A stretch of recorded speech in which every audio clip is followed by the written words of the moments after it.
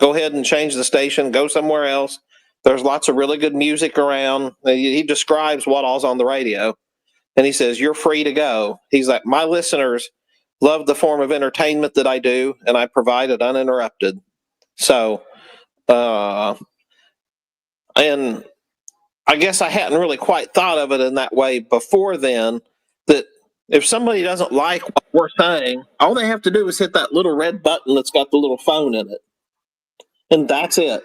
If they don't like it, so when they come in here squealing about how we're dangerous or this or that, they can lead by example. Just press that little red button and move on with the rest of your life.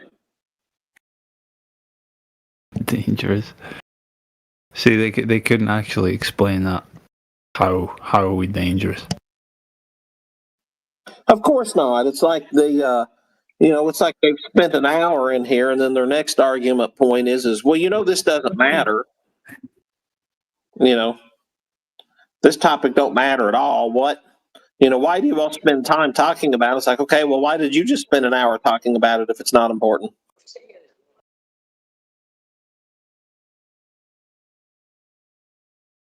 Yeah, I mean, their whole behavior is just contradictory. What are you going to do about it?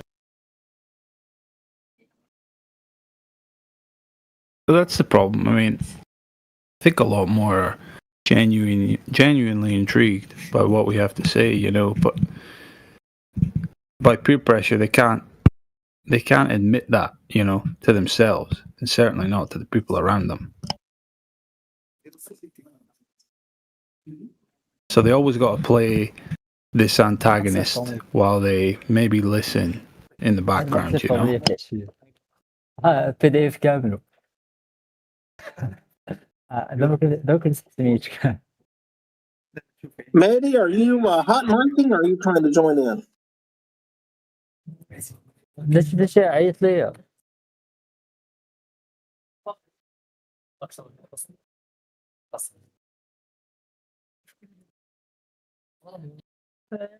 Okay, I guess that must be a hot micing then. Okay, there we go. Yeah, but anyway, Yoder, so let's see. Are you still here, Yoder? There you are. Yeah, so I'm getting ready to start some C myself today. So I hope you don't have to do that for a long time.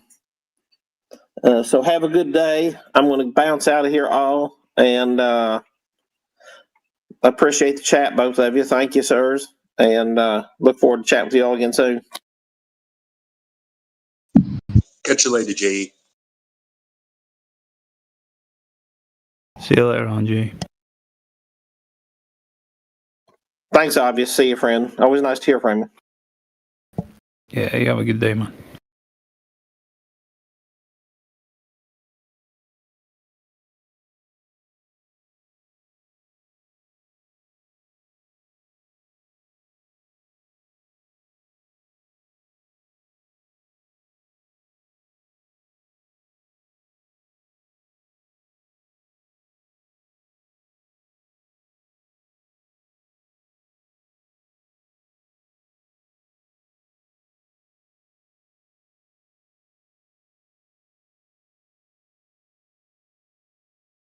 A gunslinger can't fucking keep awake, can he?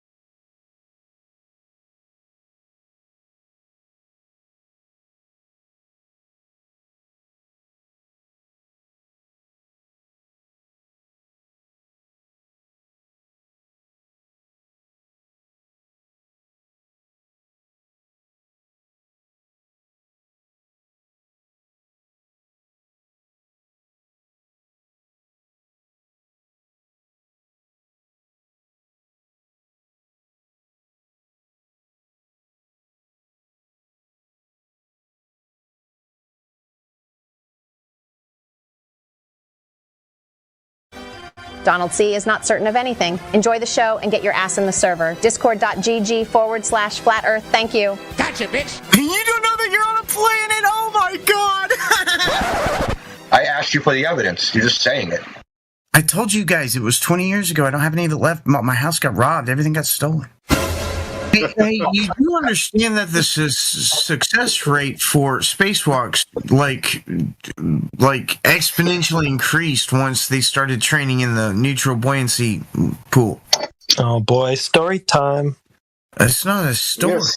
Story time. How many spacewalks have you been successful? How many what? Spacewalks have you successfully completed? It's irrelevant. Oh, They have been done. Welcome back. okay. Well, how many have you done? It's irrelevant. They have been done. Well, how do you know that? well- Have you done any? Well, I've seen video. Oh, you've seen video. Do you Would you say that movies are video? You've seen videos. movies are Come fake? on, man. But yes, they are. Right. Okay, so how do you tell the difference?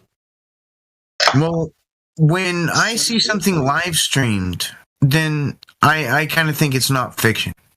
Okay, so how do you Really? verify that it's actually a live stream? Oh shucks. Well, because I mean that was the only way to do it back in the 60s. Okay. Back in the All right, 60s. so Are you in the sure about that? Wait. What? In the 60s? 69. Right. Yes, that's when we went to the There's moon. Was in 1962. Spacewalks. How sure are you about that? Wait, well, Pretty hold on. fucking sure. So 100%? I don't accept certainty. so he's not sure. Wait. What is? I don't accept certainty. What does that mean? It means that uncertainty is the thing that has been measured in the universe. Uncertainty is the thing that exists.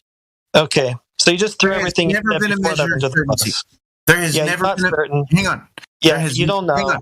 There Yeah, has that's never. why I said it hang was on. story time with Donald. One sec. That's why I One said sentence. that. One sentence. There has never been a measure of certainty. Stop the cap.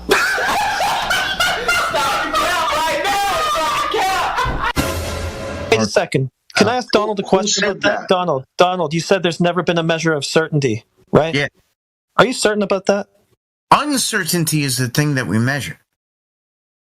Are you certain about that? Uncertainty is the thing that we measure. What's your level of certainty about that? Uncertainty is Heisenberg's uncertainty principle is the thing that describes uncertainty. Oh my gosh. How certain are you of that? Uncertainty is the thing that is measured in the universe. Uncertainty.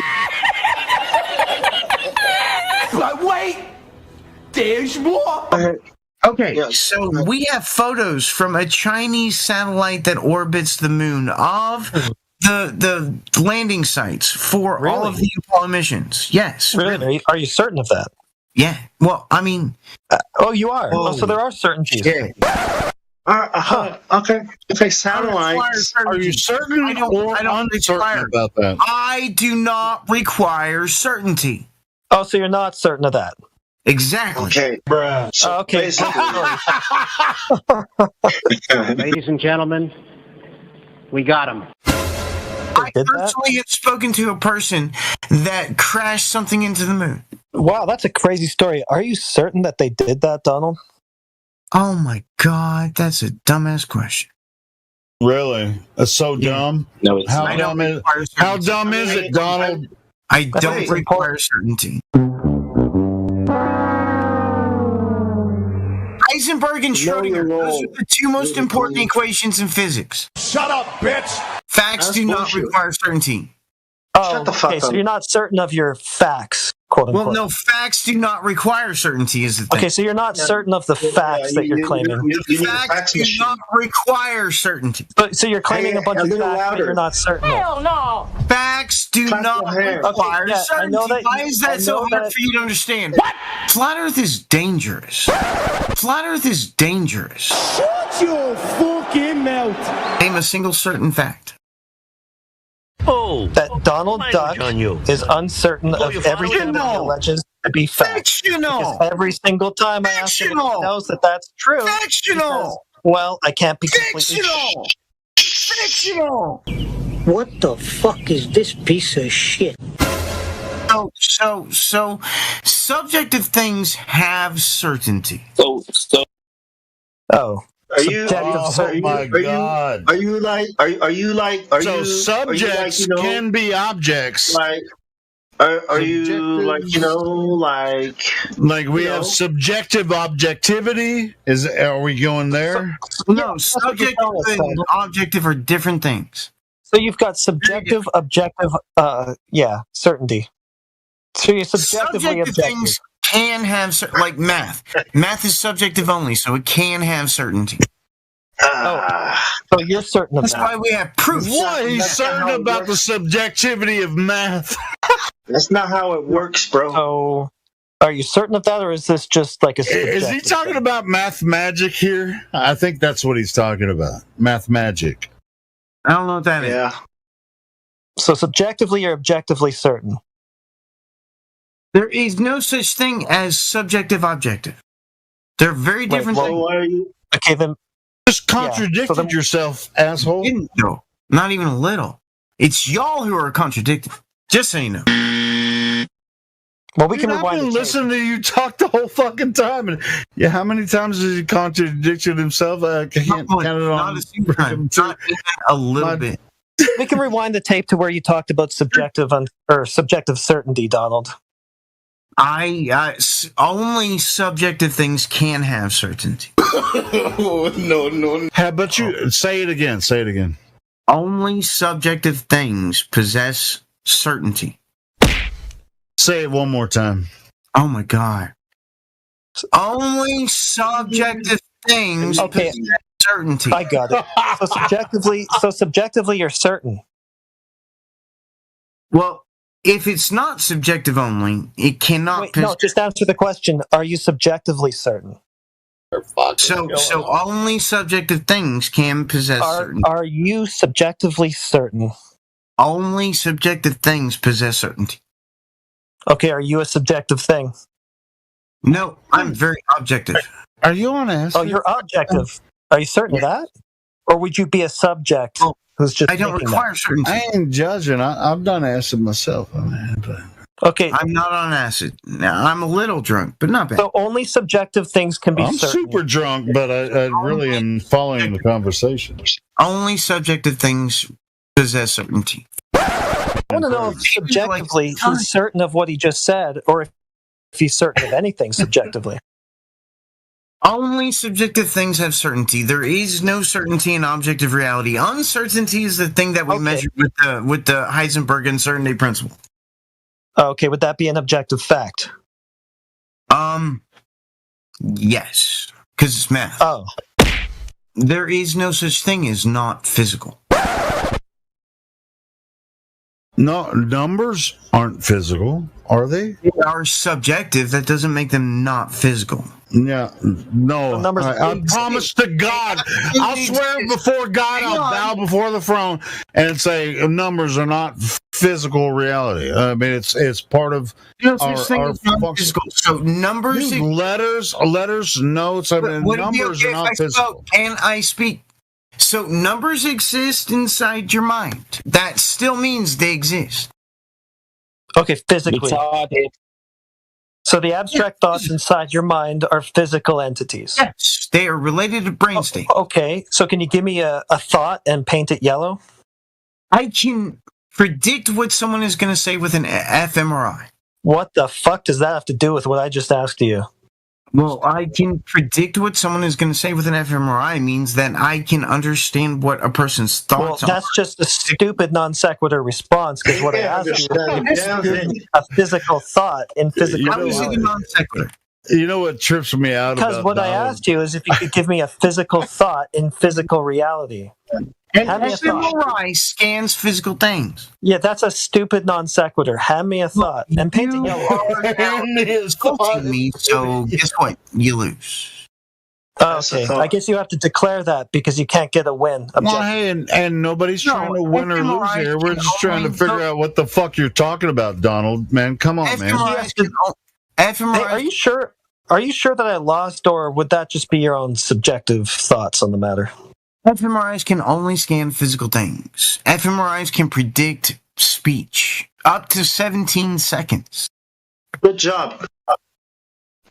And then Okay, what? so did you show me a thought yet in physical reality? I'm still waiting for you to hand me a thought. Could you mail me a thought? I'll give you my Language mailing address. You is can mail me a thought. thought. The sentence is thought.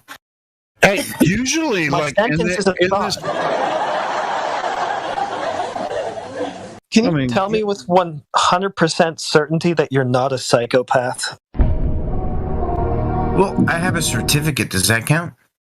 a certificate that says you're not a psychopath, because that would be a negative certificate, right? It says I'm sane. Stop the cap. Okay, so you went through that process. That's a red flag.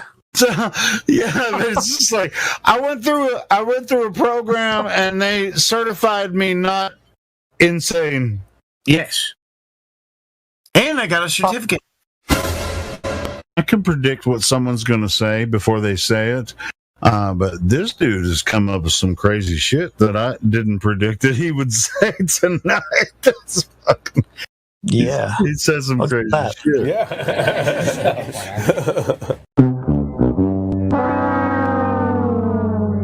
24/7 Flat Earth Discord. Go get VC verified.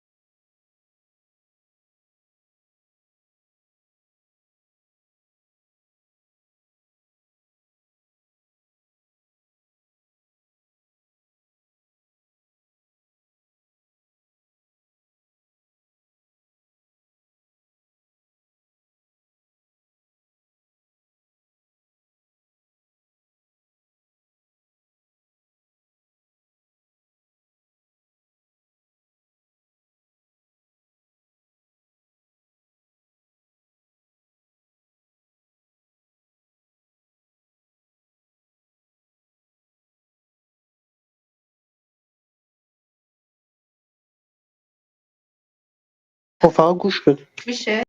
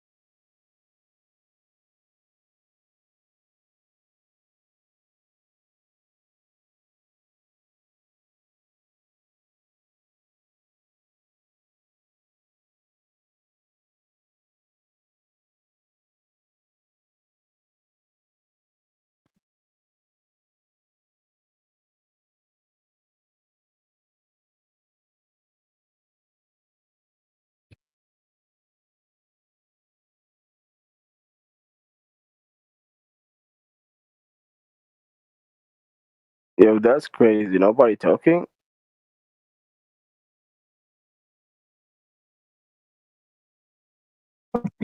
If you ask a question, somebody will open their mic and answer your question. Okay, thanks.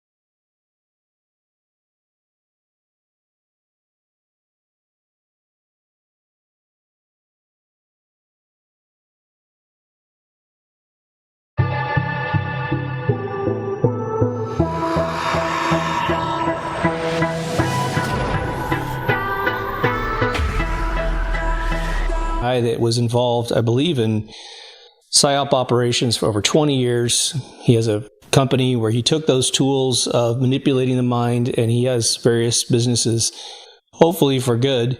But this guy lays it out for you for 2.5 hours in this episode. And I will tell you, regardless of how you think you built up your defenses, you're awake and all this other good language about how we defend ourselves against this stuff. In the last 30 minutes, he'll show you that you're not free and clear whatsoever, that they're doing things to your brain that you just aren't aware of. And he teaches you exactly how he does it and exactly how they do it. And he has all this history about how it all built up over time, how those tools came to fruition. He bites his lip on a few things, but just a bunch of deep thoughts for the rest of it. But if you are an OG Deep Thoughts listener, you're going to find out that I've been telling you pretty much the same stuff for the last 10 years. And it's not a contest. It's just to get you the information so you can defend yourself. So I'm minding my own business, and friends came up to me and said, hey, did you see the interview that Joe Rogan did with this guy named Dan Farah? It's F-A-R-A-H. I'm like, no. Haven't seen it come up on the old Telegram, pipelines. So I look it up. It's a new, we're going to call it what they call it, documentary that is going to cover this disclosure of UAPs. The very ridiculous name for what we usually call UFOs. Why they felt like they had to redo that acronym is a little suspect to me. It almost sounds like a legal liability thing. UAPs are what the U.S. military makes, and UFOs are what come from another dimension or planet, right? But this story starts out on Joe Rogan. Of course, Joe Rogan's just eating that stuff up like a little kid. He's making so much money that at this point you can be convinced to sort of smooth out your moral compass for smelling BS and calling it out on your show. He's turned into a George Norrie from a Art Bell. Right? Art Bell kept it clean. Art Bell got into trouble because he kept it real. You start talking BS on Art Bell, he would lean into you a little bit. George Norrie's like, yeah, sure, man, whatever, right? And that's what Joe's turned into, in my opinion. I think he's a very intelligent guy and very talented guy, but a movie without any conflict is not a movie. It's just some exhibition show, and that's what they kind of turn into at this point. You can go on a show and say anything, and it's just like right in your brain like it's real, But Farah paints this picture of making this documentary in his living room, and he was doing it for like 3 years, and he was going to get a divorce with his wife, and it's this real indie film narrative that's attached to it right from the very beginning. This thing is anything but some indie production. We're gonna go through it, trust me. It's supposed to be 34 experts that went on camera and talked about UAPs. I think a few of them, which I'm going to name, are very legitimate folks. And I'm not trying to criticize the individuals themselves. Some of them have served their country well. I respect that 1,000%.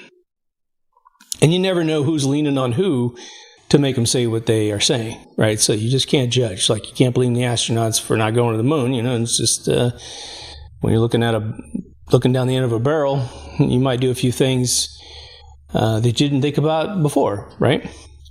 But there was a little video on YouTube called iPet Goat. iPet Goat 2, I should say.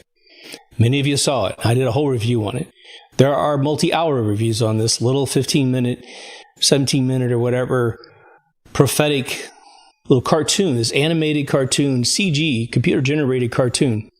It was a very similar narrative that I think that they love to cut and paste, right? This thing was predicting things like Notre Dame going down before it went down. It's disturbing. I've shown it to grown men, and they looked at me and said, "Why'd you show me that? Don't show me stuff like that." It's an animated cartoon without any real gore in it or anything like that.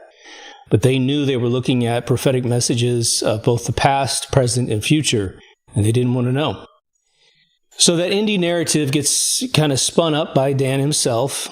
But when you see this thing, and if you watch that Chase Hughes video before you really watch this documentary, you're going to see everything that this guy was warning you about. The utter manipulation of the mind. But there's a genius new formula that this thing is following, which I haven't personally seen any other so-called documentary. Let's just spend a minute talking about documentaries, the legitimate ones that you've seen in your lifetime hundreds of times. What are they? Well, they're pretty raw, aren't they? They're raw. The people that get interviewed aren't polished. They don't have beautiful sets and lighting. They don't have all their words prepared for them.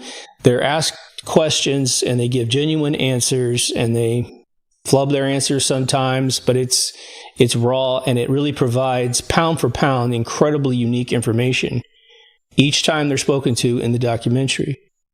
Well, there's a new formula. To understand the new formula, we have to reflect back on how we ingest videos today on the internet. Well, there's YouTube, right? Where you get more longer format, I think much more educational experiences, much richer experiences. And then there's things like TikTok and Instagram. And now Facebook's copying those other two. Little tiny shorts is what they call them. Of course, YouTube's got them now too. That's causing a bit of a problem for the human psyche, isn't it? Short attention span people that can't listen to you finish a sentence before they're back in their telephone looking for a red dot on an application. It's rotting the minds of everyone on Earth. But the people who made this video, and I would say people plural, because I don't think it's Daniel by himself, and I'm not including just because there's other people that are cut into the film. I'll talk about those people. There's something big going on with this. There's an agenda in this thing. I almost want to call it a mockumentary. And we're going to go through the narratives. But this thing was cut together like a bunch of TikTok videos.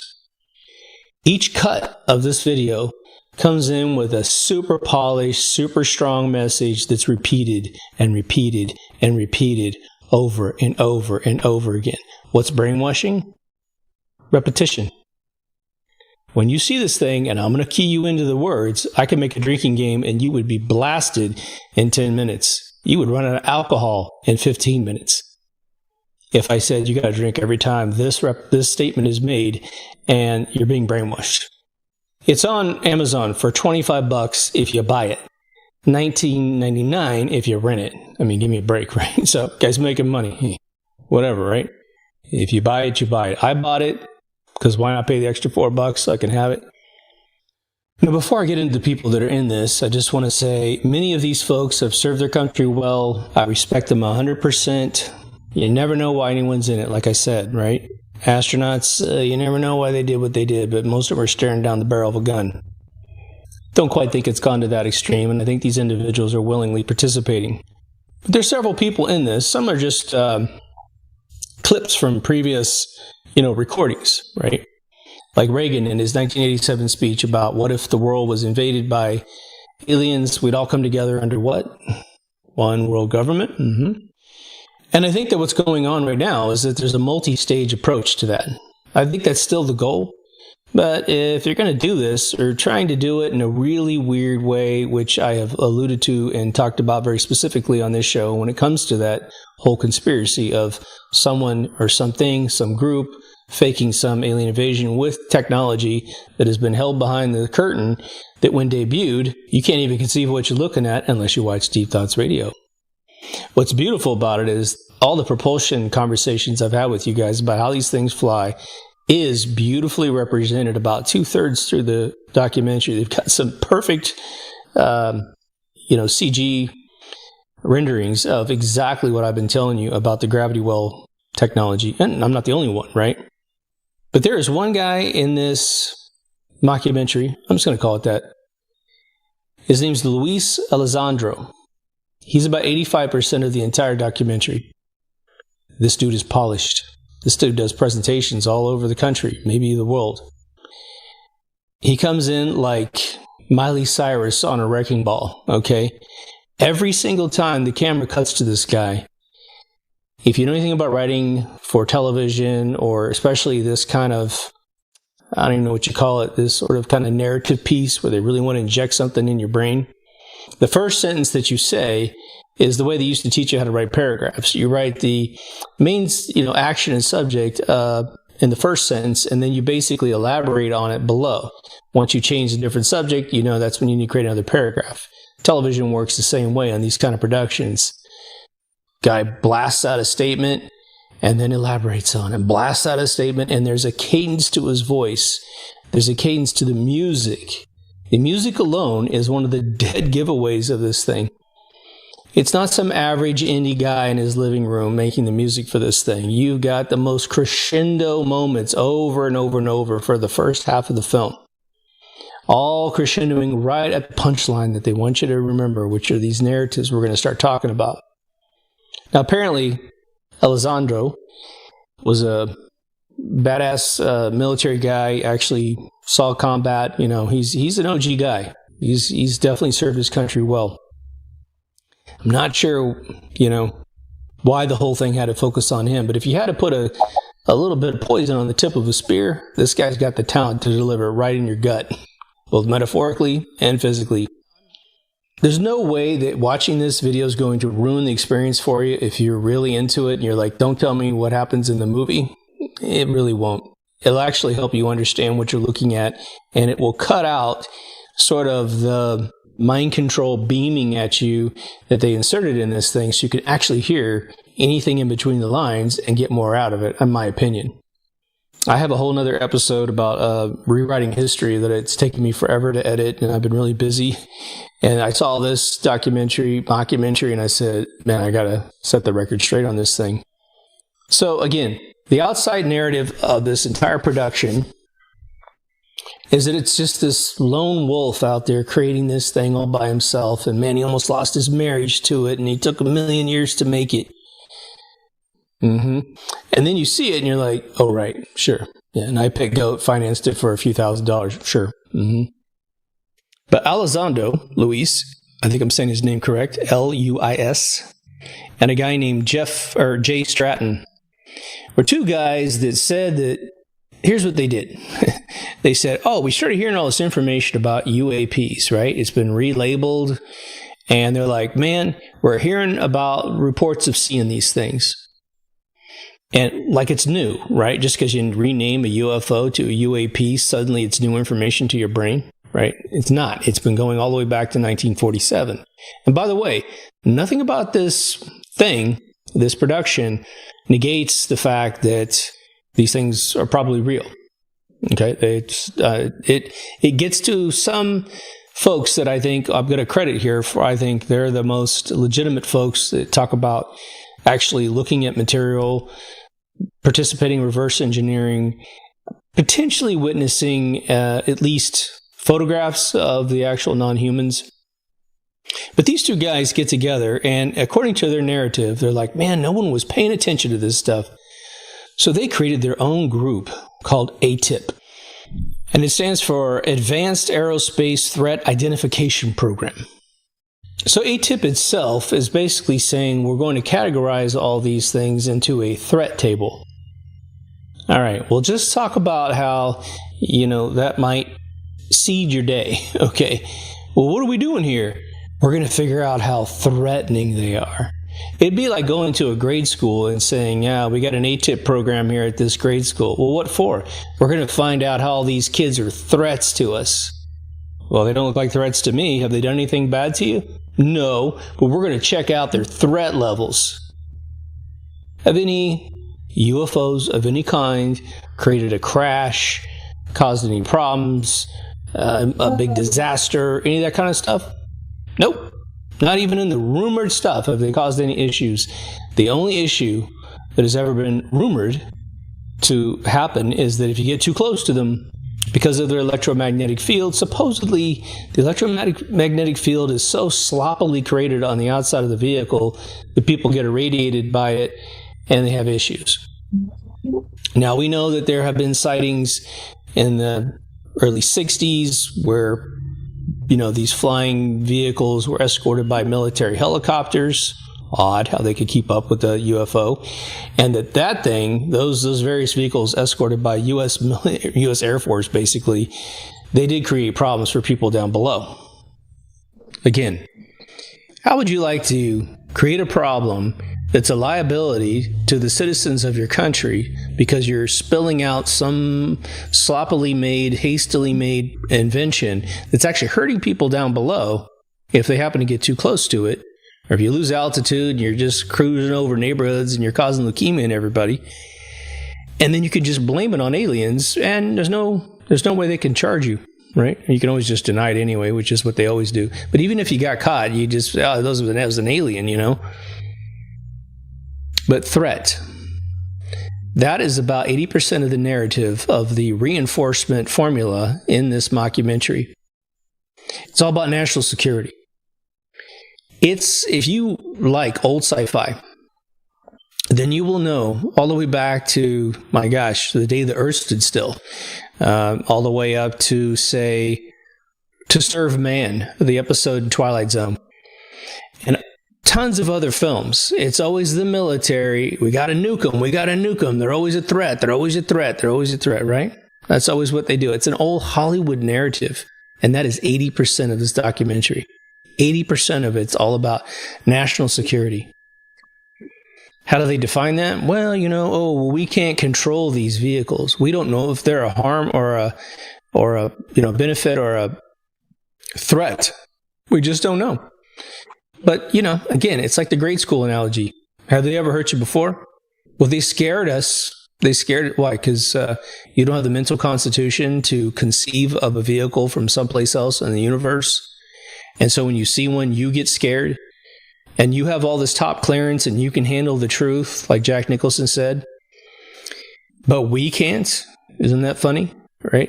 I find it interesting that one of the themes of a lot of the folks that you listen to, you've got these sort of, you know, sociopathic scientists who barely have more than any friends outside their circle, and they can totally handle what's going on. Why? Because they're an atheist or something, right?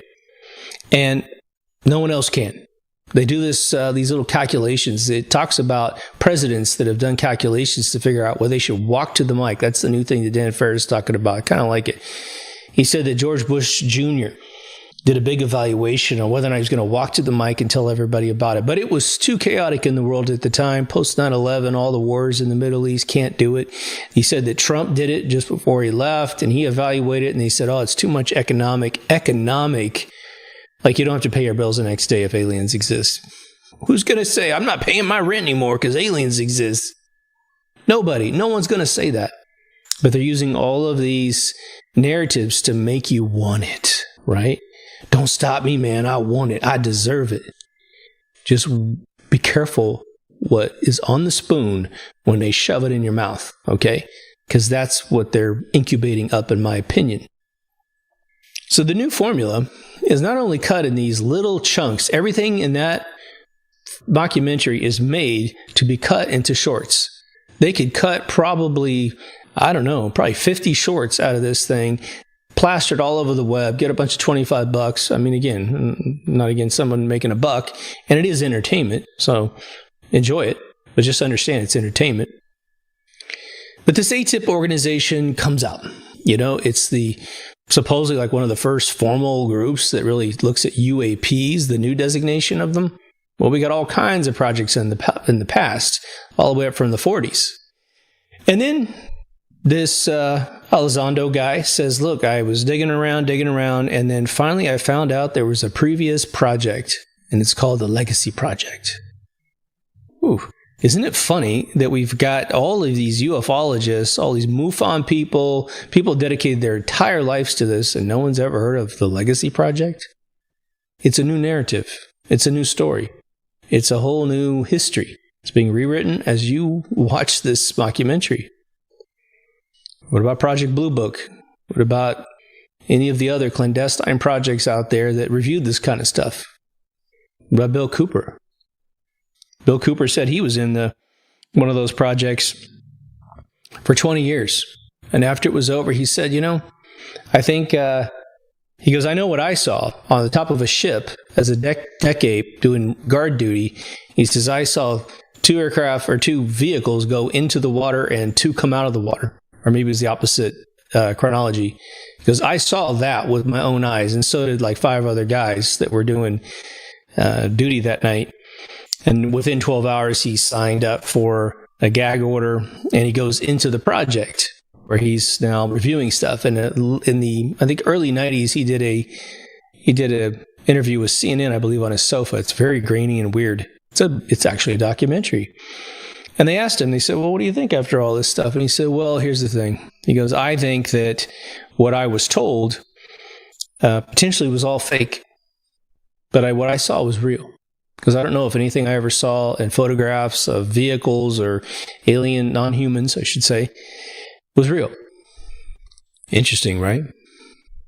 So if you were to take this mockumentary and subtract every single scene that stresses national security and accuses these fairly benign creatures, so far, of ever doing anything negative to mankind, besides turning off nuclear weapons, which I've covered the details, you get way more details in my episode of exactly the forensics evidence and what they actually saw than this thing. They just blow over a bunch of details about how surveillance security doors were actually breached.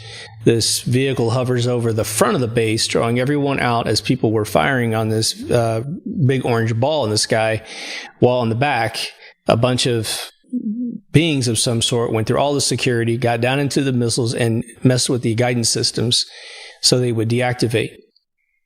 How does it go from 20 details down to like 2? It's interesting how this stuff morphs because they want it to be more accessible to your brain. They realize when they start going into details that you're going to lose a bunch of the audience. It's getting complicated. I don't understand. They went through the back security gate. I can't even fathom how that works. I'm going to click, Now, if you paid $25 for it, you're probably going to click away. But they said there's 34 experts in this mockumentary. I'm going to give you some of the names, and I'm not going to say anything about these people, but I'll let you make up your mind where the bias might be in this, and generally what you think the credibility of these individuals are who are telling you this is all the way it is. National security, evil alien, right? Adam Schiff, Schumer, Senator Harry Reid, James Clapper, and John Brennan. Any of you follow the last 16 years of politics and those names come up, you're going to subtract anything that's mentioned as experts talking about this content. Okay, so you got to subtract those from your 34 experts. Why you would put half those people in there blows my mind. And some of these are just clips, right? They didn't get interviewed. It's old clips that they said in the Senate. But they're cast in the film, and they're sort of like Al Gore's list of climate experts, right? Where the top 6 actually sued to get their name off because the other 3,000 were people that received funding to go their way,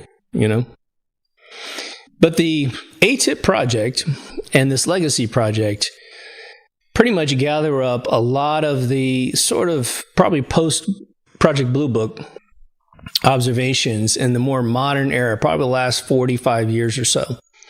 And from that point, we can account for a lot of these tic-tac things. They even said, even though I've never heard this reported, that I believe all the way back to 1989, the Russians captured a tic-tac that was way bigger than the 40-foot one that we supposedly saw off the coast of San Diego.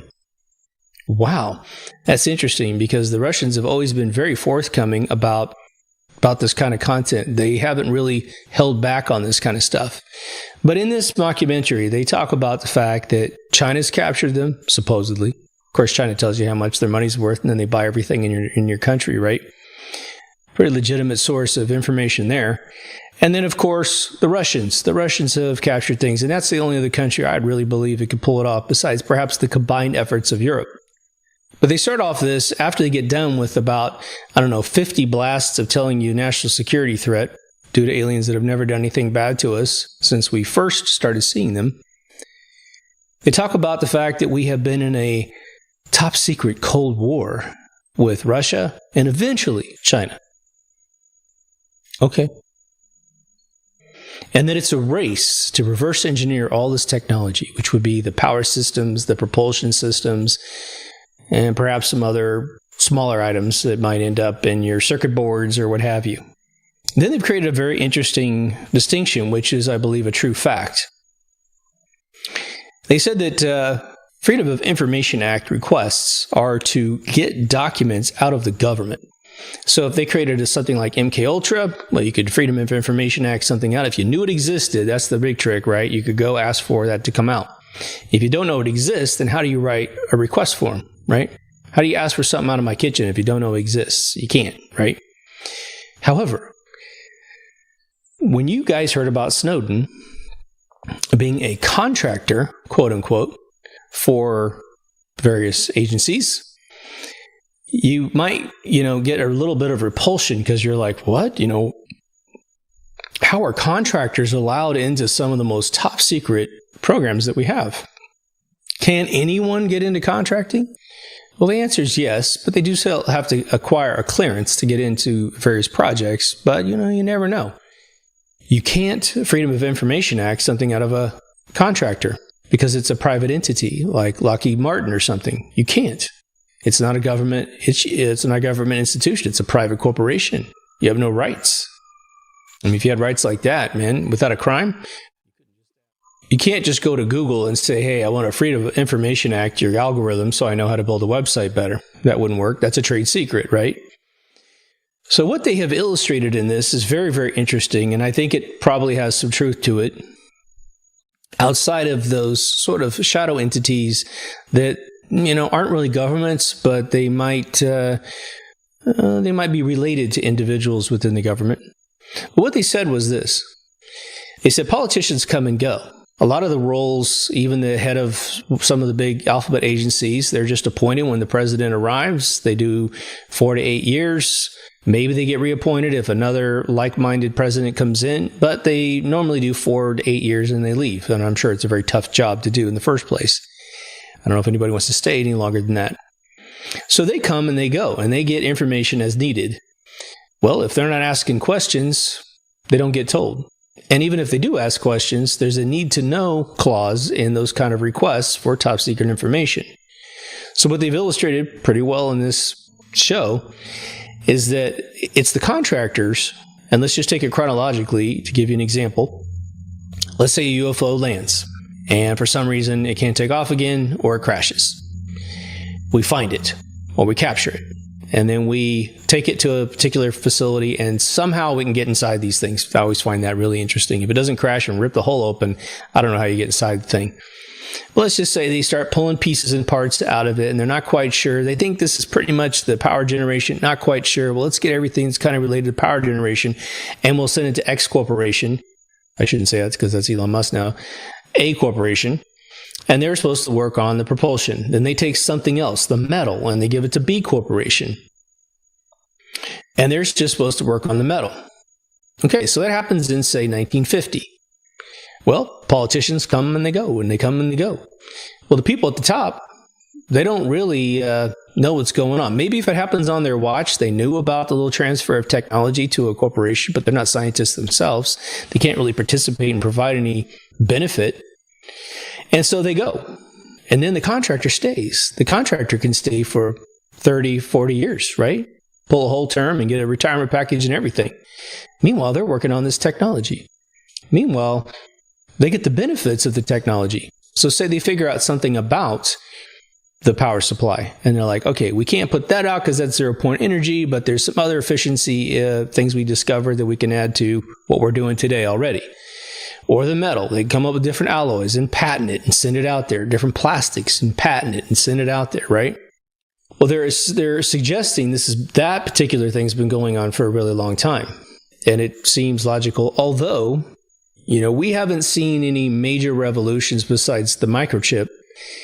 And maybe you could say fiber optics, maybe some night vision stuff that could be attributed to giant leaps in conceptual technology, because a lot of it has to do with, we never even thought about doing that, and let's try. And then suddenly we may not be able to copy what some alien piece of technology can do, but we get to the best thing. Supposedly the infrared goggles that the NOD systems that a lot of our soldiers use was an impersonation of what the lens does in front of a Gray's eye. When they supposedly held up the Gray's lens, which is in front of their eyeball, they could see at night. And they're like, we don't know how this works. It's all organic. See if you can figure it out.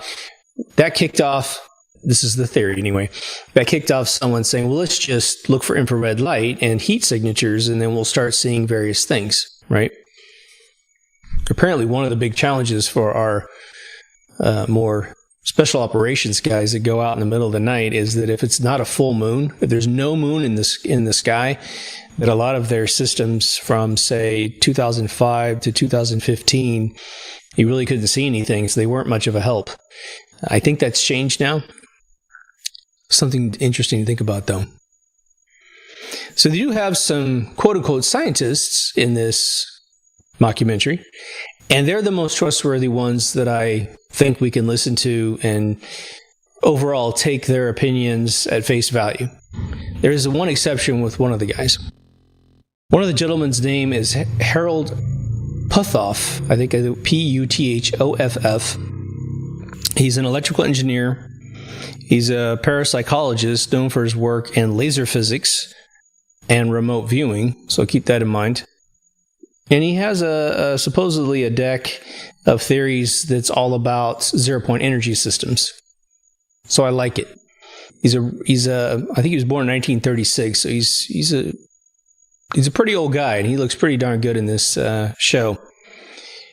Another guy is Eric Davis. He's a PhD astrophysicist. He works as a researcher in the Institute of Advanced Studies in Austin.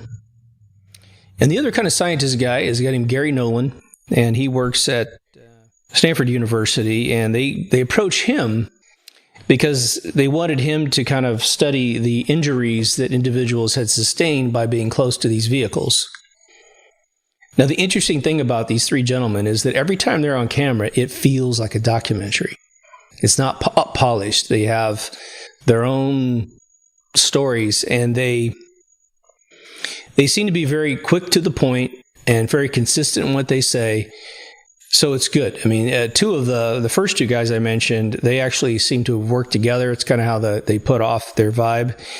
And they're just like, look, is 100% we have non-human vehicles, and we have seen at least 2 species of non-human beings.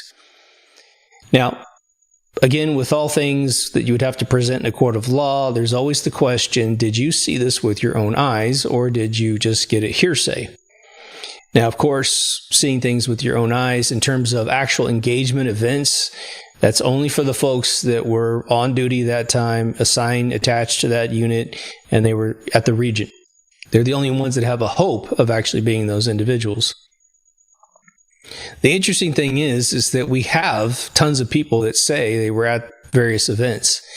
Now, sadly, a lot of people have passed, and I think that it's interesting that there was very little, if any, individuals that said, I was there when this occurred. There are a few, and it's actually, it's nice to hear their stories. And what's interesting about it, having studied this for years, and especially for this show, for 10 years going into every single claim that's out there so I can make episodes, I heard configurations of vehicles I had never heard before. One vehicle was perfect black box, a Saturn box inside of a sphere, where the edges of the box, which are 8 little vertices or vertices that would touch the edge of the sphere, were seemingly getting, maybe powered by this or emitting the field itself. What they want to insinuate is that the sphere around it is actually the sort of, if you've ever seen the movie Explorers with the little kids in River Phoenix, it's the sphere that the kids created around their amusement park car to travel to the spaceship in the movie. It's interesting that's coming back as reality. Right? Kind of funny. Another one was the orange orbs. I mean, I have friends that saw the orange orb. My buddy's Charlie, who passed away sadly early. He told me, one of our last encounters, he said, look, I was sitting on my back porch out in the suburbs of Kansas, and he goes, I saw this green orb come over my house, and it was so bright. He goes, look, I could have read a newspaper just looking down at my hands. And then he goes, he sees 2 fighter jets chasing the thing. He said they went way off the coast very quickly. Obviously, they're not breaking the sound barrier, but he said the orb came back over his house without the pursuit vehicles. And this guy has no reason to lie to me whatsoever. And he didn't elaborate beyond that. A guy who's telling kind of a tall tale will typically go with the sort of the Frisbee Twilight Zone character where it's just on and on to the break of dawn, and you're like, he didn't. He just kept it. That's the only experience I've ever had. And then what's interesting about it is there's a bunch of views of the orange orb in Texas. You go all the way back to the early 80s, like I've said 100 times in different shows, and they have flown over farm communities where one farmer thought his crops were on fire. When he looked up at night at his ceiling, he says, oh my God, there was like fire color in my house, really bright. And he goes, I thought the crops were on fire, because I heard a bunch of people yelling outside, and he goes, look out the window, and it's this orange orb that's just got the whole place lit up. But the thing that they said in this mockumentary that was different was that it was gigantic. It was the diameter of a football field. I was thinking, well, maybe my buddy Charlie, you saw it when it was much further up, and so a football field looks like a basketball, If you don't know, the intro is based on the film, the Stanley Kubrick film, 2001: A Space Odyssey. I think most of you know that. But at the end of the intro, I bring in all the monoliths, and every monolith is an episode, which is why the icon's a monolith, right? They actually talked about a gigantic flat black rectangle hovering over an airbase, I think, over some base, and it's just sitting there silent until it went floop up into the air and just basically, I think they said it flew off the horizon, and it's going super duper fast. They spend a fairly good chunk of time in this mockumentary that is debating the very physics of the flying of these vehicles, how they could possibly fly, and how it's impossible, and how anything inside would be dead, and, that you just simply can't move through the atmosphere that quickly. And they did acknowledge the ones that are apparently going several hundred miles in the ocean, which does lend itself to the fact there is resistance down there. Even with their algorithm, they're not able to hit, 40,000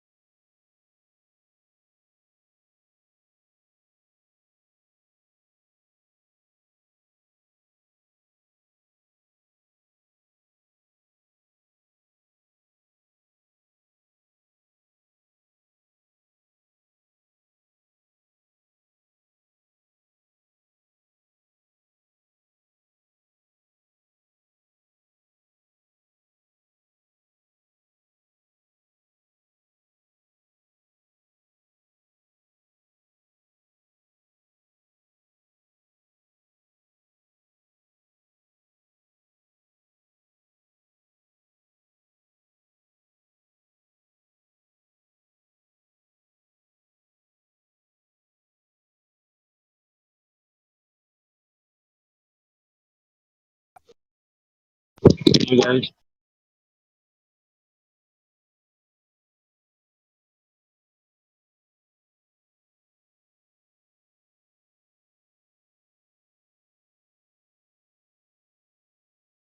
What's up, man?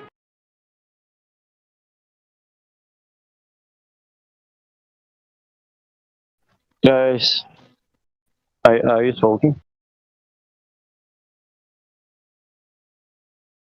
Yeah, we were listening a little while ago. Everybody's off doing something, but you're talking now.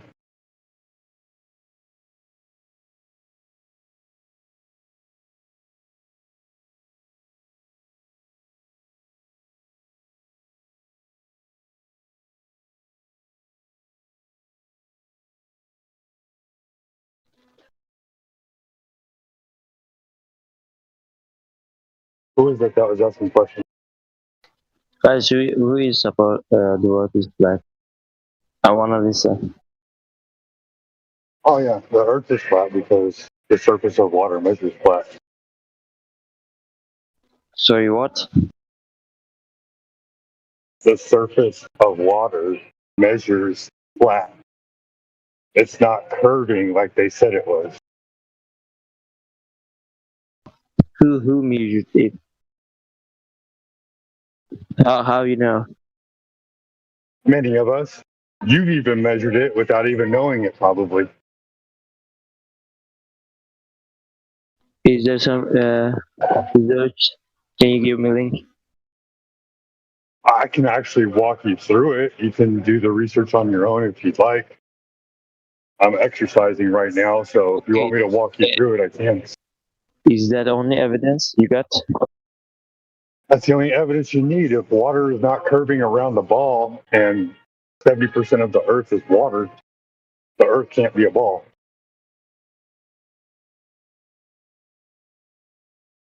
Right? How the water is not going? I'm glad you asked. So, you know how big they say the Earth is? Yes. How big?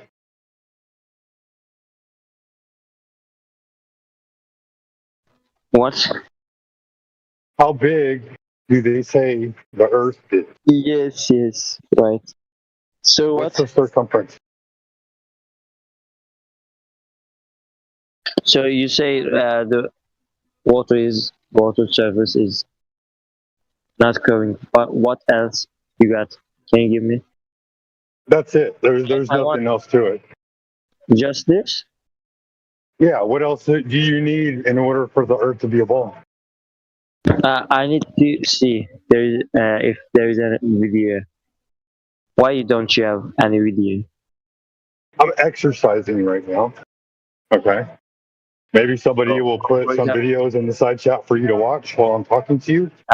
Many scientists sharing videos from space. So they tell you the Earth is a certain size, that it's 40,000 kilometers all the way around. And that size seems pretty big. But then they tell you that when you're 6 feet tall and you stand at the shoreline of water, the horizon, where the boats go over the curve and the sun goes away and disappears, they say that that location is about 4.5 to 4.7 kilometers away, depending on, 6 foot, 5'8", somewhere around there. So not quite 5 kilometers. But when we go out and we actually look for the horizon, right, the thing that's supposed to be blocking everything, we end up seeing things that are like 15 kilometers, 20 kilometers away. And then we see the horizon behind that. So it's not the geometry of the Earth that's blocking things off into the distance. You understand that? So you say the sun is rotating? I'm sorry? You believe the sun is rotating? I don't know if the sun is rotating. The sun moves across the sky. If our world is flat, how we get how we didn't get all the sun shines? Because the sun moves across the sky, and when the sun's over your head, it's not over my head. And when the sun is over my head, it's not over your head. Well, we are flat. Yeah. It must become here. No. Why? Well, why? Why not? Why? You have this idea that we live in a heliocentric paradigm. No, Hello? just about it. Hello, can you mute your mic? New person?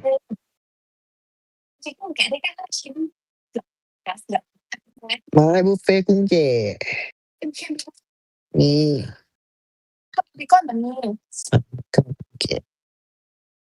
Nhi. All right. So anyway, yeah, the sun moves across the sky. We see the same thing. You see it, I see it, the sun moves.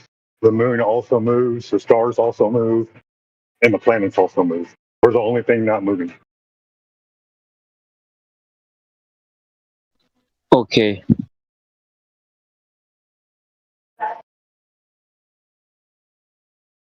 So you say when we don't see sun, where it goes?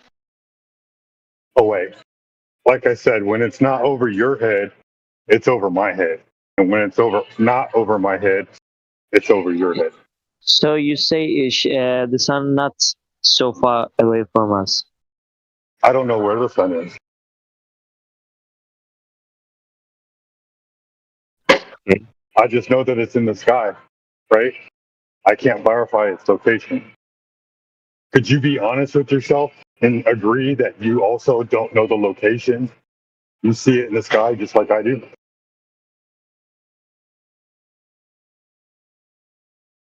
If the world is flat, what is the age of the world we have? I have no idea.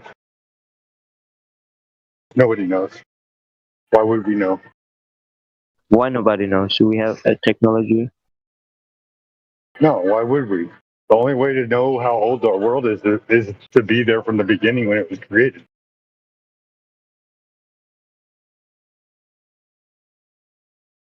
Sorry, what? Do you agree? In order to know how old the Earth would be, you'd have to be there in the beginning when it was created? So you say they lying to us, but what is the purpose? I wonder. If we all agree the world is flat, what we gain? Why do people lie? Why they lie? Yeah, why do they lie? If there is something that another continent, something like this, you believe? Do you think that kings lie to their peasants in order to stay in power? Yes. Okay, there's your answer. Bro, you just say the water surface is not. Yeah, they told you the Earth was too big to see the curve. You understand? You must be have another answers. You do understand, right? That they told you the Earth was too big to see curves, so it looks flat. But trust us, it's curved. That's what they told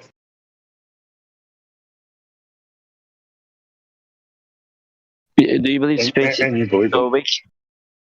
No, I don't believe in space, outer space, the vacuum of space where people go. You can't have gas pressure like the air that we breathe at sea level, which is almost 15 psi.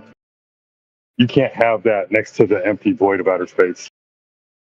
The second law of thermodynamics says that will never happen.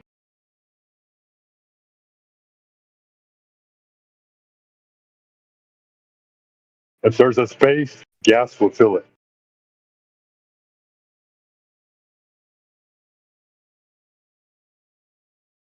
Okay, but what can we easily prove that the world is flat with some video record or something else? I'm sorry, can we prove it flat with what? Can't we prove that world is flat with some recording? Did no one put anything in the side chat? Why some rich people tries to prove it with record by a plane, something else? Because we don't have any footage, any photos. You understand? I know, right? 'Cause, like, it's almost like you can only go so high, and if you go any higher, the government has a concern for you. Okay, but any single person can do that. Maybe they try, they fail, but they had some footage, something else. Maybe so. We will have. There was an astronaut that went on the Virgin Galactic flight when they went up into a space flight. Do you remember that? Yes. Yeah, when she came back down, she was disappointed because she said she wasn't high enough to see the curve of the Earth. It's actually hard, you say, to prove. What's that?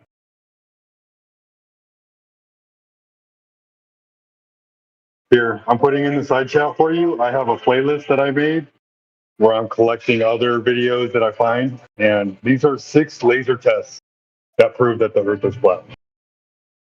You're welcome to watch them at your leisure. Okay, thank you. I'll check it. Yeah, no problem, man. Just remember, if the surface of the Earth is not curving, then the surface of the Earth must be what? Yes. Do you agree? I agree. Can you answer It's the question? correct, but it must be too long away to measure. I didn't check, but I will check. Sure.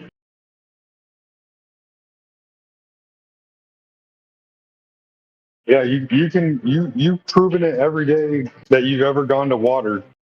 You know the Earth is flat because you see things too far and you're like, wow, the Earth is really, really big. I can't believe how big the Earth is. You know the Earth is flat. You just didn't know the dimensions of the so-called Earth until I told you. Remember, how tall are you? I don't know, 180. 180. So the horizon's about 4.8 kilometers away from you. I don't know. That's what they say it is. If you do a Google search and say, if I'm 180 centimeters tall, how far away is the horizon? It'll tell you 4.8 kilometers. I apologize about the background music, but I'm working out. I understand what you say, and I'll check it all. Right on, man. Yeah, it's just basic geometry, right? And like they say that water is on the Earth because of gravity. And so if that's the case, then water has to curve in order to make the Earth a ball because 70% of the Earth is water on the surface. So if water's not curving, then that's a problem.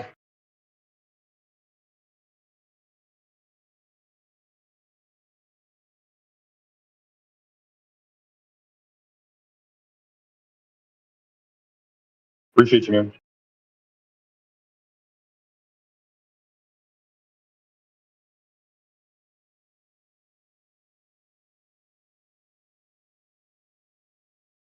Sorry about the background noise, y'all.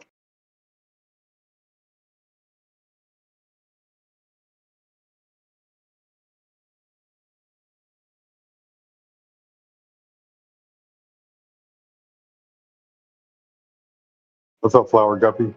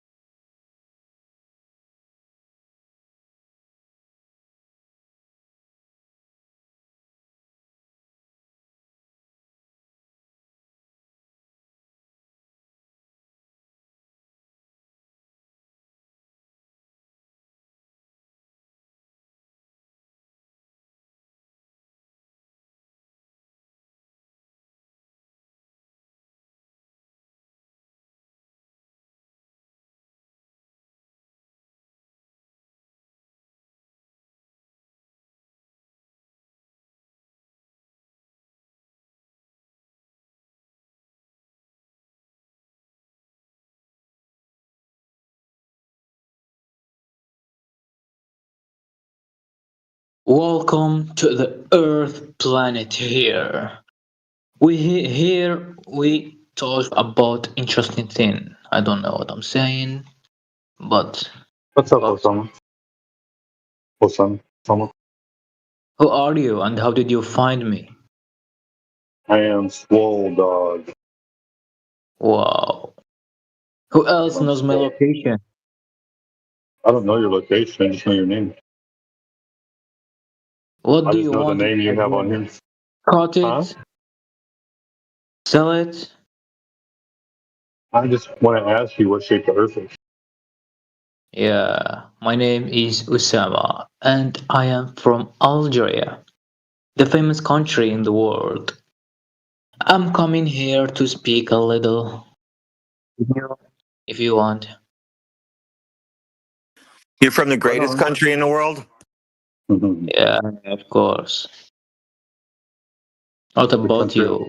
You barely speak English. How can it be the greatest country in the world? It's just a name. Don't worry about it. So it goes United States, and then everybody else. Yeah? Yeah.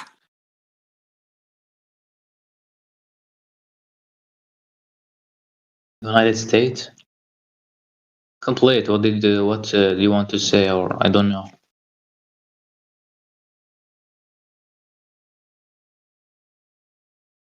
So, Osama, what shape is the Earth? Shape on Earth? What did you say? Yeah, is there a shape? Hey, Bilal. Yeah. Osama, United States landed on the moon. That's why we're the greatest country.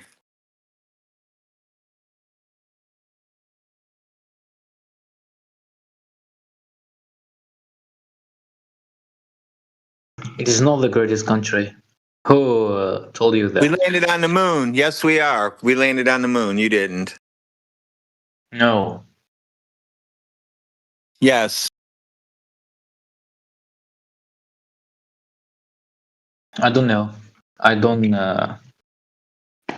listen to history or something like that.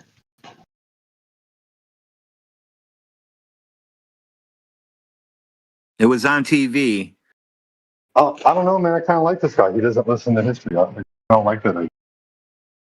At least not the history we're told. Well, I was telling him it's on TV, so that's got to count. TV, yeah. Oh. Have you ever seen the ending before, Osama? Have you seen any of the moon landings? How can you not have seen them during commercials every year celebrating?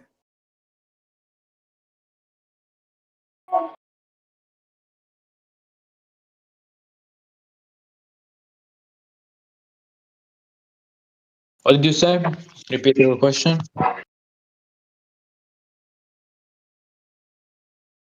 I said, have you seen them? Have you seen the videos of the moon landings? Yeah. And they put the United States flag, they planted that on the moon. That means we're the greatest. We are the greatest. So you're from US. Wow, amazing. Yes, I helped put that flag on the moon. I know.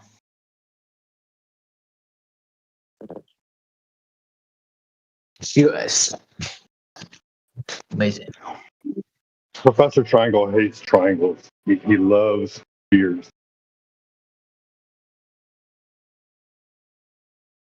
Call me the Triangle Destroyer. It doesn't matter, man. He thinks the sphere is the most perfect shape ever. Or do you productive man, or I don't know. Are you a productive man? That's what matter, not the history or US. country. Not really. I have writer's block. I probably won't get anything done today. Yeah. For me, I try to do something. Go to the gym and get something to eat, man. I got to design a private wireless network that ESP30 on, and they need to communicate with an SAP server. So I have writer's block. I'll figure it out when I get to it.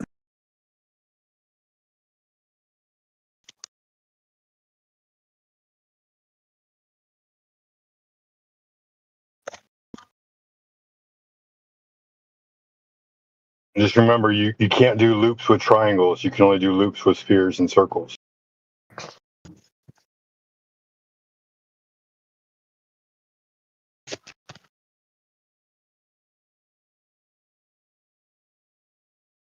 By the way, I'm here to learn English, not to. Here to talk about flat Earth in the English hub. Yeah. Yeah, you showed up to the flat Earth. How do you know that? Did you know that can you give us 3 reasons why the Earth is flat? Because I watched it on TV. TV tells you it's flat?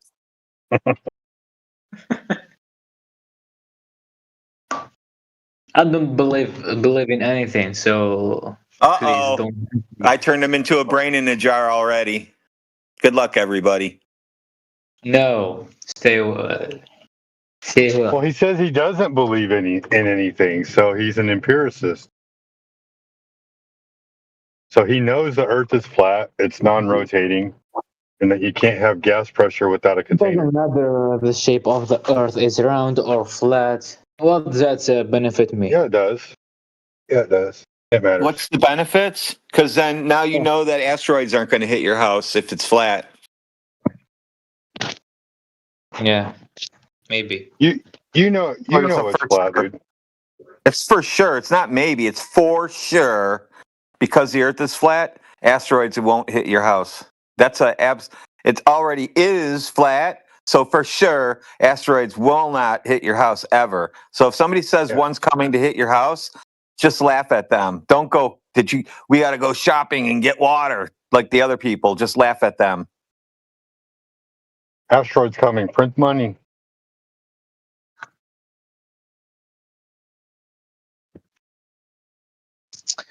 So let's move to another question here.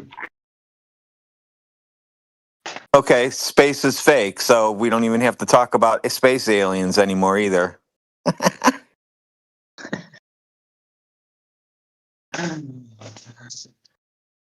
Someone here told me that money doesn't exist. Is it true or I don't know? I got money. Like the idea of money exists. Like the idea of the value of money. It just I don't know the word. So you can sell a gallon of milk for any price. You don't have to use the price that they tell you it is in the grocery.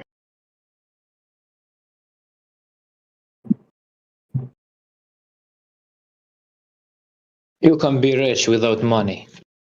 Correct. Money is just a placeholder for resources. Yeah. It's like algebra. It's the unknown, right? We don't know what resources you have. On a flat Earth. Flat Earth. What they don't want you to know is that the resources are unlimited and they always recycle. Yeah, oil is always going to be there.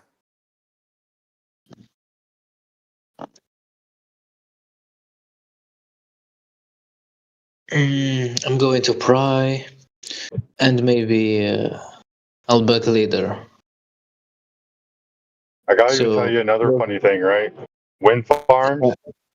It was nice talking to you. Yeah, man, you have a good one. So Professor Triangle's a wind farm, right? They could easily like store the energy by holding capacitors to save energy, you know, like battery energy. But they don't. They don't use it. Not to say that wind farms are good. I'm just saying they could be even better. Not quite as good, but better. Guy I work with paid $100,000 to have solar panels put on his house. Oh yeah? How's that working out for him?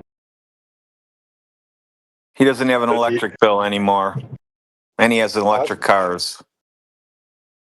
Does he have like a storage thing for the energy?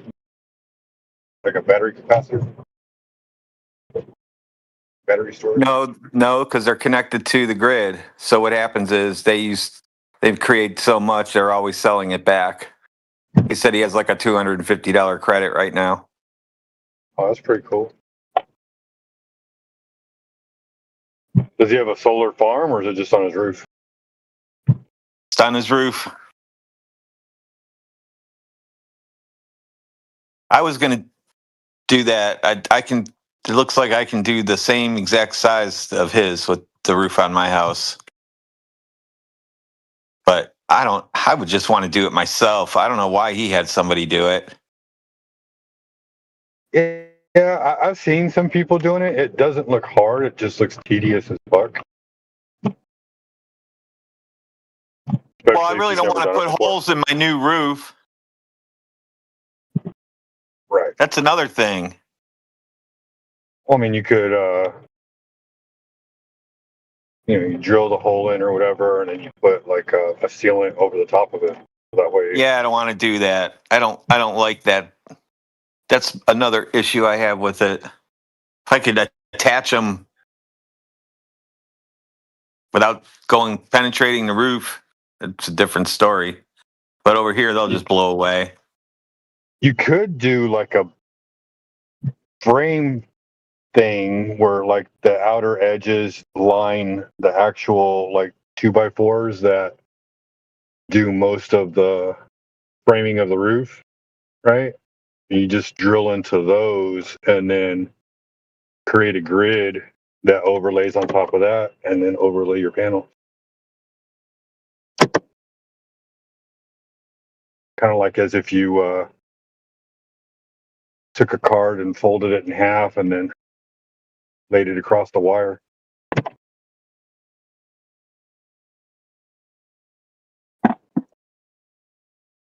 I'll see what I'm sure you can figure out. You're a smart dude. Oh, that's the kind of shit that we do every day. Anyway, yeah, I don't know if I want to do that. I would, but then I'd want electric cars and all that shit. And where I live, you got to have gas anyway. So you have to have both cars if you want electric. You get a 6,000-pound car, you can write it off on your taxes.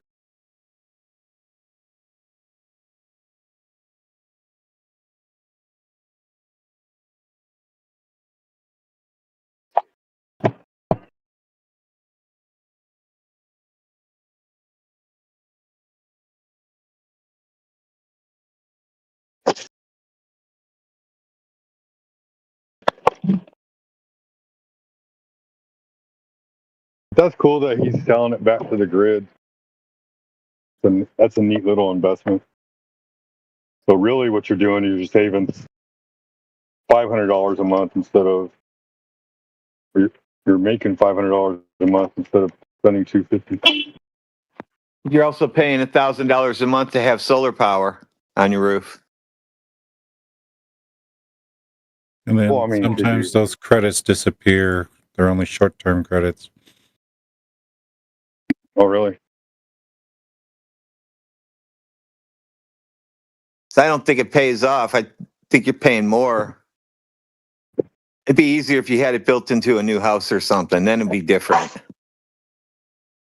Yeah.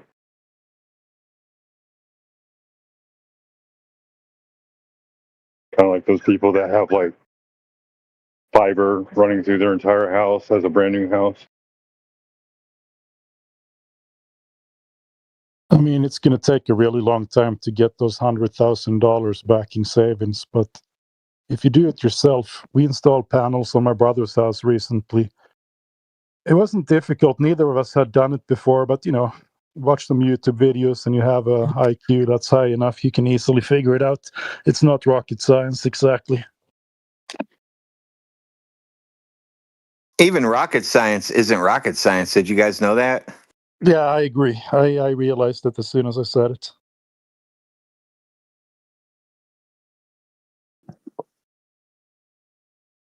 So anyway, you got to buy one of those inverters. You got to buy some panels. We put everything on his lawn. We didn't want to do it on the roof. Just angle them with some 2x4s, and it works nicely. He sells back power to the grid as well. Unfortunately, mine would have to go on my roof. Yeah. That way I get the maximum sun. But I would end up selling back for sure anyway, but I don't know if I want to deal with it. Maybe if I do it myself and I could build a rack for them to sit on without actually penetrating the roof. Just weld an aluminum frame up there and attach it on the ends. Yeah, I think that would be the best option. I just don't want to have 50,000 holes going through my brand new shingles. Right.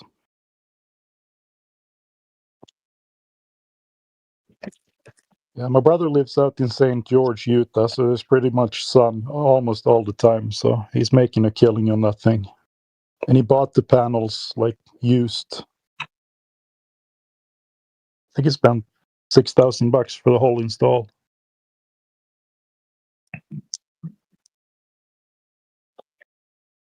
How many panels?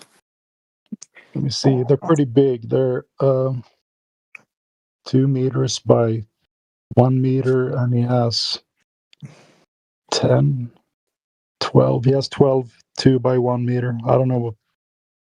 I'm European, so you have to convert it. What is that? 6 feet by 4 feet.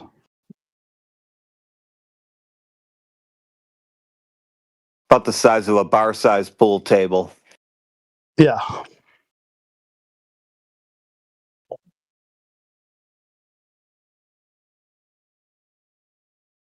Well, that's quite enough. I would only need that much. I mean, I don't know exactly the output, but I know he powers his AC and the whole house, electricity, and there is spare to sell back to the grid. So out there, you need to have your AC on basically 24/7, 9-10 months a year. It's really hot in the desert. So he's saving a lot of money on that because that's the most expensive utility in the house.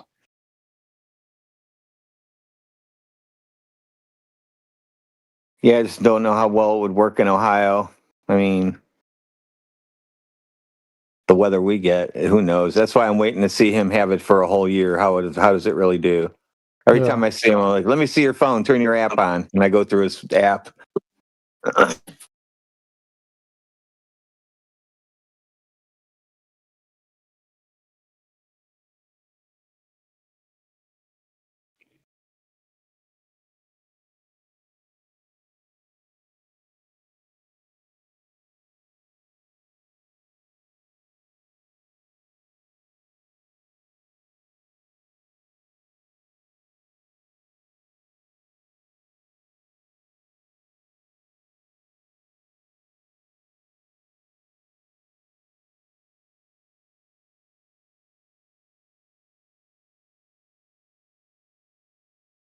Or the Globus today.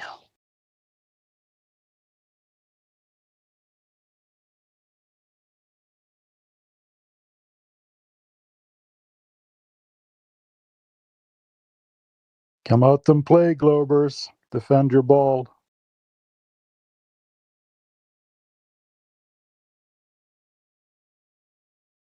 We have another Swedish guy in here. Sid or Fylla. How you doing? Oh, he has his deafen thing on. Can't hear me.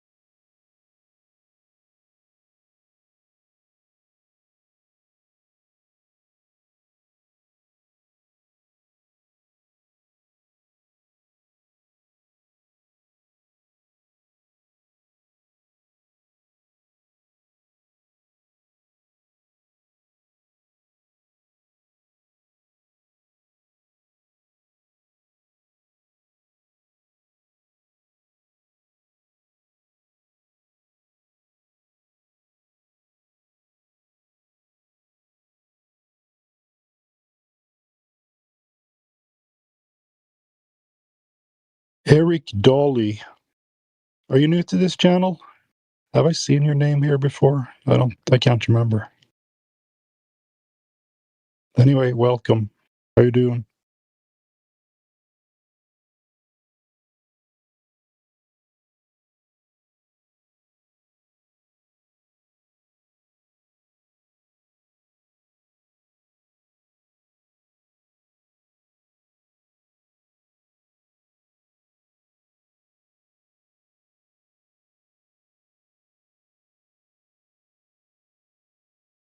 If anybody has some flat earth questions, feel free to ask. I got a little time to waste right now.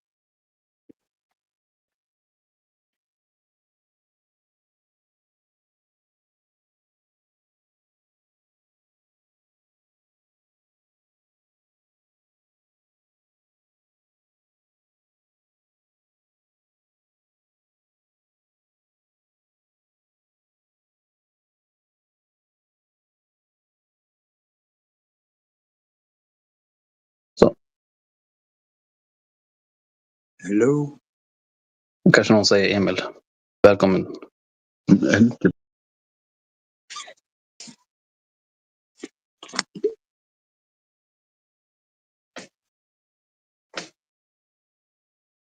Yo, brothers. What are you talking about? It's pretty slow right now. How are you doing? Chilling. What about you? Yeah, it's a slow day. Just listening. Yeah. Me too, I think. You been here before? Did what? Have you been here before? Hello. For me, it's his first time. Yeah, it's my first time too. Yeah. Can you explain a little bit, please? About flat Earth? No, about Discord and this channel. What are we doing? Discussing the flat Earth or proving Yes. for others? Yeah, we're discussing flat Earth and also asking people if they have any evidence for the ball. Hard to find, huh? It's very hard to find. Do you think you live on a ball in space, Emil? No, for sure I not. think so, No. actually. For sure not. Are you from Sweden? Yes, I am. Could you tell by the accent? Yeah, and you should be able to tell by mine. Är läget bra eller? Aha, skåning. Ja, läget bara bra. Ja, det är bra, tack. All right. Well, we got to keep it to English here because it's an English hub. How are you doing, Wolf? Wolf, do you think you live on a spinning ball in space? Yeah. The moon, it's a ball, you know? So why the Earth is not a ball? The Earth, does it look anything like the moon? Does it have the same properties? Why would you think that the Earth is a ball just because the moon looks round? Not only the moon, the sun, it's around, the stars, they are around, you know? Have you seen a square star? Sure. I'm in my kitchen right now. I'm looking up in the ceiling. There's a round light bulb there, but I'm pretty sure the floor I'm standing on is still flat, so the logic doesn't work. Would you say, is this the best evidence you have that you live on a ball, the moon and the sun are round? No, it's not the best, but it's the common sense. It's my common sense that telling that. Yeah? But Okay. I have never thought about it seriously. Yeah. Well, if you would have to pick, like, now I'm going to really tell these flat earthers, this is the evidence. What's the best one? The best one? I really don't have anyone. Yeah, it's a belief, basically. They told you when you were a kid, you live on a ball in space, and you were like, oh, yeah, I guess I do. Because when you look at the horizon, does it look flat to you? Yeah. Yeah. So it looks flat, but they tell you, no, actually it curves. And do you feel any movement? You know, they say that Earth spins 1,000 miles per hour. Have you ever felt that? No, because we are moving with it. Like when you are moving in a car, you know, you don't feel that the car is moving, kind of. Sure. Because so the evidence is we don't feel any movement. So that's proof that it is moving. Okay. No, that's a joke basically, but that is what they're saying. Oh, you can't feel any movement. So, but we are. Everything is like opposite, right? They tell you, look, you look up in the sky. What do you see? You see the sun coming in from the east and it's going over your head and it goes away towards the west. But they say, no, that's just an illusion. It's actually the Earth spinning underneath it.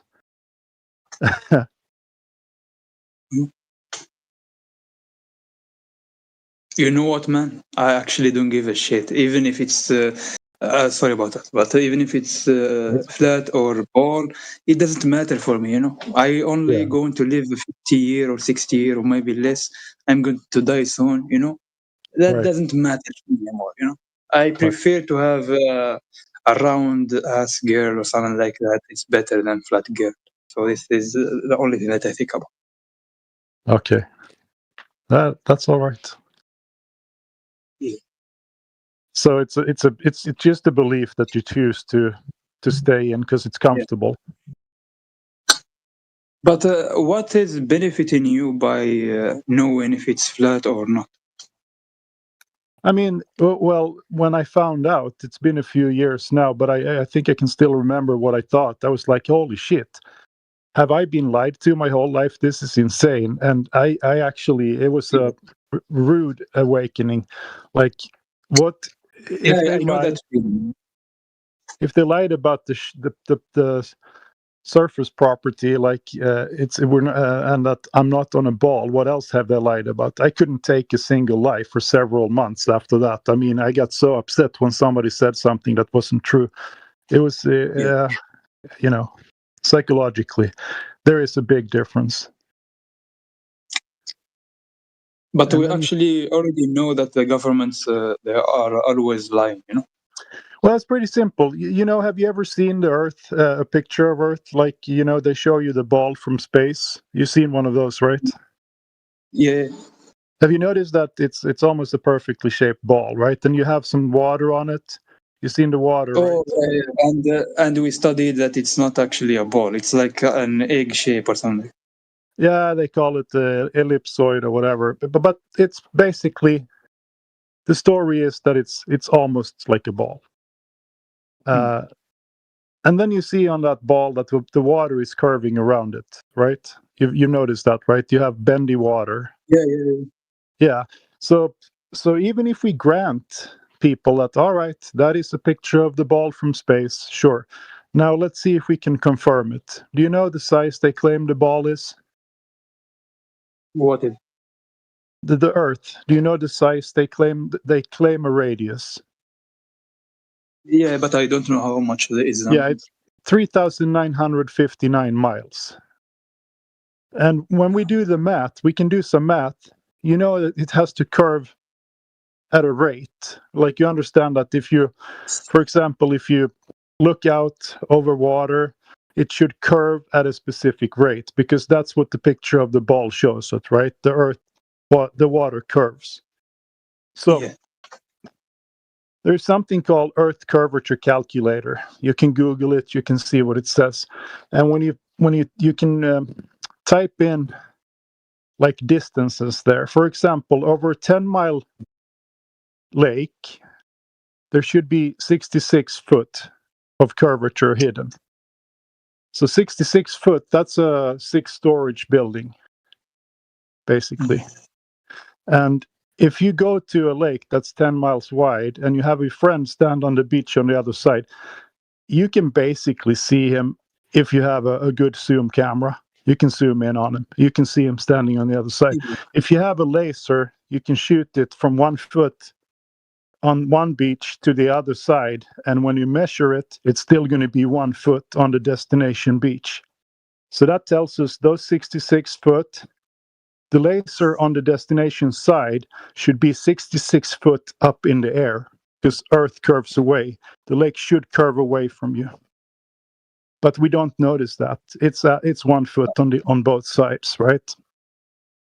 Yeah. So we cannot measure any curvature down here, even though the pictures clearly show that there should be curvature.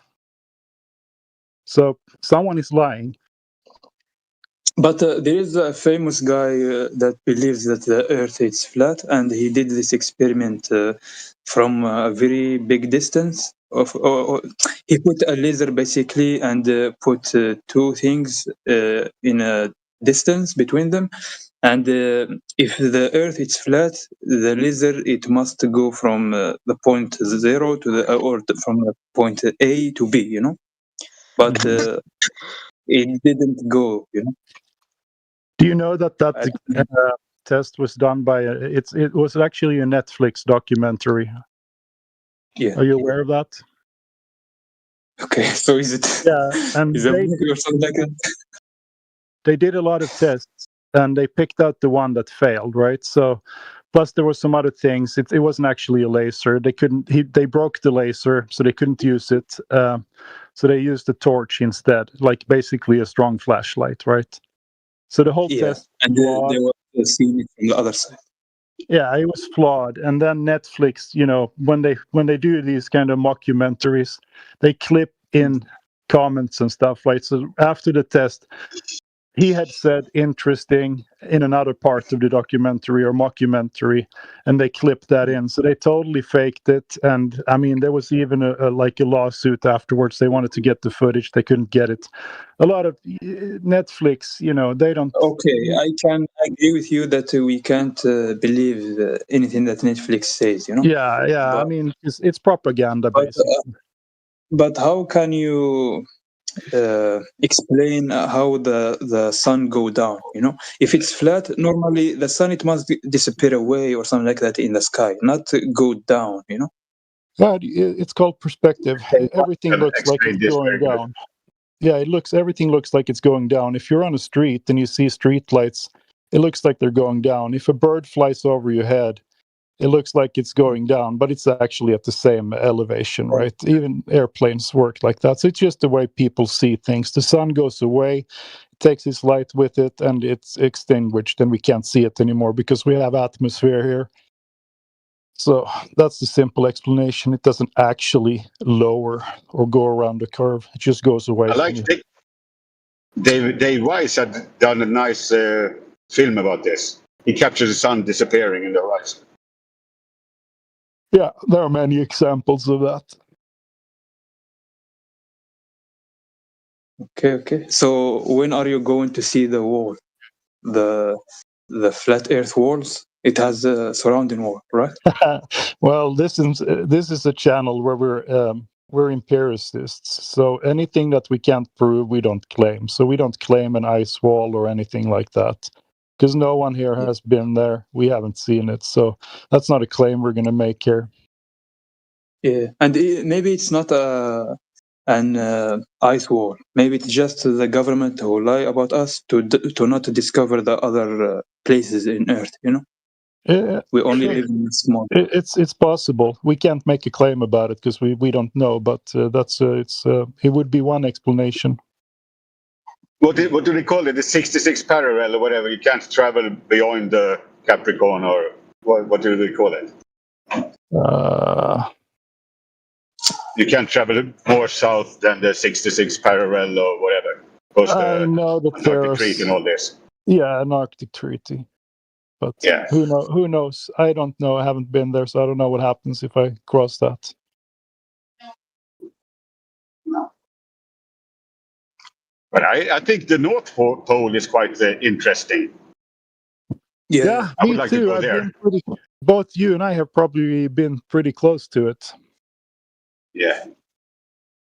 But I heard some, what's his name is dude, the dude who traveled in the 1940s, Admiral Byrd, right? Yeah, I've heard that story too. Is it true? Not sure. I have. Me neither, but I like the story. Yeah, it's a fun story to speculate about.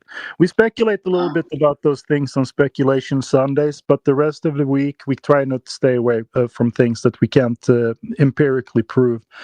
Wolf, I'm going to paste something to you in the chat that you can have a look at when you have time. It's a 21-mile. Oh wait, somebody already posted it. Oh, here we go.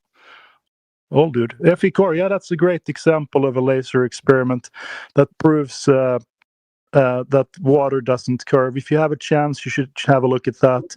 It even comes with the PDF, so you can see how far it is. And if you look, if you scroll up a little bit. Oh, they tagged you. Old dude, thank you very much. Yeah, there's the Earth curvature explained. How much curvature there should be if Earth is a ball. And the nice thing about this, Wolf, you don't even have to trust any of these experiments. You can basically find a 10-mile lake, or even a 5-mile lake would be good enough. Yeah, you can try it by yourself, or just to go to the sea. Yeah, or you can just go there, and if you can see, we see way too far. The horizon should be 3 miles out. When you're standing on a beach, and I'm guessing you might be around 6 foot tall or 180 or something like that.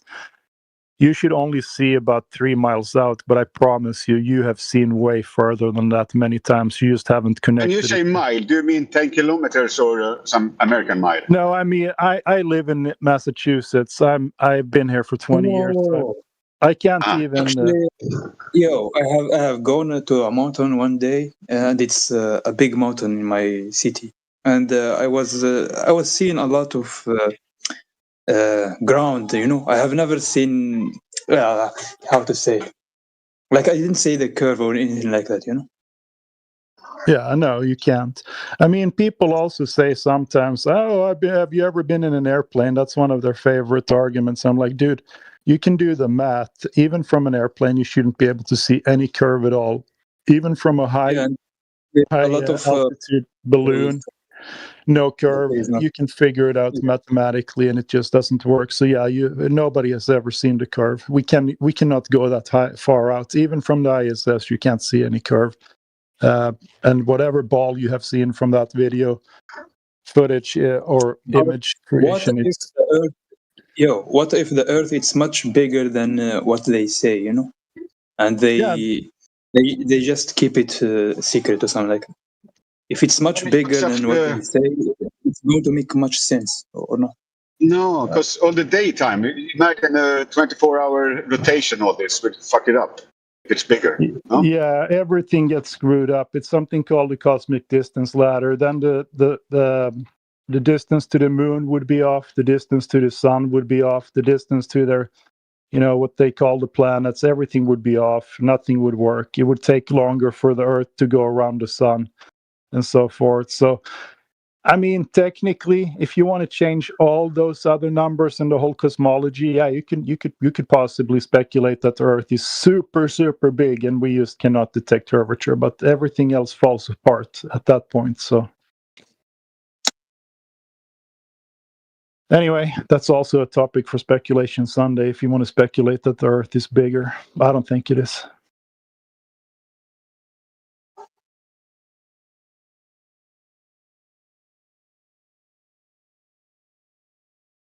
I lost my train of thought. Emil, did you say something else about? I missed that.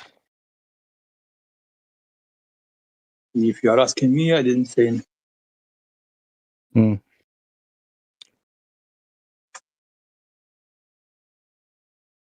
But I'm thinking right now about what you said.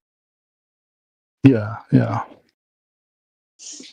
I mean, it's so insane when you figure it out. You're like, holy crap, I believe this bullshit my whole life. Insane. And then you look at the sun. I had this question of, sorry for interrupting. Yeah, go ahead.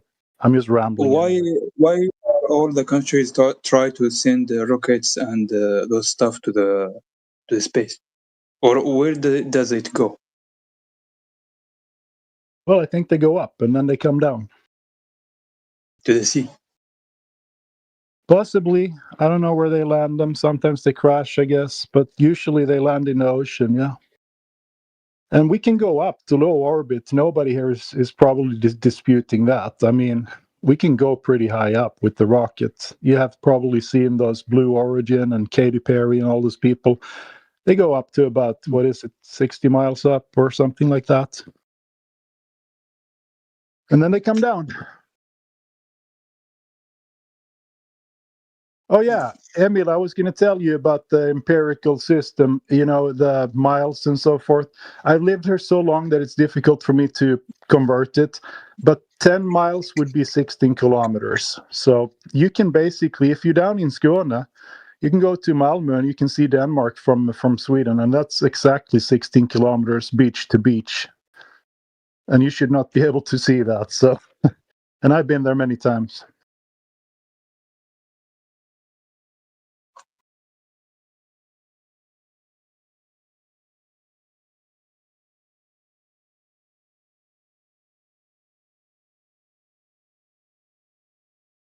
So, do you believe in aliens? No, I don't. Yeah, because if there is no space, there is no alien. Oh, right. Yeah, this is what I was thinking about. Because in the past year, I think America have said that yes, there is aliens or something like that. Yeah, and I already believe in it. The government says, especially America. Yeah, and it makes much sense that they are already relying or try to make people believe in wrong things. Right. If there are any alien civilization here, they're coming from the Earth. at some place Yeah. we haven't I, discovered we, yet. I am actually a Muslim, and we believe that there is some kind of creatures that are going to get from underneath the earth, and they are Yeah. going to start killing people and eat everything and drink everything. Yeah. Who knows? We can't prove it, but yeah, could be.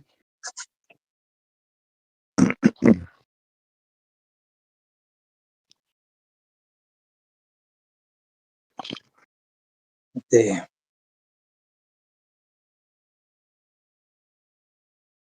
So yeah, you should definitely go out there and confirm that water doesn't curve. And when you realize that, and the claim is that Earth has 71% water covering its surface, you know it can't be a ball. And then you're truly woken up. And then you're going to start questioning everything the government says and everything that everybody says, and you're not going to accept anything unless they have evidence for it. It's actually Actually, even the evidence, I don't believe in them because they can just fake it.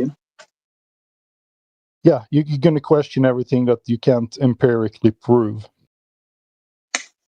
It's real freedom, and it opens up a lot of new things, a new way of thinking. Mm.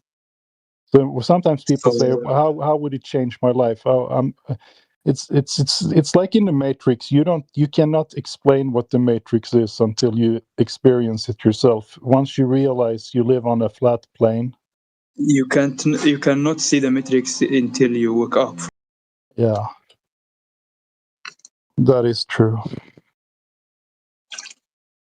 So they are just trying to brainwash people and control them by those lies, maybe. Yeah, I think it's about control, definitely. Because if you think you live on a ball and everything has already been explored, you're going to stay in your little playpen and not make too much trouble.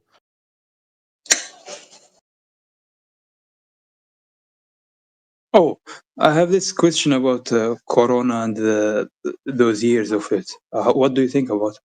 I'm not even sure what the... Are we allowed to talk about those things on YouTube? Because we're broadcasting to YouTube, so I don't know. Oh. No, we have to stay away from the topic, and it's also not the room topic. So, sorry. Okay. Yeah, no worries. I can tell you one thing. I am unvaccinated. That's all I have to say about that. Yeah, me too. The same.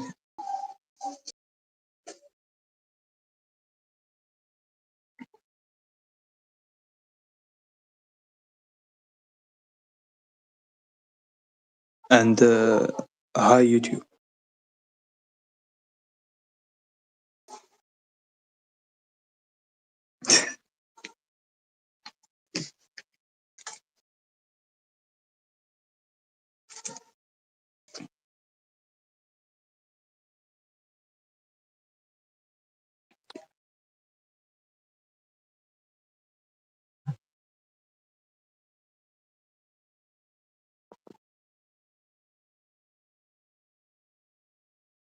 Well, I enjoyed talking to you. You seem like a reasonable, logical person. So if you have any other questions, feel free. We're all here for you. Anybody can speak up as well. If you have any other people who wants to ask some questions, go right ahead.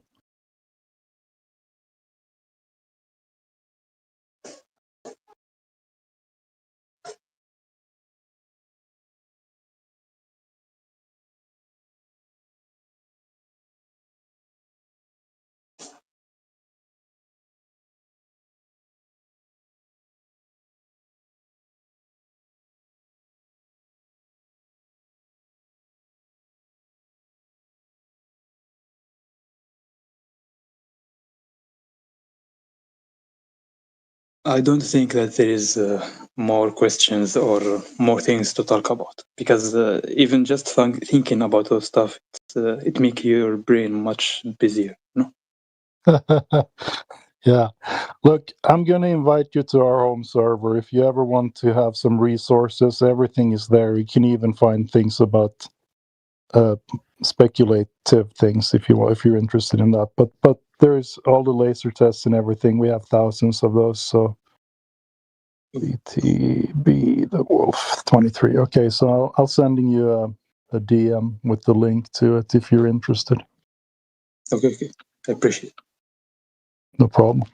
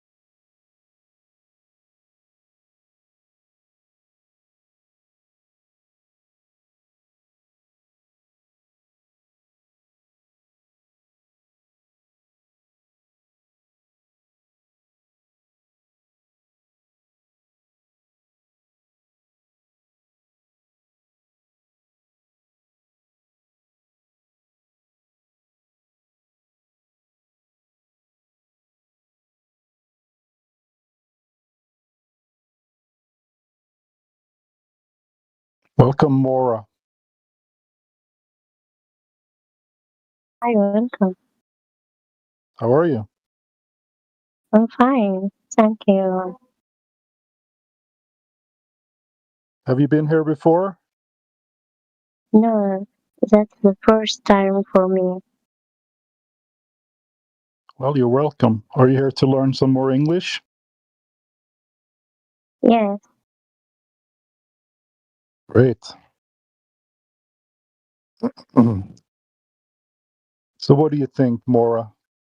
Do you live on a spinning ball in space, or do you live on a flat plane? I live in a flat plane. Excellent. Well, you're very welcome. We love to have you here. I am here to practice my English, and Yes. my English level is B1 yet, and I didn't know what I can do to practice more. So I think this way it's good for this. Yeah, very good. Feel free to hang around. If you have any questions, you can always ask. Okay. Where are you from? I am from USA, Massachusetts. I was born in Sweden. Wow. Okay. About me, I am Marwa. I am Egyptian. Nice. Yes.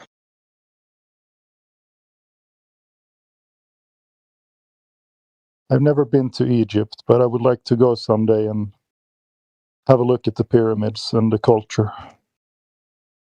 Yeah. Did you visit Egypt?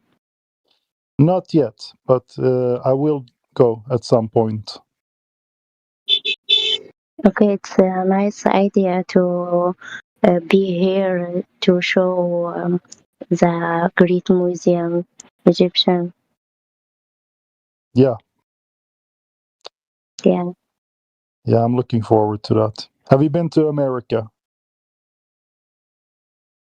It's too hard to travel to America. Uh-huh. It's be require too much steps to be ready to start travel the UK. Yeah. Yes. But for you, it's easy to be here in Egypt. Yeah, I think so, yeah. I have 2 passports. I'm pretty sure one of them will take me there. Oh, can I ask you about social media addiction? We try to stay on the topic of the room here, so if you want to do it just to practice your English, go right ahead, but I'd rather have you ask me about, cosmology or the Earth or something like that. Okay, this room about what topic? What topic? Flat Earth. Platform. Okay, I'm sorry. No, it's okay. Maybe you have Okay. some questions.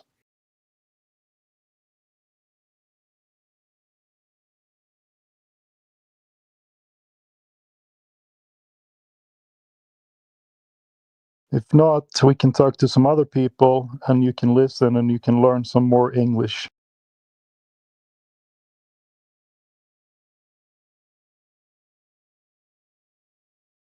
It's a little slow in here right now, actually.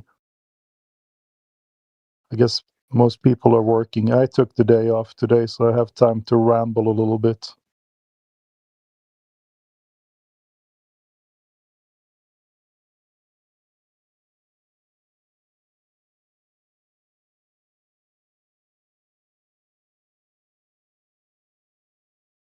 Oh, I guess I scared her away. Flat Earth is a scary topic.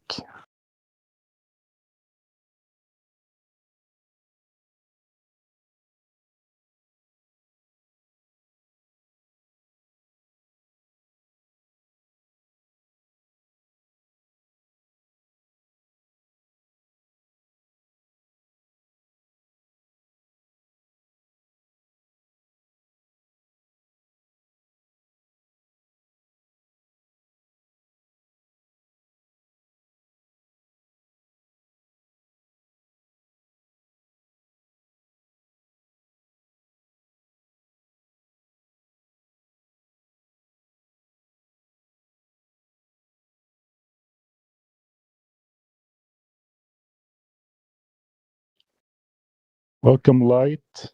How are you? Welcome, King. How are you? Fine, how are you guys? Doing good.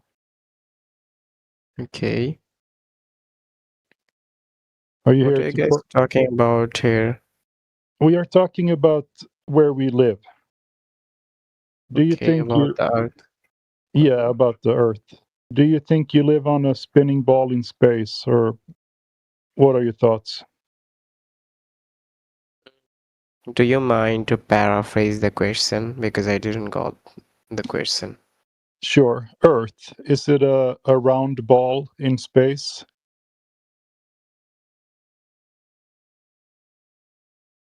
Okay, you mean the Earth is spinning or not? Yeah, is it? Is it a ball? Yeah, I believe it's spinning. Yeah. In How its did you? own point. Okay, how did you come to that conclusion? Okay, so basically, I didn't done any research, and I didn't saw with my eyes, and I didn't read even like that much article. But in my religion, there is a holy book, and there mentioned okay, everything's it's spinning on its own point. So that's how I believe. But I didn't done any research. Right, so it's a belief. You don't Yeah, know it's if belief. it is. Yeah, because you can't feel it, right? Yeah. Yeah. Yep. What do you think? Well, I think we live on a stationary flat plane. Okay. Do you know why I think that?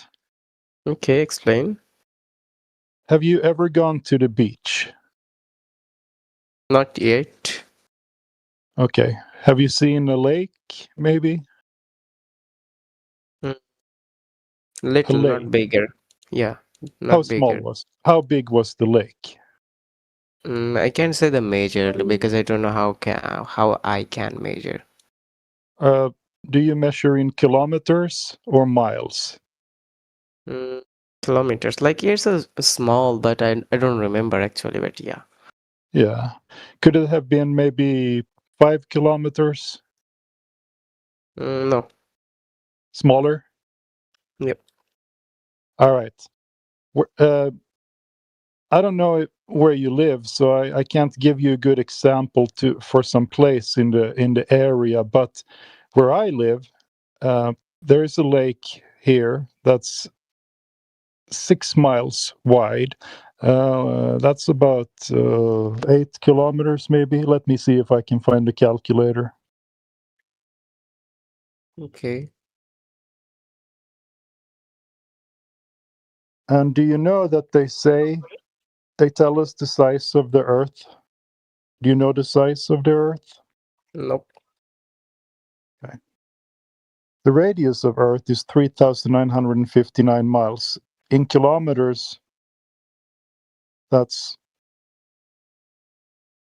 let's see, 6,371 kilometers.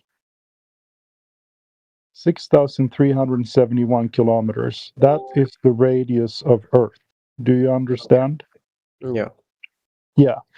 So we have that number, which means we can now calculate how much it should curve over distance.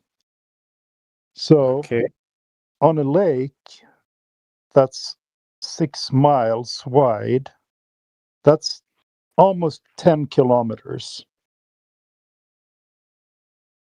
Okay. So if the Earth is a ball, do you think you should be able to see 10 kilometers without anything obstructing? I'm going to tell you, over 10 kilometers, there should be 7.8 meters of curvature. Okay.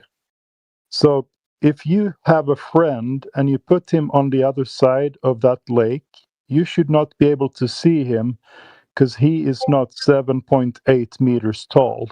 Do you understand? Because it's curved, you mean? Yeah.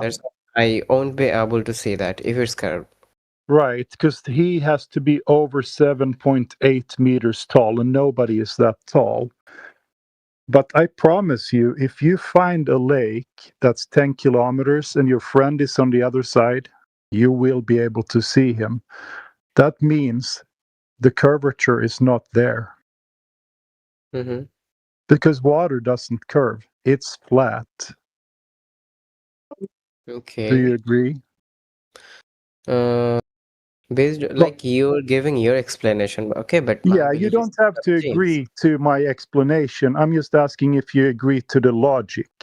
Based on my belief, I won't agree, but and also I don't agree with your logic because I didn't done any research. What if the upper part is the round area and the inner part, like soil, is in the like middle part in the center of the earth, right? Yeah, So yeah, because and sure. actually for me it is because when the airplane is goes, they how can I say that? They see the the clouds or so many things, so Hmm. it's not locked from outside, it's opened from outside. Okay, so you have to go out, and you can say some satellite or something that is outside of the world, and you have to go to the up, so if it's up, you will be able to see a very long distance with your eyes.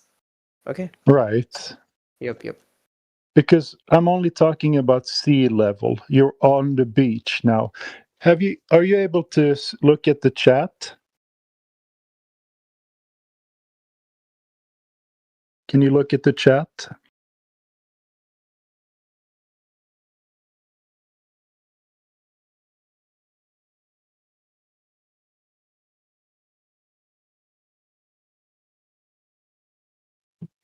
I see the chat. I see that you posted a link there, or that somebody did. Yeah, I think we lost the guy I was talking to. Sometimes they get scared when we get into this part of the conversation.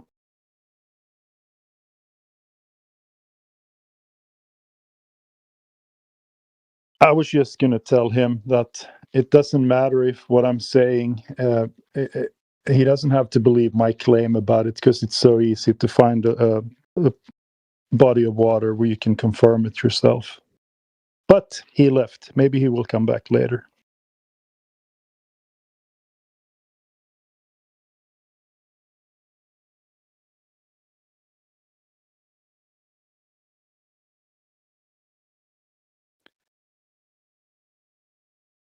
We have Hakan, almost sounds like a Swedish name, Håkan. Welcome. Who else do we have that I haven't seen in here before? Probably going to insult someone now. Yori. How are you?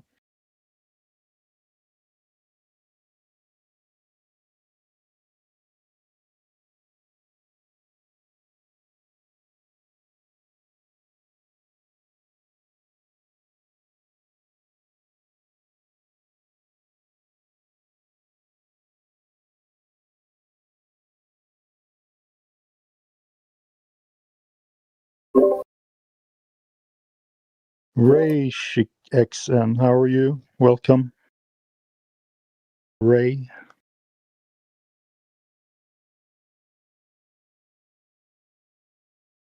We have Loluca77. How are you? I think I've seen you in here before.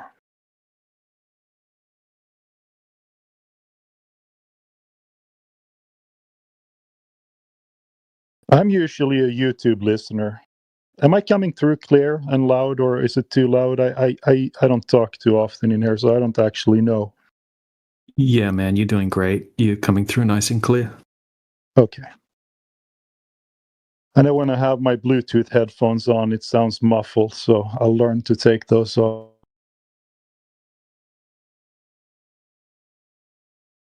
But yeah, I'm usually listening in on YouTube, and then when I see that the room is getting thin, I usually come in here just to join, because Globers are herd animals and they like a big herd. Otherwise, it scares them. It's very true. Yeah.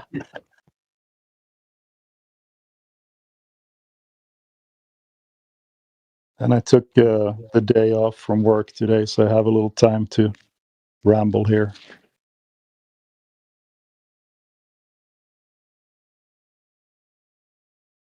Favorite parts on you as a YouTube listeners is obviously when Indio is in here crushing people to the left and to the right, and I'm sitting and I'm coding and I'm enjoying every second. I haven't seen him for a day or so, but he'll be back.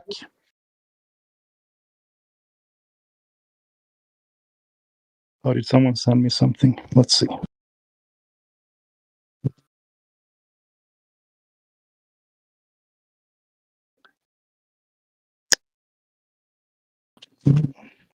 Okay.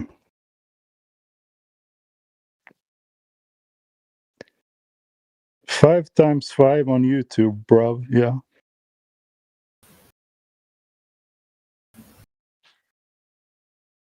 Thank you.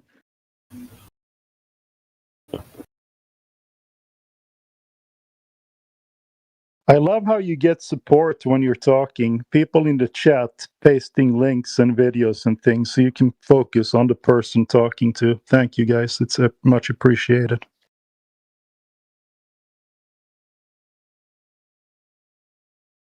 Yep. Old dude's always on point with the side chat support. It's fantastic. I was actually looking for the picture of the ball and the curvature thing. And when I went there to paste it, it was already there. So that's fantastic.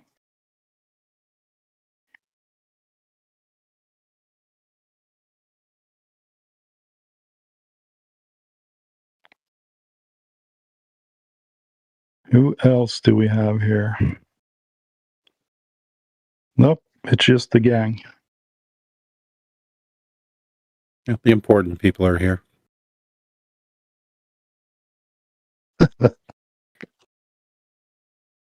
The VIPs.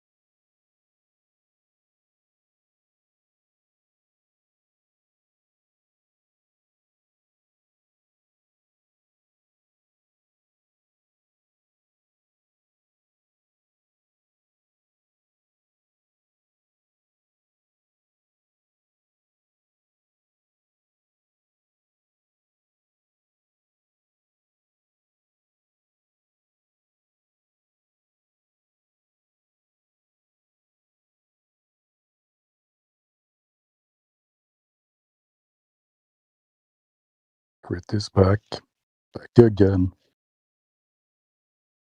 Yeah, hello. Speaking of the OGs.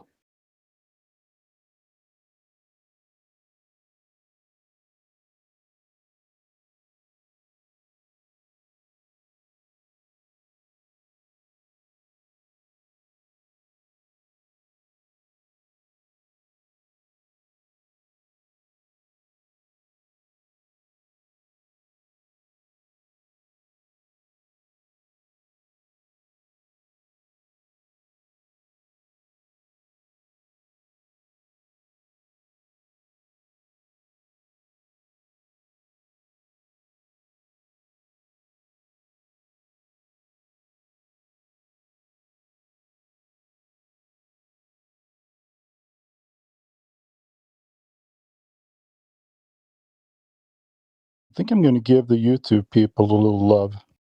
See if I can fire it up and see what the chat there says. What are they talking about there in YouTube? I don't know yet. I'm going to see if I can start it up at the same time here without breaking my connection or anything like that. Let's see. Maybe I can just use another phone.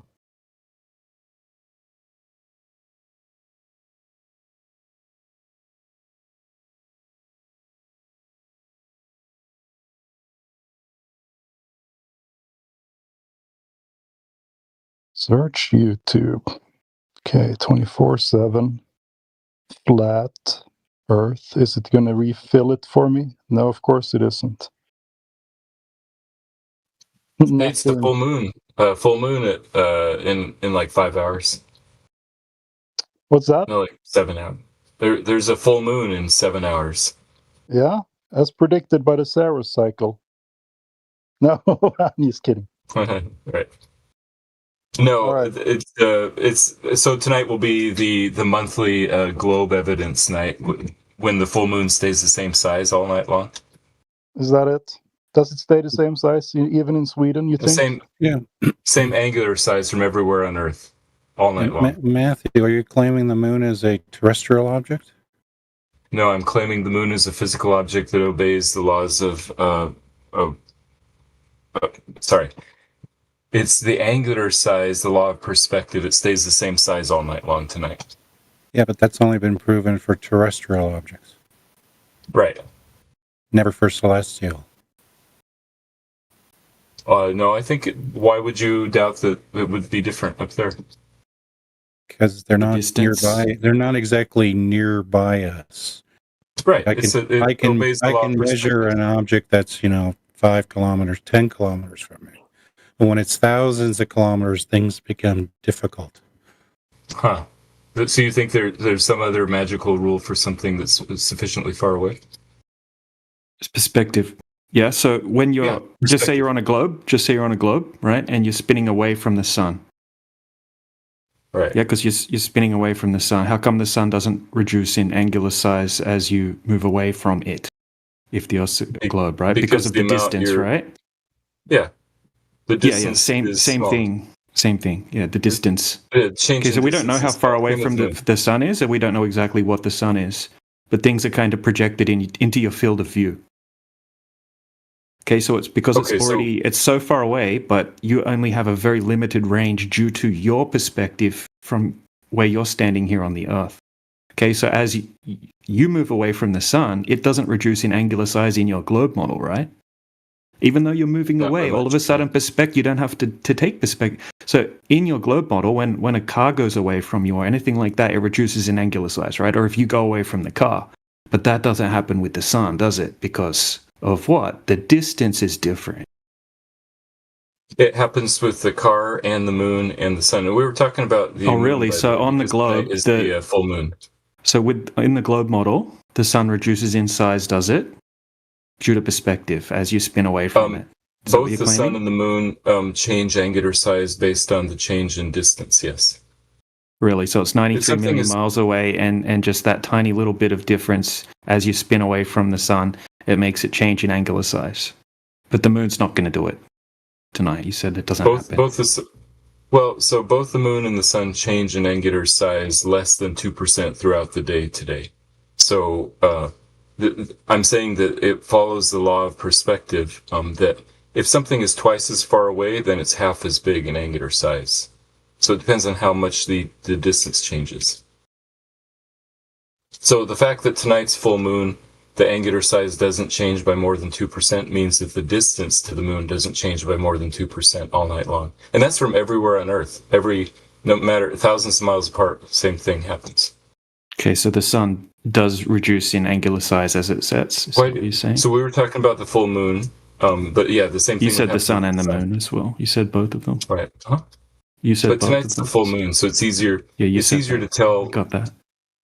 It's easier to tell with the full moon just because it's easier to see the edge of the full moon with your bare eyes. So what would be? So it doesn't change in angular size tonight. Is that what you said at all, or it does? So here's the claim: the angular size of the moon, the full moon, tonight's full moon, will not change by more than 2% all night long from moon to midnight through moonset at dawn.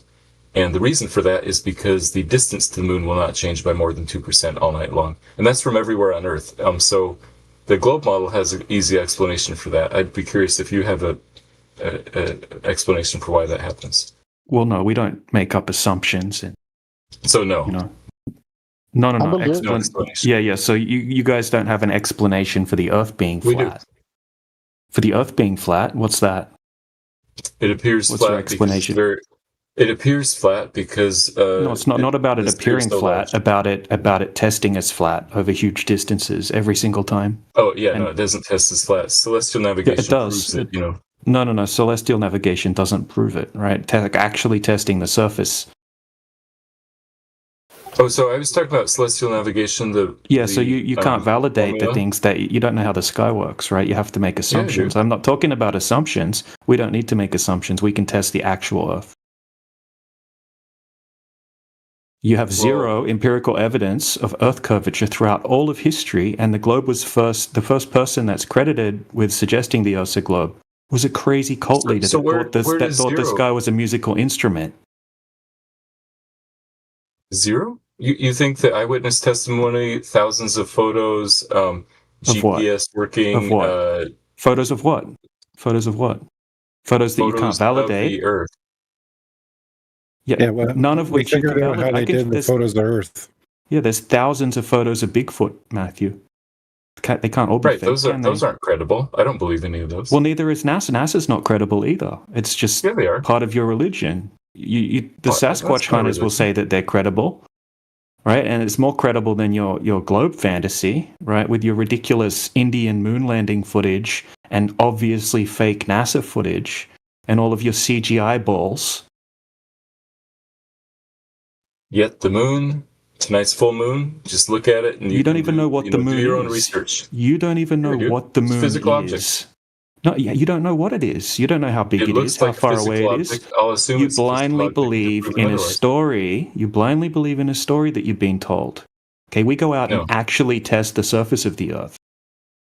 Even when you did that, right, you saw orders of magnitude further than you should be able to see on a globe. Right, and you don't have a single observation that accounts for Earth curvature and it works.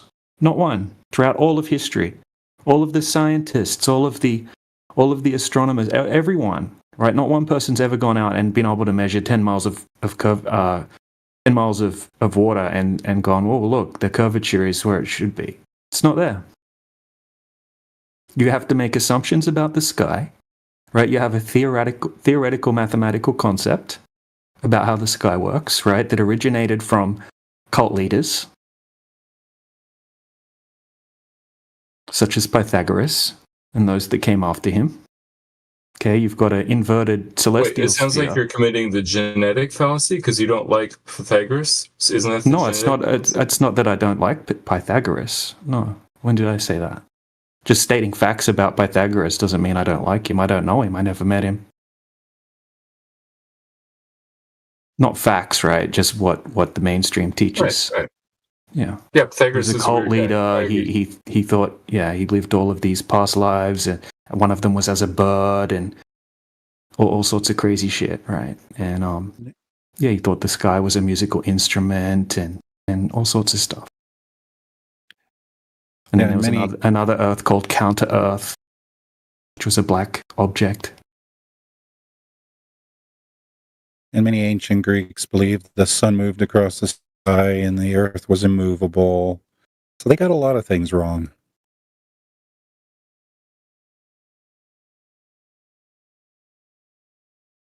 I mean, if we could time travel back to those Greeks and give them a zoom camera, they would never have come up with their stupid story about things going over the horizon. Anyway, Matthew, I was going to ask you, how far north have you ever been? Have you been to Sweden? Fairbanks, Alaska.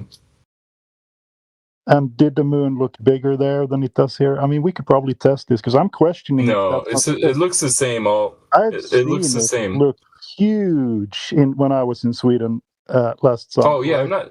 I'm not talking about how it looks like the optical illusion when it's near the horizon. I'm talking about the angular size. If you measure the angular size, I'm questioning. It's about half a degree.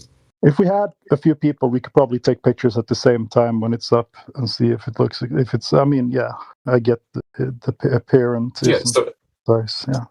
Today, everywhere on Earth, the moon will appear about the same size within, like I said, within 2% everywhere on Earth all night long. Because you have evidence for that. No, it's just observation. It's not. I don't think anyone disagreeing that happens? Yeah, I don't think so. No, it's okay. So Okay, so it would require for your claim to be. You said it's like a globe proof. So you would need the Earth to be a globe for that to be a globe proof. No, it's not a proof. a strong evidence for the globe. You kind of called it a globe. I'm sure you said globe proof earlier. Anyway, it doesn't matter. No, I said it's evidence for, it's a good explanation. The globe provides good explanation for that observation. Yeah. And then when we go and make long distance observations, we have to assume that there's so much refraction every single time that it just makes the Earth look flat. Right. In these impossible meteorological conditions that, even according to the mainstream, never recorded, never empirically recorded to be possible. Wait, so you think it's impossible for the path of light to bend 0.07 degrees per mile? Is that what you're claiming? You're talking about a refractive index of 1, right? When 0.007 degrees per mile. And you're saying, no, that can't ever happen, never happens. Yeah, right. So if there's a whole skyscraper missing, right, over a 20-mile lake, a whole skyscraper, okay, the whole Titanic would be hidden. You can try to cope by just saying it's a certain amount of degrees, but it's still a skyscraper missing, a 30-story skyscraper. Okay, and to have what you're claiming is that everything's refracting up, nothing's where it seems. It's all just an illusion. Okay, really, there's a magical geometric horizon at a certain distance, but it's being completely hidden. And at 10 miles, the water's refracting up 66 foot and everywhere in between over the entire lake daytime and all throughout the nighttime as well. And just you never ever see the curvature ever throughout all of history because refraction just makes the Earth. You always see too far? Always, 100% of the time we see too far. Yep. Oh, then you're just ignorant of the observations that have been done. The fact okay, is show me one. Show me one that matches up with the globe. Go ahead. Oh, just like if you look and see anything hidden, if the bottom half of anything is hidden. No. We can just we can reproduce that on a small scale, and there's obvious explanations from that according to the mainstream. How do you not know this after all of this time? What's sinking refraction, Matthew? What is it? I don't know. I don't really pay much attention to all those details. Oh, you should probably look into these things. This is like super important. Want me to read you out the definition?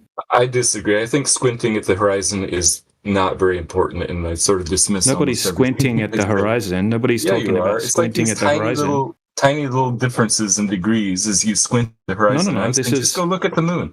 Look at tonight's moon. What are we talking about squinting at the horizon no, for? I'm done. We're talking. Goodbye. You gonna rage? That was all great job, DJ. I mean, that's not a common occurrence. You got.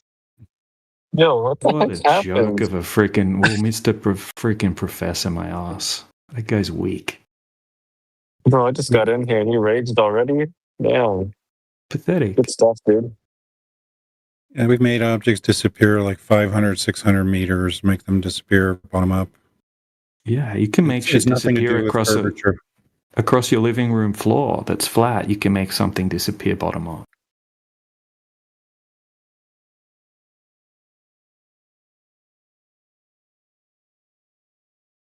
Still going to read out the definition for the audience that might be listening on YouTube that just heard a Mr. Math Professor rage quit for no reason at all.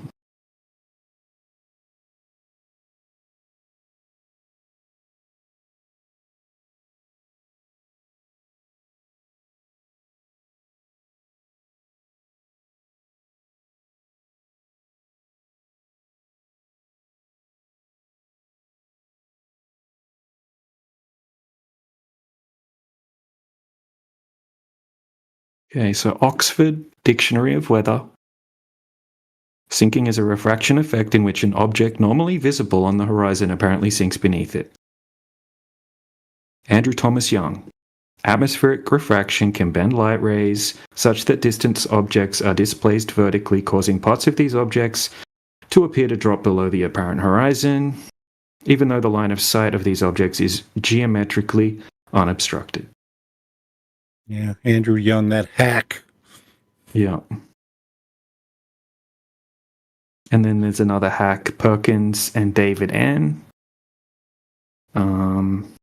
Refraction caused by temperature gradients near Earth's surface causes distant land, sea, and urban features to appear distorted or partially visible when they would otherwise be fully visible in the absence of such non-uniform atmospheric conditions.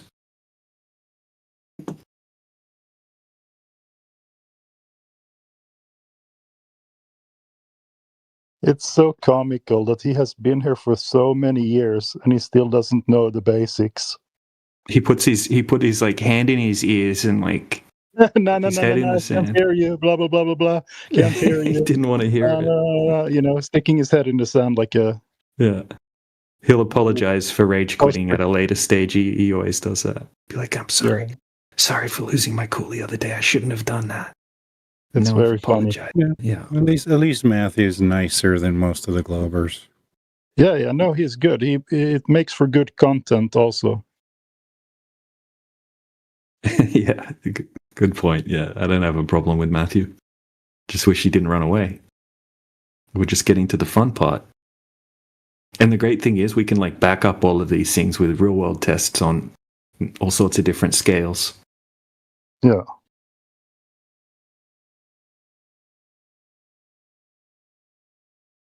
Man, I want to talk to Cedar Fidla because I know he's a Swedish guy. Otherwise, he wouldn't have that name. What did I hear? What did I hear Matthew say? Sorry, guys. No, go ahead. Did I hear him say that looking at the horizon was a long distance observation, but looking at the moon was a local observation? How did he determine that the horizon is further than the moon? I don't know if he said that. Yeah. Well, he said it only happens over long distance observations. Just look at the moon instead. I mean, it would be implicit. Did he say that? That's funny.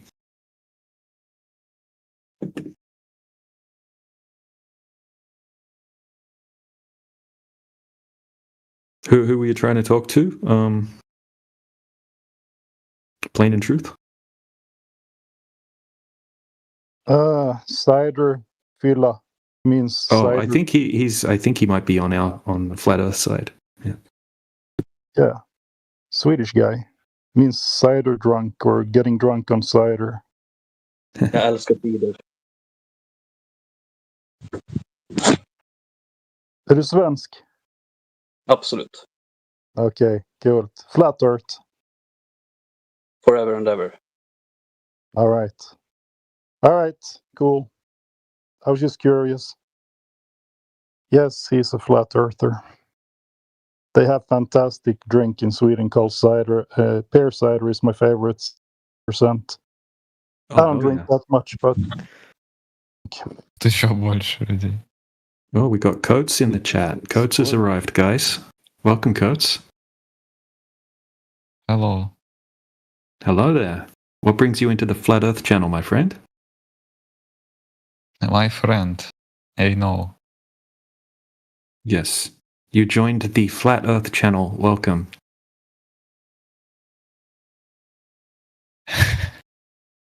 Yes. Cool. Okay then, Coates. Cool. All right, who else we got here? We got Ano. Welcome. The vegan tag. What's up, man? Facebook. Did you just say Facebook?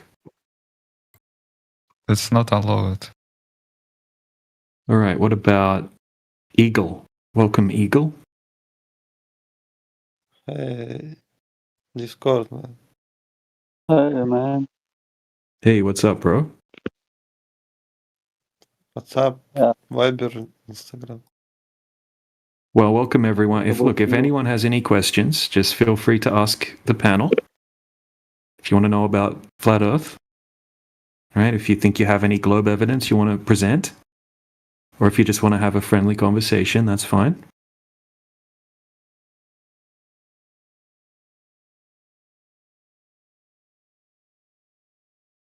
Do you know what happens when you lower a camera to a reflective surface?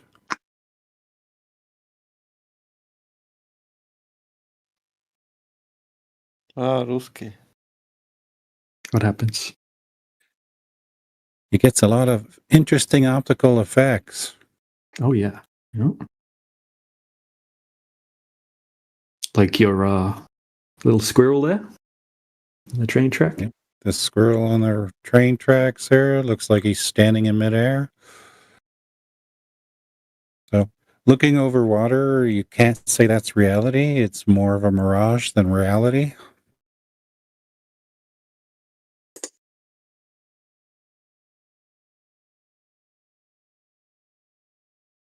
I've captured a Laker vessel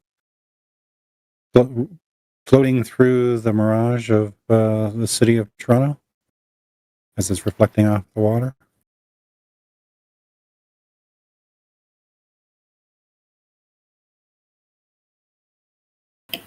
Most often, if we see something that looks like it's disappearing bottom up in the distance over the water, if you zoom in really close, quite often you will actually see what looks like a gap right at the bottom of the object and where the horizon meets.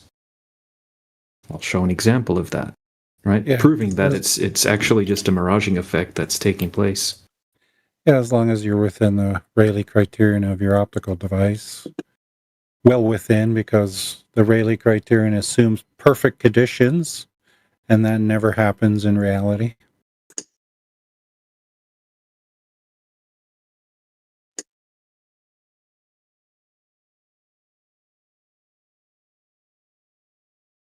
Here's a big boat called the Mandarin Arrow in the side chat. Okay, and in this observation, it's anchored out in the ocean.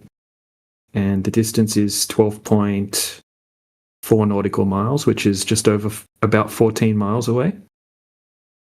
Okay, and this guy goes in the morning at about 9 o'clock and he starts observing the ship, zooming in on the ship.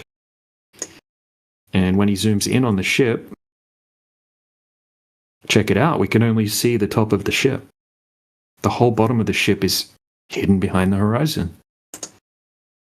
But if we have a close look at the image, you will see a mirroring layer right at the bottom where the horizon actually meets with the bottom of the ship that you can see there.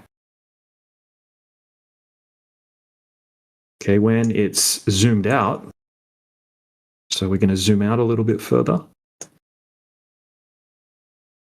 You can't really see that mirroring effect, that miraging effect. It just looks like it's behind the horizon, and I can see why people would think, oh, wow, it's behind the curvature of the Earth. But what the guy does in this observation is he stays there for the next 3 hours, and he keeps zooming in on the ship. As the ship is anchored, it's not moving. And then over the time lapse of the 3 hours, you slowly start to see more and more and more of the ship appear, until 3 hours later, we can actually see the entire ship again, with zero obstruction at 14 miles out.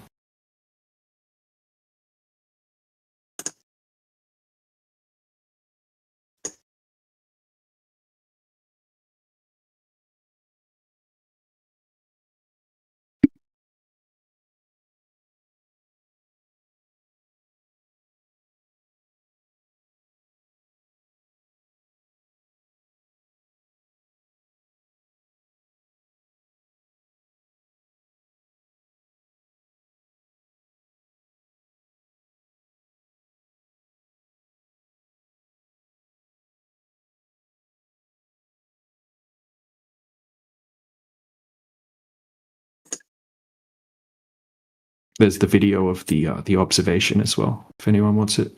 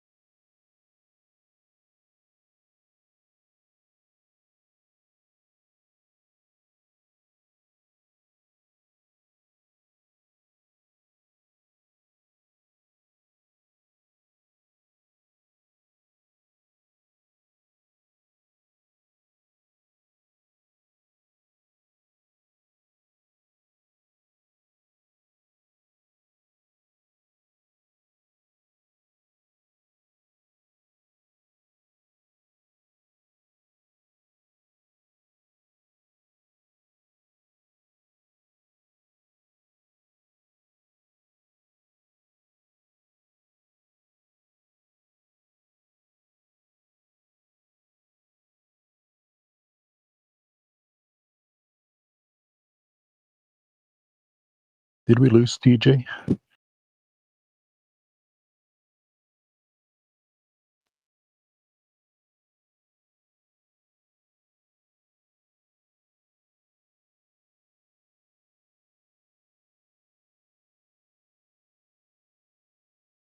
Nope.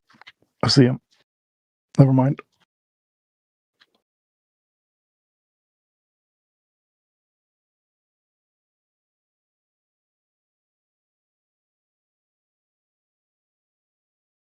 All right, YouTube. We have some time for you guys now because it's silent in here. Type something in the chat and I'll answer it. We have 13 viewers right now.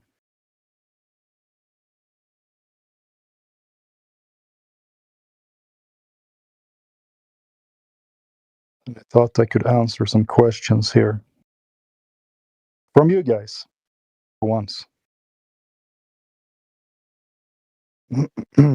14. Whoever joined, welcome on YouTube. We see you.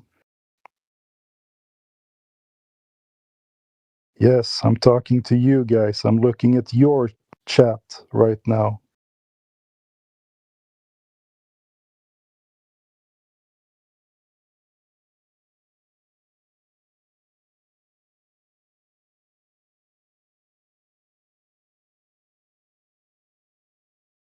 GOM777 says everything is fake in Flurf world, apart from Flurf memes, obviously. Don't know what that means. They say the sun is fake.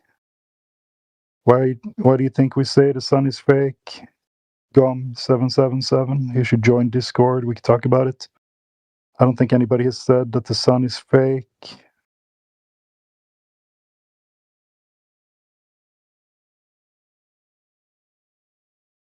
Don't be scared now. There we go. Oh, old dude. Where's the curve? All right. Where's the curve?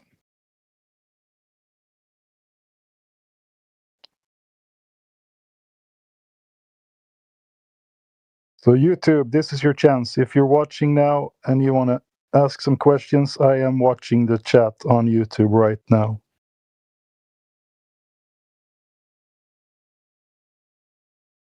$20 people. Shit, we have more people on YouTube than we have in the Discord right now. 1, 2, 3, 4, 5, 6, 7, 8. Yeah, we're 19 here, including the bots.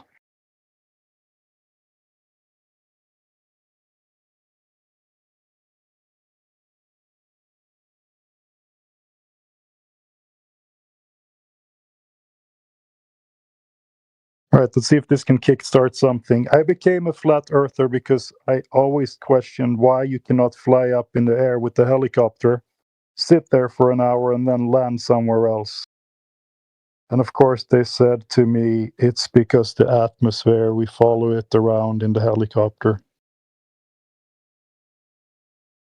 And I accepted that for years and years until one day, finally, can't remember exactly, but someone said water doesn't curve, and that stuck with me. I thought, yeah, that's right. I've never seen water curve. So I bought a drone and I bought a laser and I went out to a local lake and I shot it over to the other side. I had my brother drive to the other side of this lake and I could see the shoes he was wearing standing on the beach, and this was several kilometers away, 6 if I don't remember. I could look it up on Google. I don't want to say where it is because I don't want to dox myself, but anyway, we both realized at that time, of course water doesn't curve. I should not be able to see his shoes 6 kilometers away. Rob Noxious is on YouTube. He says it's a globe. He says, I became a flat earther because I am a troll. Okay.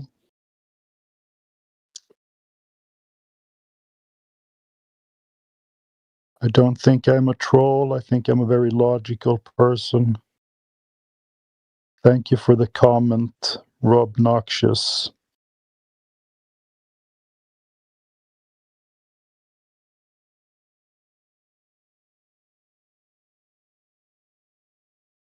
Yeah, most people become flat earthers because they're shown flat earth evidence on YouTube or something like that, and they become it. I did quite the opposite way. I looked at the Flat Earth Debunker website, flatearth.ws. Right. And how ridiculous their stuff was, and I said, they're proving the earth is flat because none of their proofs were actually proofs. They were just something they made up. Hey guys. Hello. So are there any flat earthers here? Pretty much all of us, buddy. Everyone's a flat earther, some just don't know it yet. That's right. Yeah. I just I just joined, but I heard that you said that you are not flat earther. You're not one. You said that you joined. You looked up a website. Okay, are there any flat earthers or no? Yes, we all are. Okay, I just want to debate them. Go ahead. What's your best evidence that you live on a spinning ball in space? Tell us. I mean, firstly, there are a lot of evidence from when people flew to the they saw the Earth from the universe, and also there are a lot of facts that you can check yourself. For example, that ships disappear like bottom first over the horizon. How about we do the first one before we don't need to we don't need to claim stack. The first one is that we saw the Earth from the space. Is that's what you said? Yeah, I said that. Yeah. So there is you've seen those pictures too, right? They show a big round ball. It has water on it, some land masses and stuff like that. That's what you're talking about, right? Yeah. So that's fine. I'll grant you that. Okay, fine. It's a picture of Earth from space. Now let's see if we can confirm that down here, right? Because you agree that if we look at those pictures and water curves around that ball, and we know the size of the ball. Do you happen to know the size? I'm just curious. The size of the Earth? Yeah, they claim it has a radius. Do you know the radius? I mean, how is this supposed to regard the like? I mean, they flew to the space, and how can they count the radius? They use some other things like I'm not quite sure what methods did they use to see like the things in the Earth itself, but I mean they used a lot of technology for that to count the radius and the things in it. Fine. No, it's cool. I'm just saying they have made a claim. Do you happen to know the claim of the radius of the Earth? I mean, I know that the surface area, but not the radius. I know that the surface area is 510 million kilometers squared. All right, nice. Look, the radius that they claim is 3,959 miles. Yeah. Okay. So that means that if you see that ball picture, we all seen them from space, it curves. So if the radius is 3,959 miles, we should be able to detect drop over distance. Do you agree? We should be able to see some curved water down here to confirm the picture. Water. Yeah, because it curves on the ball picture that they show, right? And we know the radius. All we have to do now is go to some water and see if the water curves. For example, you take a lake. But it's not a ball. It's a geoid. It's like sure, but it's almost like a ball. There's a few kilometers difference from the equator and so forth, right? But for all practical purposes, for this exercise, is that we can consider it a ball. Do you agree logically? Yeah, logically, yeah, but since there is not a ball, there are some differences since it's not a ball. But okay, yeah, you can go on with your argument. For all practical purposes, it looks like a ball when we look at those pictures, and we can, when we have the size, now we can figure out if we can confirm it. So I'll grant you the picture. Sure, it's a picture of Earth. Let's see if we can figure it out down here then. Over a 10-mile lake. You take a friend, you put him on the beach on the other side, you get a zoom camera and you can zoom in and see him. This is something you can do yourself. You don't have to take my word for it. If you want to do Another test, you take a laser, you put it 1 foot above the ground on one beach, you shoot it to the other side, you measure the distance from the ground to the laser beam on the other side, and guess what? It's also about 1 foot. That means that there was no curve, or the laser would have been stopped by it, right? Or it would have been up in the air. Because over 10 miles, you're supposed to have 66 foot of curvature, of drop over distance. So your laser should be 6 storages. It's like a 6-storage building up in the air, but it isn't. So I cannot trust that the picture they show us is real because I cannot confirm it down here. Do you understand? Yeah, you don't trust the picture. Yeah, because when I try to confirm if the picture is real, I can shoot my laser over 10 miles and it's not 66 foot up in the air on the other side. As a matter of fact, it's the exact same height over the water. Would you like to see a demonstration? We can paste it in the chat for you. Yeah. And you can go out and do it yourself. We have done many of these tests. There is a good one, a 21-mile test over a salt lake in Utah. Okay, okay, you can show me if it's real fast because I'm short of time. But we can Sure, just... yeah. In the chat, you see one picture, and if we can paste the 21-mile test from Salt Lake, if someone has it, that would be great. Otherwise, I can look it up. We have thousands of these, and you can do it yourself. If you don't trust these videos that people have done, you can easily find a body of water that's about 10 miles out, and you can see the other side. So that's why we believe the Earth is not, it's not even a belief. Once you've done the test, you know that water doesn't curve. And since Earth has 71% water on its surface, we know it cannot be a ball. So that invalidates all those pictures from space. Okay, but what about, like, I've done some experience myself. I mean, I don't consider that a complicated one. It's not a complex one, but you can just see, okay, how can you explain the process of boat coming and that the ships, like, disappear bottom first over the horizon? How can you explain that? Except when they don't. Huh? Except when they don't. What do you mean? I've made cars disappear over 500 meters. You made cars disappear? Yeah, cars, actual cars disappearing over just 500 meters. I don't really get your point. How do they disappear? What he's saying is that we can replicate this on a perfectly flat surface. You can take a piece of Lego on your kitchen table and move it away from you. It's going to look like it goes over a curve if the table is long enough. It's perspective and angular resolution. That's because I said that they disappear bottom first over the horizon.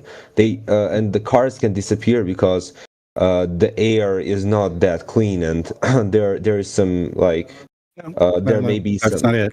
Let me show you my video, and you'll see quite clearly that it's entirely an optical illusion. Okay.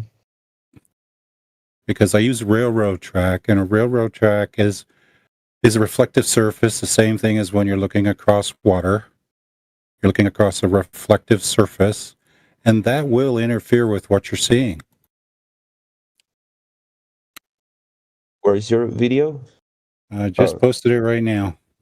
Okay. And this was done on a December day, so it's 2 degrees centigrade outside, so... Because some people complained that I did one in the summertime. They said, oh, it's the heat that's causing the issues. So this day I did it on a 2 degree centigrade day. I mean, it's not necessarily the heat. It's not necessarily the heat, though. It can be that the air pollution level is too high. There are several factors. Yeah, but he said he did it in December, so he already took care of that factor, bro. Yeah, it was an air pollution. Air can be polluted in the winter as well. What are you talking about? Who brought up that argument?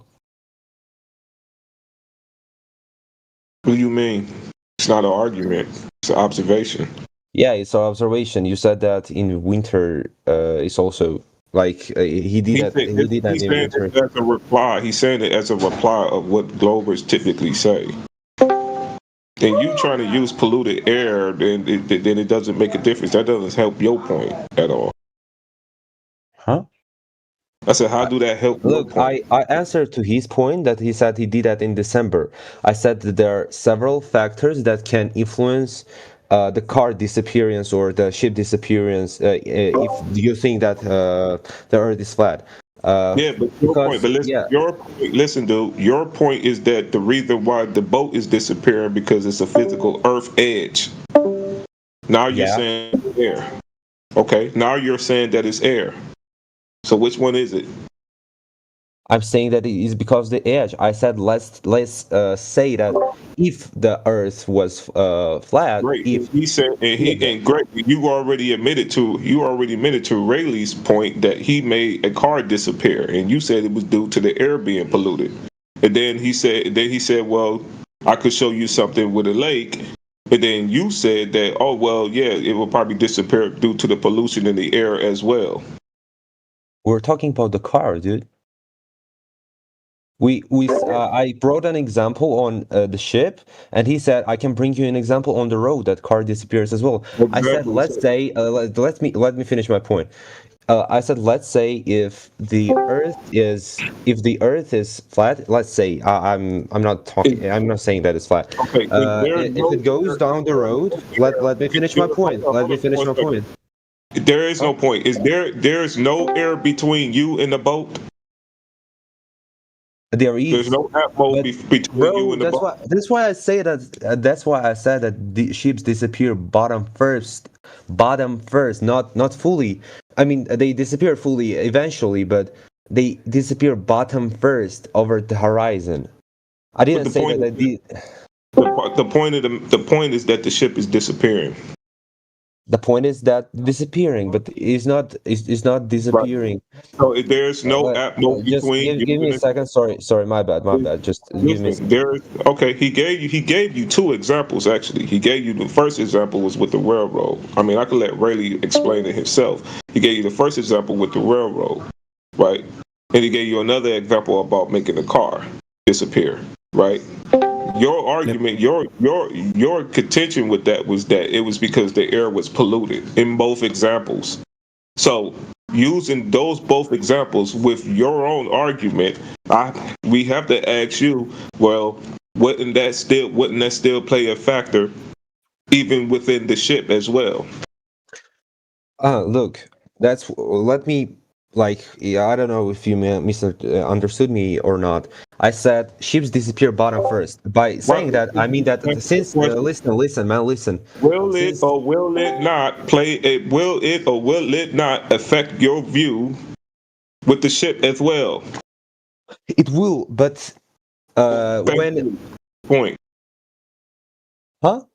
Bro, yeah, can you listen? That's the point. Yeah, guys, look, bro, you're not letting me finish my point. I said that ships disappear bottom first over the horizon, and the point is that when the ship goes, since the Earth is round, some part of the ship disappears first, since the Earth is round. That's my point, and you're saying that it can be due to the different factors. And yes, and that's my point. Yes, using your own logic when he tried to explain to you that he can make a car disappear as well. I'm waiting. I'm waiting for that video. You want to show me the video, and you said that, I'm waiting for the video. The Earth is flat. Okay, well, he said he put the video in the chat. Yeah, the video is 3 minutes after the hour. Light diffraction through a camera lens is the title card for it. Light diffraction through a camera. Okay, let me see that video.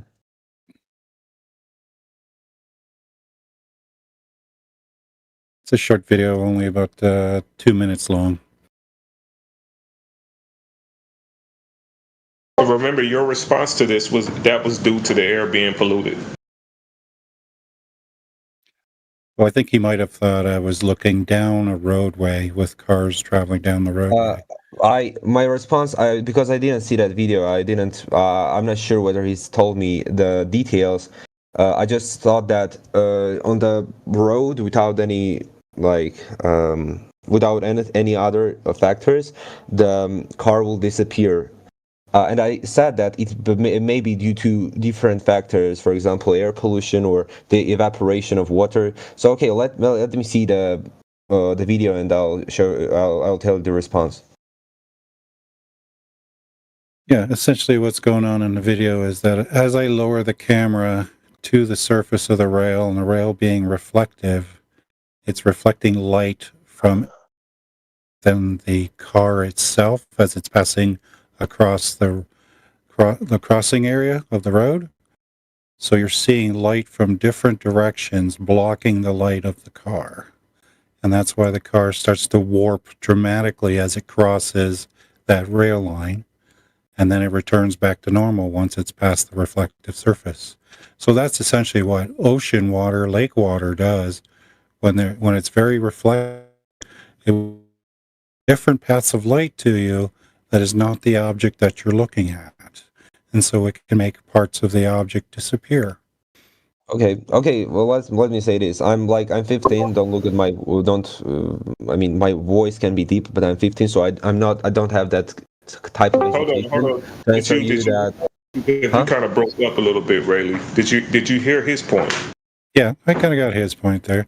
And I understand. It took me years to understand this myself. It wasn't something that I developed immediately. Yeah, I was saying that you, because you broke up a little bit, Rayleigh. That's what I was saying. I got his. I'm kind of getting his point, but I can't tell you surely that his point is valid or not, because it's really complex. It's physics. I can't understand how the light goes, how it reflects. It's really complex, so I can't answer that, and I can't learn that from you. So thank you for the debate, but okay, I have some other things to discuss, and if you don't mind, we can discuss other things as well. So it goes back to the point, due to the physics of light, that you really don't understand. But yeah, I agree. I agree that I don't understand. But whether or not you understand, hold on for a second. 1 second. Yeah. Whether or not you understand it or not, it is basically possible, and it's not only possible. That is what is occurring, because it's basic physics of light, and if it occurs on a road with cars, it's definitely going to occur on the lake or ocean with boats. It's not a matter of if it's occurring, it is occurring. It's natural law. And why do you think that there are millions of physicists telling the same opposite and debunking that theory? You said millions of physicists? I mean, there are a lot of physicists, there are a lot of professors. For example, my geography teacher is a candidate for the best, he is one of the best, what do they call it? Okay, so he is one of the best in the country, and he is explaining it. They got a degree, right? Yeah. That's what they was taught in school. So of course they're going to contest to it. That's what they was taught in school. They got a degree. Yeah, but they know all the theories. They know all the laws. No, they know what they was taught in school. That's what they know. They know the textbook. And what do you know more? How do you know more? How are you sure that the things that you learned are true and are better than? No, we're not saying that. We're not saying that we're smarter than those guys. We're just saying that their textbook is wrong. It's incorrect. We're challenging it. And how is it true? Can you bring some arguments why it is true? We just did. And the diffraction on a cloud is. Are you talking about? You're not the first physicist that can. You're not the. Well, you're a kid, but you're not. You know how many PhDs came in here and had that exact same response that you just came with, that you just gave us? Which one? The ship one? Yeah.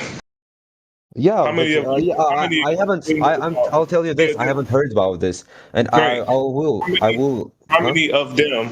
How many of them do you think knew about light optics? How many of them? Yeah, how many of them knew? How many of them did you know about this? I can't tell you 100%. I can't tell you for 100%, but I'm 90% sure that my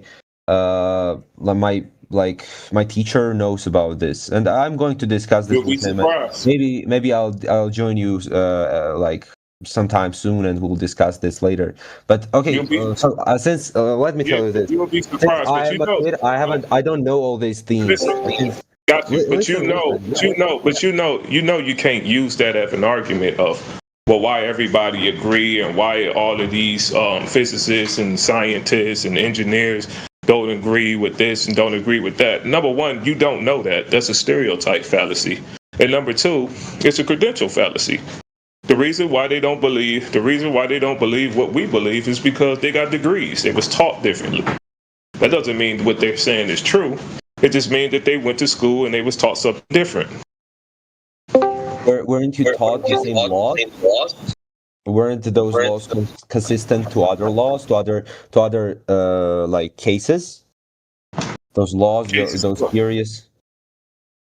Cases. I don't know. Like I'm sure you know physics, and other people know physics, and you're saying that your like your knowledge compared to their knowledge is inconsistent, and I'm telling you this, and so since you think that they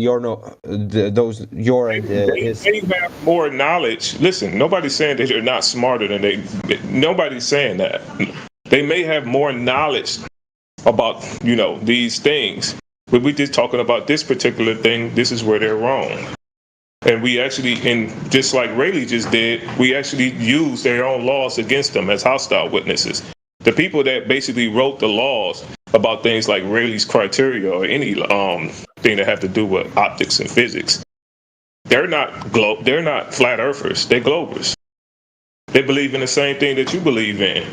But if they actually look at it, they will see that what it's describing, right? If we show, hey, what you described. I got it. Yeah, we're talking about the same thing over and over again. Okay, let's. Since, as I already said, I can't tell you my argument since I'm not that knowledgeable. Okay, let me bring another argument so we can debate on it. Okay, another argument is that when you see the moon, you can, in different parts of the world, you can see the moon. It can be either a half moon or it can be a full one. How can you explain that thing, that lunar eclipses? Like, how would you explain that lunar eclipses? What about lunar eclipses? As I already said, that in different parts of the world, the moon can be a half moon or it can be a full one. How can you explain that? Or how can people, or for example, in Australia and in Europe, see the stars like in different ways? I mean, from one place you can see it easily, and another place you can barely see them. You mean looking at the sky due to the position where you're standing on the earth?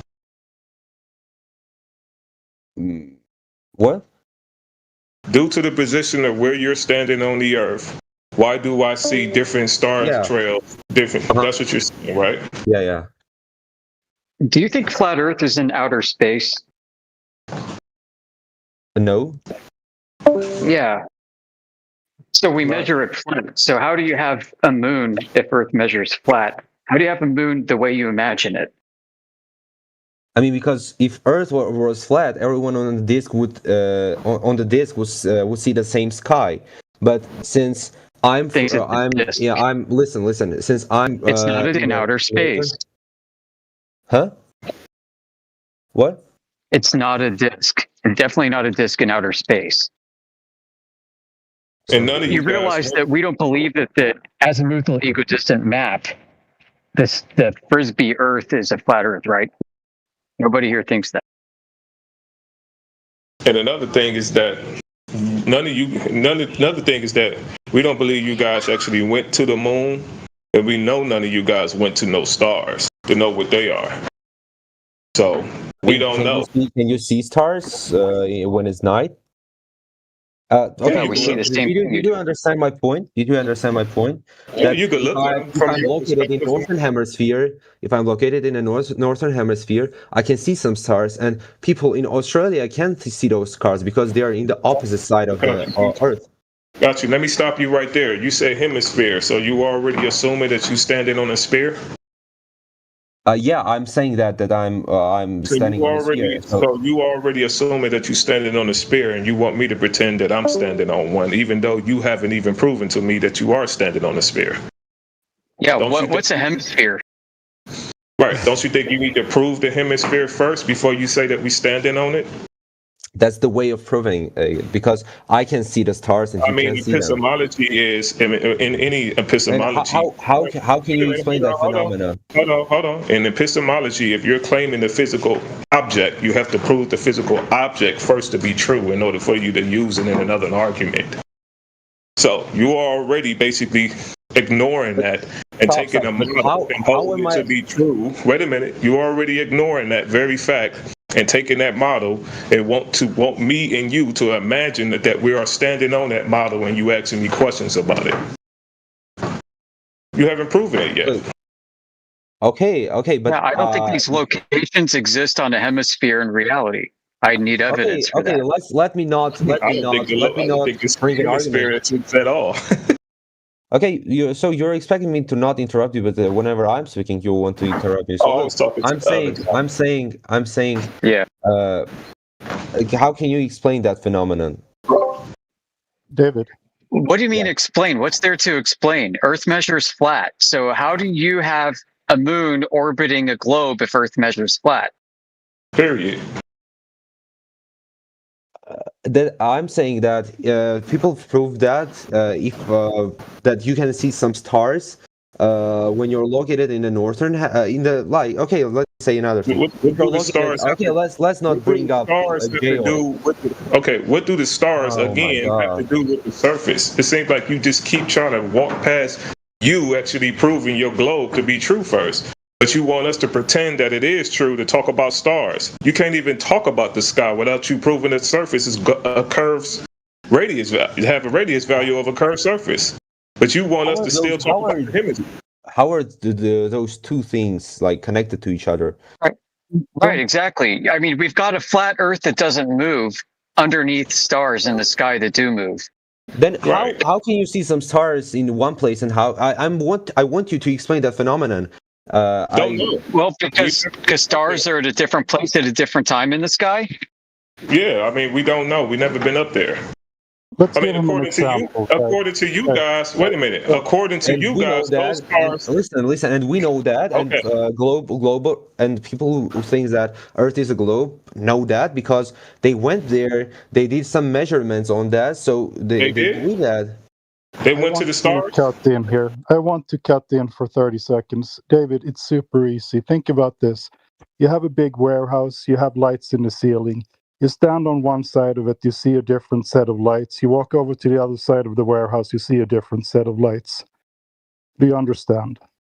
But stars are not that close as when you stand we don't know that. And we know that, and Glovers know that. That's the difference because all the laws, all the theories, as I know so far, are consistent, and you can see and you all can the laws, all the theories. As far as I know, yeah, he's spinning out of control now. He's going crazy. Yet and still, you have not proven this globe yet. You keep trying to get us to pretend. How do you expect me to prove that as a person who is? I mean, that's not my problem. That's yours. You're not. I'm not saying that it's not my problem. I joined here because I wanted to discuss some things. I want to debate because I have an English like that. Go to Nadia with you. We're not doing it, and now you're getting angry about it. But no, we don't have to go. I mean, to be honest. I'm not getting angry, but I'm just. To be honest, we don't expect you to be able to prove any of this stuff. Okay, we've been asking people to prove this stuff for 10 years, and they can't do it. David, you're in a very unique position. Listen, I wish I was 15 and can go back to that geography teacher that you have that is the best of the best, and you should ask him, "Hey, listen, Mr. So-and-so, what is the proof that you have that we live on a spinning ball?" And you guess what he's going to say? He's going to give the exact same answers that you're giving. He's going to say, "We have pictures from space." They don't know. He was maybe 9 years old when his teacher told him, "You are living on a ball," same as your teacher told you. That's what he's going to preach for the rest of his life. But he doesn't know. He has a belief just like you do. Just like we did. Yeah, I'm really like, thanks for the argument. And the reason that I was angry, because whenever I wanted to say something, I mean, you know that this is an English hub. It's not necessarily like, okay, yeah, I want to improve my English, and whenever I wanted to talk, you were interrupting.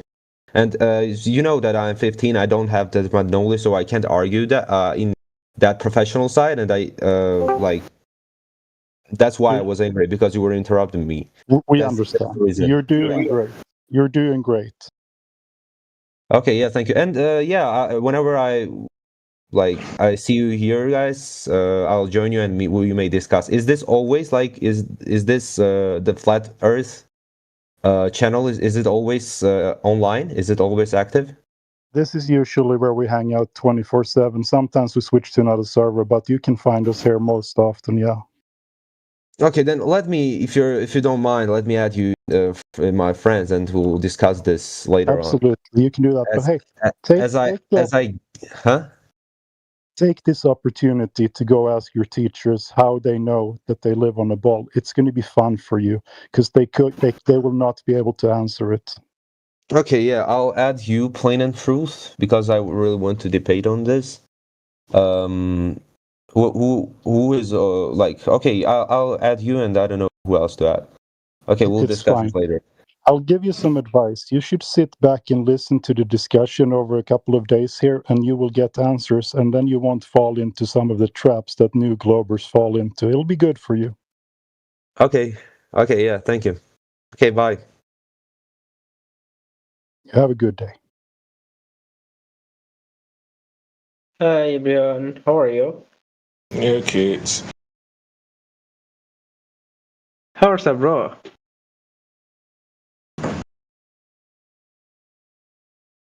Do you hear me? We hear you. Hello, Mr. Yeah, we hear you. Hello, welcome to Flat Earth, where the map is not the territory. That like kill 90% of the arguments right there. Yeah.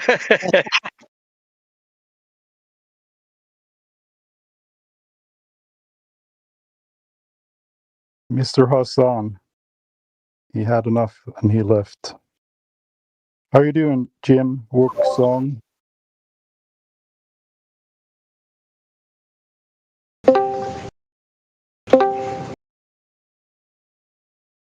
Welcome, Frank. Thank you so much. Oh, thank you very much. What can we do for you today? I have a question. So, do we say thank you so much, or do we say thank you very much? And what's the difference between them? Oh, I'm going to have a native speaker answer that one, because I don't actually know. I think I use both. Yeah, but which is more relevant or which is more correct? I think thank you very much is a little softer. Thank you so much is a little more direct. It's very nuanced. It really depends on what situation you're in too. If you're in a dire situation and someone done something for you, you will say thank you so much because you're in a dire situation. I believe thank you very much just showing that you appreciated it a little bit more due to the context of the situation you're in. Right. The more thankful you are, like if someone saves your lives, you probably say thank you so much. If someone gives you a cookie, maybe thank you very much. Or if someone says you look good today, you might say thank you very much. Right. So we say thank you so much in a casual way, and thank you very much in more when we speak with elder people or something like that. No, thank you so much when you in a situation where it's Yeah, like say you lose your cell phone and somebody returns it to you. They said, hey, you lost your cell phone. I'm returning your cell phone. You say, thank you so much for returning it to me. That's right. It comes with a sense of relief. Thank you so much. Right. You say that when you're relieved. When you're relieved, if you know what that means, that's what I was. When you're relieved, or you in a dire situation, or it's life threatening. Thank you so much. It's more urgent, but in a casual way, thank you very much is probably will be better. Okay. I'm so grateful. I'm truly grateful, guys. Or you could just say thank you if you say it in a casual way. Okay. Cool. Gotcha. Yeah, I think the same thing applies. Like, I am very grateful versus I am so thankful. Right. I am so thankful when you're expressing relief and extreme gratitude. But when you're very thankful, it's more generalized. Right. Guys, actually, I have some more time, so I have another point. Okay. So I decided to rejoin you guys. Okay, what if you go in one direction and you'll meet the same point? How can you explain that?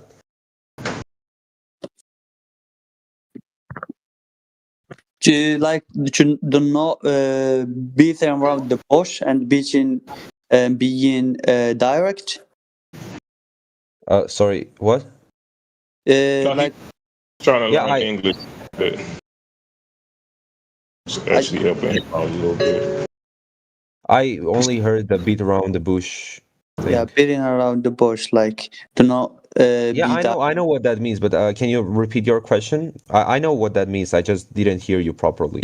Yeah, do you want to hear how or how to not beat around the bush and be direct? Yeah. Okay. Beat around the bush.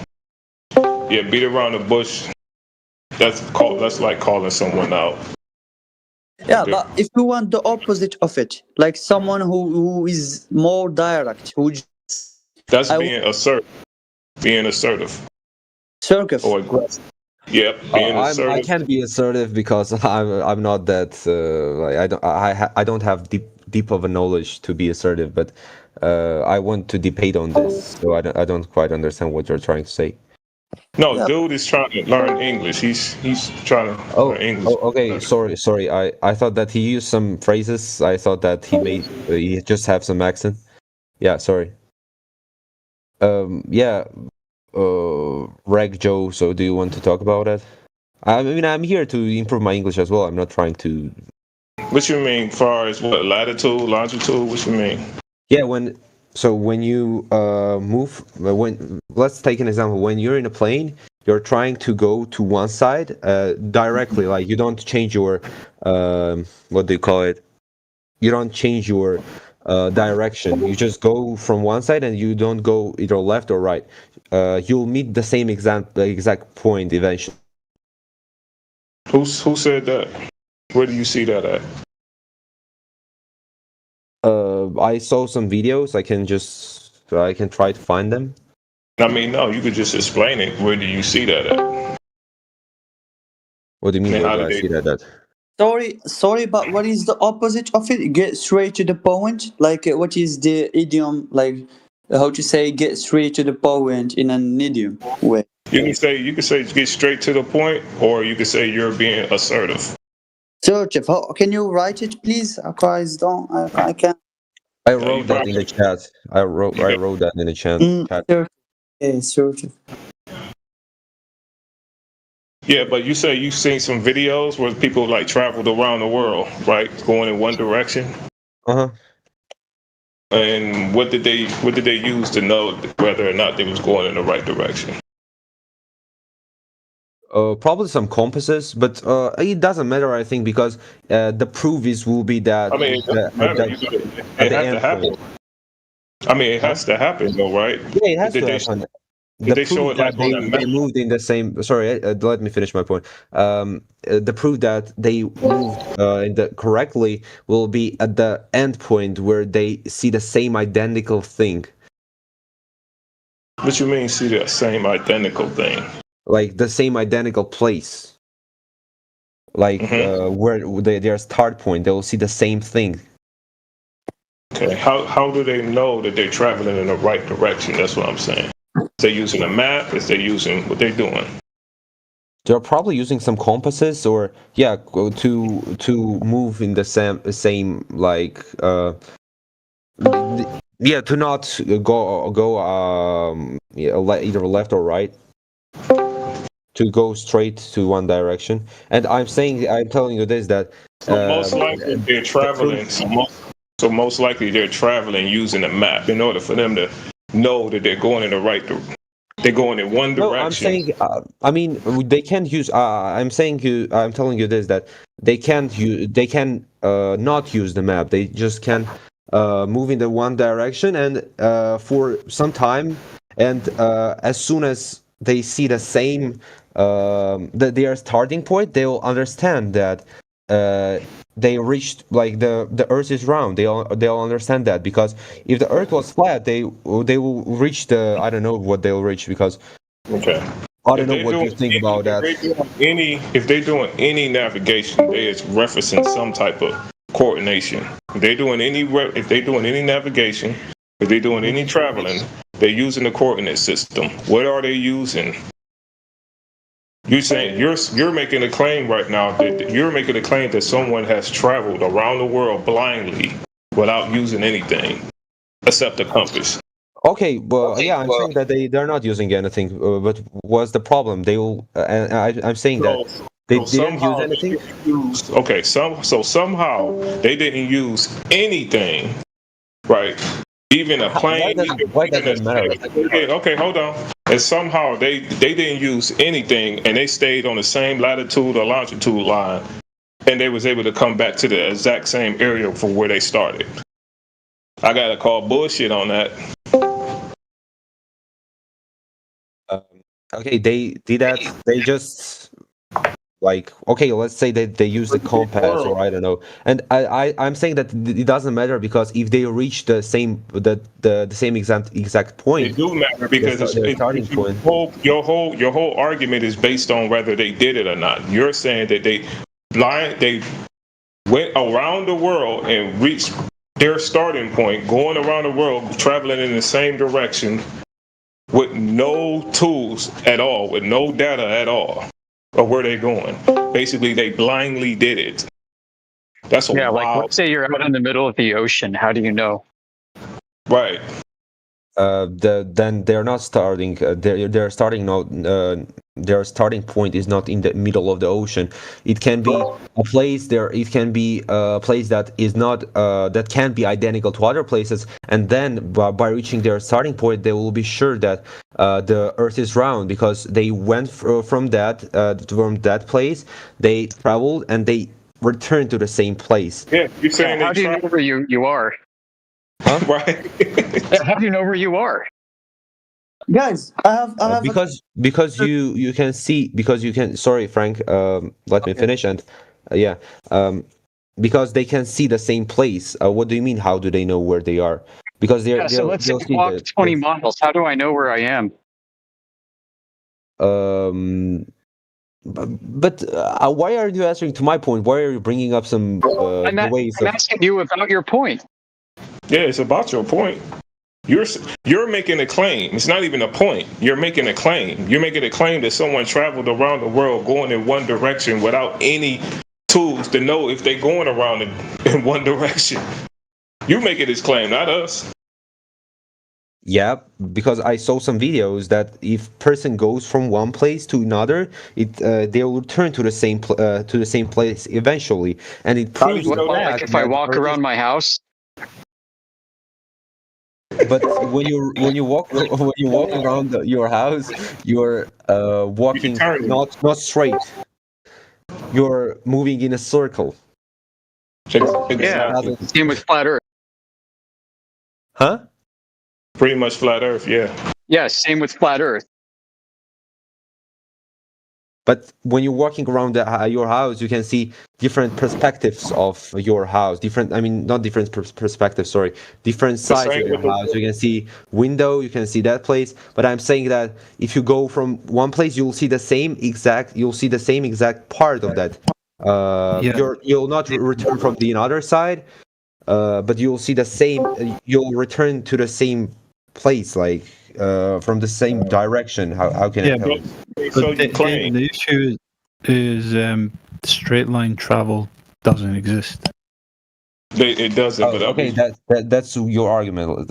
I'm asking for the argument. No, it just demonstrably doesn't exist. Why? There is no such thing as dead reckoning in one exact direction and then returning to the same location. Okay, let's say that it's never been done. It's never been documented. Exactly. Okay, let's say that it's not straight line. There are some 2 centimeter difference. But from your own point, they wouldn't know it anyway because they don't have no tools to show them that they're doing it anyway. You just saying they just traveling blindly in the world and somehow they got to the same place. So you don't know if they went around in circles. You don't know if they went in a square. You don't know how they traveled and got there. You don't know if they turned around and went backwards. Because they didn't even show you. They didn't even show you any navigation whatsoever or how they traveled and got there in the first place. According to you, I got your point. You're saying that okay. So you're saying that straight line doesn't exist, and that nobody can establish that they do it. Okay, even if Earth is a globe, it's impossible to go in a straight line on a globe. In a straight line. Why it's not? Why you're saying that it's not documented? So how can you be sure that it can happen? Because it curves. It would be going into free space. If it goes straight, it would be going into free space. So it curves, even on the globe. I don't really get your point. I got that you said okay. So. Just give me a second. You said that it's not documented that you can't go in a straight line, but now you're saying that you can't. That you're saying it as a fact, as an argument that you can't go in a straight line because the Earth is curved.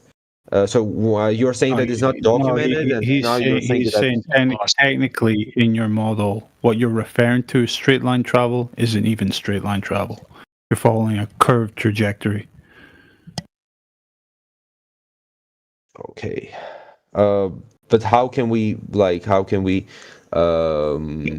that straight line does indeed there is such a phenomenon as straight line travel? It's theoretically possible and demonstrated with lasers on a flat Earth. Sorry, can you repeat? Yeah, you can only have a straight line on a flat surface, right? Straight line on a flat surface. Yeah, right. So, because you can't have a straight line on a globe.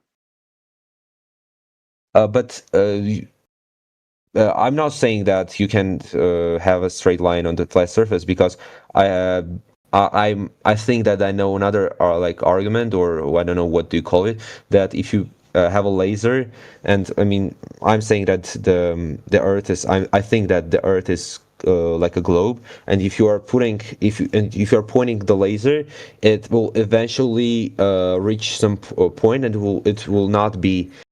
If it's near the what do you call it?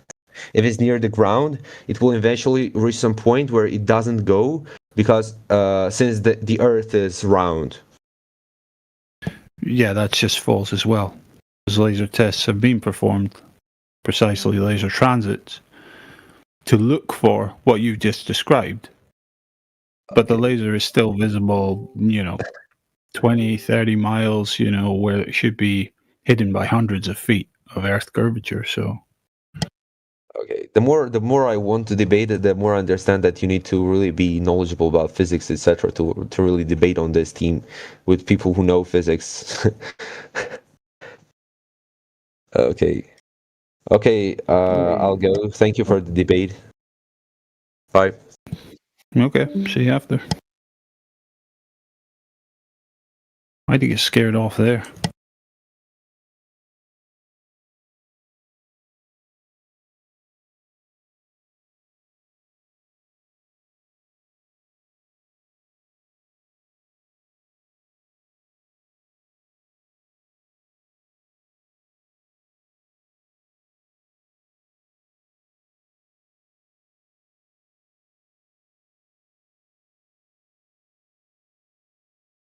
It's a full moon. Let's go.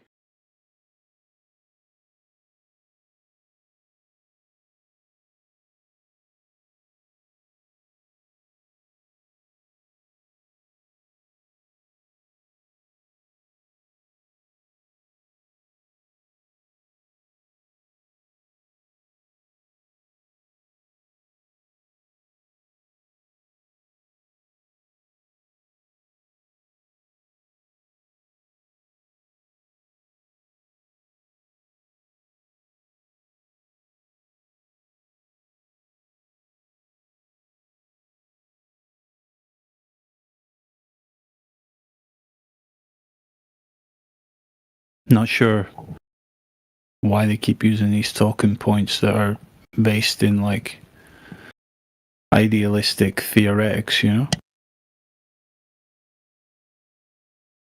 All I got.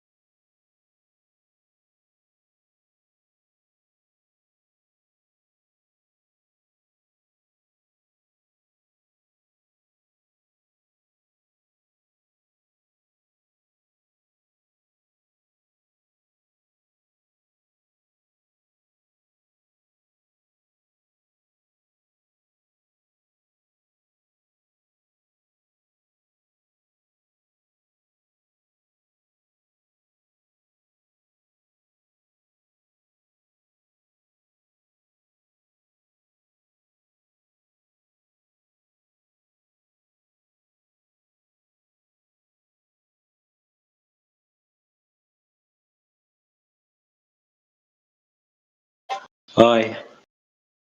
Hi.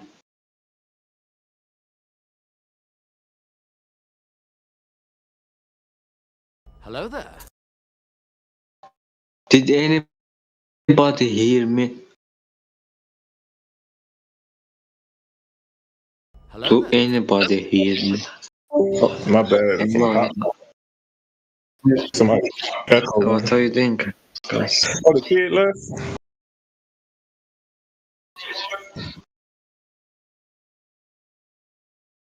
Huh? Do you hear me? Oh, the kid left?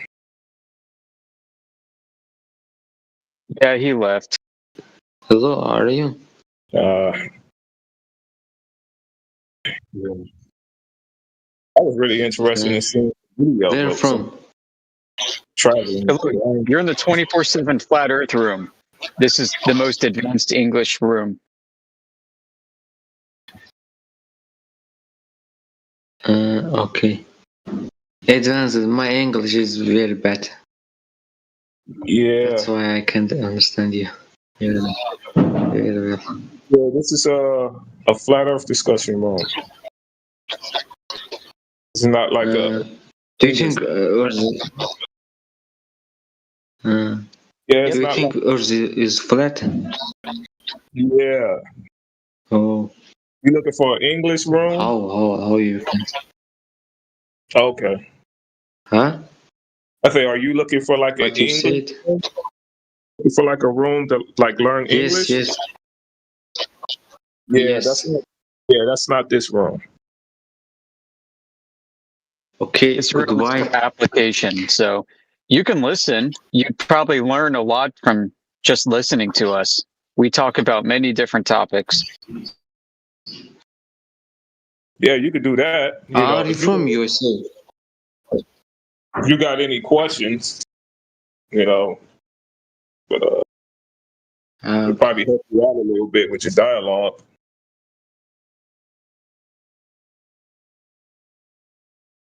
Okay. Yeah, we can give him something to listen goodbye. to. I I'm think. going. This room. I think this room is not for me. Okay. This is very advanced. Advanced level. Okay. Goodbye. Bye. See you. Yeah, see you. That see you mean bye. Yeah. Yeah, that kid earlier, if you didn't hear, he said, I think I need to speak with somebody on my side that knows physics or something like that. And then he apologized and thanked us and left. Yeah.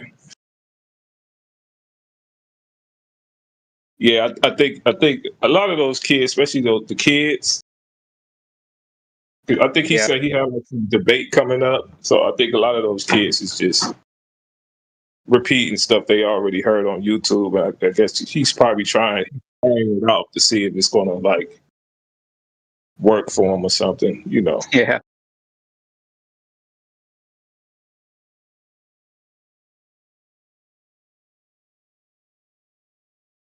I guess that's one way to learn. I guess he came in here. It's like, holy shit.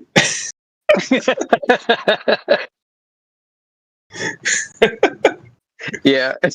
Work at all. None of these arguments is working. What the hell?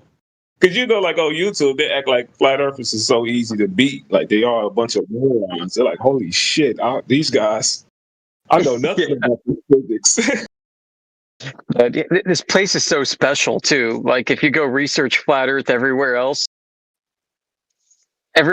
sucks, but here.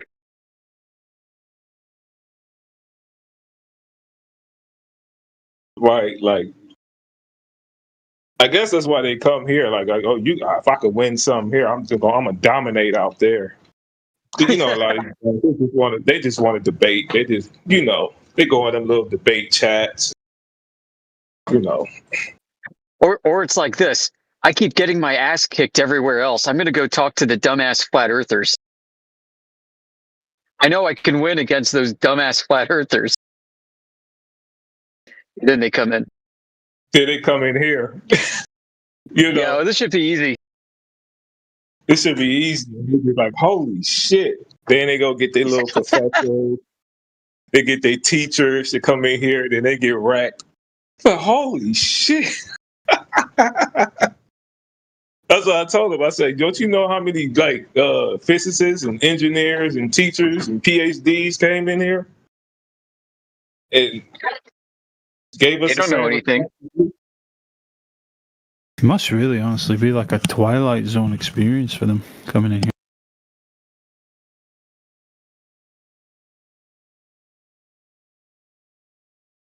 I mean, I think like the ultimate one was when Owen Benjamin was trying to debate who he's trying to debate like a flat earther, like somebody, and he's like, what the fuck I'm going to say, guys? Give me something. Yeah.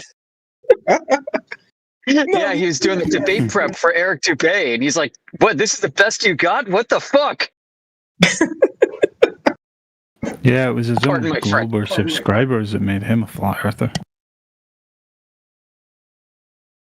But he was like on, like seriously, he was like on Facebook. He was like on like all of them at once though. He was like on Facebook, this was like when Reddit, or what's that other one that was like Reddit that was out? He was on there too. Yeah. And they was like giving him arguments, and he's like, "That shit is not going to work." Like, yep. He's like, I don't want to be a flat Earth person, but this is bad, guys. Yeah, that awakening experience is so good. I wish somebody had clipped a longer one. There's like a 30-minute supercut of him going through this, but I could have sworn there might have been a 3-hour one. Yeah. Oh man, that A was lot of drinking and a lot of piano playing. Yeah. He was stressing too. Like that was for real. He wasn't acting at all. I mean, think about it. He was where they were supposed to debate at. Like Owen Benjamin was like a big actor back in the day.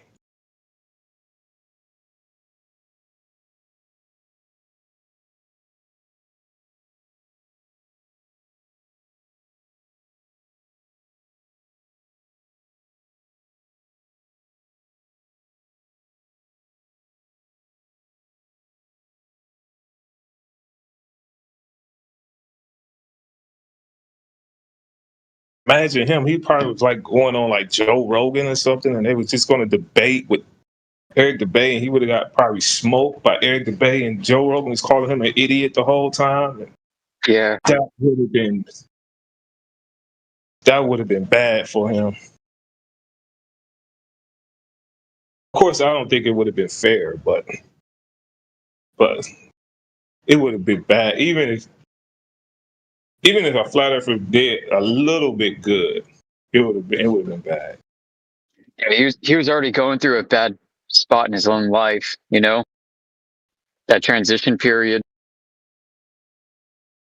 And then if he got smoked on this on top of that, yeah, he would have been in a very bad place.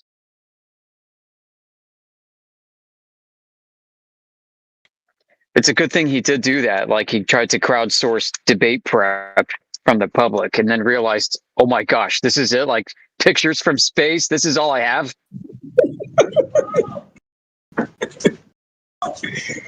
Oh, that's crazy. But I mean, I think that's what they all do, bro. Like, we see, like, I think that's what they all do, bro.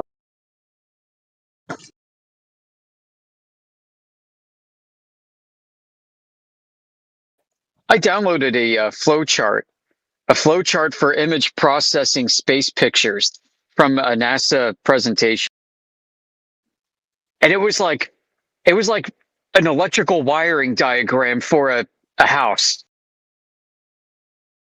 Just to get a space picture processed. It's like, first it's got to go to this office for processing level 1, and then it's got to get level 2 processing, and it's got to get level 3 processing from another office, and then they have to combine all these other resources from these other offices, and then there's a committee, and then blah, blah, blah, and then bang, now we got a picture.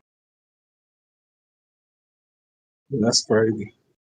But you got to think, too, look at all those jobs, that's there, though, for them to do that.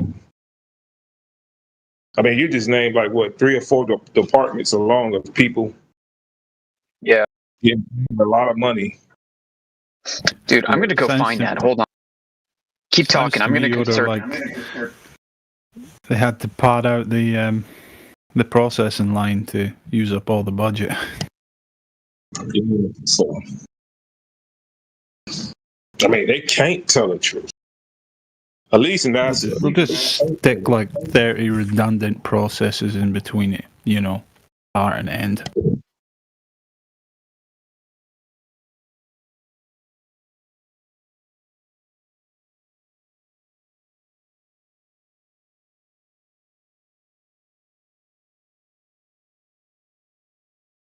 Any other space program have to be monitored by them. That's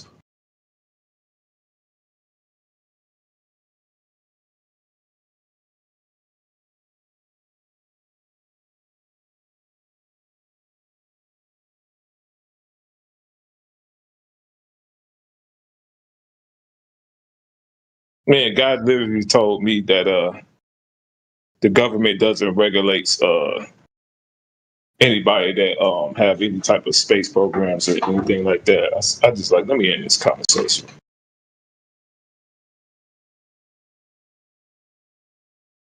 mean, government literally regulates you driving on the road, on the ground. You think they're not about to monitor you or regulate you leaving the earth when they got you saying that you can't even travel? Right now, in America, you can't even travel from state to state without them wanting you to get an ID with a passport or some nonsense on there. Like, come on. Yeah, there's some claims that globers make that are just incredibly foolish, whether the Earth's a globe or flat, you know? And that's one of them.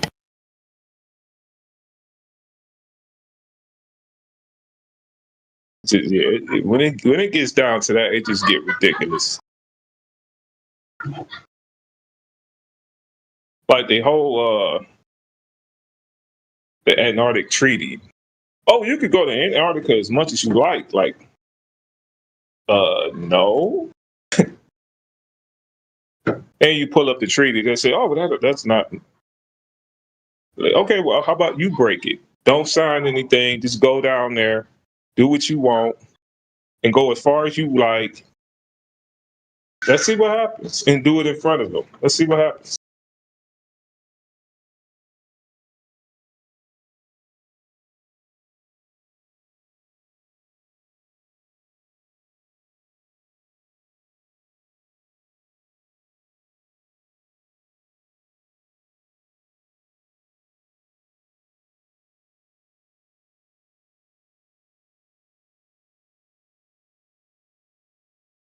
It's real ridiculous. Is that it, Yoda? That's something like what I saw, but you get the idea.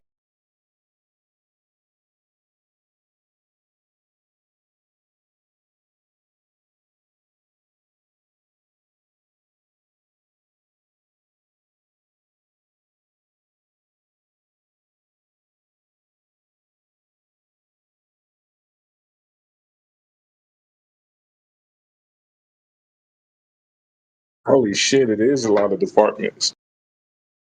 I want one of those jobs.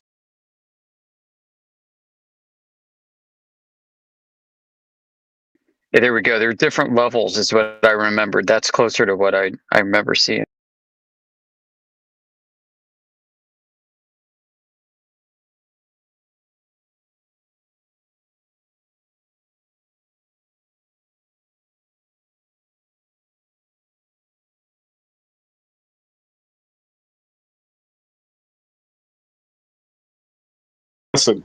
They got I guess my little nephew, he's in one of their little programs from high school. And then I said, so was you trying to be one of those astronauts? He said, yeah, that's probably a job I'll never be able to get. I said, what do you mean? He said, yeah, there's jobs there that you will never be able to get. Like, really?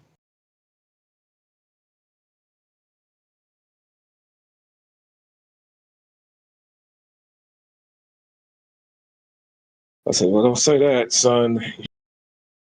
People gonna start calling you a conspirator.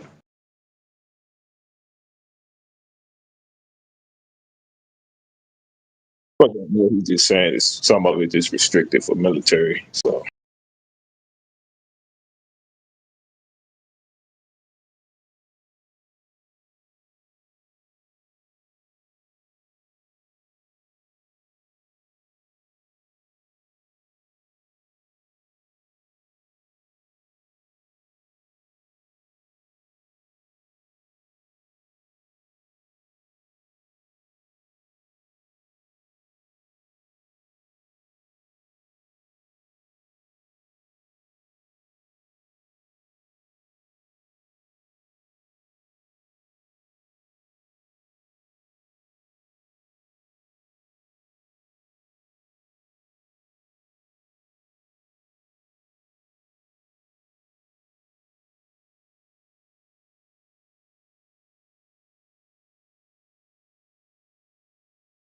Just seeing in chat there that Flat Fiend seems to be still defending the moon landings or something.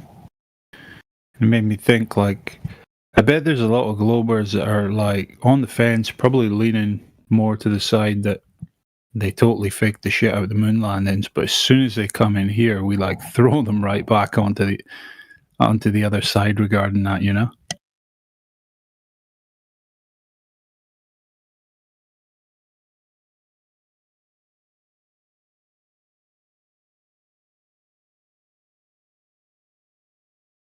Now that they have like a perceived enemy to defend the moon landings against, you know? As left to their own devices, they probably would have concluded that, yeah, they faked that.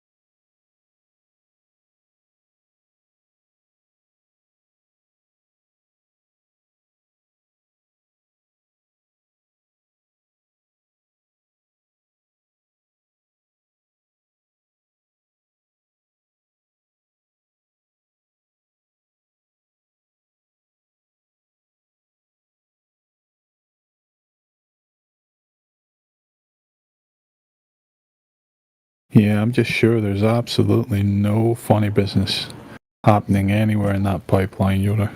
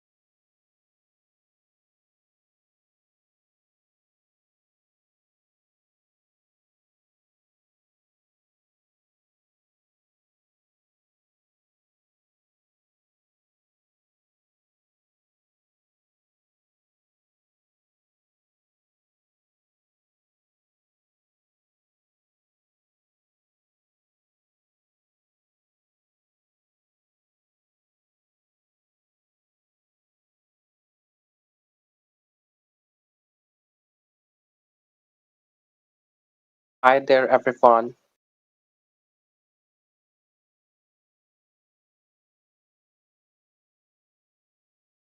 Hello.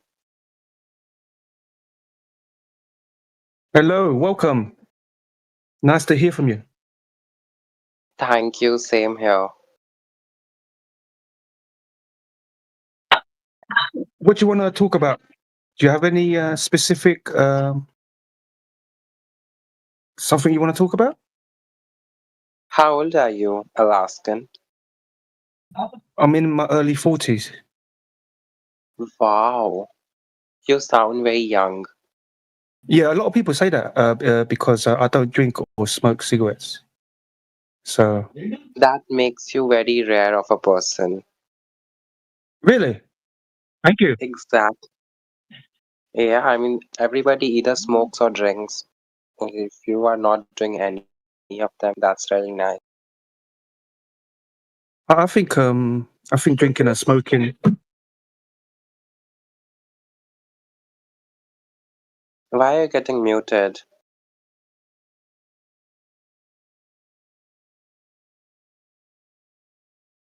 Alaskan Husky. Mala mute. Oh, sorry about that. I've got a lot of background noise. Sorry about that. Are you like, are you like British? I'm in the UK, yeah. Yeah. Quite a British accent. How are you getting on with the flat Earth subject? Are you making progress? Like, are you understanding the argument? Of course. You understand that when the natural behavior of water lays flat and horizontal at still, you understand that, yeah? Of course I do. You understand a gas pressure needs a container to press on to have gas pressure. Exactly. So you understand that. So you understand that space doesn't exist. Space do exist. No, it don't exist because the container is unbreakable. Nobody in humanity's existence has ever punched a hole through the container and then made their way through the vacuum of space and then sealed up the hole they punched through. If anybody ever did that, humanity would not exist because all the air we breathe here on Earth will escape into available vacuum very quickly, and humanity will perish. Does that make sense? Can I just counterattack? Go ahead. Okay.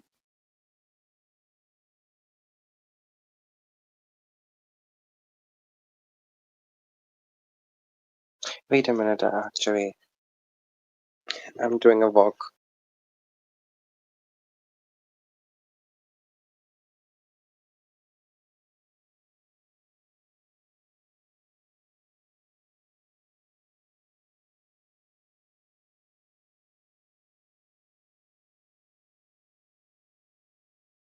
Hello? Yep. The first part is like, I always argued this, and I will still argue that the container which or whatever that keeps the air intact is the gravity, the pulling force, which keeps the air with the air molecules intact. Whereas the second part is the container thing.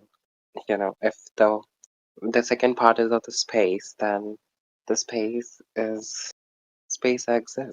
We have spacecraft which are making an orbit around the Earth. And like No. You just seen spacecraft on TV orbiting a globe Earth. That's all you've seen. But you have to demonstrate that claim. Do you know what I mean? Yeah, I do. you can't just say.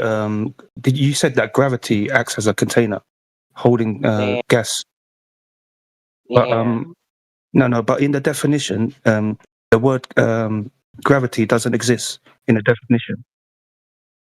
It just says that gas molecules and particles exert pressure on the walls of the container. That's it. To have gas pressure. It doesn't say anywhere about gravity.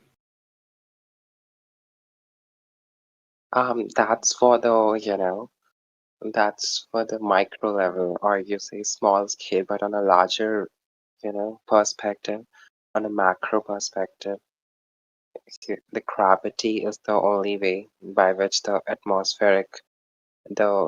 layers of atmosphere is kept intact with different density of the gas molecules. If there was no space, then they wouldn't have any planets, other planets. Where would they would be? It's like, oh my goodness. We as human beings are like, so small, and there is celestial bodies.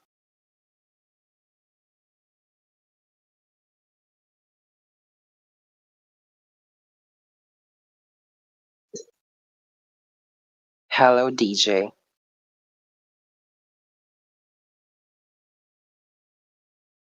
How are you?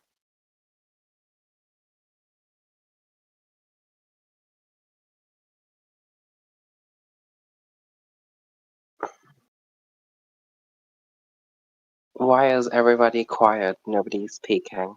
Hello, everyone.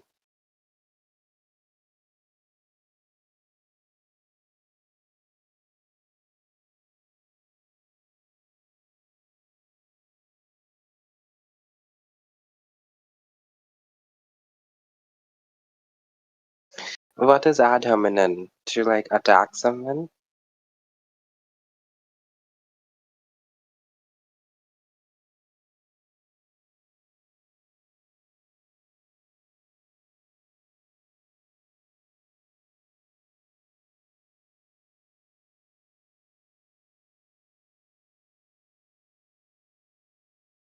Thank you, everyone, for your time and attention. Since nobody is speaking, I would like to take a leave. Thank you.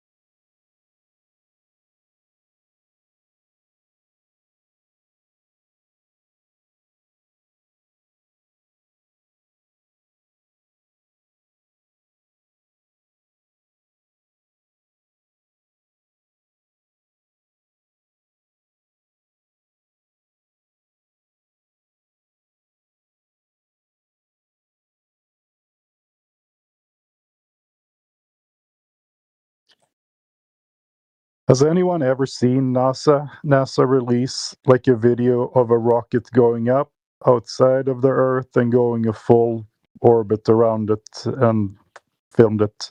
I mean, not even on TV. I think I've seen that. Not even as maybe as a cartoon animation for kids or something in a show, but they don't even claim to have that kind of footage, do they?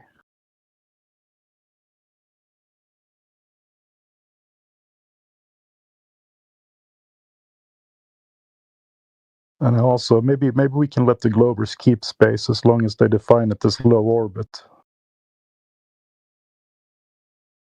Whatever is outside of the container, we don't know that. We can't make a claim about that. They could even call that space if they like, I guess.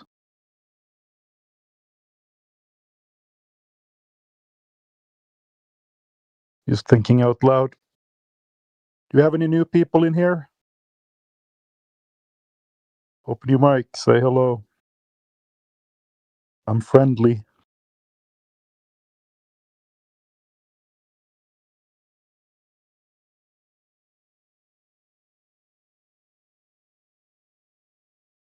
Let's see what the YouTube listeners are up to. How you doing, guys?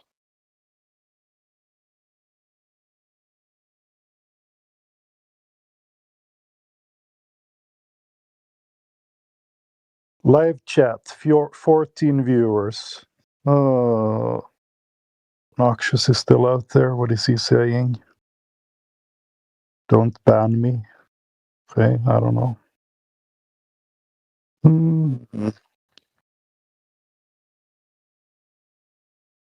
Is he banned? Maybe he was too obnoxious for us. Yeah, no trolls allowed. Rob Noxious. I recognize the name, yeah. He's kind of useless. Just comes in and kind of derails conversations, and he's like a really like a low IQ anti-flat earther that comes in and just like never presents any globe proof, just kind of like tries to sort of stir people up. Yeah, they're all low IQ, or they would be flat earthers.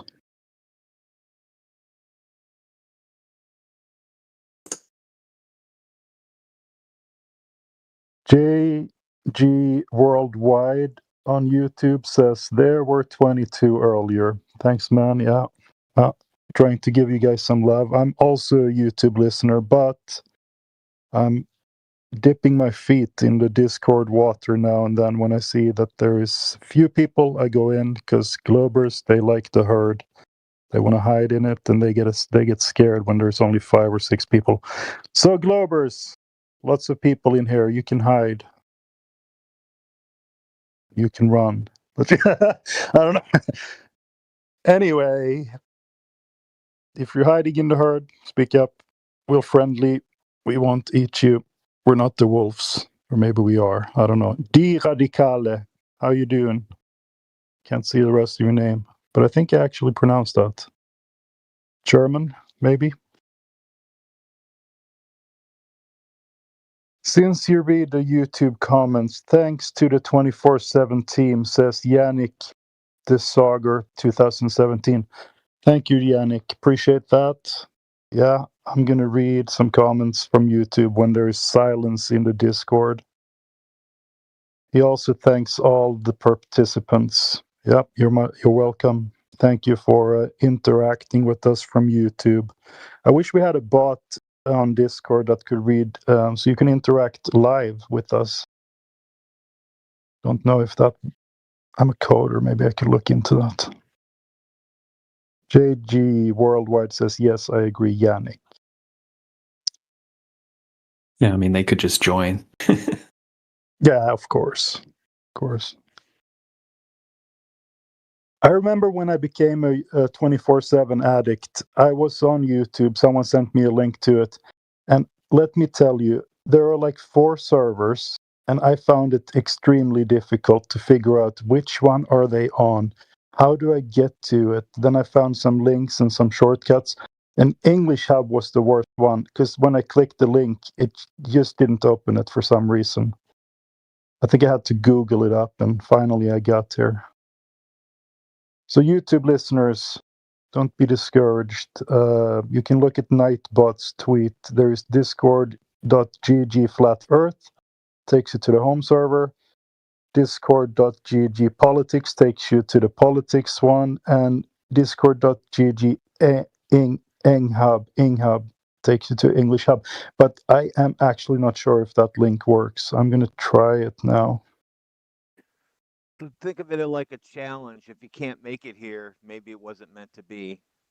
Yeah, that's right. It takes a certain. That's a good first IQ test.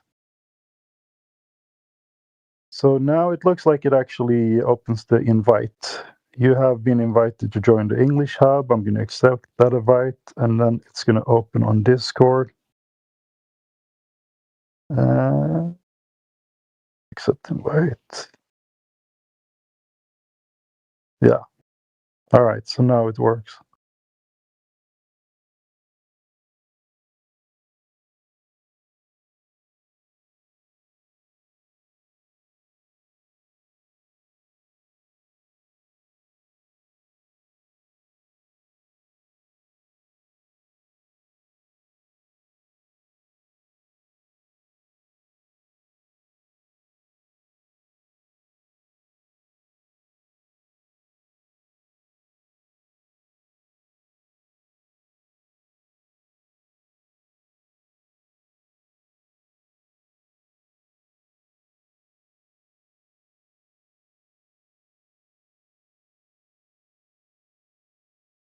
JG Worldwide says on YouTube, I've become a 24/7 addict in the past 3 weeks. I really enjoy the debates. Yeah, we all do. That's why I'm here. Probably have some favorite people. I don't want to embarrass anyone, but we all know who they are.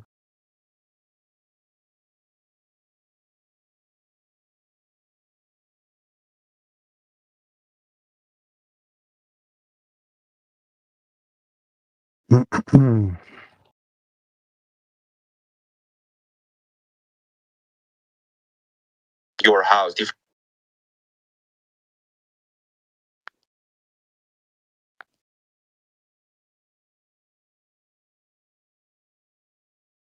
I wish YouTube had timestamps so you could see when the chat came in. I actually know someone who works at YouTube, and I gave him the idea. I want timestamps, and you click on it, and it takes you to that part in the live video. And he said he was going to look into it. So if that feature ever is released, you know I did it, or I got it done.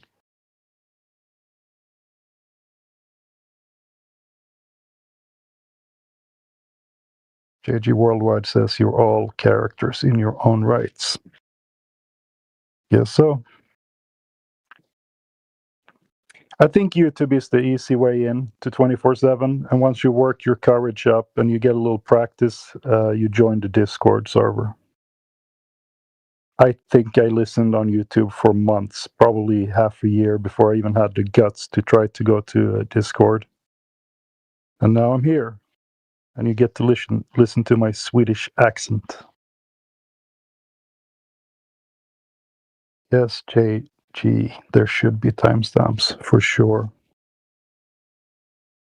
Because sometimes there's an interesting comment when you scroll up. That's the first thing I do when I come into YouTube. When I go to work, I open up YouTube.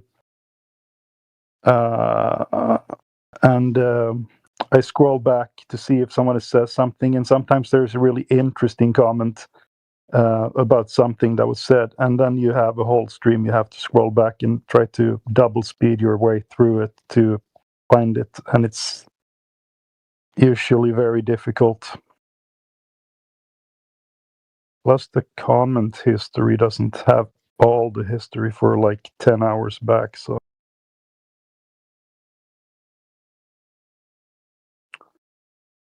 what else they say? The recent change made a month ago. New format on the level. You should install Discord sometime soon. That's right. Yes, you should install Discord. It's a better experience in many ways because then you have a chance to kind of comment live with the rest of us, and also your chat is seen. I'm just making a little effort now, since I'm a former YouTube viewer, to give you guys some love at the same time here.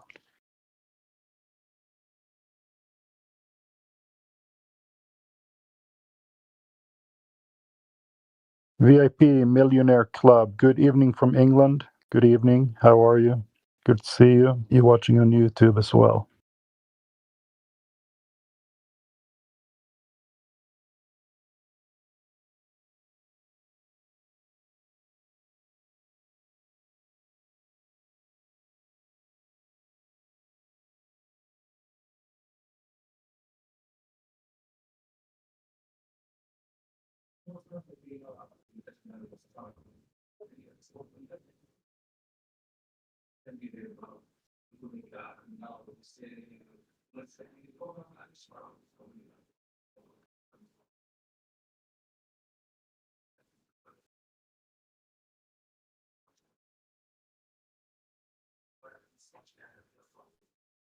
Let's check the chat on Discord.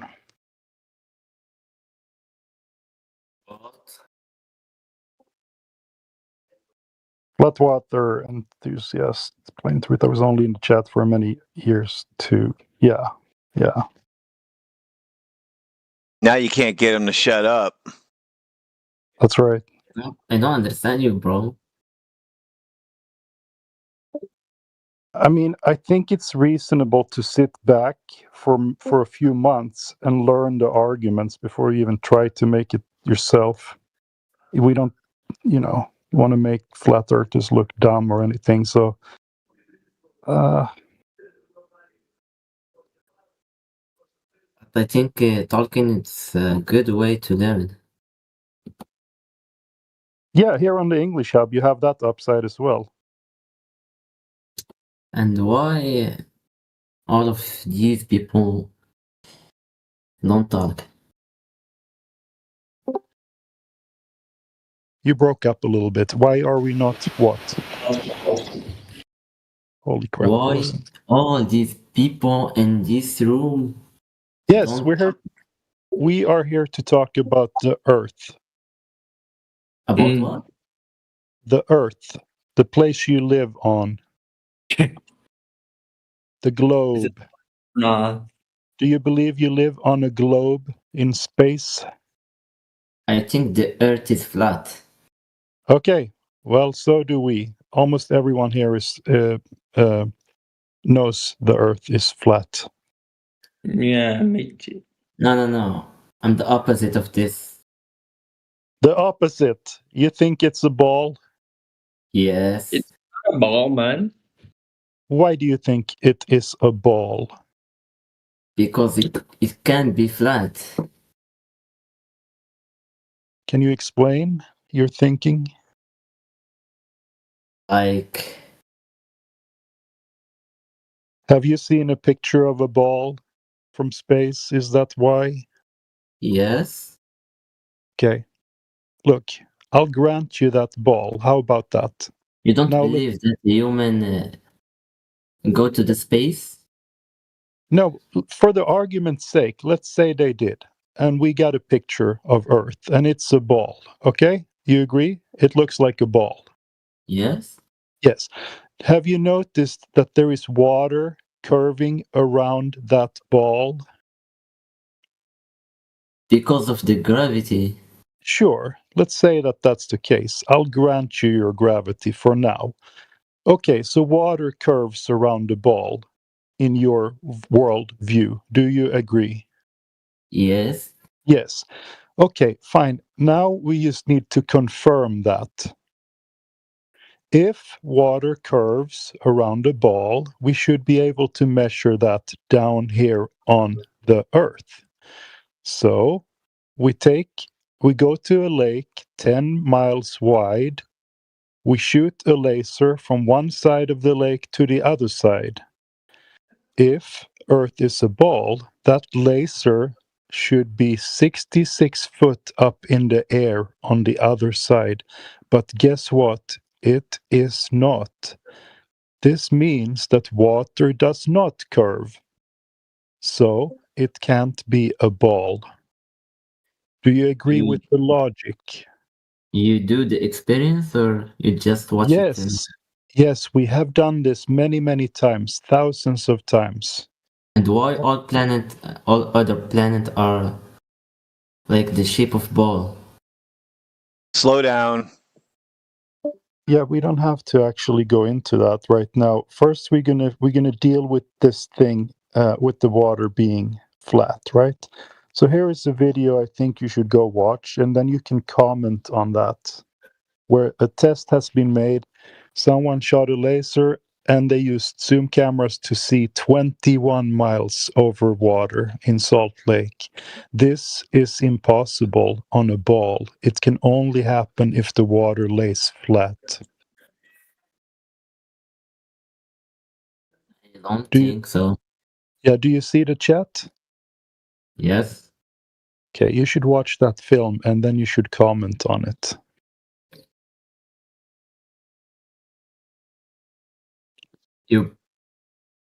You post the video in your channel?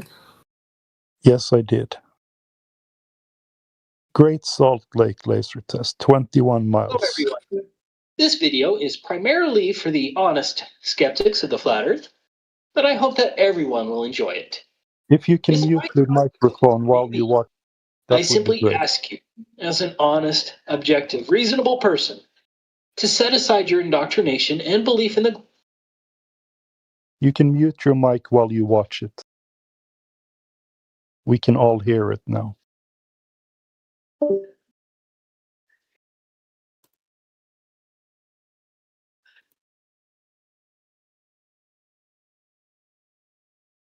No, Sverison, when you watch the video, you should mute your mic because we can hear it.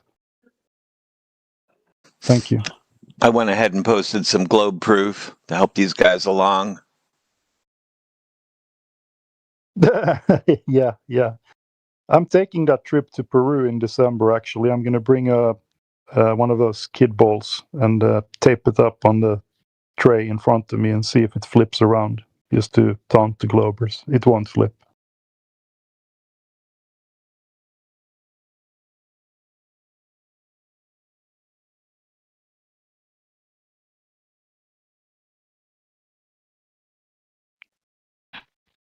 All right, who else do we have in here? Tyson33, how are you?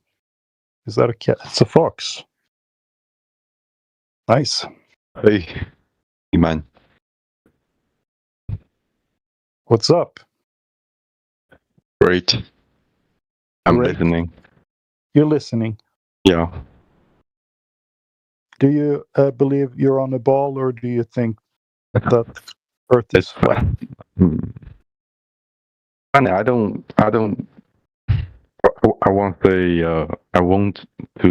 won't say it's flat or bald. No, I just don't know. I have no idea about, because you send this video chat and So you're at a point where you're looking into it. Is that correct? maybe I'm easier to trust the pictures from astronauts. You broke up a little bit. Can you repeat? I think I'm easier to trust the astronaut. Yeah, that's what he said in chat. He trusts the astronauts. He wants to know why we don't trust the astronauts.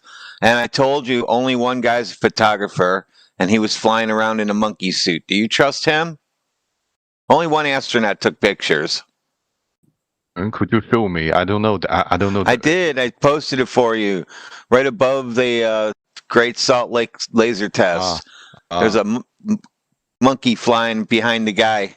That's the guy. The guy in the monkey suit's the guy who takes pictures, and he said the Earth is flat. So what that means is without the gravity. Gravity? No, we weren't talking about gravity. I don't know what that gives. To show you how ridiculous the ISS is. It's just a TV show. Okay. That's all. That's all that's for. But maybe I don't know. You from America? Yeah, I'll show you. Yeah. That's the guy. You said astronauts take photographs, and they don't. One did. The guy in that gorilla suit took photographs from the ISS. The others don't. Not that I know of.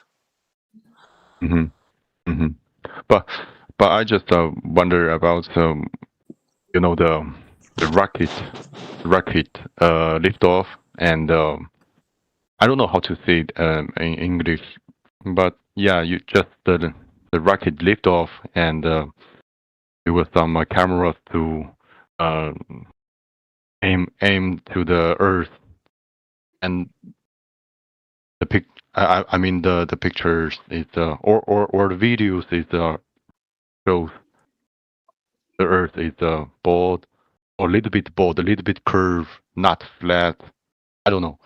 Just because not just American astronauts and Russian astronauts and Chinese astronauts, and even the Tesla.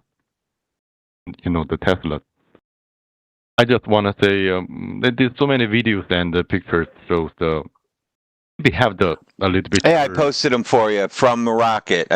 These are from balloons. Posted them for you. Yeah. That is Earth is not. Yeah, Earth is not a ball. Then it's just whatever you want it to be is what that is.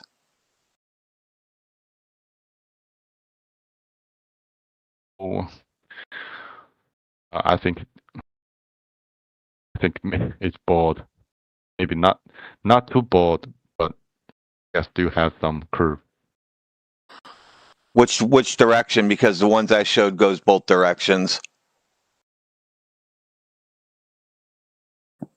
Directions. I don't know. You don't know. I don't know. Maybe you guys can explain it for me. I don't know. Earth is measured flat. Water is flat and level when it rests. And we use sea level as our datum line for height for things.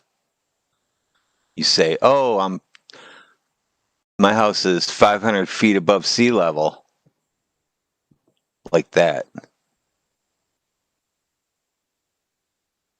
And sea level is the ocean, and there's only one ocean.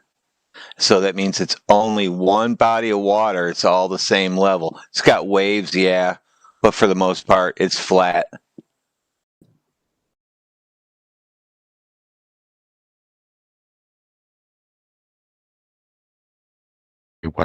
Let me watch the videos.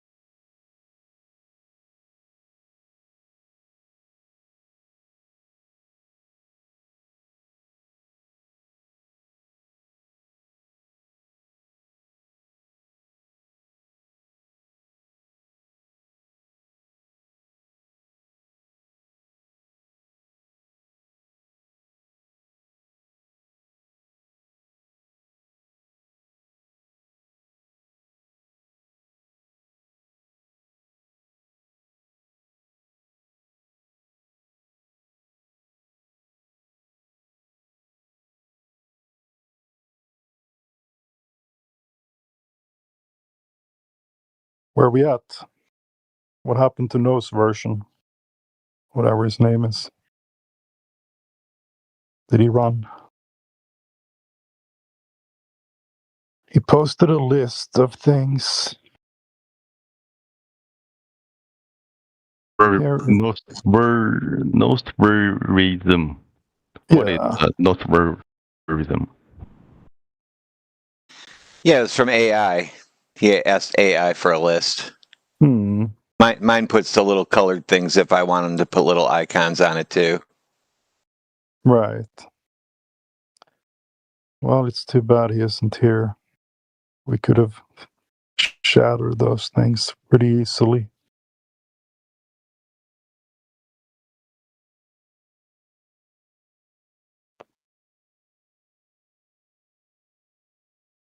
I mean, we can go over them for the YouTube guys.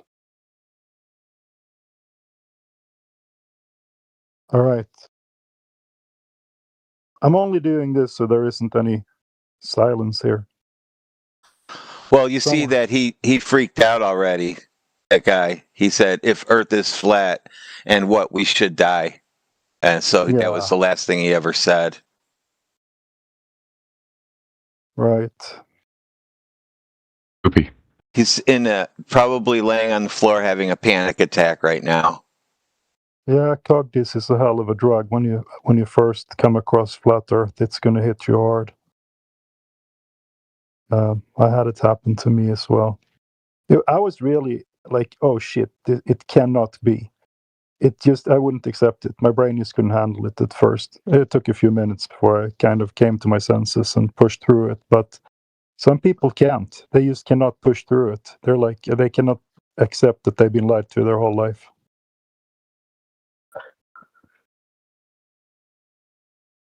Shit, man. But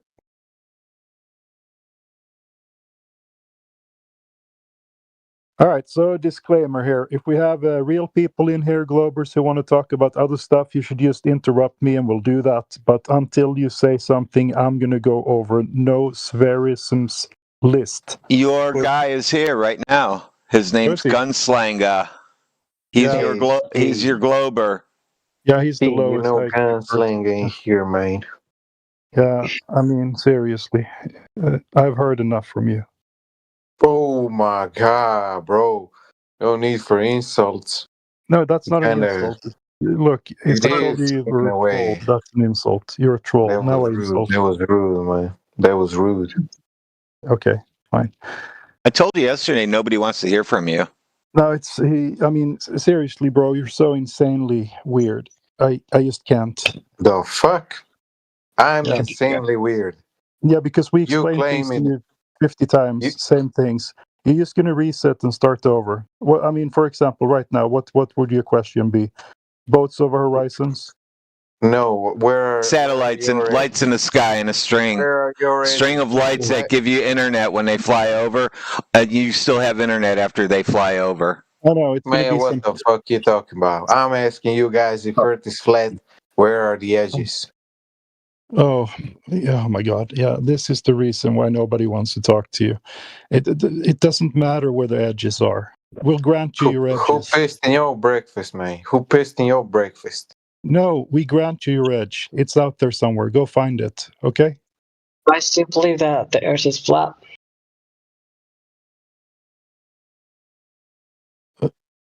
Who spoke? What's your question? You guys still believe that the Earth is flat? Yeah, I don't think anybody here has a belief that the Earth is flat. We know it is because we. Did you say tested it. Still believe the Earth is flat? Yeah, we never actually believed it was in the first place. You got that right, bro. No one will. The reason why we know the Earth is flat is because we measured it. We actually went out there, took a test, took a laser, shot it over a lake. There was no curvature, so it is flat. That answers your question? Did you do it yourself? You said, yeah. So you went out? Yeah, I've done it myself. 6 miles. Seriously? Seriously, no curvature. 1 foot over the 1 foot over the sea level on one side, and the laser came out 1 foot on the other side. That means there is no drop. It should have been way up in the air. But you don't have to trust me. You can go out and do it yourself. Just find a lake 6, 7, 8 miles. Take your friend with you. Put him on the other beach. Get a zoom camera. See if you can zoom into him. You can. That means there is no curvature.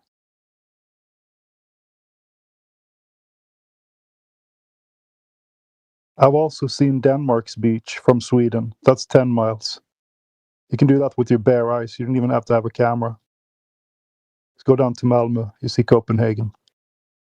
Impossible on a ball.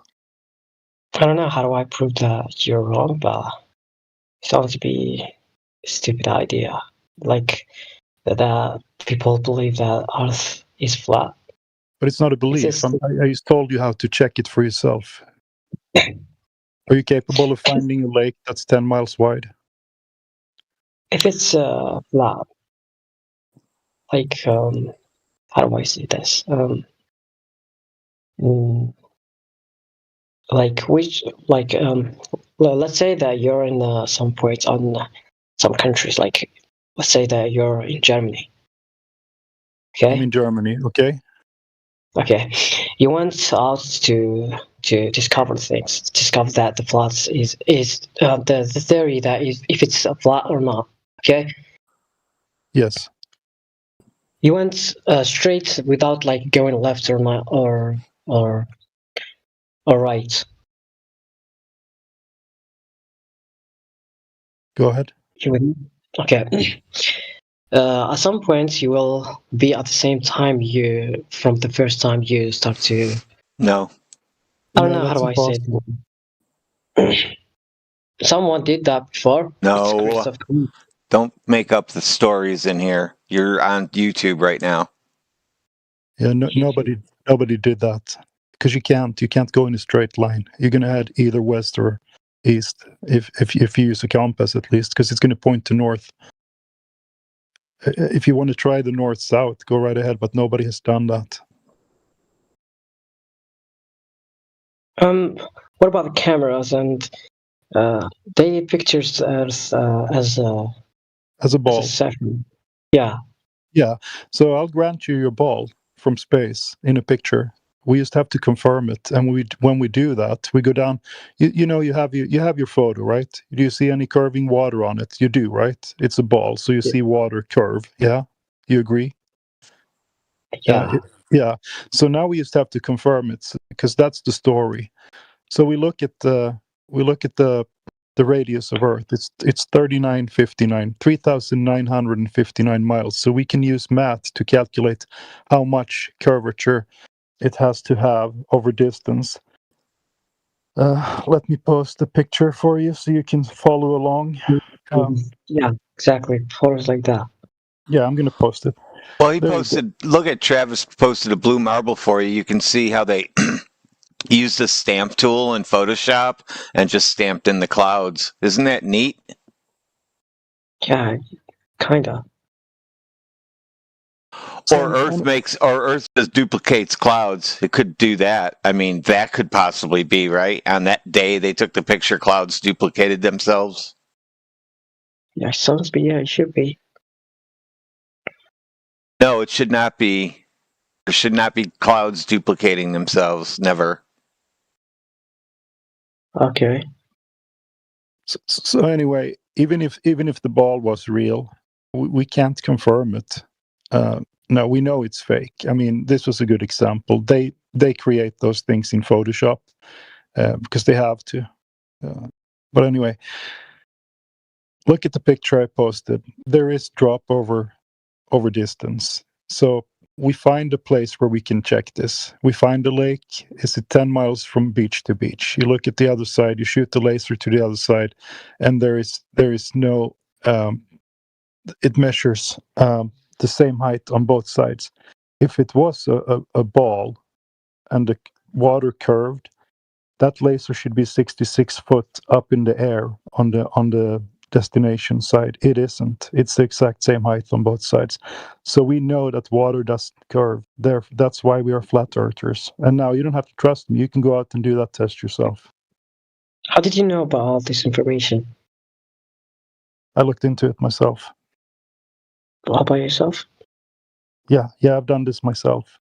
I brought my brother to a place with a 6 mile wide lake, and he was on the other side, and we zoomed in on his shoes with the zoom camera. So I know for a fact, unless he is 7.8 meters tall, he isn't. He's only 2 meters tall. I shouldn't be able to see him because the water should curve, and it doesn't. So that's the reason why I'm a flat earther, because I know that water doesn't curve, and you can figure that out for yourself. You don't have to take my word for it either.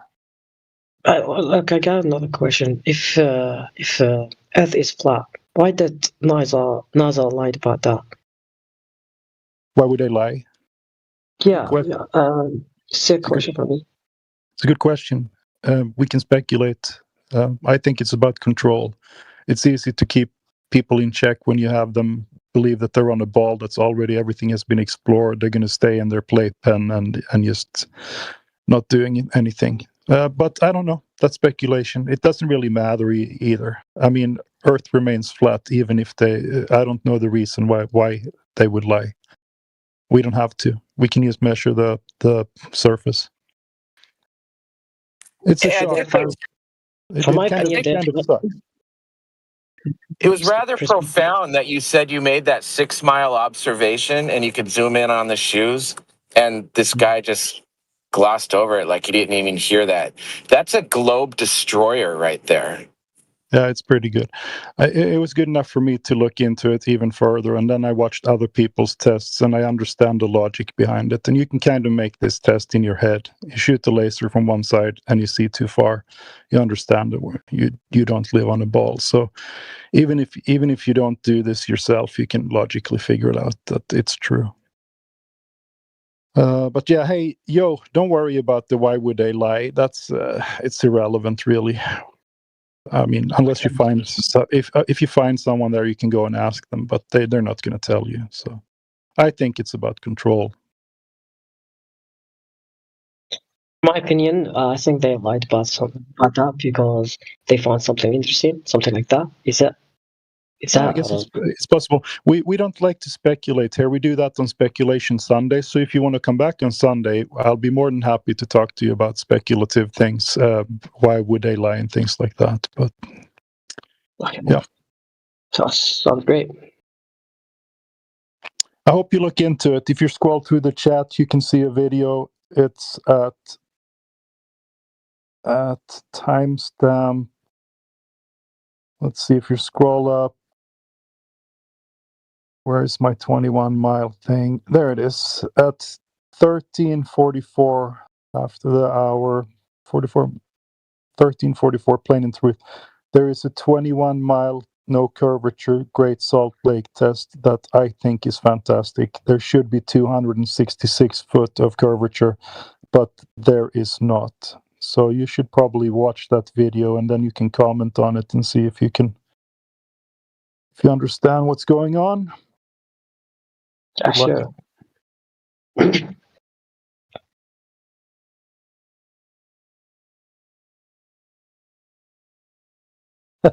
Have you seen any 6 foot tall ducks? No, I certainly have not. The fuck? That's funny. And I haven't seen any 7 meter tall people either. So that's why you shouldn't be able to see a person 6 miles away. But almost everyone can find a lake that width and try it out themselves.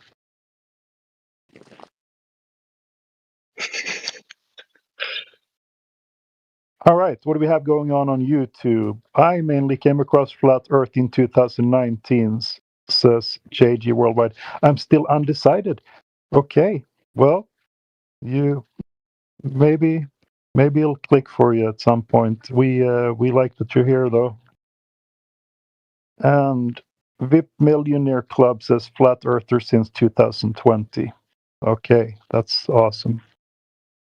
Well, I'm a latecomer. I didn't get this until 2019 myself either. So we have some people in here who are like 2015, 2014. Some of you even earlier than that. Very impressive.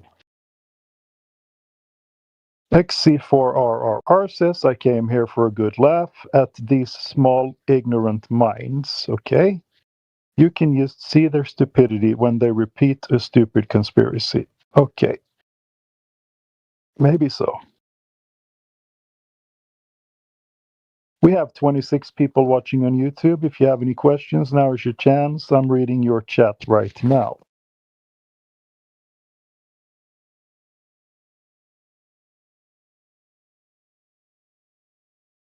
If we have any new flat earthers joining us, feel free to share why you became a flat earther. That is always interesting, and it fills up some airtime.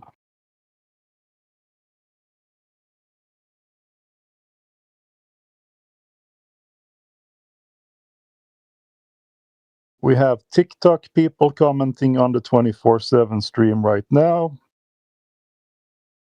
It says, good discussion on the 24 stream generally today. Okay. I'm checking all platforms. I should probably check Twitter. Don't we stream on Twitter as well? Or X? I'm not sure. Can involve some more people.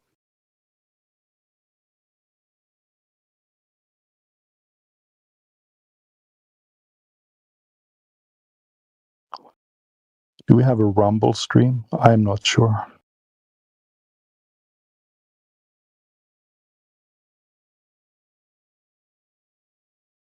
Sunny 3 River, how are you doing?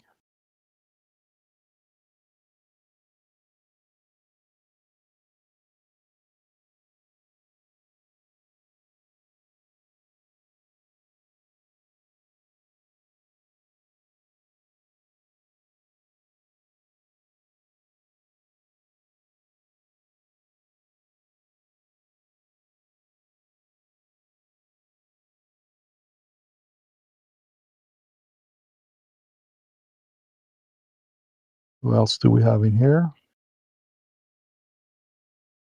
Moon Casa, how are you?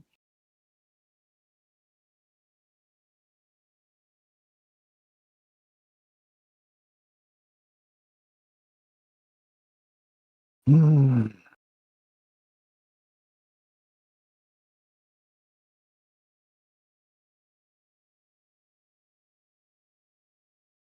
And Mark J,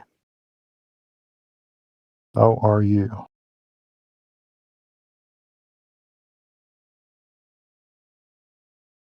All right, we're checking YouTube again. The FE debate has caused such a divide in my Facebook truther circles, says JG Worldwide on YouTube. Yeah, I bet. If you ever want to see someone kind of blink in and out of existence, you just tell them, I think the earth is flat. It's so funny to watch their little eyes just click. They can't process it usually. And then they're either gonna usually they react angrily, actually. How can you be so stupid?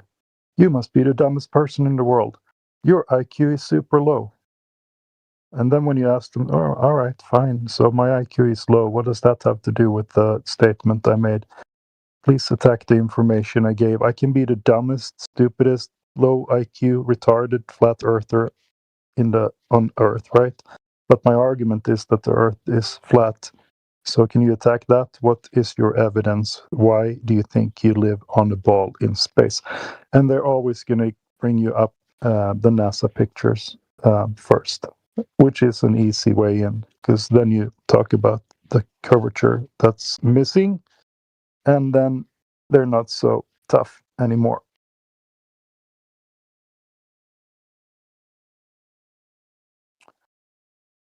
Right. Maybe we should go over his list now, since there is silence here. For my beloved YouTube listeners. All right, so no spherism, Nospherism had a list that ChatGPT or some AI gave to him. His first argument was photos from space, and we have addressed that. We can grant him those for a little while until we realize that we cannot see that curvature down here. So we are going to dismiss number 1, photos from space, because we cannot confirm that they are real when we do the measurements. Number 2, time zones. If Earth were flat, the sun would rise and set everywhere at the same time. Oh, that's some claim, huh? The existence of time zones requires a rotating sphere. We can dismiss that because we cannot detect a rotating sphere. We have already talked about this in point number 1, and time zones work just fine. Has to do with where the sun is over you, and the sun can circle over you on a flat and stationary plane. Existence of time zones requires rotating sphere. It's also begging the question, affirming the consequent fallacy. So we can dismiss that one pretty easily. There are also political reasons for the time zones. There are more time zones in the north than in the south. So it doesn't even, they don't even know how time zones work on a globe, or they don't understand it. 3, ships disappearing hull first. When ships sail away, their hull disappears before the mast, exactly what you expect on a curved surface. Well, we can dismiss that one immediately because we already proved that there is no curved surface. And secondly, we can replicate things disappearing hull first on a flat surface. You can do this with Lego pieces on a flat surface if you like. There are many films and videos of that. I don't know if someone can post something like that. We've posted it many, many times.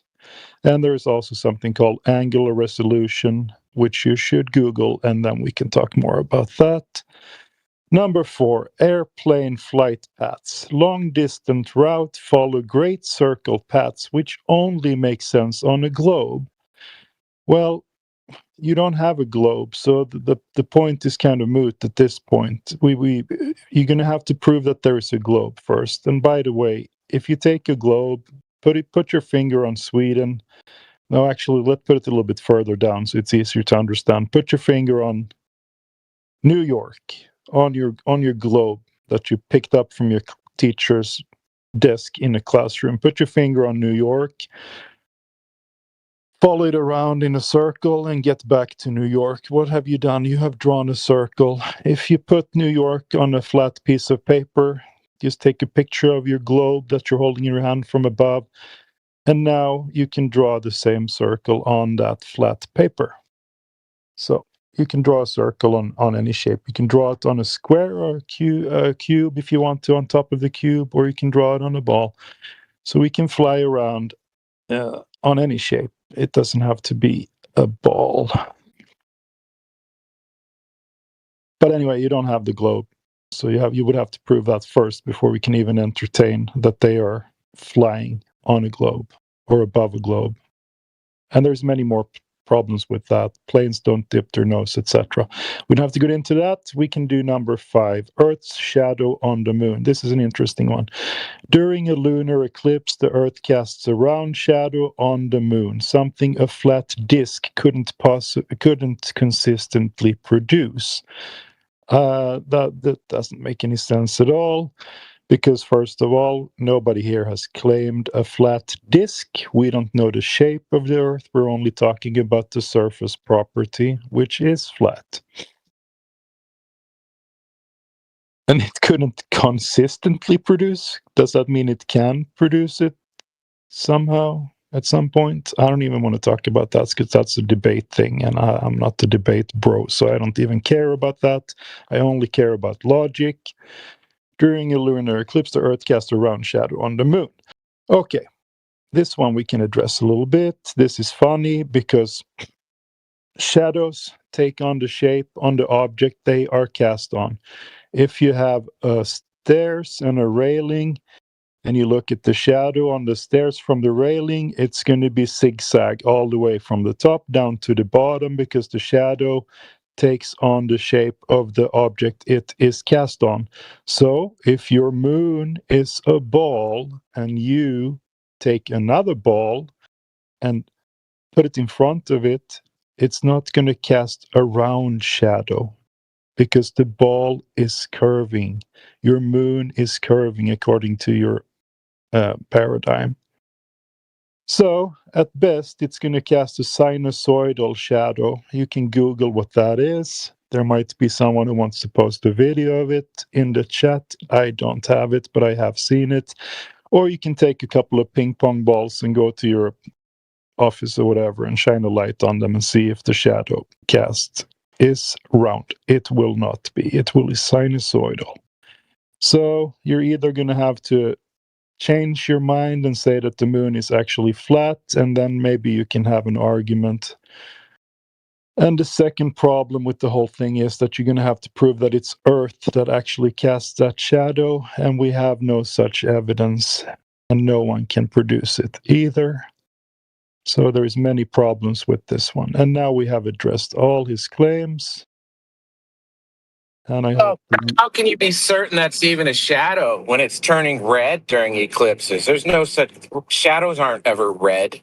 yeah, we can't even prove it's a shadow. You can't do it in a lab, and there are no red shadows. So that's a very good point also. Thank you.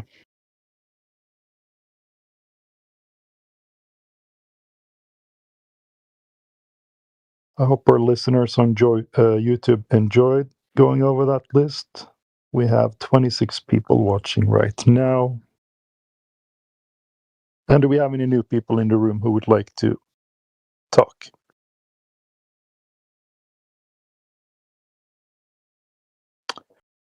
Otherwise, I'm going to be quiet for a while.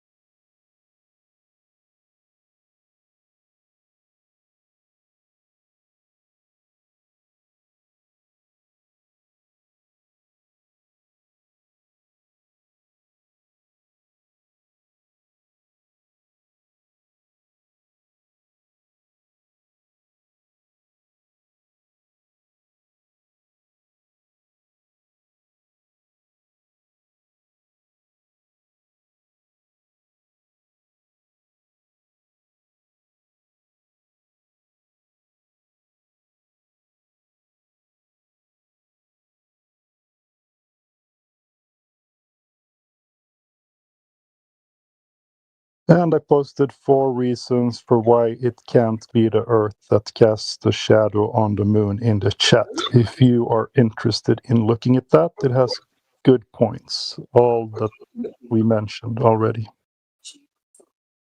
For the people with TikTok brains who can't focus for more than 5 seconds at a time, this is a good video because it's only 1 minute long.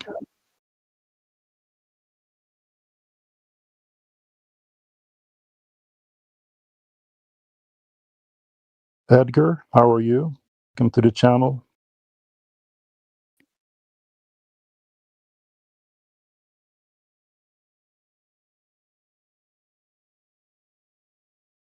I'd like to know why, when there's a solar eclipse, the shadow of the moon is so tiny on the Earth.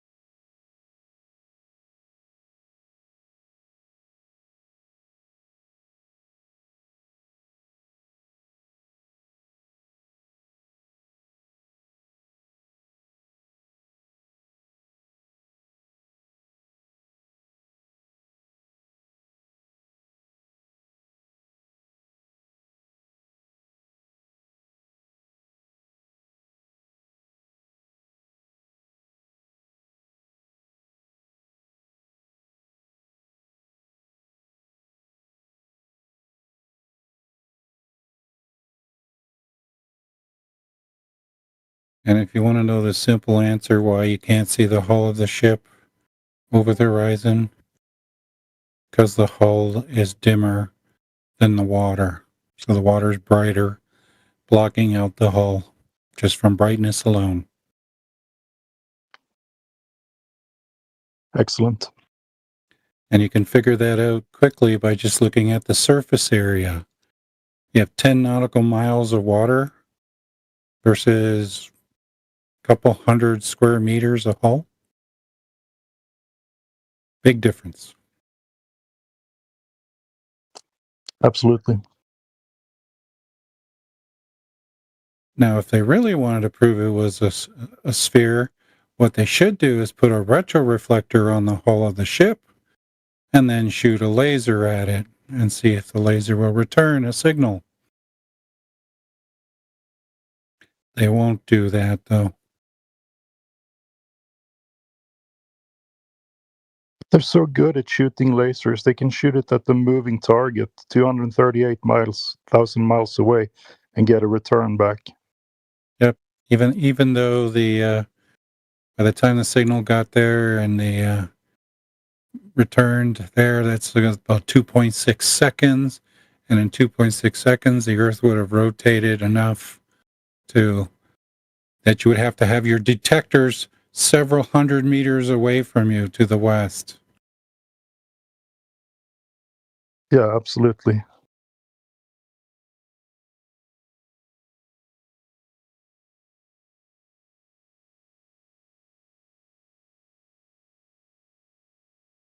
All right, we have Nathan Querying 3003 on YouTube saying, if you are on the fence about the Earth, just remember water. Good point. You know, all the flat stuff. Yes. JG Worldwide says, yes, thank you, Swedish guy. Thank you. Sorry I couldn't read your name on my small screen. It's plain and truth. Flat water. Mr. IKEA. Mr. IKEA. Yeah, that's easier. Call me whatever. But IKEA. Now you triggered me. All the furniture is super expensive here in the States. In Sweden, it's still like known for the cheap furniture. Here, they turned it crazy. Like $800 for a table. Are you crazy? I'm not going to pay $800 for a kitchen table. But anyway, they have pretty good food. The food is good, especially made out of wood. Table's only made out of wood. It's not made out of gold. I know. So I'm going to have to be a Swedish traitor and say, you don't buy furniture at IKEA because it's cheap, not in this country. But now for Christmas, they have some pretty excellent Christmas cookies and things. So still worth going there. Nathan Querying, sorry if I'm botching your name, buddy, on YouTube says flat water equals flat earth. That is correct. 71% is the claim. So it cannot be a ball.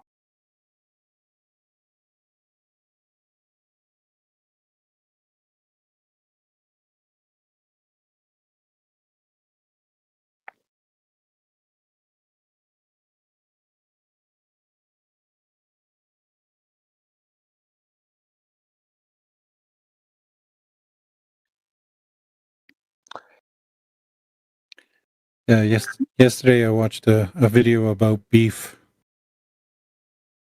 And you would think that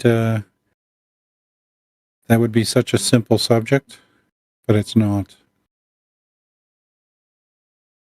Beef? Yeah, just beef. Cows? Just the logistic of cows. Oh.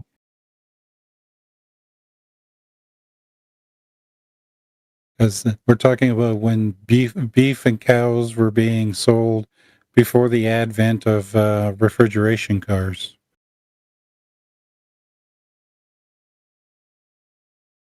So the railroads, you had to ship live cattle from Chicago over to New York City for them to have fresh meat. And then one day a guy comes up with the idea of making refrigerated cars. They could cut the cow down, because a 1,200-pound cow, about 60 60 or 40% of it is completely not edible. That's like the non-edible part of the cow. So you're shipping all this extra weight in bulk, but you don't. But then you get the cow to the destination, and you have to throw away all the useless parts. You know, the hide, the bones, the hoofs, all that stuff. But this guy figured out. He goes, I can make refrigerated cars. And then I can also sell all the parts that we didn't use, make glue and all that stuff, sell the hides, all that stuff as well, right? Which actually made his beef cheaper than the other competitors. But the railroads, the bastards that they are, so when you do refer to robber barons, the railroad guys are the robber barons because they always like to steal from people, all this stuff, right?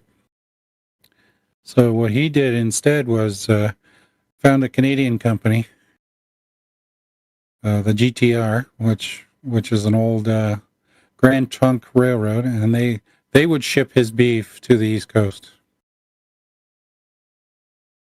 They had to bypass all the four major railroads in the United States.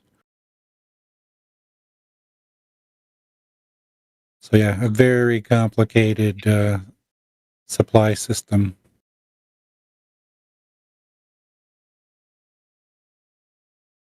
Good for them that they didn't have to build those railroads over a very curved surface. Exactly. So many things are so much simpler over a flat plane, aren't they?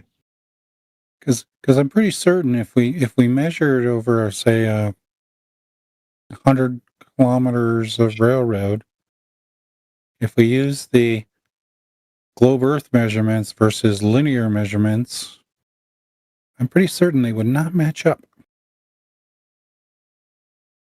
That is correct.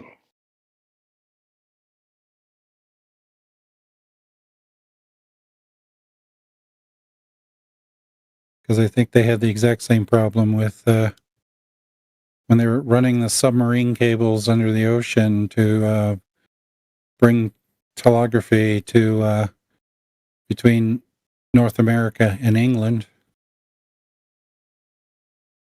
That they brought a lot more cable than they needed.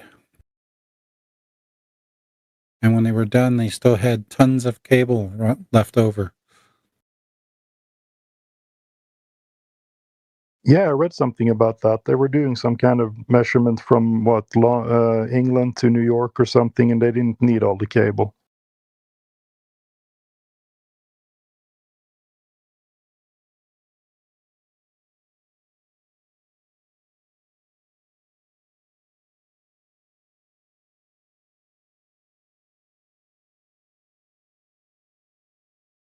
All right, who else do we have in here now? Any new people?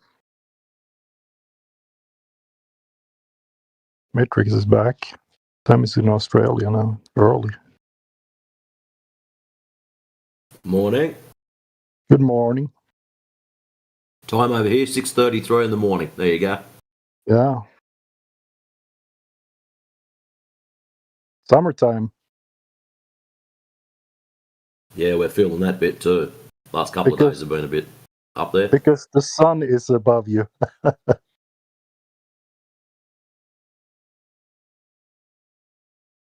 No spinning tilting ball required for the seasons to work.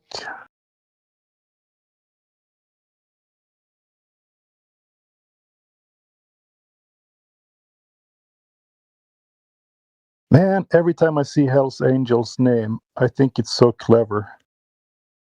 Hell's Angels. I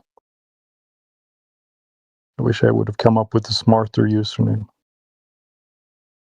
Plain and Truth. The Plain Truth is what I wanted, but it was already taken. Thought I was clever. Probably spelled it wrong. Okay. Mohammed, how are you doing? You a flat earther yet? Taking the plunge? Are you still a glober?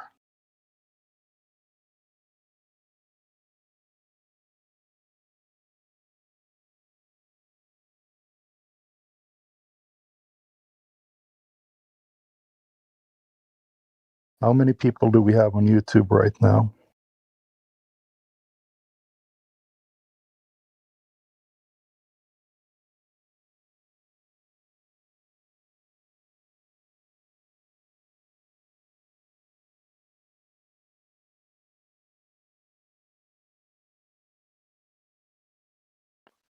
$27. I know for a fact that Indio listens in on YouTube a lot as well. And then when he hears something extremely stupid, he comes here and he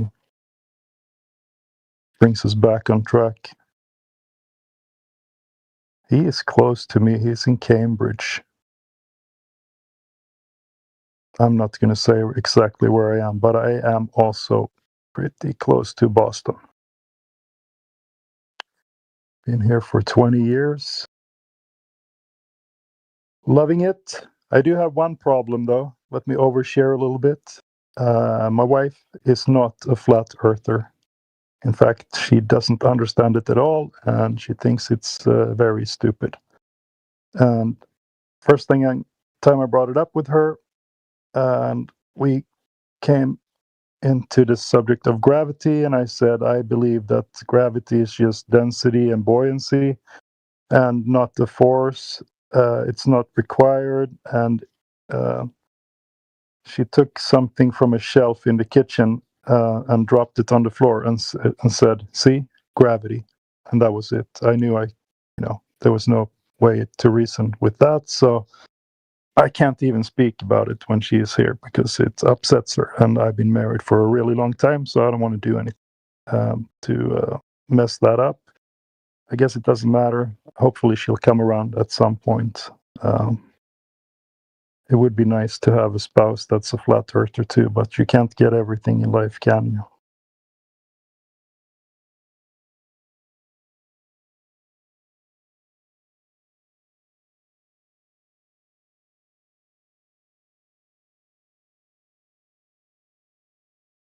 I still taunt her about it when she says, oh, look at the nice sunset. I say, well, hold on to something. It's Earth spinning backwards. So even though you see the sun move away, it's actually the Earth moving.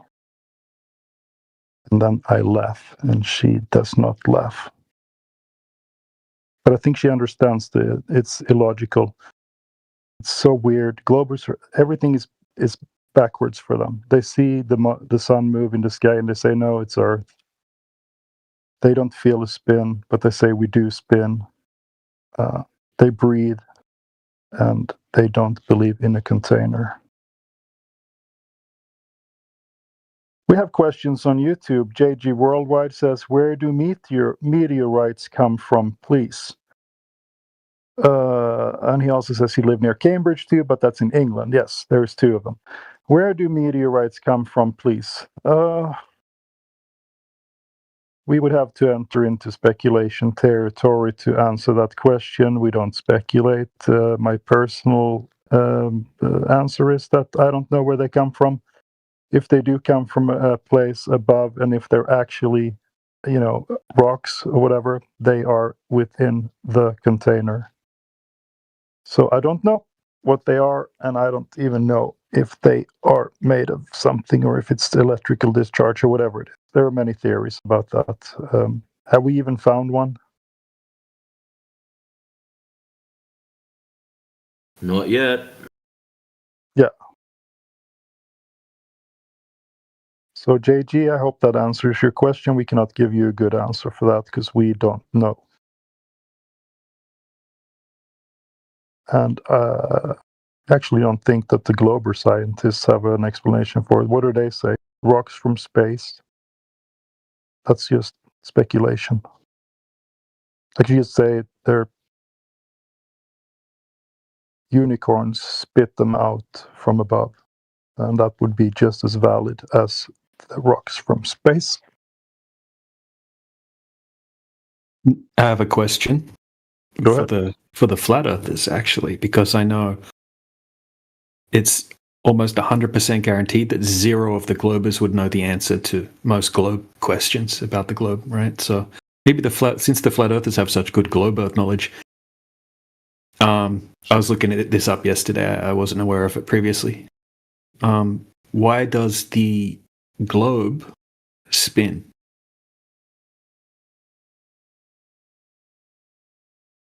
What's causing that? Don't they say it's always been that way? Yeah, well, how did it Or start? was it when a meteorite when something hit the Earth and created the moon, it put the Earth into a spin? Isn't it something like that? I think it's something like. I thought it was a cloud or something that blew on. Yeah, like a dust cloud. That's what the Earth started. The Earth started out as this little cloud of dust, or something like that, and because the dust was already in a certain motion, the Earth inherited that spinning of the dust cloud, and now it's just kept spinning ever since. All the planets did. Oh, fuck, all the Aussies are here now. Who is it who has a vacuum chamber here? Bengals. Yeah. Radwin.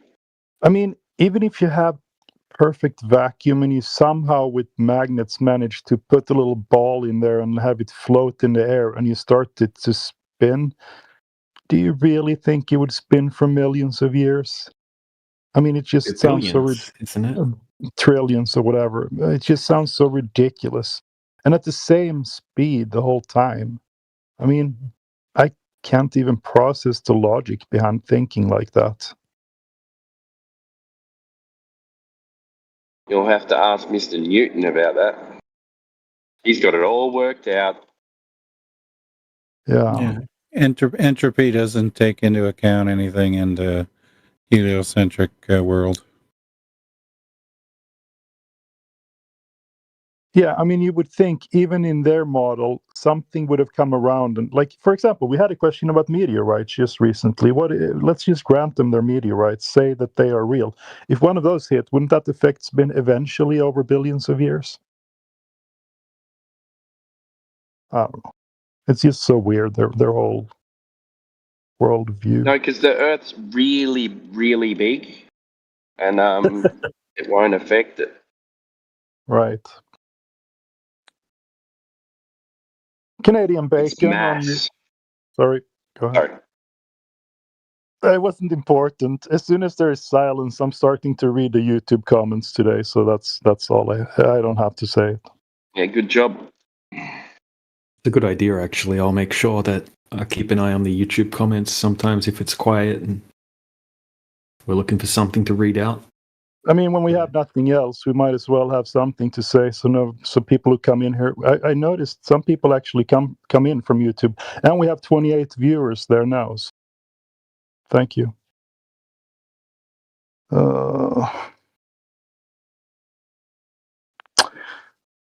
Canadian Bacon says, let's talk about buttered sausage. I don't think we should talk about that. And then he says, talk about what? Buttered sausage. The hell? I'm just reading their comments. Don't kill the messenger. Anyway, Canadian Bacon then says, insert gravity here. I think he might be a flat earther and it was a joke. Everything that they say, you just answer it with gravity if you're a glober. And I agree. That's something we hear a lot. Don't make me come in there, he said. Canadian Bacon, I'm going to make you come in here. And that's the end of the comments on YouTube right now. Well, we could ban him on YouTube and then he'd have to come in here. I think he's a flat earther and he sounds like a nice guy, so let's not. He's going to straighten us out if he's a glober. Gravity, gravity, gravity. Have you guys heard of dark planets and dark stars? No. You're coming up with some shit lately, DJ. Yeah, it sounds like a glober thing. All right, so because I got a new section in my server called Crazy Space Claims. So I started adding all sorts of crazy shit I find about space here. So yeah, it's interesting how the ancients used to have talk about eclipses being caused by Rahu and Ketu or whatever they were called. K2 Rahu, yeah. Yeah, and globers would generally think, oh, that's crazy to think that there's like other planets or whatever up there that we can't see because they're dark. But actually, mainstream admits that there are dark bodies in the sky. There's a planet the size of Jupiter whipping around a star at 466 light years away from Earth and might be the color of plums or dying embers or, well, just about anything else. And it's called WASP 104b, and it's darker than charcoal. And it swallows up to 99% of the light that hits it, so nobody can detect it at all. So there is all of these, and then there's dark stars as well. So yeah, that's some wacky, zany space news. We got to add it to our global lore then. Yep. Have you read about the flat planets they have discovered? They have flat planets? Really? Yeah, I should post it in the chat. It's funny because I'll add it to my section. Awesome. It's very fun because you've heard the globers say all planets are round, and then all of a sudden I found an article that says the scientists, it's just a theory, obviously. They theorize and they simulate it and they figure out that young planets are actually flat. But I'll paste it in chat. It'll take me a minute. Maybe you like it. Oh, yeah. Yeah, so AI said no flat planets have been discovered in the way that a flat earther would suggest. However, new research suggests that young baby planets are initially flattened disc-like structures that resemble Smarties before they become fully spherical. Yeah, you found it. That's the one. I actually have the article here somewhere. With the picture. Additionally, the systems of mature planets tend to be flat, pancake-like. I know. It's funny. Yep, in the flat space. Yep. There it is. It's funny. I've got a whole section as well on like different shapes that mainstream says that the universe could be, all contradicting each other, and everything from donuts to all sorts of crazy shit. It's like they have absolutely no idea what they're talking about, it seems. The whole field is just weird. I would be embarrassed to be in that field. How do you even go to work every day and know that everything you do is just theory and speculation?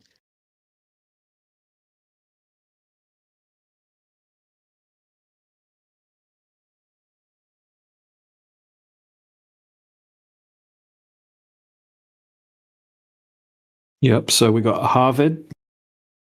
The universe is incredibly flat. And then we got Stanford saying we thought the universe was round and it turned out to be flat. NASA saying the geometry of the universe is flat like a sheet of paper. Then we got another article saying that within a 99% certainty the universe is not flat. This new research contradicts numerous previous studies showing the universe is flat. This is universetoday.com. Now they're saying it's a sphere again in this one. And then we got the universe may have a complex geometry like a donut. Physicists haven't ruled out yet the possibility that the universe has a complicated topology which is space loops back around on itself.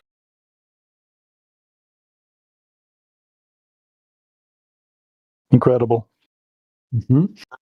Why the expansion of the universe is like a cylinder. It's just all over the place, man. It's freaking insane. I mean, basically, if you get a degree in that area, you can come up with any kind of shit you like and probably get it published. Yeah, well, as long as it sort of fits within the globe, as long as Earth's still a globe. Yeah, as long as you don't say the truth. Earth is flat, you can't get that published. But any other shape or whatever, and universe, you can pick any shape, flat, round, whatever. But whatever you do, don't speak the truth. Here are the measurements. We don't care. I can't hear you.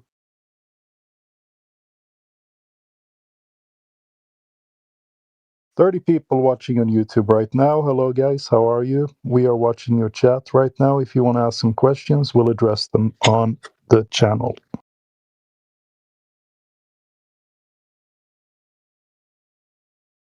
"30 is a lot. I hang out on YouTube for a lot of time, and I've never seen 30.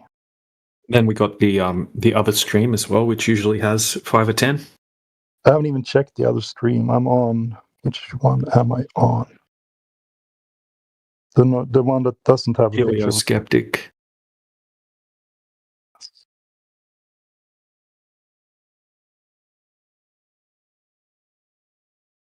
Is the other stream even up? Flatloid writes stream is not up.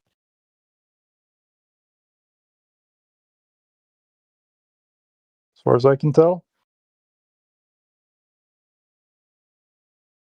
Anybody like to confirm?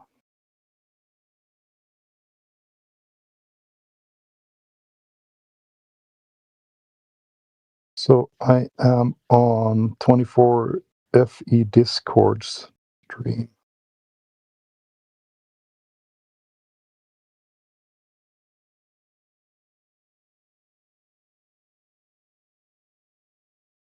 Alan, bro, you ask what's that? Hey, Jamsey. Hey, what's happening? Yeah, we have nothing better to do than reading the comments over on the YouTube streams, and I noticed that only one stream is up right now. Oh, reading the comments? Yeah, I'm reading their comments, interacting a little bit. It's fun. 30 people watching right now.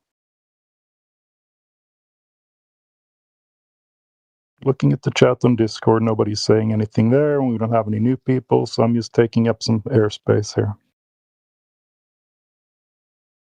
Funny, I do see the FLV backup bot, and I see the 24 live bot. Both bots are in here, but only one stream is up on YouTube. Why is that? Gas 4615 on YouTube says, measuring a small area of land as being flat does not prove that that the world is flat. Had to rephrase that for you. Yeah. Measuring a small area of land as It sure doesn't prove it's a globe. Yeah. This is what he says. Let's address that then. Gas 4615. You're right. We don't have to measure over land. That's why we measure over water. Do you know why we measure over water? Because then we don't have to worry about pesky things like topography. So, the claim is that the Earth's surface is covered in 71% water. Therefore, if we can confirm that water is flat, we also know that the Earth cannot be a ball. So that should answer your question. Thank you for interacting with us.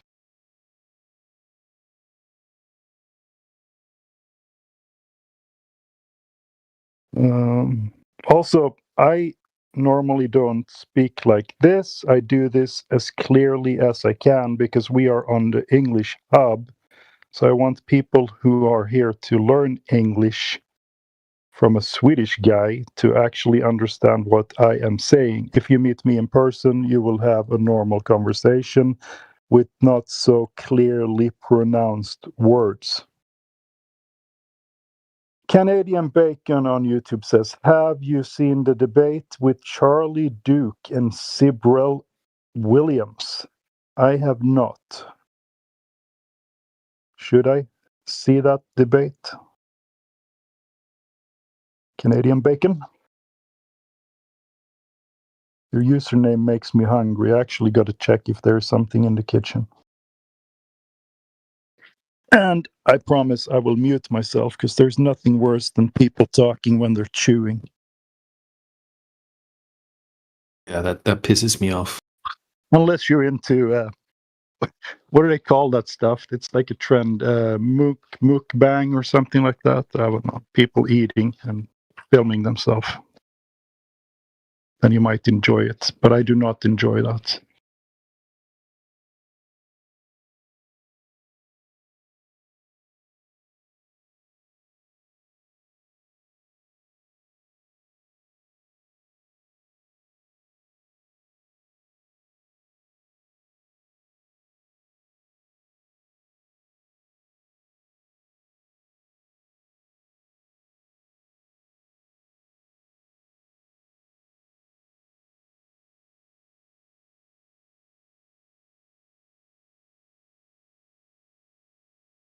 I'll chat with Gunslinger for a few minutes.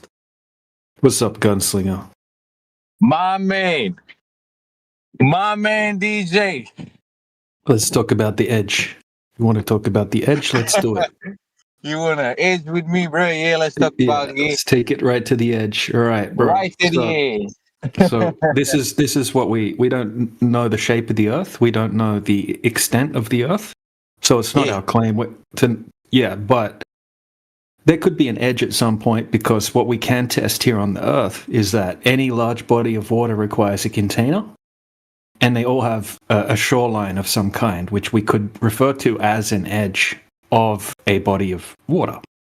Okay, so yeah, it's very logical to think that there could be an edge somewhere, but the fact is that nobody has ever just kept going south that we can validate. Okay, so it's not a claim that we really make. We're not claiming an edge. No one's ever kept going south. So yeah, that should sum that up. I mean, is that a good answer for you, bro?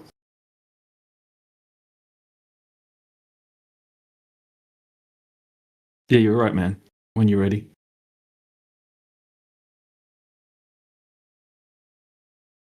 I think that's summing it up right there. Yeah, I don't see what he can really argue with now.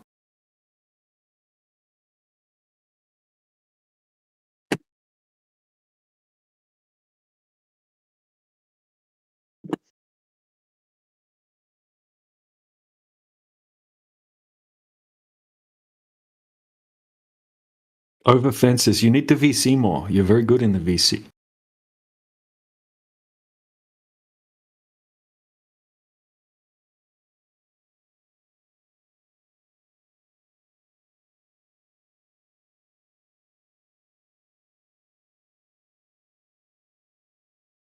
And shout out to Plain and Truth for running the show for the last couple of hours, if not more. Good stuff, man. And we are running an event. Yeah, we're running an event as well, by the way. It's called Did Anyone Ever Measure Earth Curve? But we haven't had any takers on that question.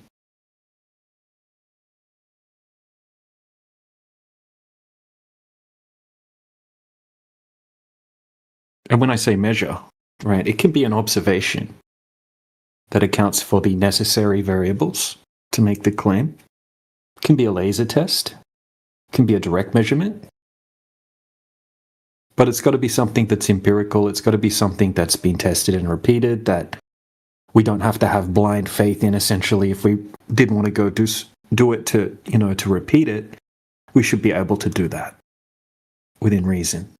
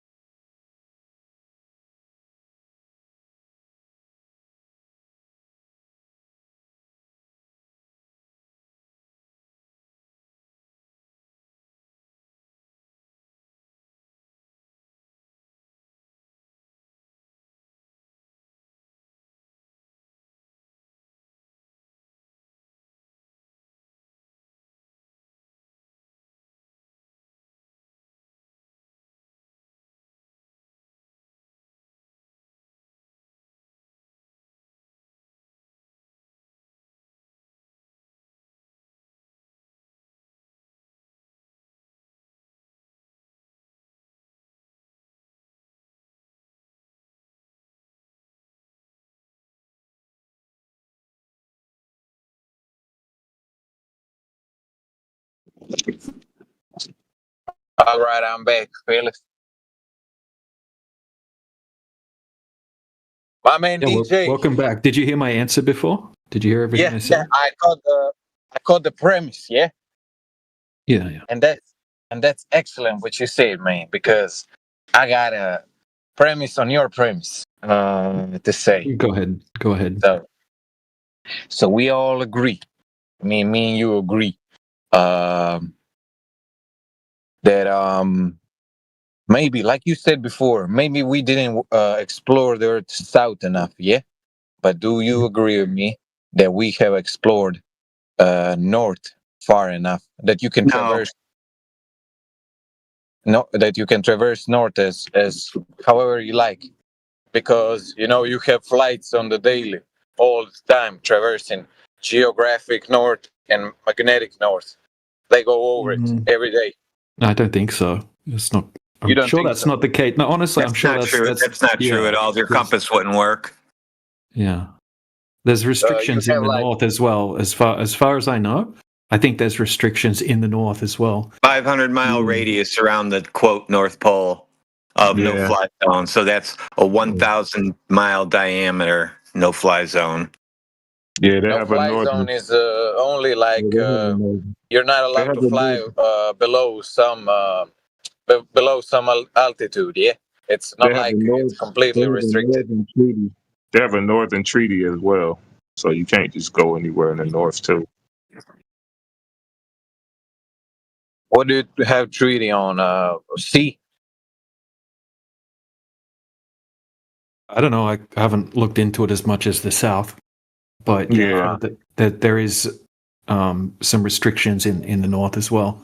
But I mean, what would be the evidence that you're getting towards the globe just by going to the north?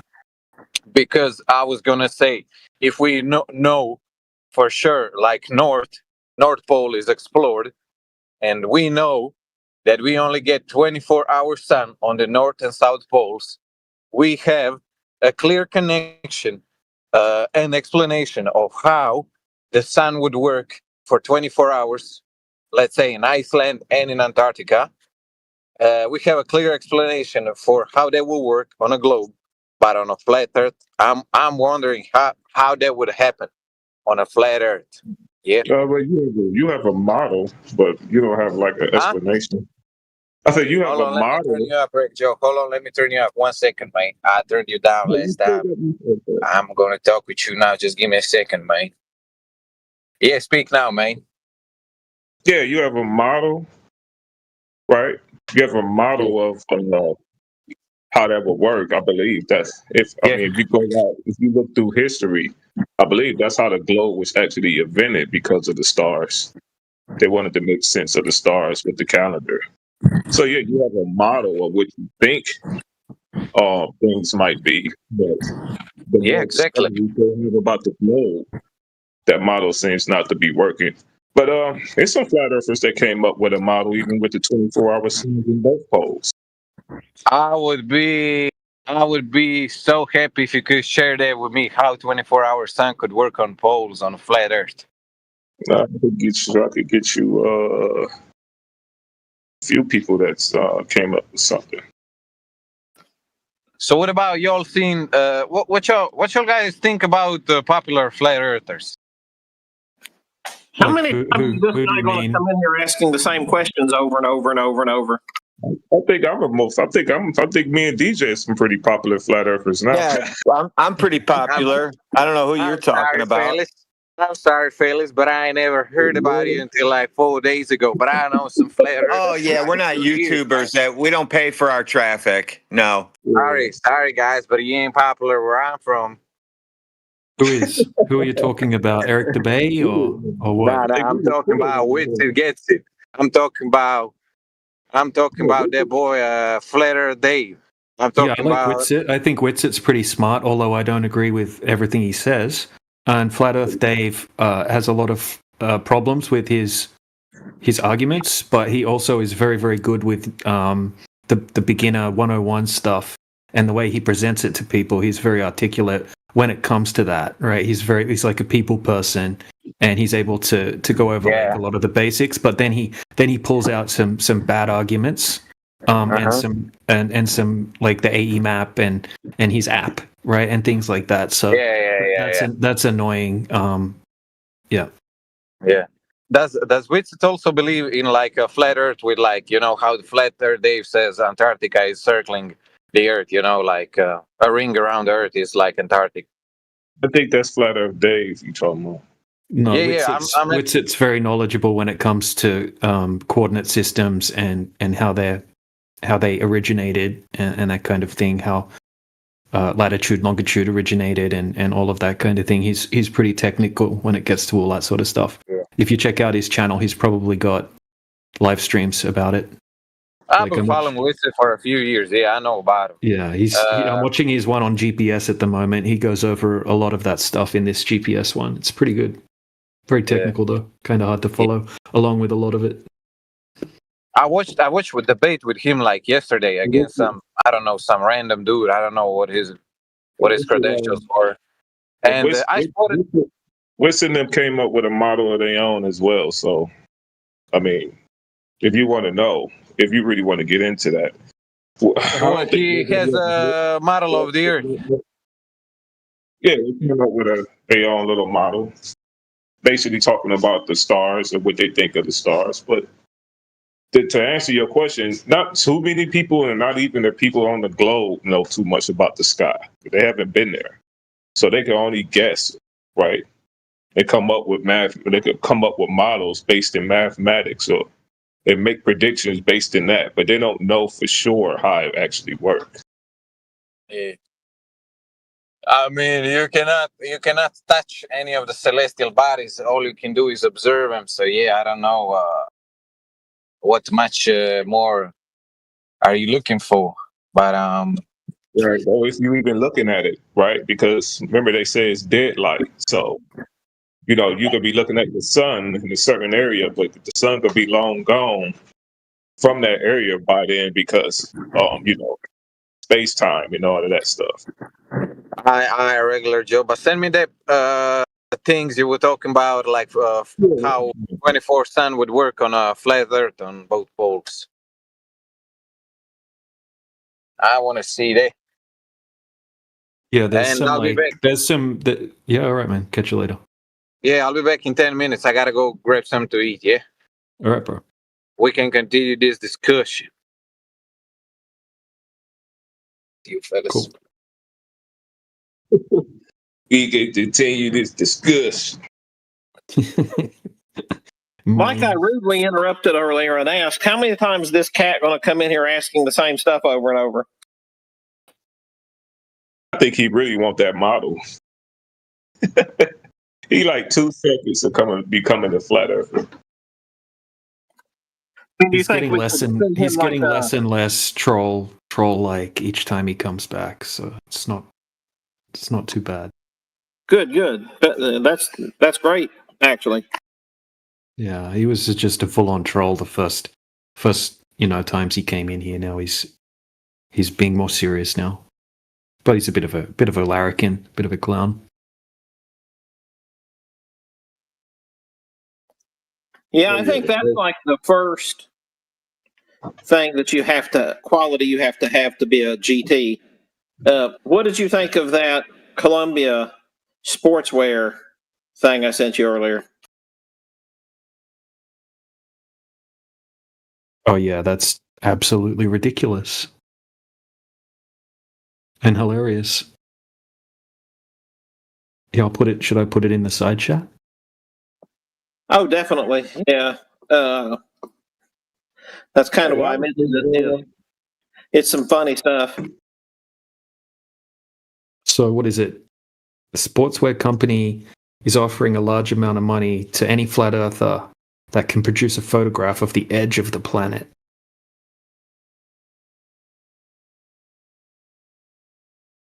I just grabbed it. Do you want me to post it, or do you have it? I got it. Yeah, I got it there. Yeah, so they want us to pay millions of dollars to travel to the so-called edge of the planet. Something that just another stereotype fallacy.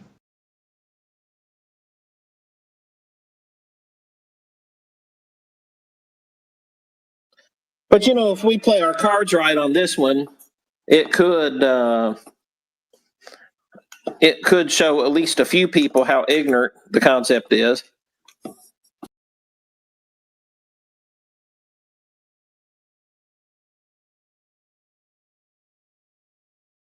I think I know what my next T-shirt is going to be.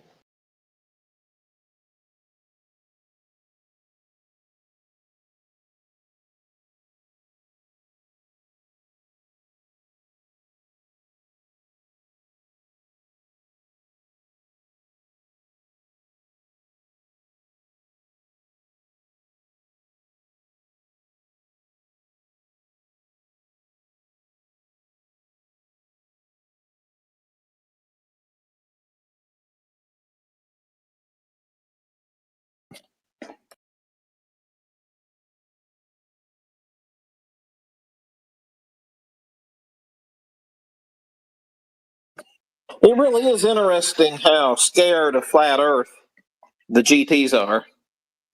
It's just beyond belief. Even Matthew Learns rage quit earlier when I was just trying to read out some citations about sinking Mirage. I love it. I swear to God, I'm tired of arguing about refraction and GPs, period. Even with flat earthers. Well, Matthew was saying that we know it's a globe because things can appear to disappear bottom up. And I was just telling him that even according to the globe earthers, right, there's things that you guys need to account for that they claim can happen that have nothing to do with the Earth curvature, but still make it look like something's disappearing bottom up. But this is the thing about that, DJ. Mm-hmm. How do they know? How can he say they know it's a globe for something that they cannot see? Because you've got to have faith, Reg.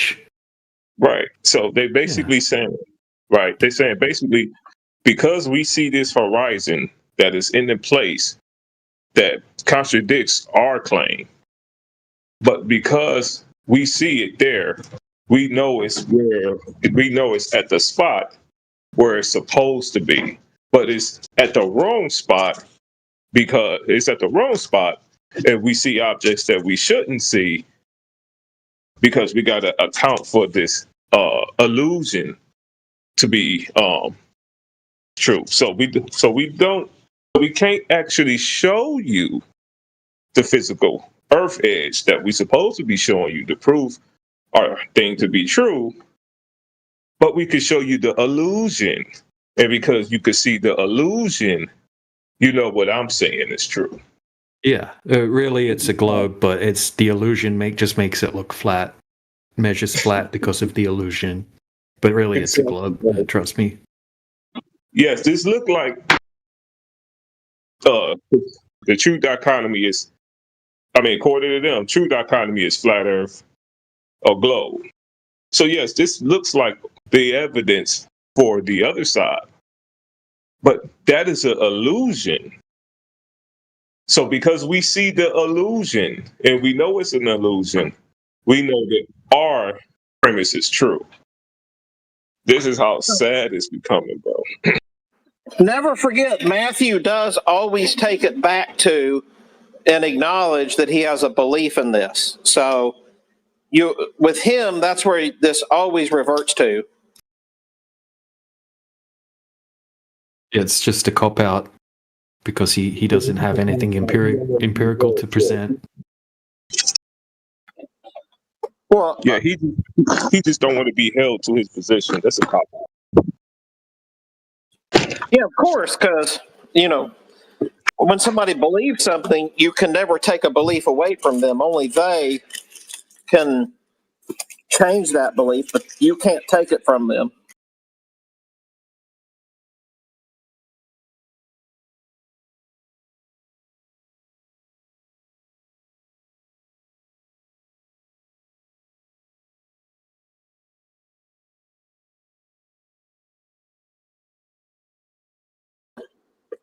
Using the word belief for him really appears to be tantamount to just saying it's a globe because I say it's a globe.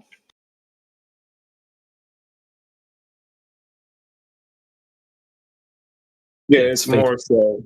Yeah, it's more so. I can't prove it, and I know I can't prove it, but so I'm just going to believe that it's true. So you won't point out the fact that I cannot prove it. So why don't the Globers that don't believe in the moon landing get asked, like about why they would lie? Do they get asked why would they lie? They will next time. Right, because from a globe, because from like when they're asking a flat earther, they're obviously saying yeah, but because they said they went there and said they saw the Earth from the moon, right? Plus they provided the photography, right? So that's when that's why they're saying it to the flat earthers, right? Because if the Earth is flat, then necessarily, right, that has to be fake imagery, a fake story, right? They did not go to the moon and see the Earth. They did not photograph the Earth as a ball because the Earth's flat. But from a standpoint of the Globers that don't believe in the moon landing, well, those Globers that don't believe in the moon landing have to believe that imagery is fake too, right? But they still believe they're on a ball. So it's two different questions, really, isn't it? It's like, why would they lie about going to the moon, even though you believe you're on a ball? But with the flat earthers, it's why would they lie and present to you an image of the Earth as it is not really? But in both cases, it's Earth as it's not really the Earth, is it? Or do the Globers that don't believe in the moon landing think that that's a real image of Earth, but they've superimposed it onto a backdrop of a moon landscape? Yeah, for those that I've talked to that in person, not on Discord, but in person, the ones who think that we never went to the moon, but we live on a bendy water ball Earth. I mean, you guys are crazy. All right. I gotta clean up this car. Bottles of water. JE? You're ready, Nicholas. All right, Mike and Barrington.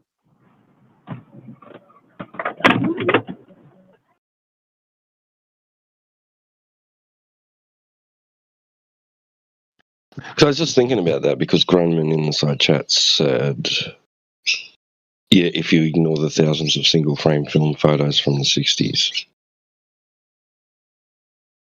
In response to what Travis posted. What did Travis post?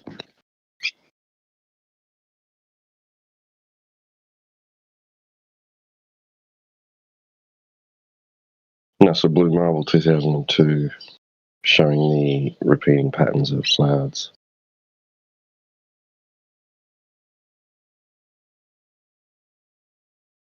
Right. And the NASA admits that they did that as well. Yeah. Just glitching out. I have to come back. Yeah, they used the same clouds data set for the 2007 and the 2002. Well, the template's already there, right? So it's too easy. Too convenient.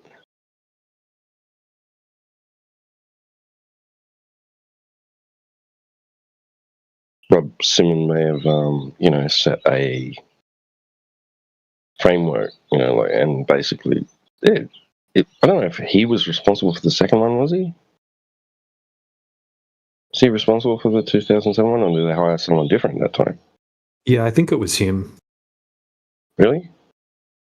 So he's I'm done pretty two. sure. He's done at least two that we know of. Yeah, I think he's the main guy behind most of them. Really? Wow.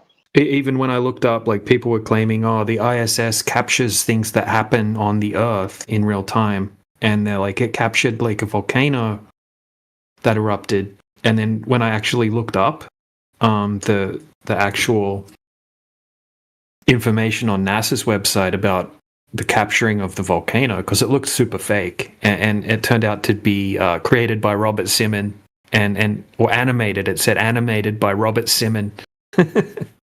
Animation created by Robert Simmons at Goddard Space Center. So yeah, he does a whole bunch of different CGI stuff for them. Wow. Yeah. Okay. He's really busy over there, isn't he? He's a busy guy. I think he's. I'm not sure what he does now. I think he's retired now.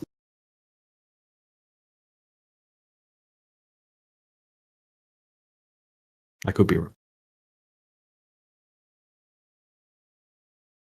There's a few kind of like presentations or lectures or whatever that he's got on YouTube. I haven't watched them, but I was looking for something there one day. I've seen a few different things of him on a stage in front of a screen.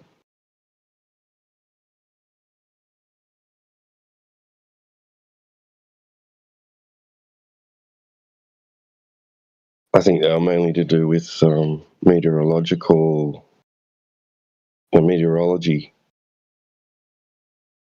I think that's his field of expertise, I think.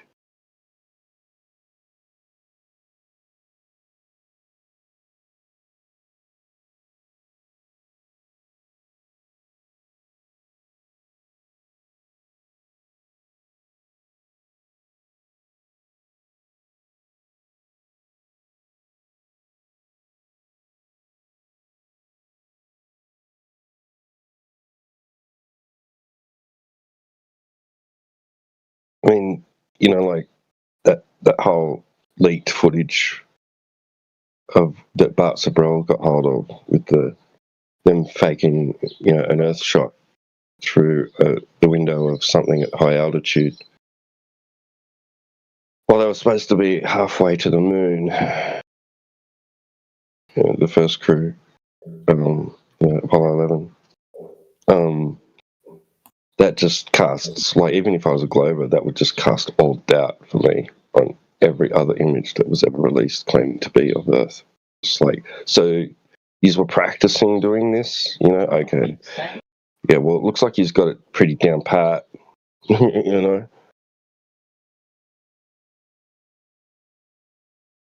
But there's no reason, once I see that, there's no reason as a Glober, right, to think that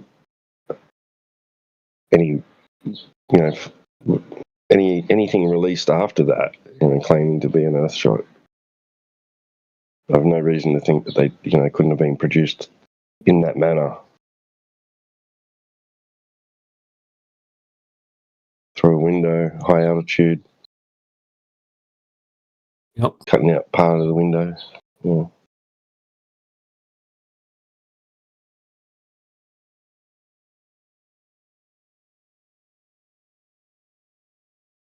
When you're telling me you don't like their reasoning for faking stuff, they had to do it because it looks so fake because, well, it looks like that because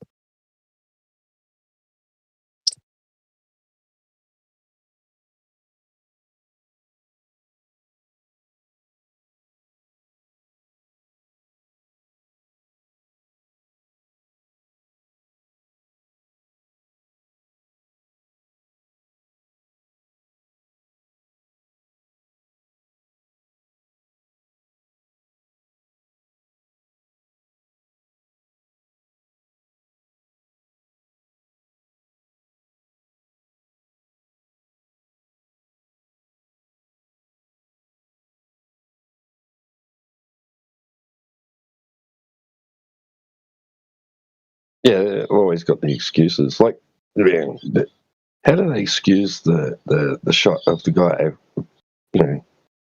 his head poking up in the background of the shuttle, that's supposed to be deploying a satellite in space? How do you justify that? You can't. There's no coming back from that. It's fake. it's oh, that's because they accidentally layered that. It was an accident.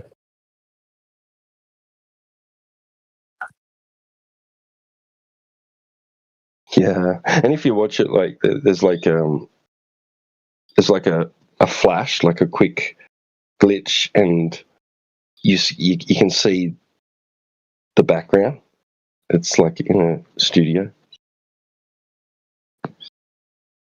And there's like, I don't know, just like silhouettes of things, you know, furniture or something. Like it's just, it's very brief, but if you pause it on the right moment, you can see it. Yeah, on that piece of footage. Well, they can come up with excuses for anything. They could just be like, "Oh, that was just a little studio where the news crew chills at," you know, to put the backdrop of Earth, you know. Not just a quick flash to that, they'll clip it.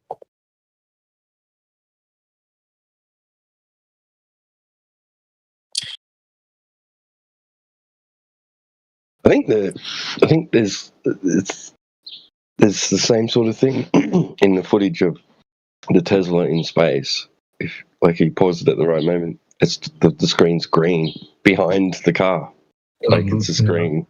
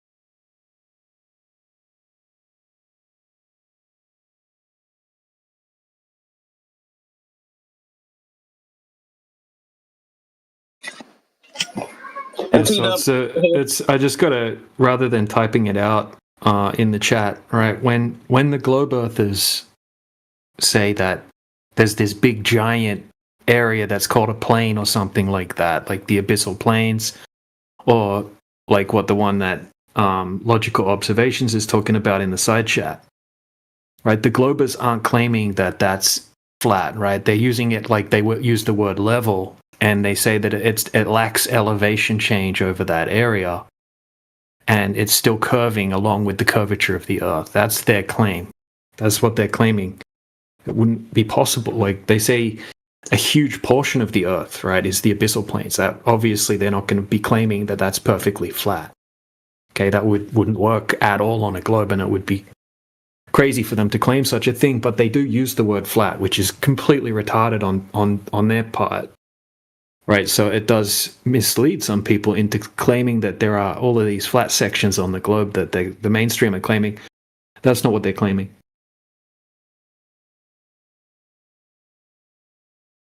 You know, just look it up, and you know, I just typed it into a couple of different AIs. Okay, so this was my prompt in the globe Earth model. When they refer to large areas that are plains, do they claim that that section of the globe is flat, or are they still claiming that it curves along with the globe?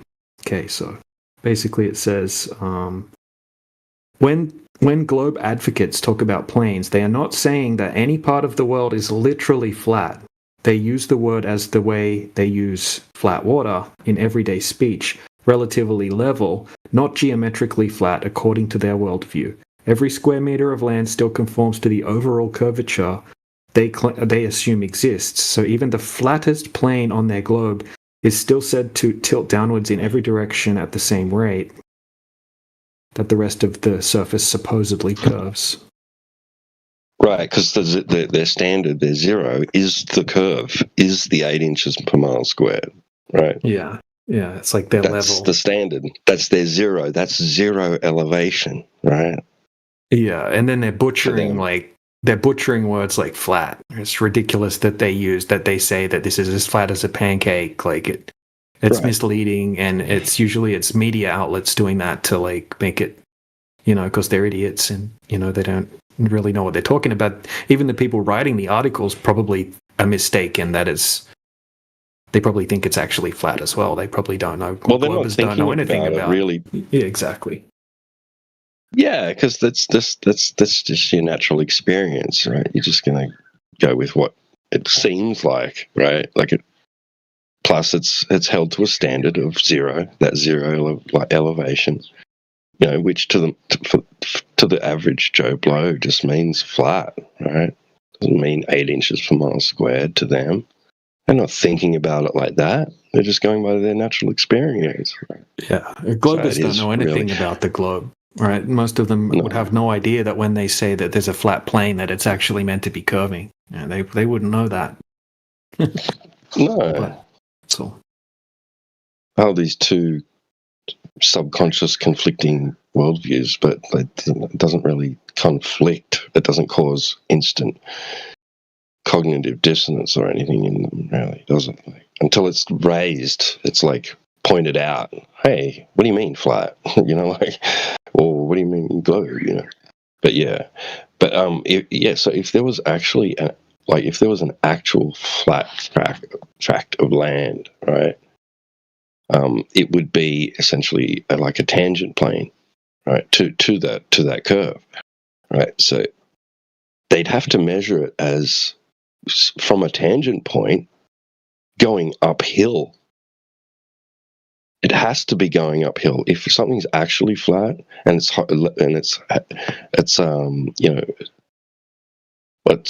horizontal. If that was an actual place, like on the Earth, on the globe, right? And from a point you could see that it's level, and then it extends out very flat in all directions from there, like an actual plane of land, right? It would be a tangent plane. So from all points from the tangent plane extending out, extending out radially, would be going uphill. Has to be on their globe, right? Because all points on that surface extending out from the tangent point will not be perpendicular. That point there won't be perpendicular to vertical. It'll actually be a steeper angle, so it's going uphill. Literally, they would have to measure it as a slope, an uphill slope. That's something that is hard for people, even the average glober, to wrap their head around that idea, right? Because that's not what they experience when they actually is experiencing a flat piece of surface, right? They're not thinking of it as going uphill. It's level. It's going to be equal along at all points. It's like perpendicular to vertical, and that's actually what we measure in reality too. Like nobody's going out there measuring large horizontal lines or planes as going uphill. That's crazy. That's stupid.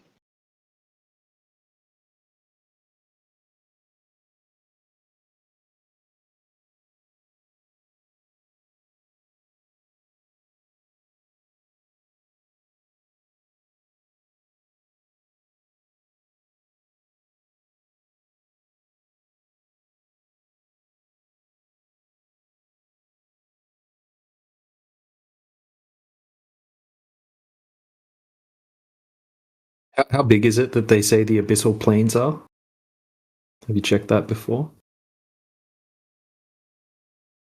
Well, 50% of the Earth's surface that isn't covered in water. Sorry, that is covered in, 50%. No, 50% of the Earth's surface is supposed to abyssal plains, I think. No, or is it 50% of the bottom of the ocean? The oceans. It says the ocean here floor.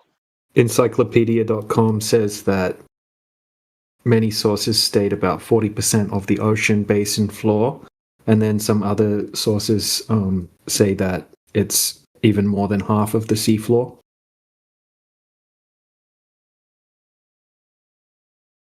So, as an example of how large a single abyssal plain can be, the SOHM plain in North Atlantic Ocean has an area of roughly 900,000 kilometers squared.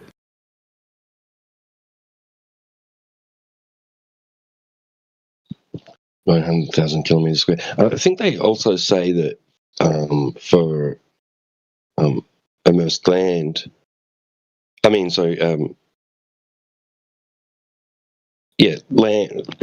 I think 50% of land too is claimed to be plains as well. So 50% of the ocean floor, or 40%. You got 40%. It used to be 50%. They've changed it, have they? It depends on the source. Yeah, it sounds like they don't really have any idea what they're talking about, to be honest. They all just say whatever. But yeah, some huge amount is the claim.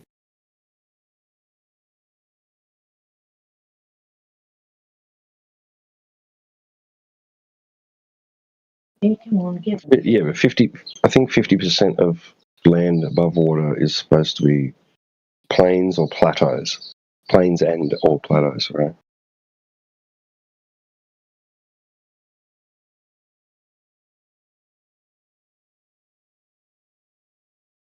So that's a lot of flat surface on the globe, right? Well, it's not flat. It's curving with the Earth. Right. But I mean, obviously, it is flat in reality. But they claim it's actually curving at 8 inches per mile squared. So otherwise, it just wouldn't work on the globe.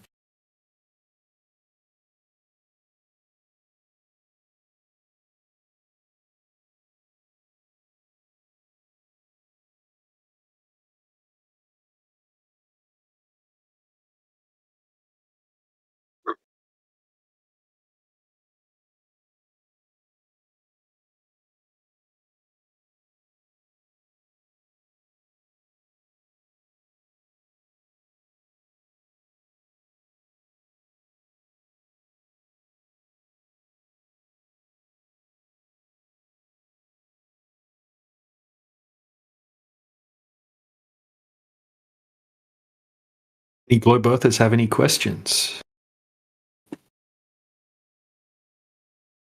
Miguel, are you a globe earther?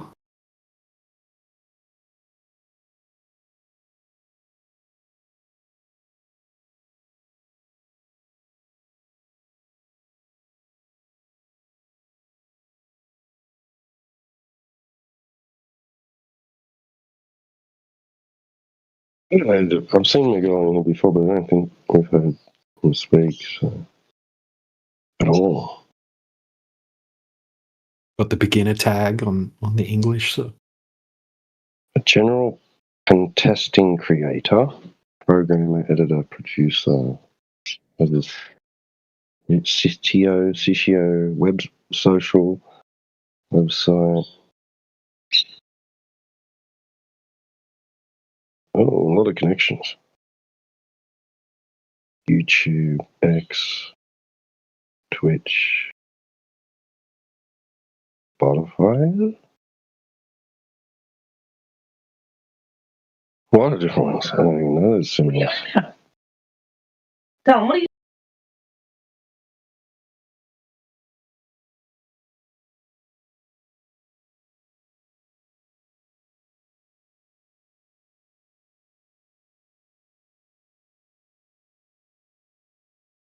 So It's gone on indefinitely.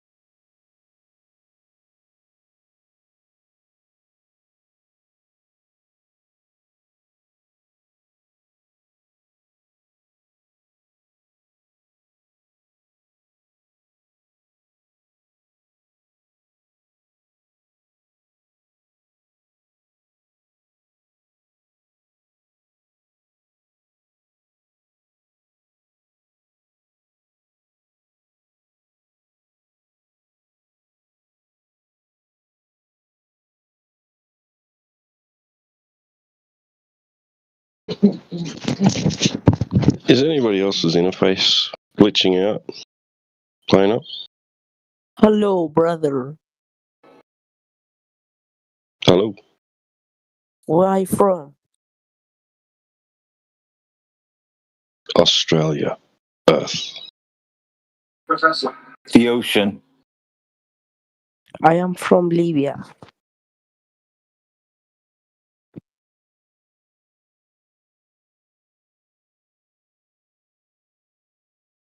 Libya. Nice. Okay. Poof. See ya. And blew away just like people from Libya.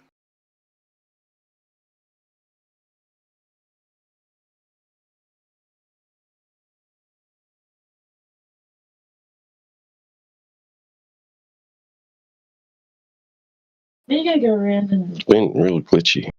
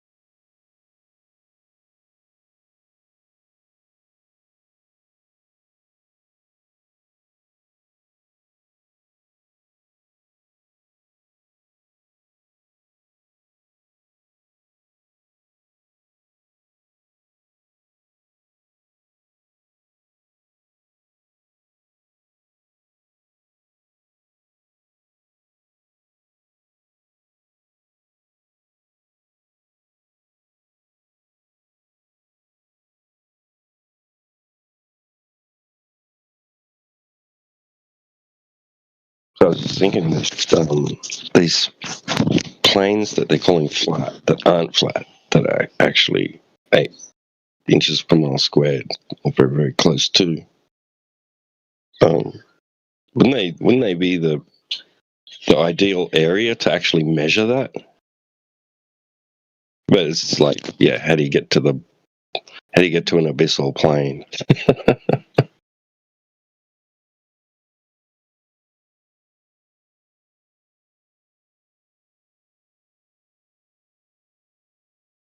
And how did they measure it to know that it's like that?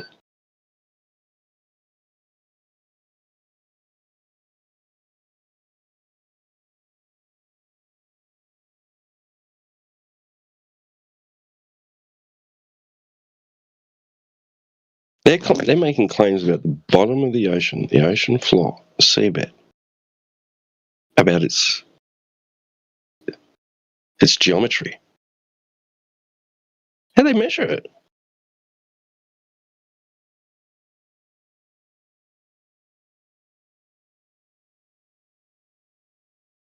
claim it's like they measured it through sonar or something?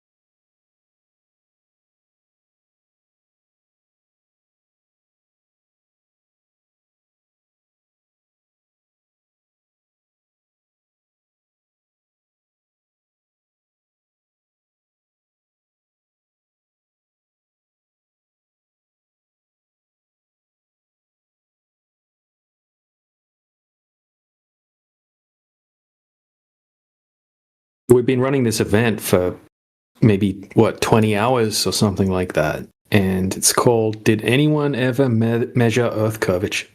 Or Earth Curve. Did anyone ever measure it? Not a single person has presented or even attempted to present a measurement of Earth curvature throughout all of history. It can be anyone throughout all of history. It's funny you mentioned that, right? Because I was just saying while you're in Defin, because I thought about it and I thought, hang on, these places that are meant to be flat, they're describing as flat, but if they're actually like curving it roughly 8 inches per mile squared, you know, these places are the closest place where you could find that feature, right? Then wouldn't that be the best place to measure it? And then I thought about it and I was like, hang on a second, how did they even measure it? How are they making this claim about abyssal plains, seabed floors, even some of the land, right, that's above water? How are they making this claim about them being flat? Or, as you said, closer to their 8 inches per mile squared? How? How do they measure it? I have no idea. Well, I just looked a little bit of it up, right? So in the late 19th century, the HMS Challenger did an expedition measuring a large amount of area of the ocean bed by manually lowering down lines. So they're measuring the depth.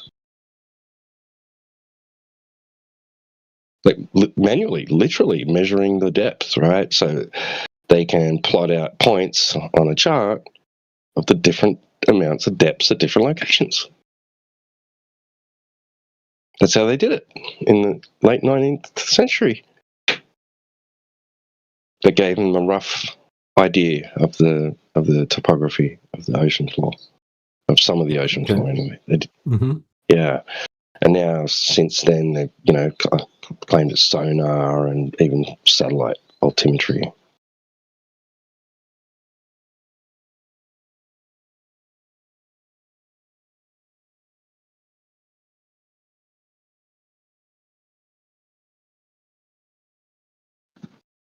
So sea level's their standard, right? Basically, like, I guess they'd have a point from, like a marking on the hull of the ship or something, from the point that they'd be measuring from when they drop the line down manually. But so then they're just really assuming that, like, so they're just plotting it out on a chart, and they're making a graph, basically, an XY graph. But then assuming that the zero elevation is actually representative of that 8 inches per mile squared. So they still haven't measured the 8 inches per mile squared. Still just assuming that that's their standard, when in reality it's just zero, which is horizontal, right? Level. Well, Matthew Learns thinks it's impossible to measure any curvature.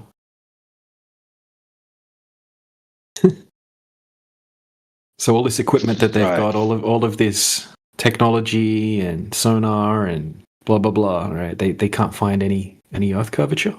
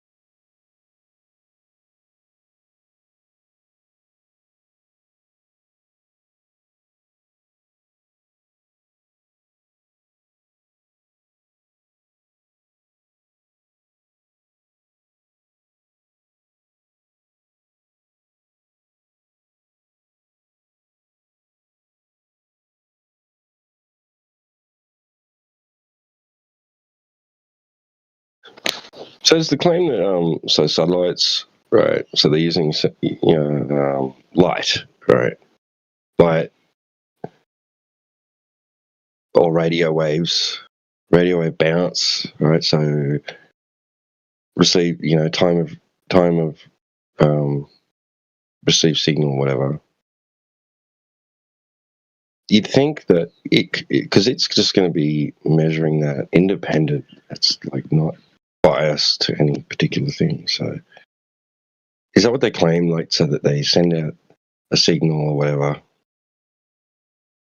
or could they do this from something positioned in the sky, where they send out a signal and it bounces back and it measures the time it took to return, right?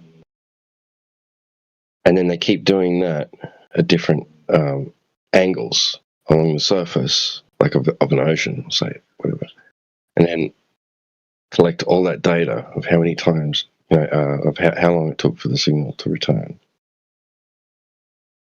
And then you could pass that out on a graph, or you could analyze that data, and that'll give you a basic topographic idea, right, of what, the geometry of the surface. Is that what they claim? Like something similar to that, or is that how they do it? Is that what they mean? What's altimetry? I need Yoda to fucking help me out with this.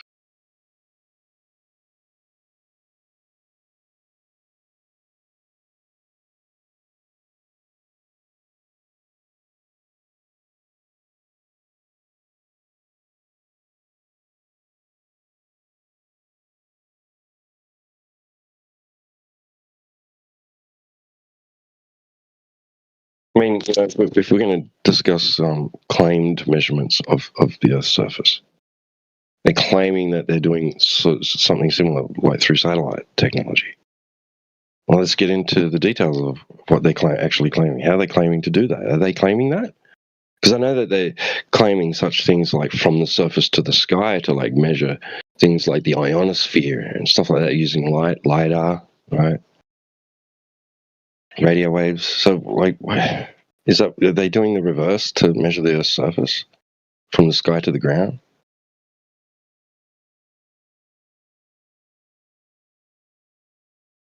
It wouldn't have to be a satellite, aka metal box orbiting a sphere. It's just something in the sky which is just measuring signal return time.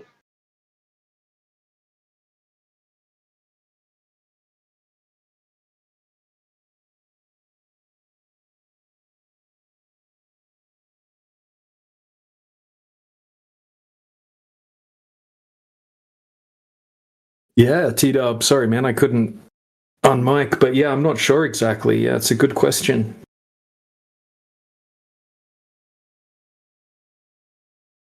Definitely something to look into.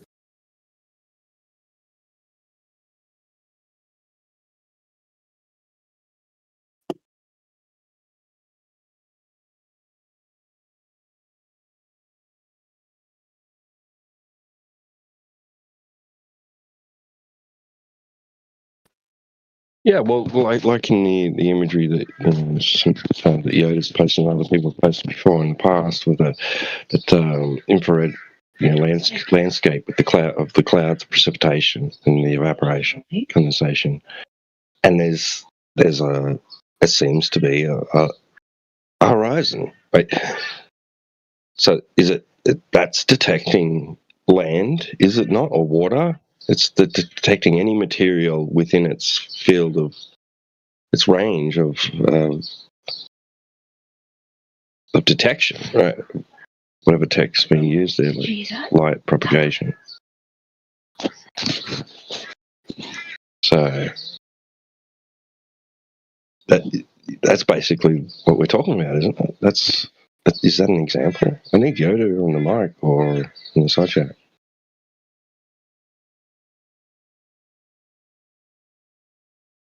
Probably busy. So good. I'll just, like you said, something to look into. I'll have to. I think altimetry is just like just measurements of the height just based off the pressure of the air, and then in the water it's the same thing, but just using the water pressure instead.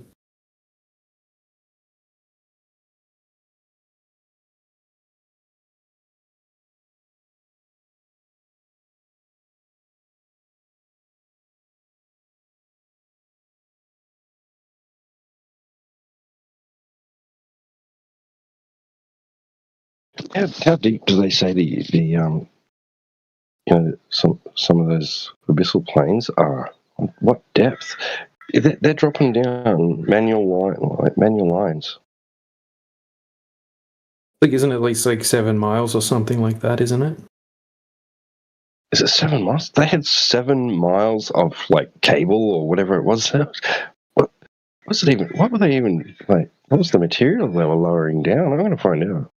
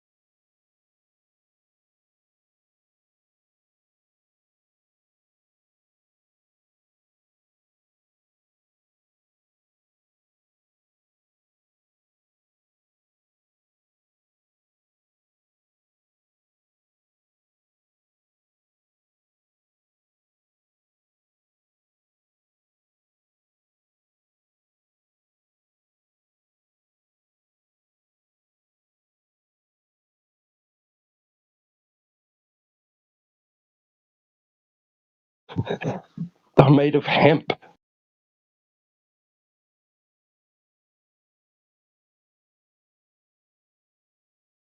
Yeah, man. Hemp makes the best quality stuff.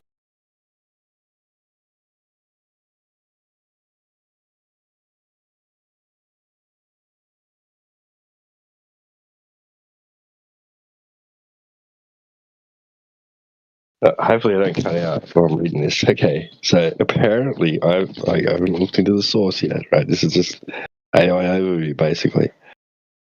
For the famous HMS Challenger expedition, 1870s, still in that same technological tradition, the ship carried well over 100 miles of Italian hemp rope, specifically for sounding work.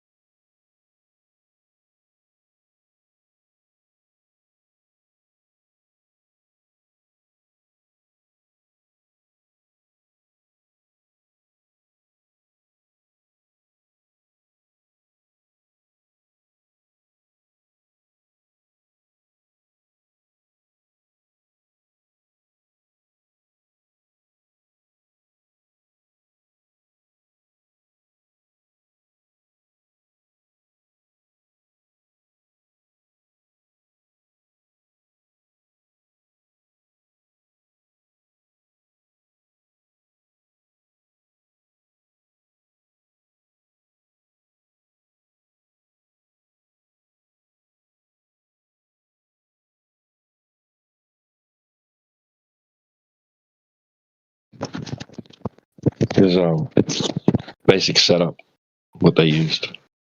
It's just a sketch, but yeah. Guess they didn't have any cameras around in those days.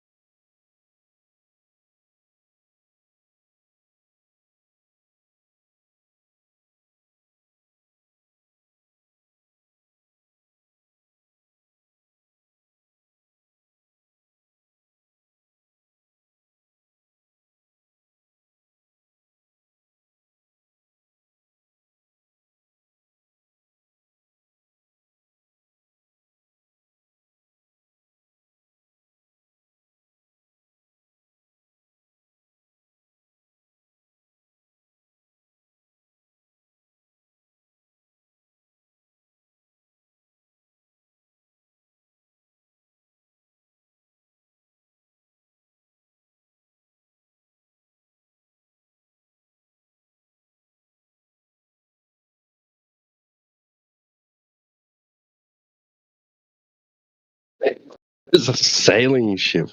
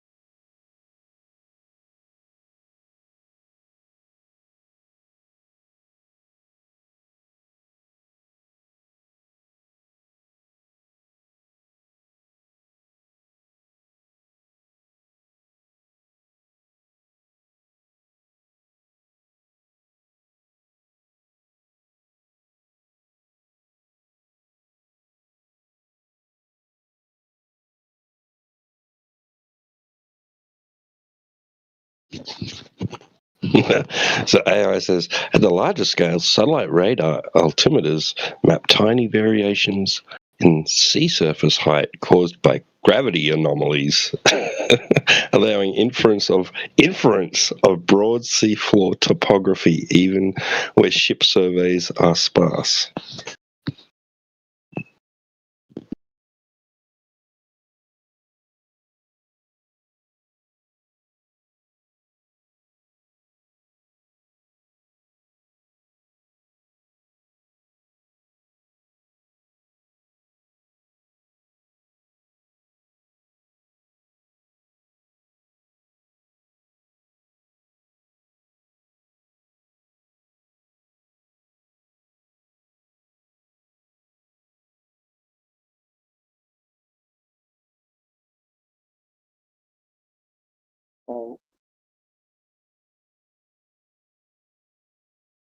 Hello.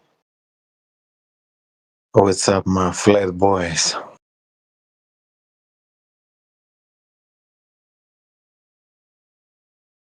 He's back. We back. We're doomed. T-Dub, get ready, man. Get ready. He got a hard on for DJ. He gonna get you one day, DJ. What do you got for us? What I got for you fellas today on the menu is we didn't finish our debate over North Pole, yeah? North Pole. You really got to sell this one. You really got to sell this one. Come on. I gotta Give sell us your this best presentation ever. Hell no, man. I ain't selling shit. I'm here with you, fellas. We're gonna get to the bottom of this, yeah? All right. What's your globe proof, Gunslinger? Hold on, man. Hold on. Let me speak. Let me speak my way, bro, because if I you're want a always. portion of your proceeds. Huh? I want a portion of your proceeds. Sure thing, man. Sure thing. They paid me to muddy the water in 24/7 Flat Earth Discord, yeah? So, what I want to talk about today, fellas, is we on the North Pole, yeah? So, as I understand, you fellas don't believe we ever went to the North Pole, right? Who said that? And what's the North Pole specifically when you say North Pole?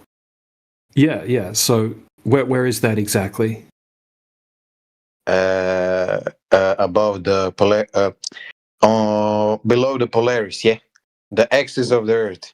Where Okay, it so points out. all right. So so when you're at the North Pole, Polaris is directly above your head. Who confirmed that? Can you present some confirmation of that claim? Anyone throughout all of history, it's fine. And I'm not saying you're wrong. I'm just saying, like, it's a claim that I've never seen anyone back that up before. So, Give me a second, man. I mean, it's not like real directly over, but you know what I'm talking about, man. Like, I'm talking about the geographic North Pole, yeah? Okay. So, what my question is, it's I'm talking about where the proposed axis of Earth, where it meets the surface, So let's say on a globe model, you got an axis around which it spins. So the point where the axis comes out of the surface on the north, yeah, that's what I'm talking about when I say geographic North Pole. So, you guys are saying we cannot fly over there or something, or sail.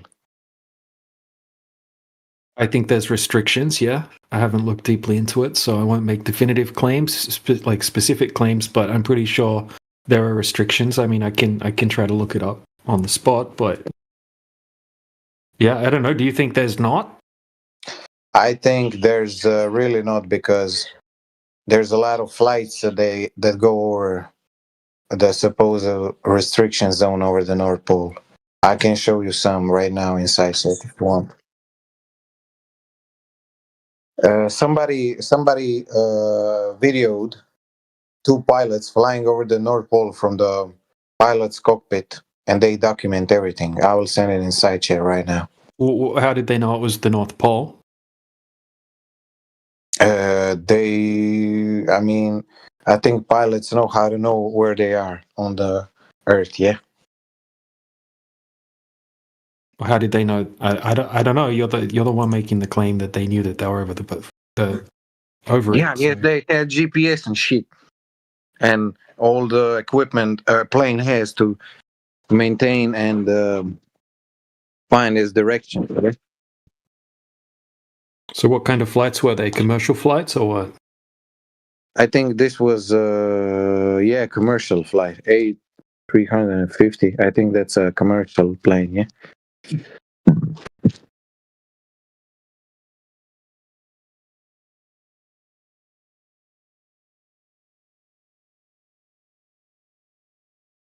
Okay. How do you know GPS put them under North Pole? Need validation.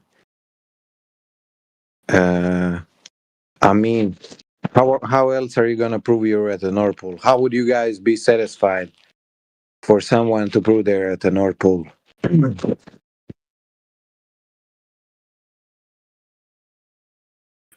Wait a minute. What's the claim again? What's our claim? Claim is that we've been over and we are going over the North Pole constantly, and okay, and I want your arguments against it. Well, I mean, I would have to have proof that this is happening. Mm-hmm. So where's that? I sent it in the side chat, a video from the cockpit of 2 pilots who flown over the North Pole from Tokyo to Helsinki, and they documented everything. Okay. They also explained how they. I didn't watch it completely yet. I just saw a little bits of it, but I think they explained how they operate when they flow across the North Pole. Yeah. Okay. Is that proof? Or is that hearsay? Okay. Let's go even deeper then. You guys realize there are like constantly flights. Gunslinger, away your proof. Huh? Yeah, why did you pivot from giving us proof instead of just, there's a video, to now you're asking a different question? What are you doing? No, it's not a different question. You guys know that we have flights over the North Pole. I don't know that. You don't know that. I will show you guys some flights across the North Pole. Yeah. How do you know that those flights that you are claiming that's over the North Pole is exact the North Pole? I mean, you said the guy explained it, but you didn't look at the video. That's called an elephant hurling fallacy. You want us to look at the video, but you don't even know if the video is even proving what you're saying to be true, or if the video is even relevant to what you're claiming. So we don't got to accept the video if you don't even know nothing about it. Okay, I'm giving you some examples of transpolar flight right now. Yeah. So look, let's just grant you people can fly near the North Pole. Okay, so what now? What's next? Okay, great. Now that we established that, you guys realize that over the North Pole, there is the same phenomenon happening with a 24-hour sun. Yeah, and 24-hour moon. Yeah. No flat earth. I've never heard ever a flat earther deny that there's a 24-hour sun in the north at certain times of the year. Whitfield denied it, and then he went to Antarctica. No one denied in the north that there's a 24-hour sun. Oh no! Ever. So he denied in the south. Yeah. Some people denied it in the south, right? Because some people were pushing a silly AE map model. And also there was a whole bunch of videos that really weirdly, right, were faking the footage of the 24-hour sun. So the only videos that were available of the 24-hour sun in the south turned out to be faked, right? And then there was a bunch of interviews with people that actually said that they worked there for long periods of time and they never saw a 24-hour sun. So there was some deception going on, and it led to people thinking that it can't be a 24-hour sun. There was also some bad flat Earth arguments out there as well, like bad flat Earth models. People were claiming this is the model of the flat Earth, and this is how the sun and the moon work, and that's what led to that. But no one's didn't. So you're talking about the north right now, though.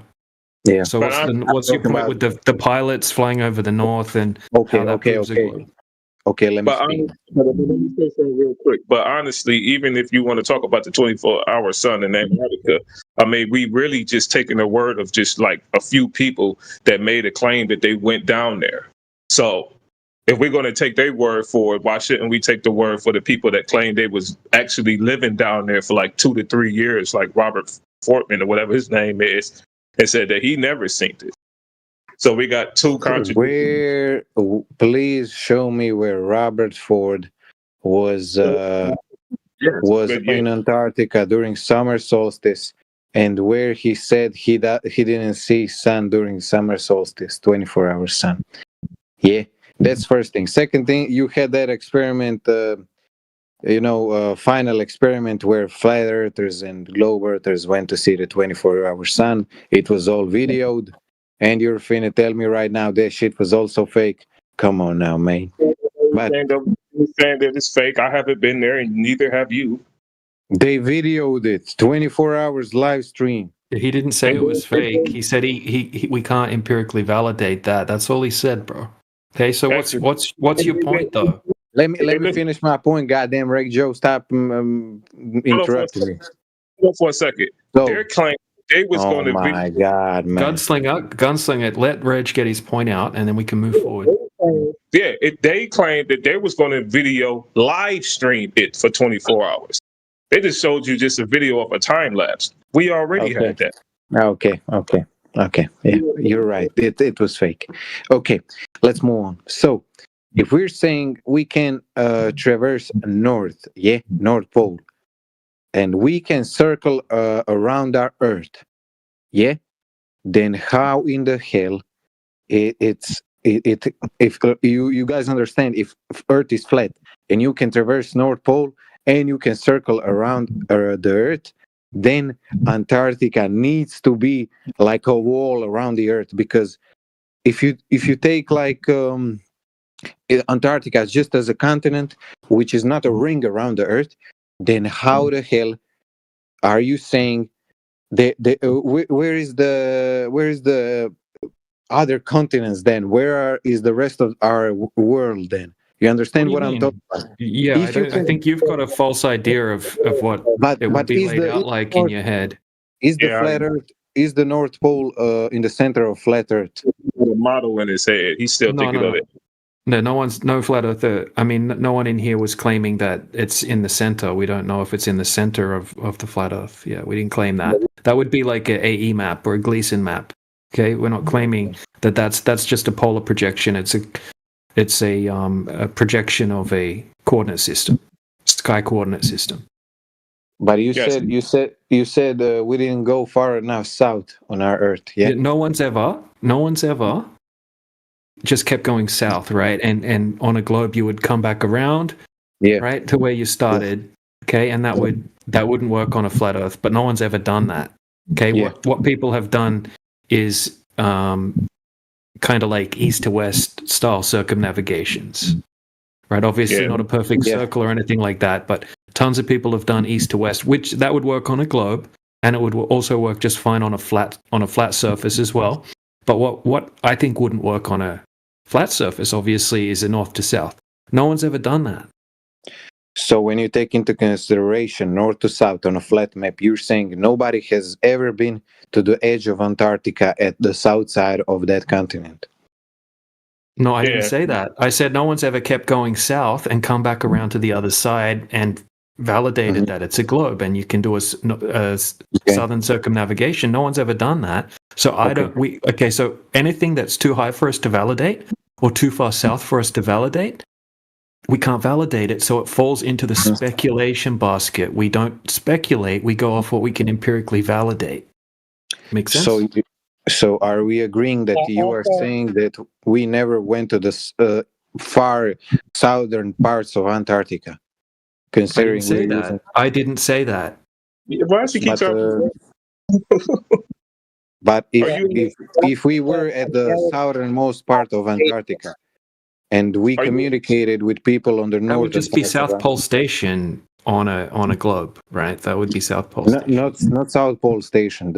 Not on a globe. I'm saying if you take Antarctica as a flat, you put it on a map. Yeah, you have north, south, west, and east. And you hold on, Reg Joe, a minute. But that's not. You have bases all around Antarctica. Yeah, at each cardinal direction there's a base, a research base, a living base. At any given moment there are like tens or hundreds of thousands of people living in Antarctica, so they all communicate with each other.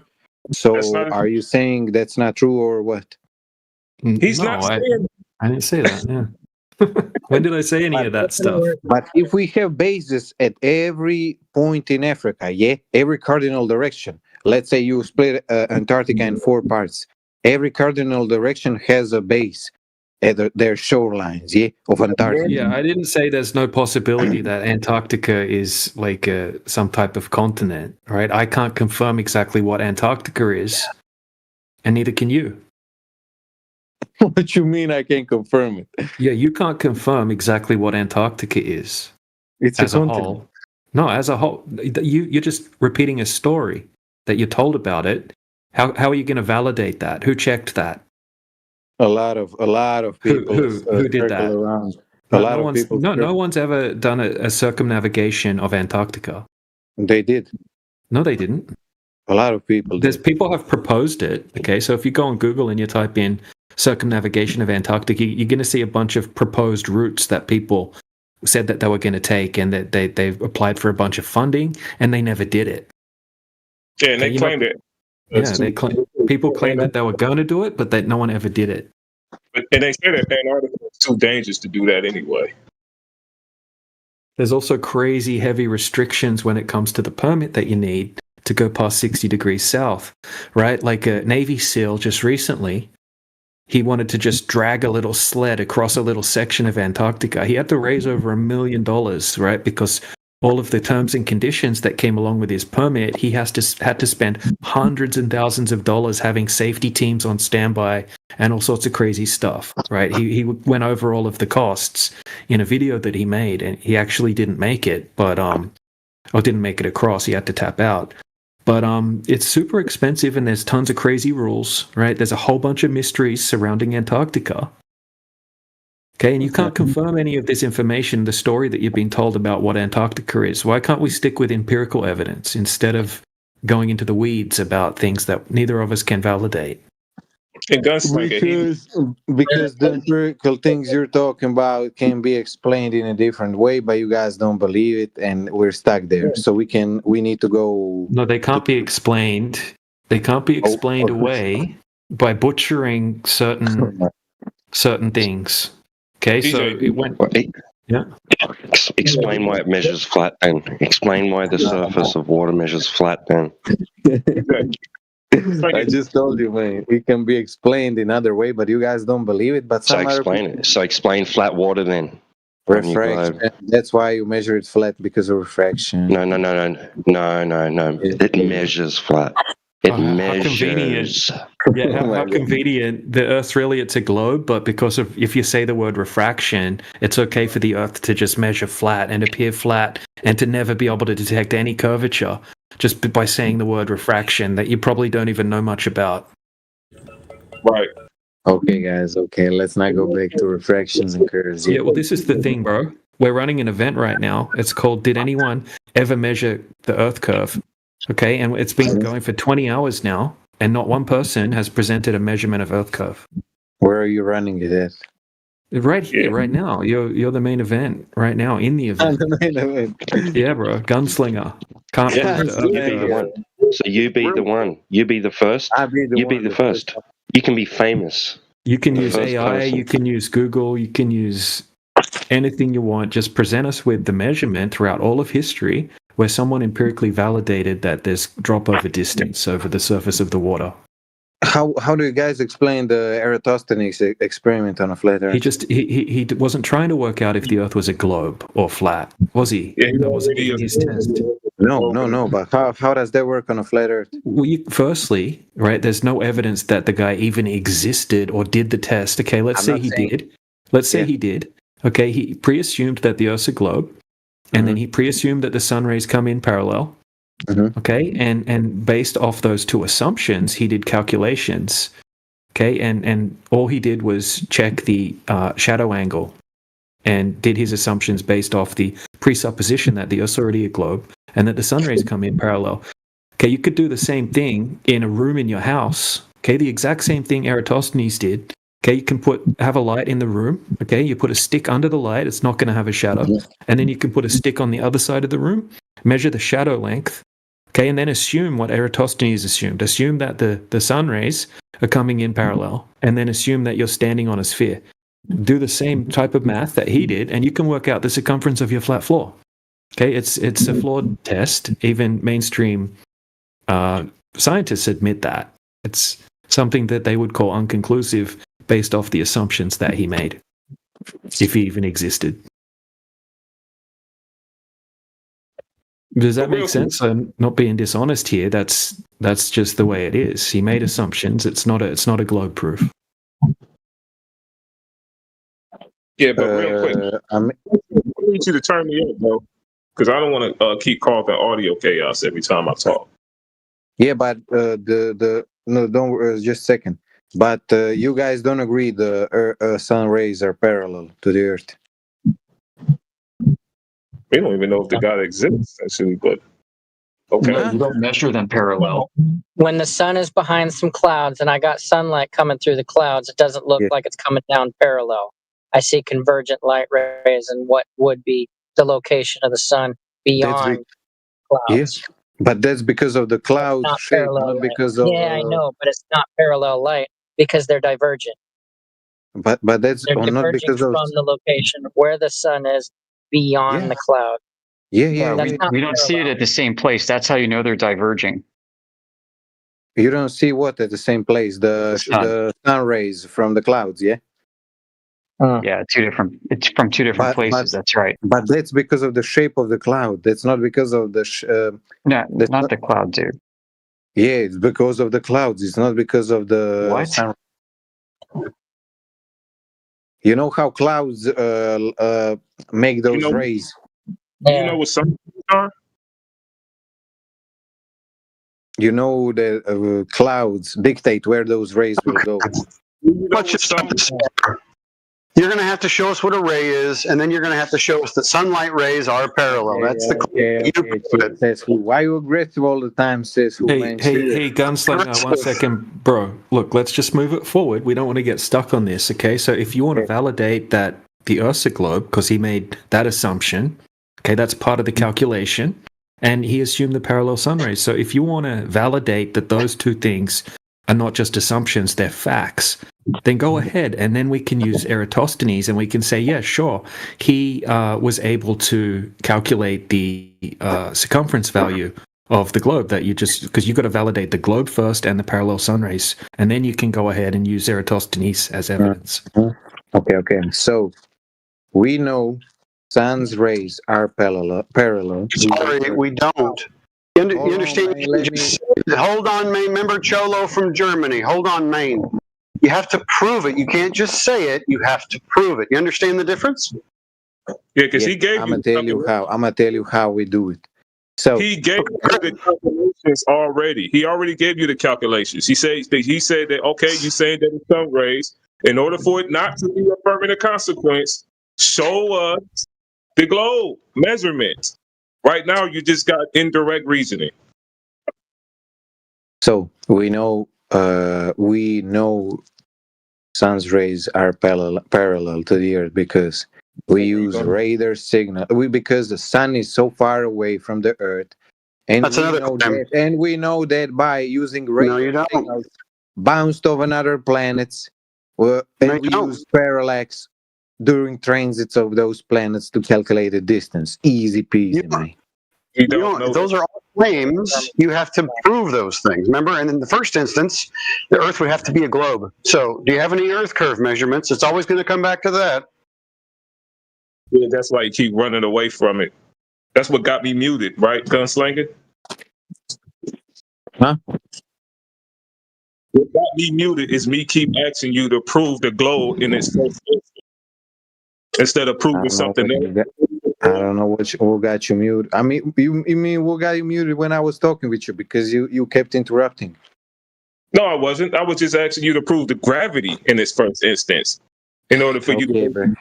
I ain't gonna get into debate with you about. Gunslinger, can we move past Eratosthenes? Because even the mainstream admits it's just based off assumptions that he made. They were just assumptions. But so listen, one of those assumptions that the Earth is a sphere. Okay, so what evidence do you have that the Earth is a sphere?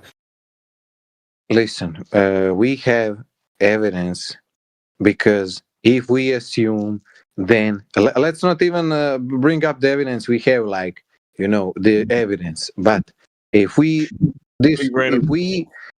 just stick to the Earth and we assume it's a globe and we do the calculations, then everything works out. You guys have nothing that doesn't work out on a globe model except your laser across the lake experiments, and that can be explained, and you guys are still stuck on this. No, object. Go ahead, Rich. Got you. No, you cannot sit up here and say we're going to run calculations. That will be a model proving the model. So you have to basically explain, okay, wait a minute. You saying that you want us to distrust you and believe that there is a globe and then allow you to run calculations off of the belief that it is a globe. Well, anybody can just do math and say that this math is showing me this without actually showing me the thing that the math is supposed to be describing. So that is a model trying to prove a model. That is called assuming a premise. We got a new thing for it. It's called the unicorn fallacy. Yes, I have this physical thing in me that is true, but I don't want to show you the physical thing that I should be showing you, but I'm going to show you the concept and the calculations and the math for it. And just because the math works, the thing that I'm supposed to be showing you, the math works, therefore that thing is true without me showing you the physical thing that I'm supposed to be showing you. No, that's a unicorn fallacy. Try again.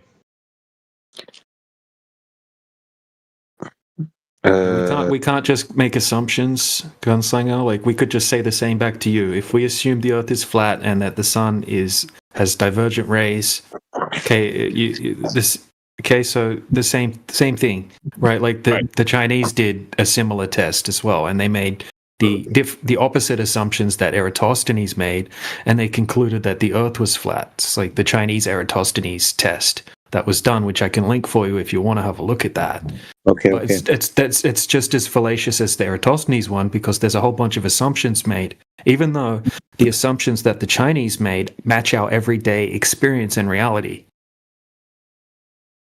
But it will be fallacious for us to do it as well. Yeah.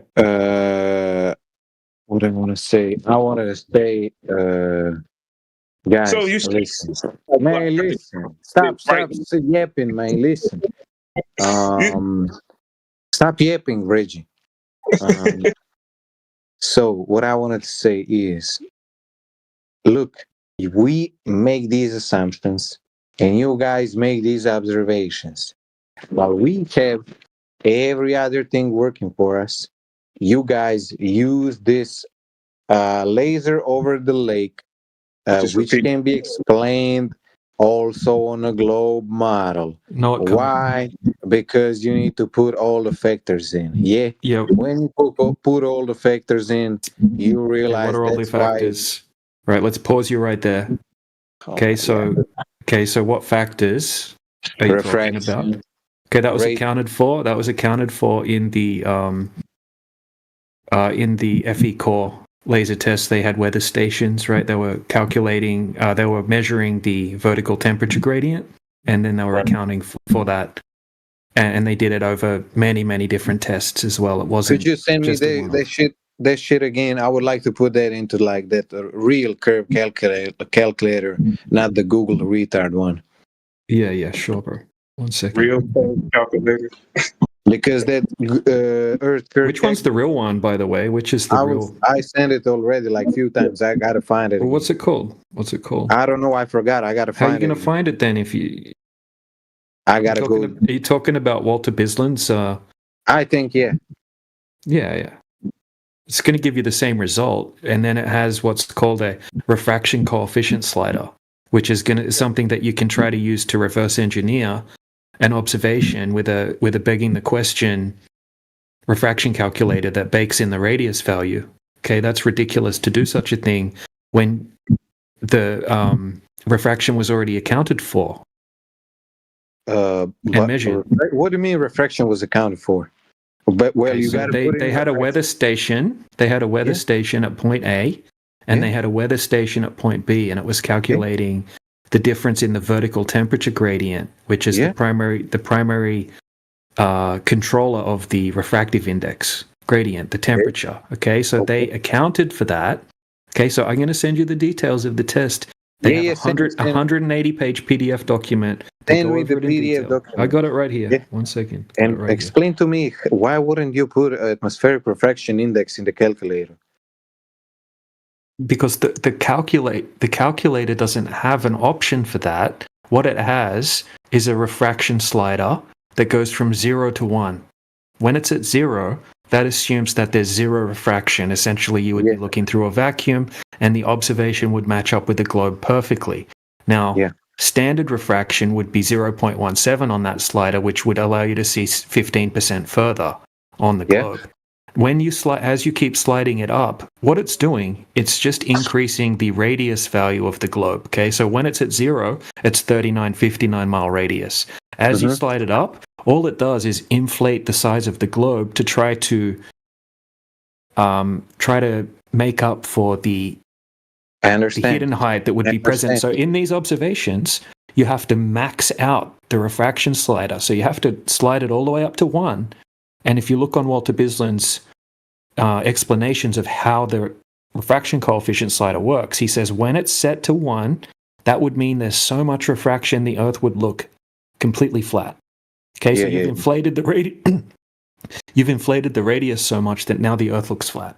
And that's when we use, I like using Walter Bisland's calculator because I can show globe earthers that, okay, for all of these observations, I have to max out the refraction slider so the Earth looks flat. There's so much refraction, the Earth looks flat for all of these observations. And but it's I'm never, waiting. ever. How convenient. But what was the refraction value for that experiment? It's I don't remember it off the top of my head, but I'll put it in the put the details in the side chat now. Show me this. Yeah, there it is. You invoking refraction. I gotta save this somehow, man. But if you introducing refraction, that means you know what it is, correct? I'm gonna download this shit. Hold on. You're gonna download what refraction is? Oh, you download the evidence. I don't really know why you guys like to introduce refraction and totally throw away your point.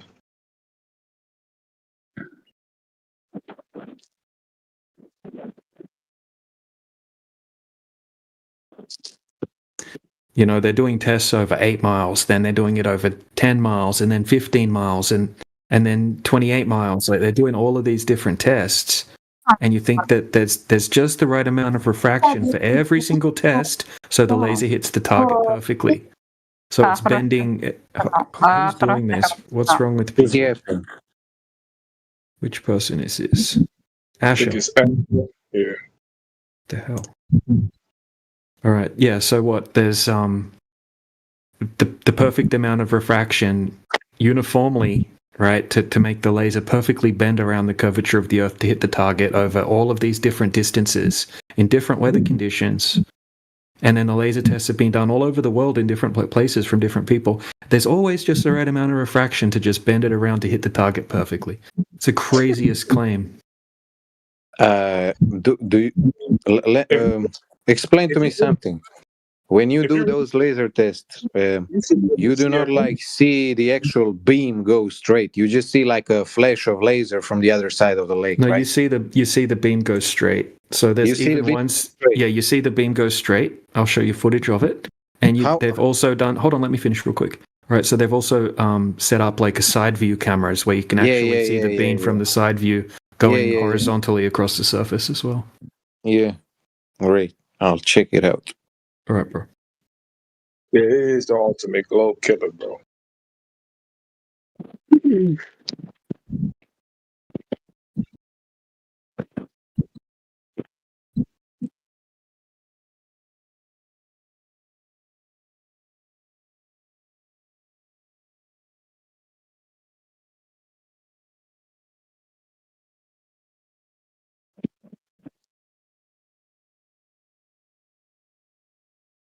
I think it's hilarious because I don't even think you guys be understanding what y'all be saying about that when y'all say that the laser would still hit its target, but the light bend around the curve. Like, do you know if you shooting something 15 miles away, how much that light would have to bend? You literally saying that light literally bending 15 miles away when it basically would never travel into free space at all. I just think you guys don't even understand the significance of what you're even saying. And here's a picture in the side chat from FE Core as well, showing, you know, the actual laser hitting the target as well. And take into account this is like a $20,000-$30,000 laser.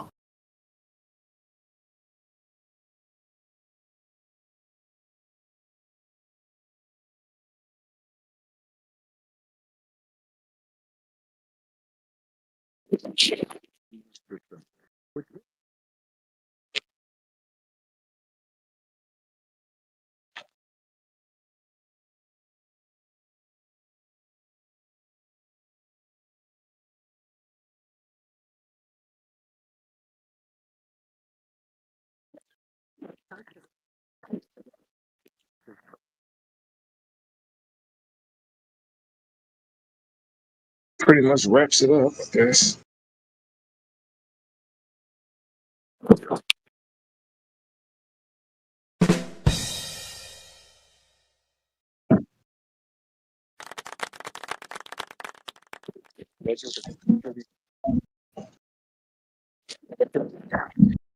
Trust me, guys, that GPT is going to say something retarded.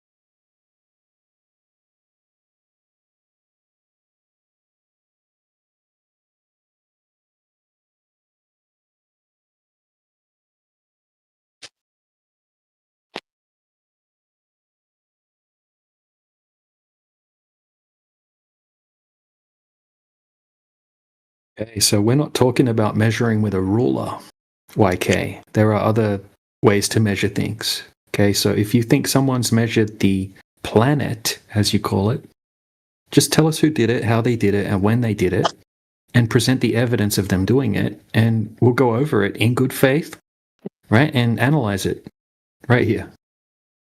I'm gonna analyze this FE shit big time right now because You should, bro. Yeah, I'm seeing some already cracks in it. Yeah, I put in the back order for your T-shirt that says "Flat Earther." I'm a flat earther with your name on the back. Gunslinger, yeah. Gunslinger, FE. Stay flat. Stay flat, bro. Yeah, I'm gonna be back tomorrow then. All right, bro. When he sends you that T-shirt, let me know so I can send you khaki shorts and long socks. See, man, I ain't at that point yet. You'll get there. I see y'all, bros. Catch you later, man. Later.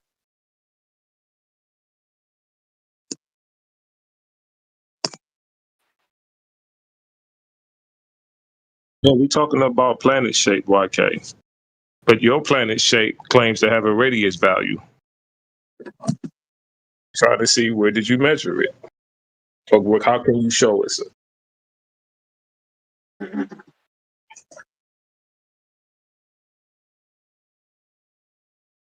Or who measured it? Who documented measuring the circumference or radius value?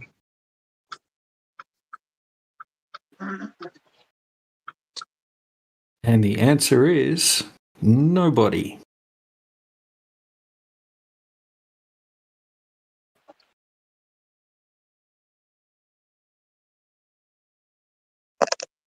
So spheres don't have any value in radius? And spheres don't have any? Okay. Well, just show us the shape then. And who did that and how did they prove it?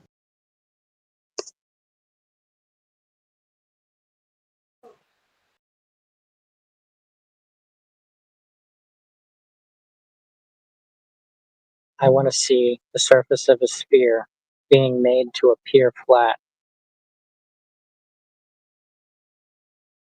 What process would have to happen for that to happen?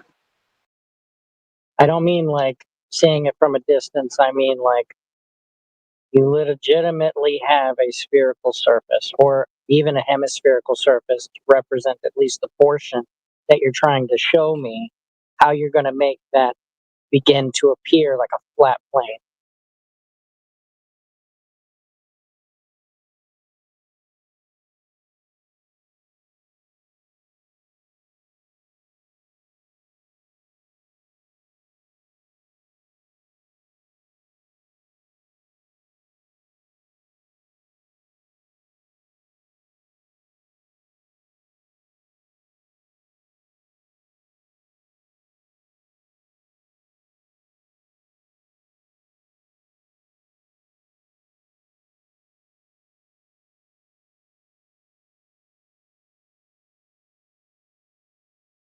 You scale the sphere down, you can scale the optical lens down also. Just make sure it stays within the ratio of the optical efficiency of the human eye to the size of the sphere that you're claiming. So like micro camera, seeing from the smaller perspective.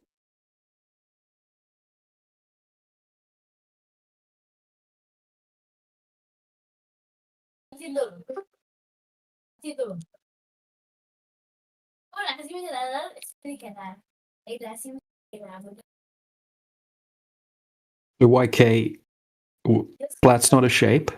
Okay, when we say flat Earth, we're not claiming to know the shape of the Earth. We're not claiming that the Earth is a flat disk floating around in the heliocentric outer space. Okay, flat's the description of a surface. Most of the surface area of the Earth that we know of is covered in water. If the Earth were a globe, the water would have to be curving, right, over the surface. Okay, we can calculate how much curvature there should be, and then we can go and test for the curvature. We can test for things that should be blocked by the curvature, that are in the distance. And there should be a horizon at a certain distance, which is a byproduct of the curvature. Okay, so that's what we're talking about, not a flat planet. Evelyn, you're hot micing. Shush, please.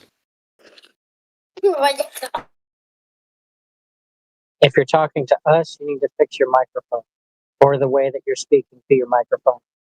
You sound like you're at the other end of a hallway.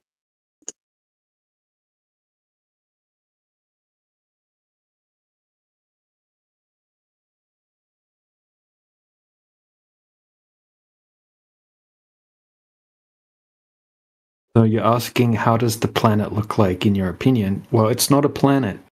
Okay, I just explained that we don't think the Earth is a planet. So when people hear about flat Earth, they imagine a big giant space vacuum with all of these big round planets floating around, and that the Earth is a planet. And then they try to insert the flat Earth as a flat planet instead of the globe. Okay, that's the wrong way to think about this. We're not claiming that. The Earth is not a planet. Maybe you could think of the Earth like the floor or the foundation of the system that we live in.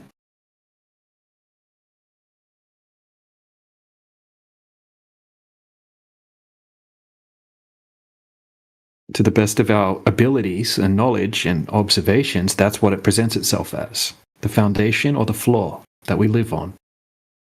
Okay, and it has hills and valleys and mountains, but there's huge amounts of water. And the surface of the water is not curving over distance.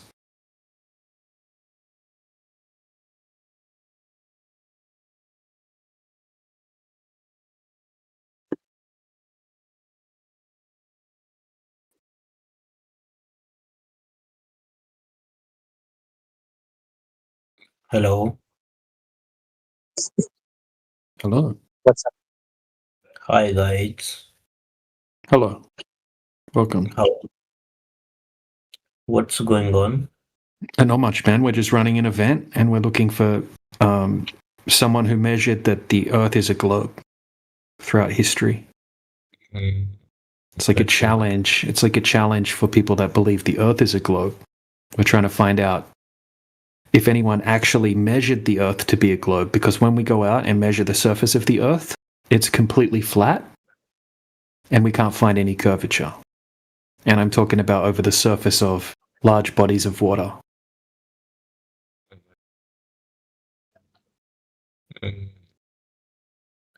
Yeah, So yeah, actually, Earth is circular. So Earth is like too much big. Like it's look like it's a flat surface. right, but Yeah. things. Okay, so let's say we have like a lake, and it's 30 kilometers across the lake. Okay, so there should be things hidden that are on the other side of the lake because of the curvature. Okay, because over 30 kilometers, there's about 250 to 300 feet of curvature, which is, say, 100 meters of curvature approximately over that distance. A little bit less. But yeah, a huge amount. Okay, so what we're finding is that we can actually go out and zoom in across the lake, right? Say a 30 kilometer lake, we can zoom in across the lake and we can see the shoreline on the other side of the lake that should be hidden by hundreds and hundreds of feet of curvature. Yeah. Okay, and then we can consistently go out and keep testing different bodies of water over the ocean, over the different lakes, different countries, and use lasers, and we can't find any curvature. So we're asking people, how do we know that the Earth is actually curving? Okay, we already agree that we experience it as flat, but how do we know it's actually curving? Because when we test it, it's not curving. Okay.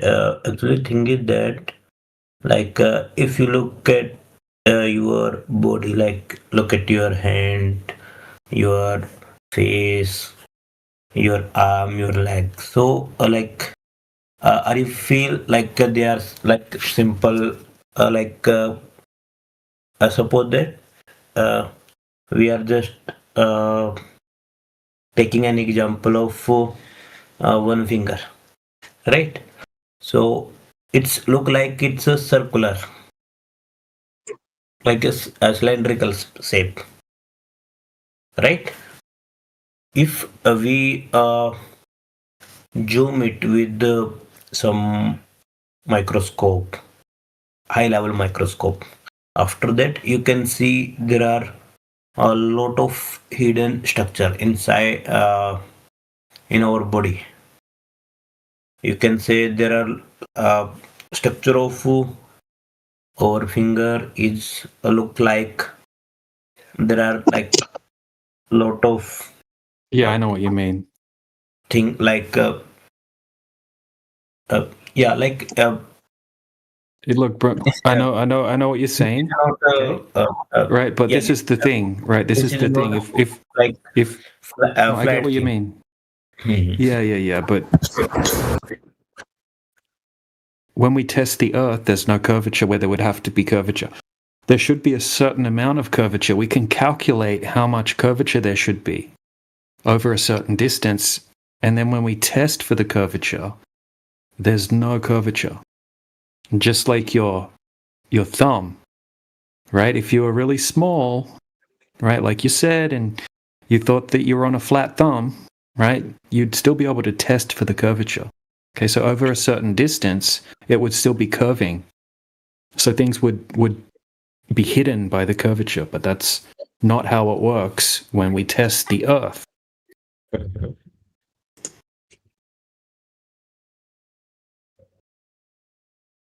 Anyway, I gotta go on mute.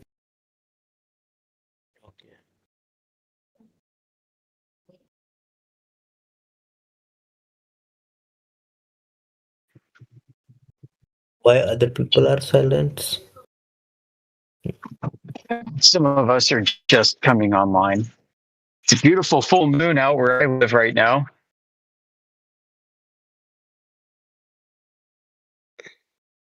It's got a yellow hue to it. Yeah. Looks really nice. Thank you. Where are you from? I live on the east coast of the United States. So it's 5 o'clock p.m. here. Okay, and in my country, time is 3:33 a.m. It's Oh early my morning. goodness. What are you doing on the internet? Too much internet. Yeah. Actually, last night, yesterday, I uh, slept early, so that's why I waked up early. So early, that's why. Gotcha.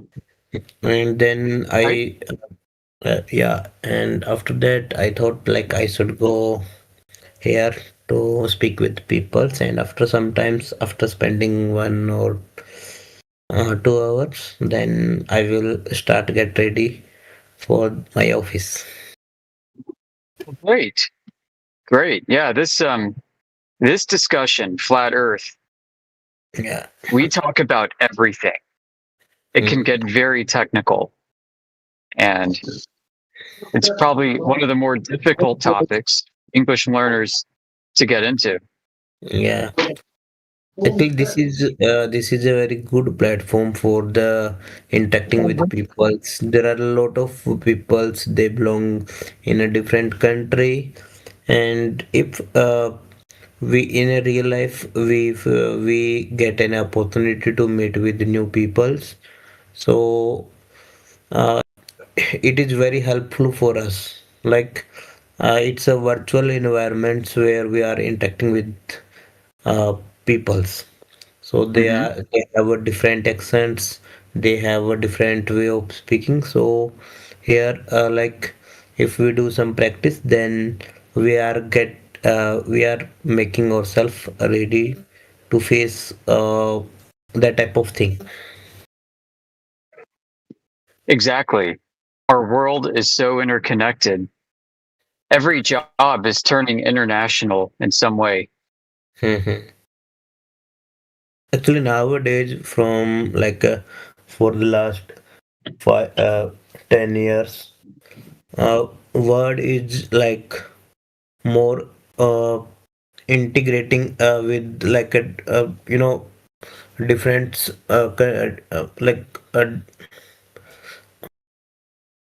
we have a different type of like we are working with the other country, and uh, there is no such type of things like I'm from India, and I can do work related to the Indians peoples, and related to with my domain. So if I have to stand in a markets with the good value, then I have to prepare myself to interact with other country peoples as well. Yeah. Yeah. In English, it provides a neutral third language. Hmm. Actually, it's a global language. Yeah. At least I have to go, unfortunately. I'm sorry. I have to mute up too. Yep. Okay, It's okay, a no pleasure talking problem. to you. Bye. All right. Bye-bye.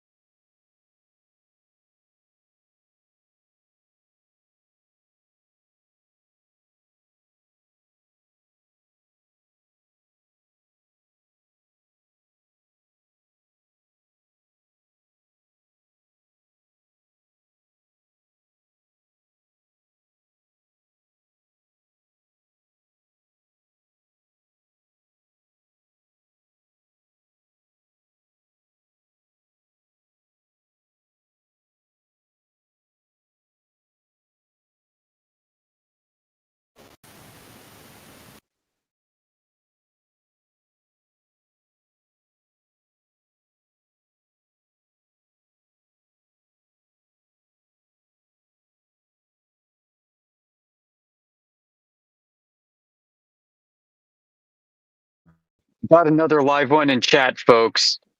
Over in Discord chat, not YouTube chat. Guy asking for a model, like a model of what? Would a chessboard suffice?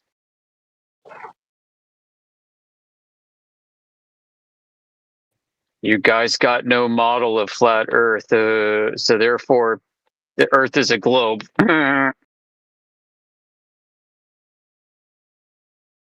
I don't have a reification fallacy to give him to replace his reification fallacy. So his reification fallacy must be true. Yep, that's right. For the audience listening, wondering what that means. It means to say that this guy is trying to submit that a model is reality, that the map is the terrain. And that is a reification fallacy. Reification being some kind of imaginary concept that you conjured up in your brain that you believe could be true so much that it likely is true in your worldview and therefore is true.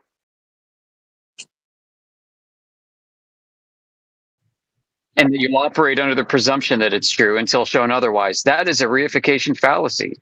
It's probably the primary reason why we're here. We're here to combat that reification fallacy. You know, what's even much worse than that would be to like having a so-called model that's just completely false and is debunked on every single observation and has absolutely zero empirical evidence to back it up. Just a completely fake, nonsense, ridiculous model that defies all logic. That would be even worse, right? Oh man, that'd be totally worse. Yeah, a model that isn't supported by observation and contradicts itself. Jeez. Yeah, like imagine if we just presented a completely shit model, right? That's just ridiculous and just makes all sorts of crazy claims, doesn't match up with reality in any observations, right? We would be a laughing stock if we did such a thing, right? Absolutely. Yeah.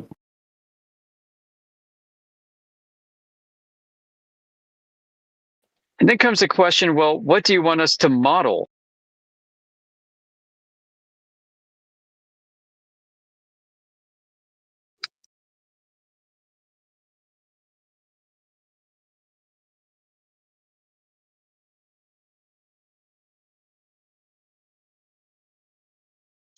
It's like we need a model of what do you want us to model? You want us to build something that represents something in reality. Well, what would that thing be?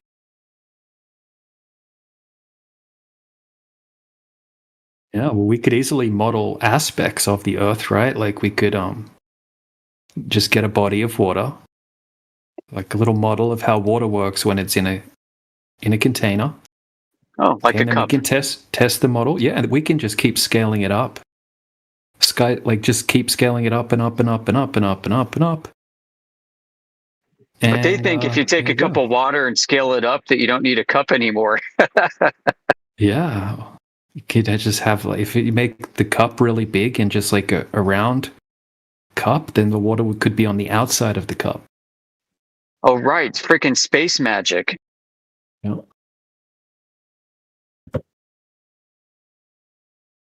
Yeah, well, the neat thing about reality is it's kind of fractal like that, except for the globe. But the globe isn't reality. At some point, the rules start to change for the globers, and they can't really pinpoint at what point that is. Yeah, about the crisis in cosmology. Yeah. Yeah, it's interesting. They really kind of hit mainstream. I saw a bunch of articles posted about it this week.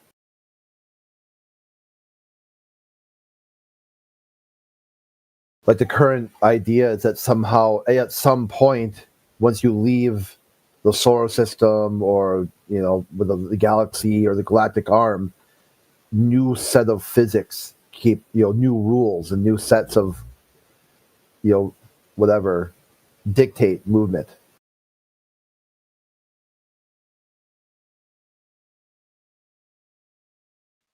The spice must flow.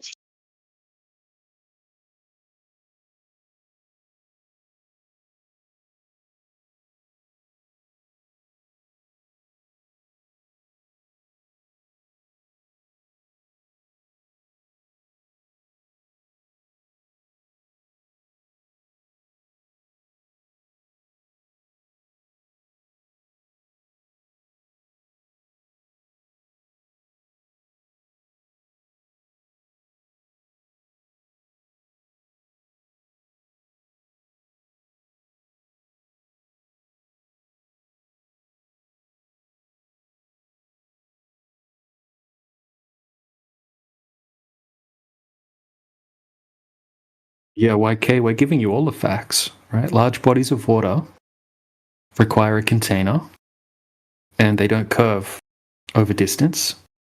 This is a fact. Prove me wrong. Right. That's a model of the ocean. There you go. It's a model of a lake.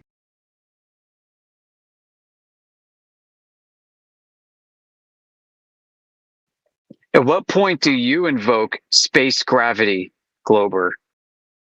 And why don't you model that? Why don't you model space gravity? Try it even in a lab.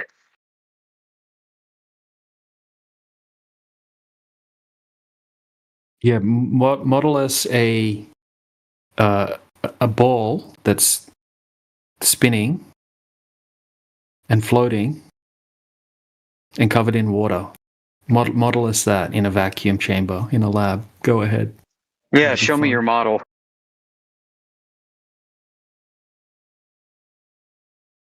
Because your little model globes, right? They forgot the water and the vacuum and all that kind of stuff, right? Yeah, and the spinning, the gas.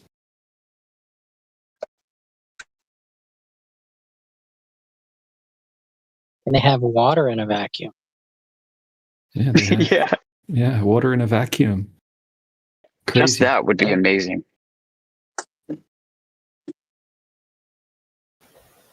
Yeah, that's what astrophysically, like in the real world, water boils in the vacuum. Astrophysically, like in physics, you got regular physics, water boils in the vacuum. Astrophysics, water freezes in the vacuum. Space magic. Space magic is all they have. Yeah. Space magic for gravity, space magic for even refraction.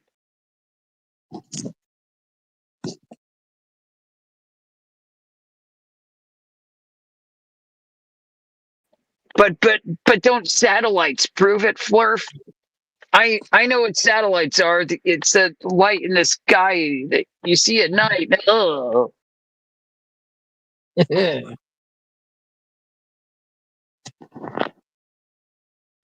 How do you model a satellite on a flat Earth, Glurf? Yeah, how do you model a satellite in reality, Glurf? Like, come on. You first need to have a globe, right? You're going to need that gravity ball that spins with water in a vacuum.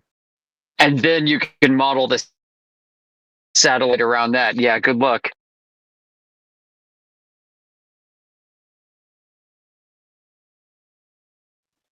But it's space. You mean you don't believe in space? No, I don't believe in space magic. Nope.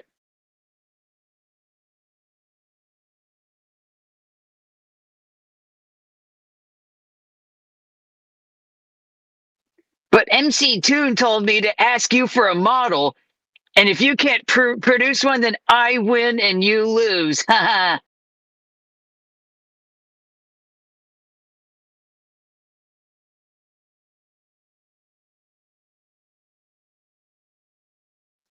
Yeah, the same MC Toon that said that there are 3 horizons that are present in the image of the oil rigs in the water that can be seen past the oil rigs. Yeah, he said the reason why you see water past the oil rig at 9.4 miles is because there are 3 horizons in that image. And it's obvious. It's obvious, guys. And 3 horizons.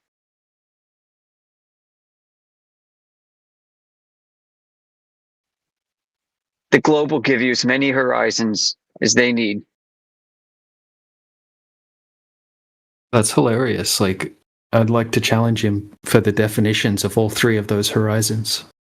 Oh, yeah, he pointed them out. He's like, you see, you got the water cutting off the legs of the oil rig in this over here. And then you got the water line that's kind of closer in over here. And then you got the water line that's way back there. And that's the refracted one. Oh, that's freaking hilarious. Yeah, only one of them matches. Only one of them matches an actual horizon definition. Yep, that's true. Because even the Absolutely definition. True. Yeah, exactly. Is any horizon, like the local horizon, the geometric horizon, the apparent horizon, like that, they all of the definitions of those still state it's where the sky and the ground meet. Bingo.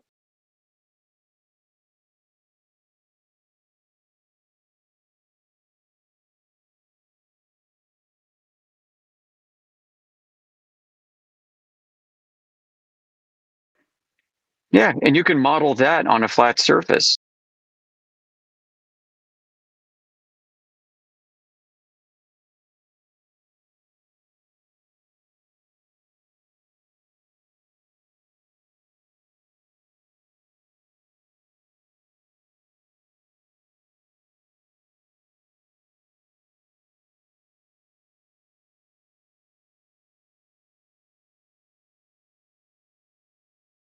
This is absolutely insane. I live like 4 miles from my office, and it's taken me 30 freaking minutes to get home.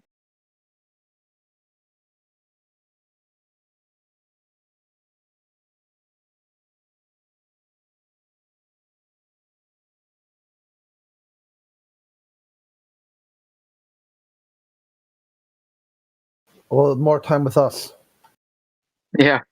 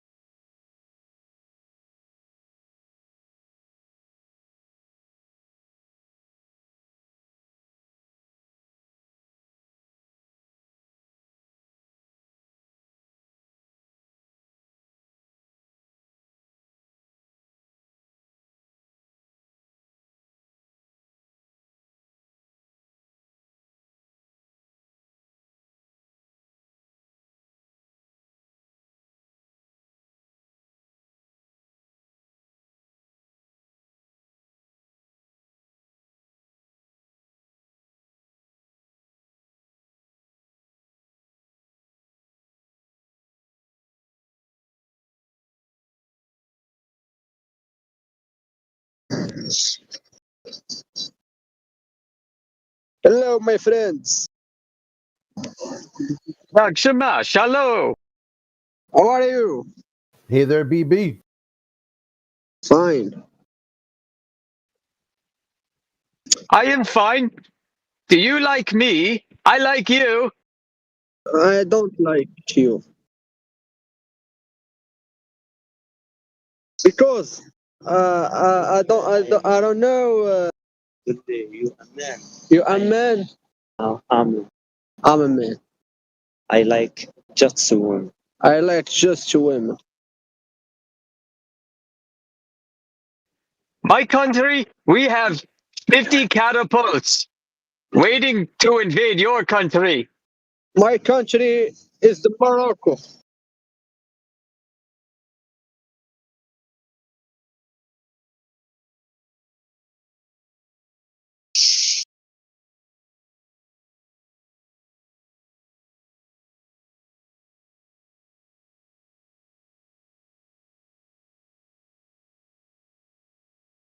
Well, ما فيش كل ده.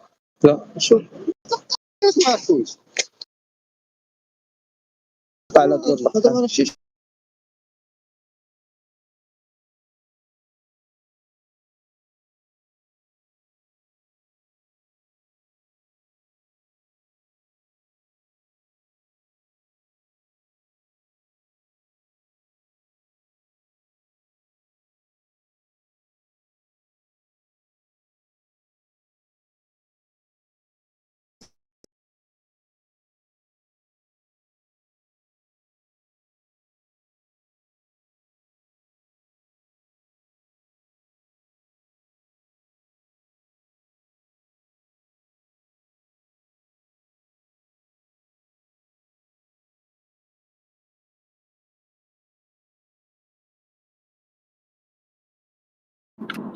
Is anybody hiding around here? What up? Hey, good evening. Just off to the Lions Club. Anything going on around here?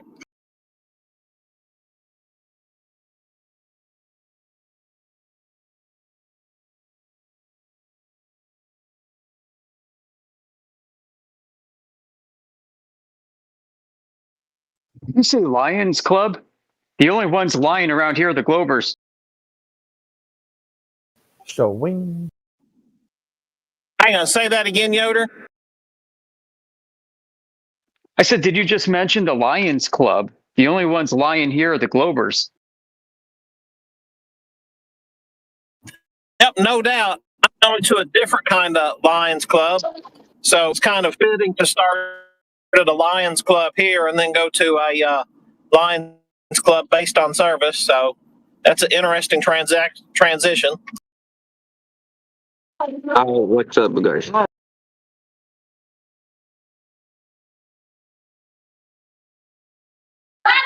What's up?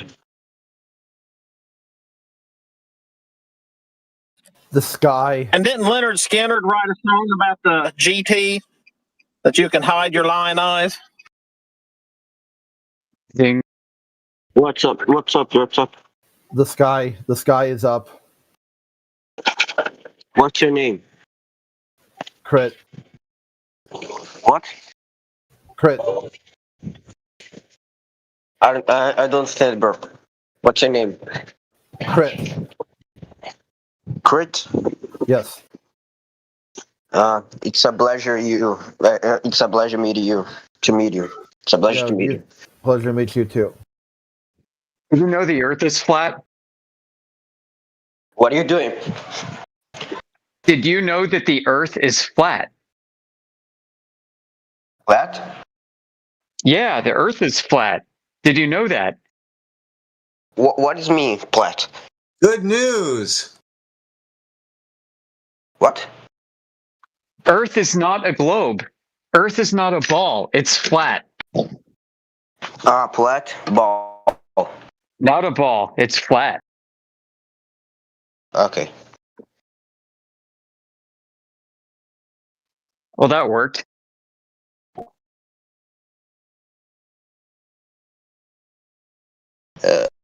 It's just a big sorting Garbage operation, in, Radwin. garbage out.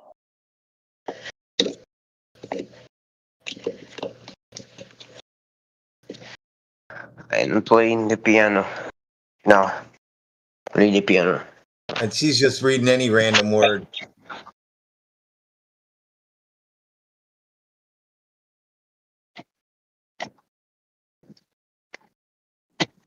You know, Yoder, this is probably the best IQ test. Oh? Piano, bro. Flat Earth, bro. Flat. Flat. Like a pancake, Flat. not like a note on a piano. Yeah, it's piano, bro. Piano. Yeah, not like E flat on the piano. Earth flat, like outside. Piano is more than flat.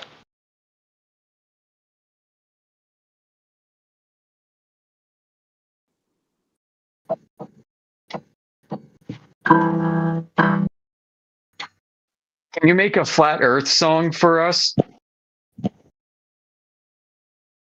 For us? Yeah, for everybody here in the flat Earth room. Can you make a song for us about flat Earth? I don't know.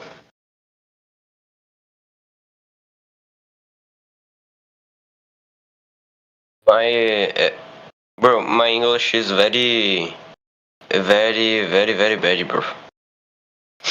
I don't understand the. All right.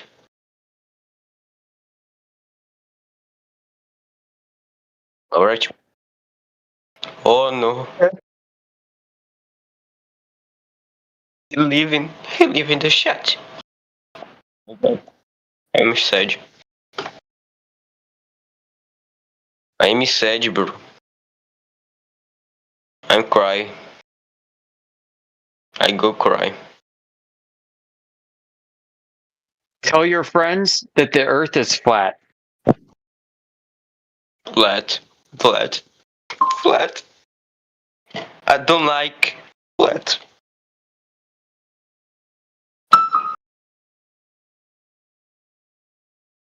Tune your piano. Yeah, this is piano.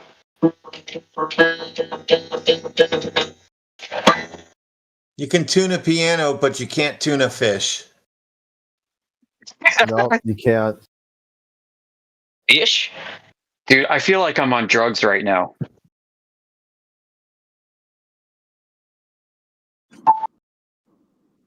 Yeah, Yoder, did you hear what I said earlier about this is the greatest IQ test that anybody can ever come up with? Yeah. And an honesty So maybe test. what we need. Bro. Do you know? We need to come up with a server that Do you know? Interstellar? Do you know Interstellar? Do you know? Amber, do you know Interstellar? No. Interstellar? Interstellar? The movie? They're trying to say that. Yeah. Interstellar? Yes, this movie. This movie. Yeah.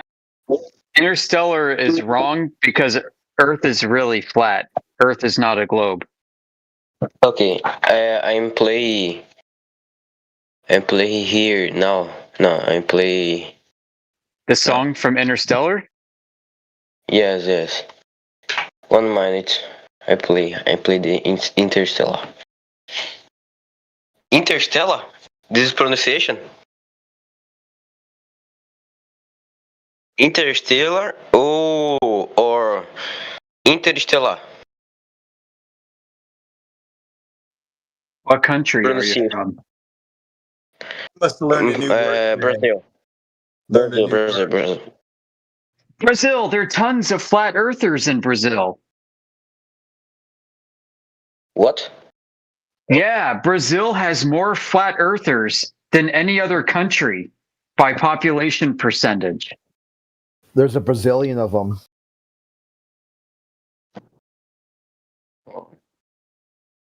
Okay. I like that. I just asked George Bush, and he concurs that there's a Brazilian of them. A Brazilian grew a tree.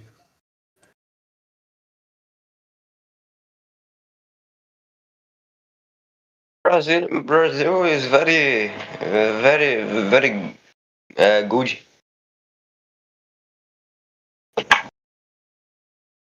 Oh my god. 1 minute. I play the Interstellar. Oh my god. You just clowning? Like, can we get like a conversation going? I know I only got a few minutes left, but this is getting kind of annoying. Yeah. Hey, listen, my friend.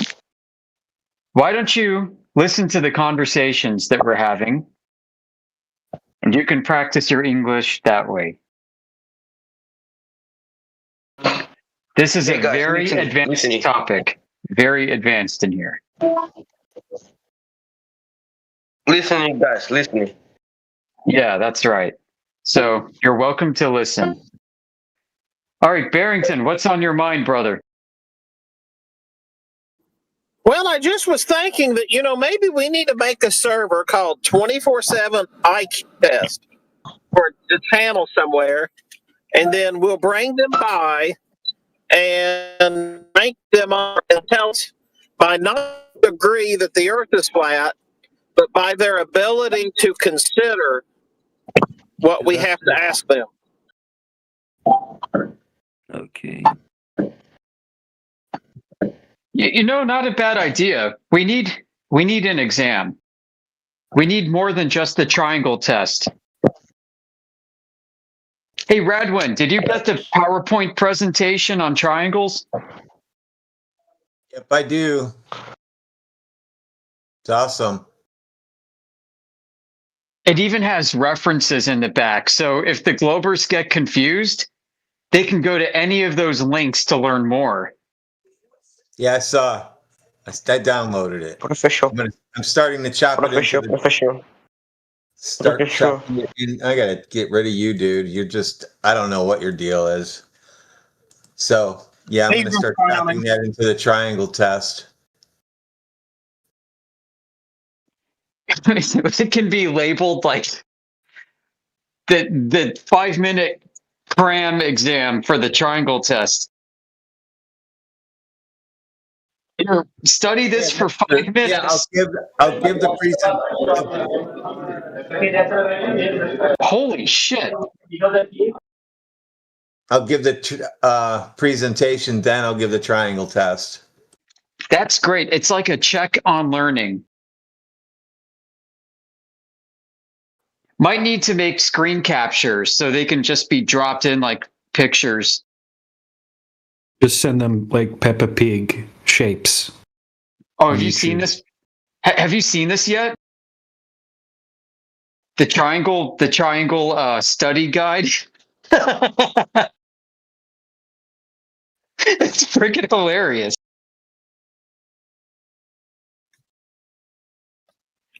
I don't have access to it right now, Radwin. If you can post it in chat, like the front page and a couple excerpts. I had Fun with triangles. I had Google Gemini make this. Yeah, there it is.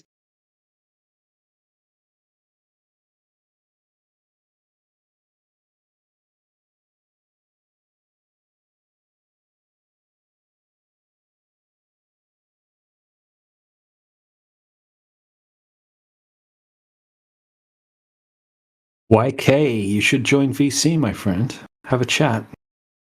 Yeah, we're waiting for you, YK. Come present us your best argument for the globe. Open mic, open mic, open mic. Do you know basic physics, YK? Because guess what? Astrophysics isn't real. That's space magic.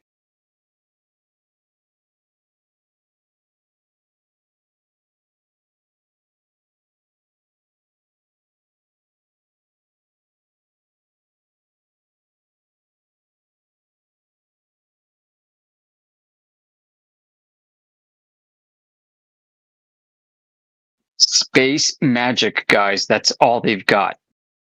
They want you to believe it's real physics. Where suddenly your cup of water doesn't represent the lakes and the oceans of Earth anymore. You're going to need a globe.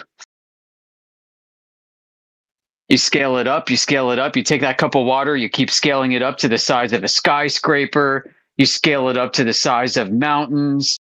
You keep scaling it up, and at some point your cup of water is not going to work anymore to hold water. It needs to be a globe.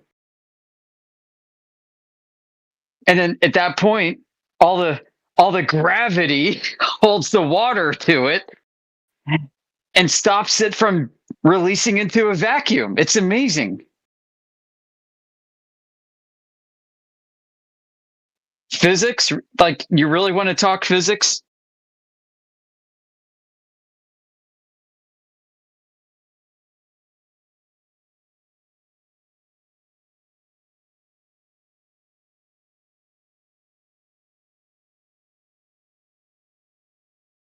It's a model of seasons, basically, night and day.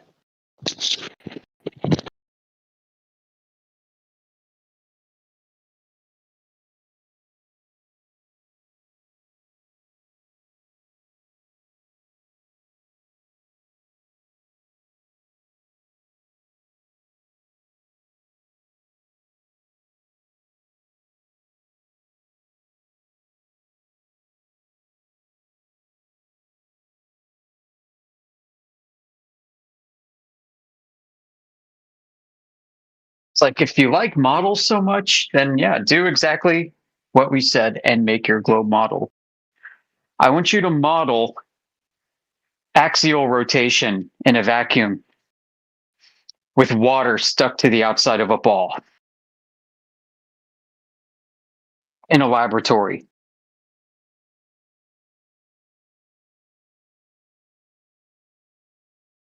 Like, you really want to go there with physics and model games? YK? I don't think you do.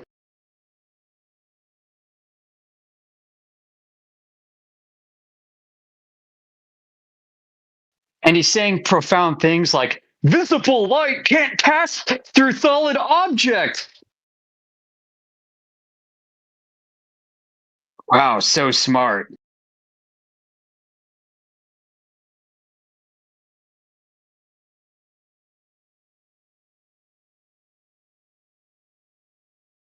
Sorry, my microphone on Discord is broken.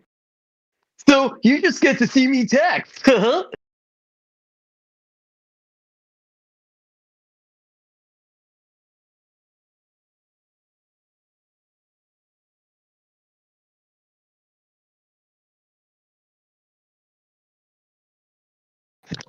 Text guy, open mic, speak. I think he needs to be text muted. And that way, he can either leave or mic up. Or I guess he could just stay and watch us. But he won't have an outlet. That blood pressure might spike without it.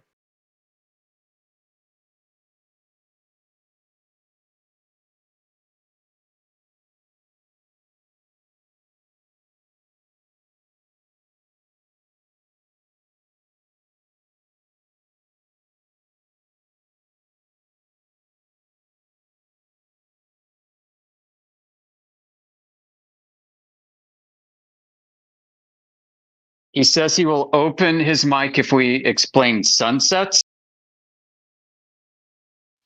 What does that accomplish, YK? Seriously. Yep.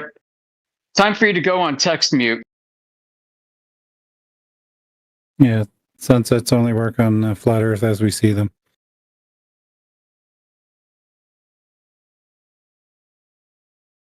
There we go. Yeah, how do you have sunsets on a globe when we measure the Earth flat? And he's gone. Yeah, sunsets would look completely different. They'd be very much like a solar eclipse. They would not be attenuated that greatly. You know, one thing NASA hasn't shown us after all these years?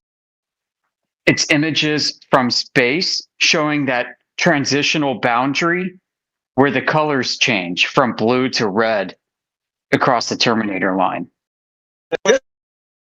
Guys, I've been watching YouTube since I was like 4 years old. Now I'm 36 and that shit turns me off. I think I'm too old.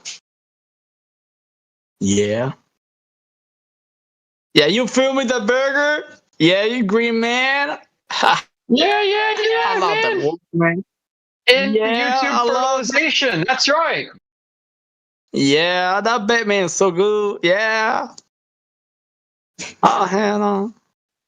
You like Flat Fuck Earth, you, bro. Dr. Shams? Flat Earth, Doctor, yeah.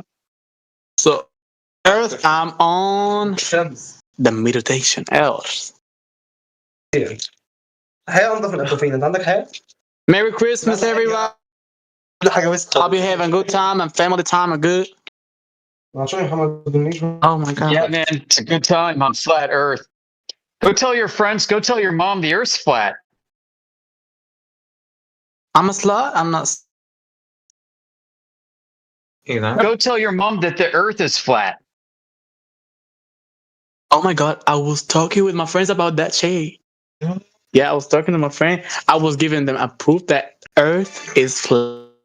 That's good, that's good. I'm talking for real. Really? Yeah, nobody's seen a globe, dude. Yeah, that's all. Because in Quran, in the Muslim, we believe that the Earth is flat. Why are you believing in Quran? That's right. Rolled out like a carpet, right? Yeah. No, man, we are Jewish. No. Don't believe it. No. Like, we're gonna show you. Like, we Jewish. He is getting fucked. Your connection is not too good, Dr. Shams. You need some Starlink. قول له احنا بنكره اليهود رسومهم. انت عارف سمعتك we hate Jewish okay هو انت مثلا هي مثلا في الانستجرام تخيل مثلا انت تقعد تعمل ولا الناس اللي تعرفهم ترفع ستوري fuck is free Palestine bitch Why do you want to free Palestine?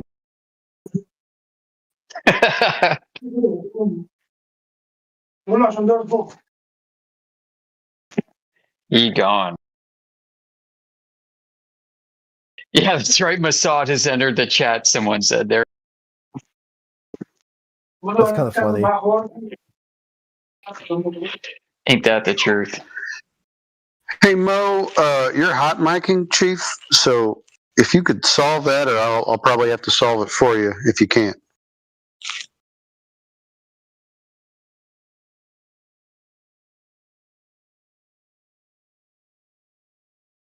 Thank you.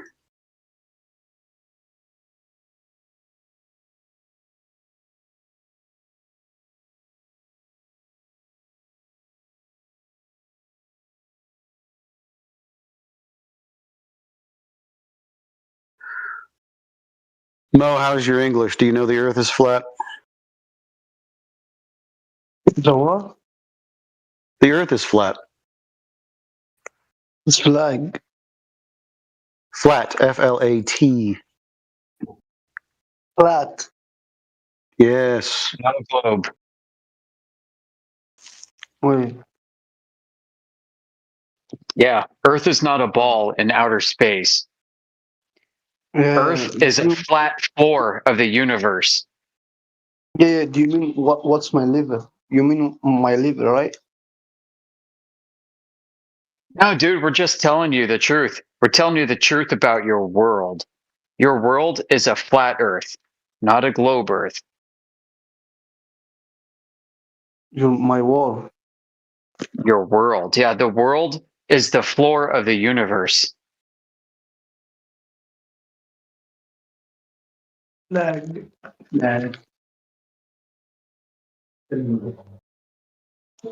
Bro, you said my world is what? Flat. Flat?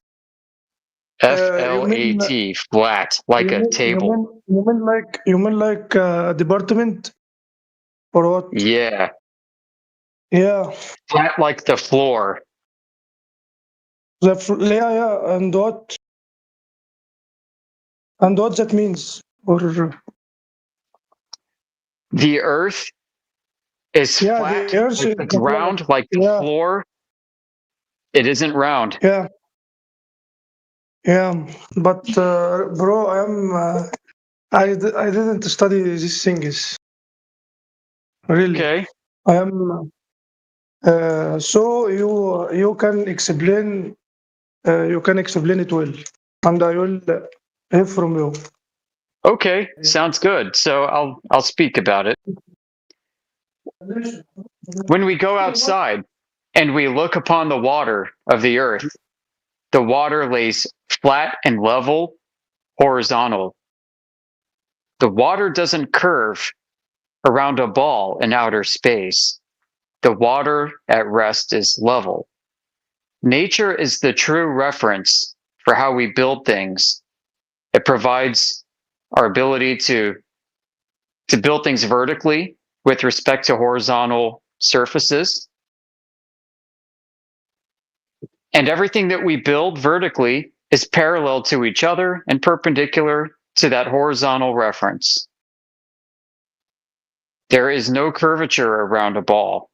Nobody's ever measured it. Nobody can even see it.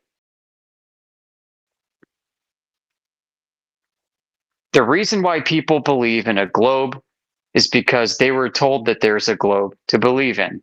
They were presented cartoon pictures on the internet, on TV, in books. The only evidence for a globe in outer space that represents our Earth comes from organizations using technology that nobody can validate exists. And we're told to just believe it and accept it as truth. what makes this difficult for people to understand is everybody in the world appears to believe in the globe. And if you don't believe in the globe, then there's something wrong with you. You might be a crazy flat earther. People don't want to be associated with crazy flat earthers. Yep, looks like Mo left. And for those listening, the social cost of knowing that the earth is flat is what prevents most people from wanting to accept the truth of the world that they live in. So have courage to seek and speak truth, folks. Don't let the world get you down.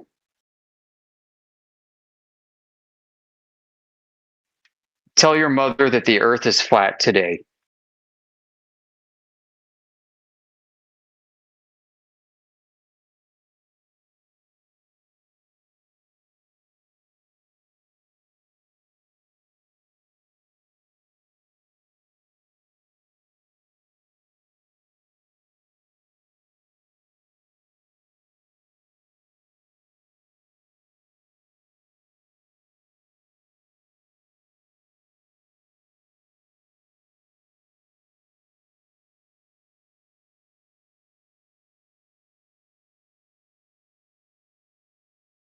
Hello, welcome to the 24/7 Flat Earth Discord channel. This is the best place on earth to talk about Earth.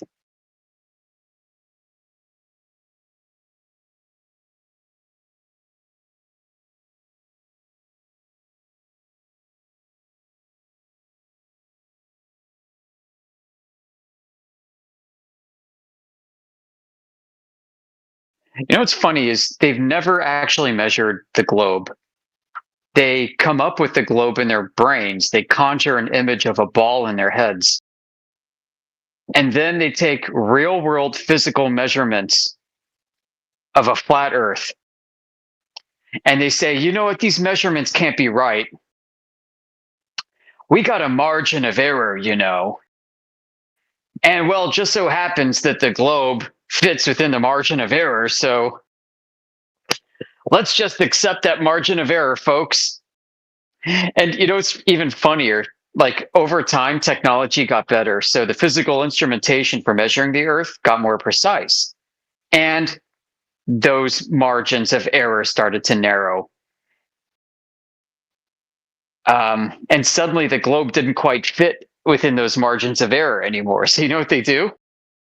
They start inventing all kinds of other crazy shit that gives them more errors to work with. And so, oh, thank God. Now we have like the deflection of the vertical, right? Now we've got gravity fields that's bending starlight so that we have enough error from outer space in order to construe the globe when I look horizontally over the Earth. How do we have seasons, bro? Yeah, that's a good question. Why do we have seasons? Ask God. Ask God, dude. No, not why. Oh, how?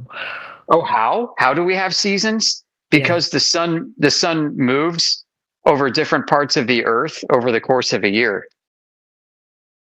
Dude, you're telling me, like I don't know how to explain it in English, but a big ass sun rotates to the Earth.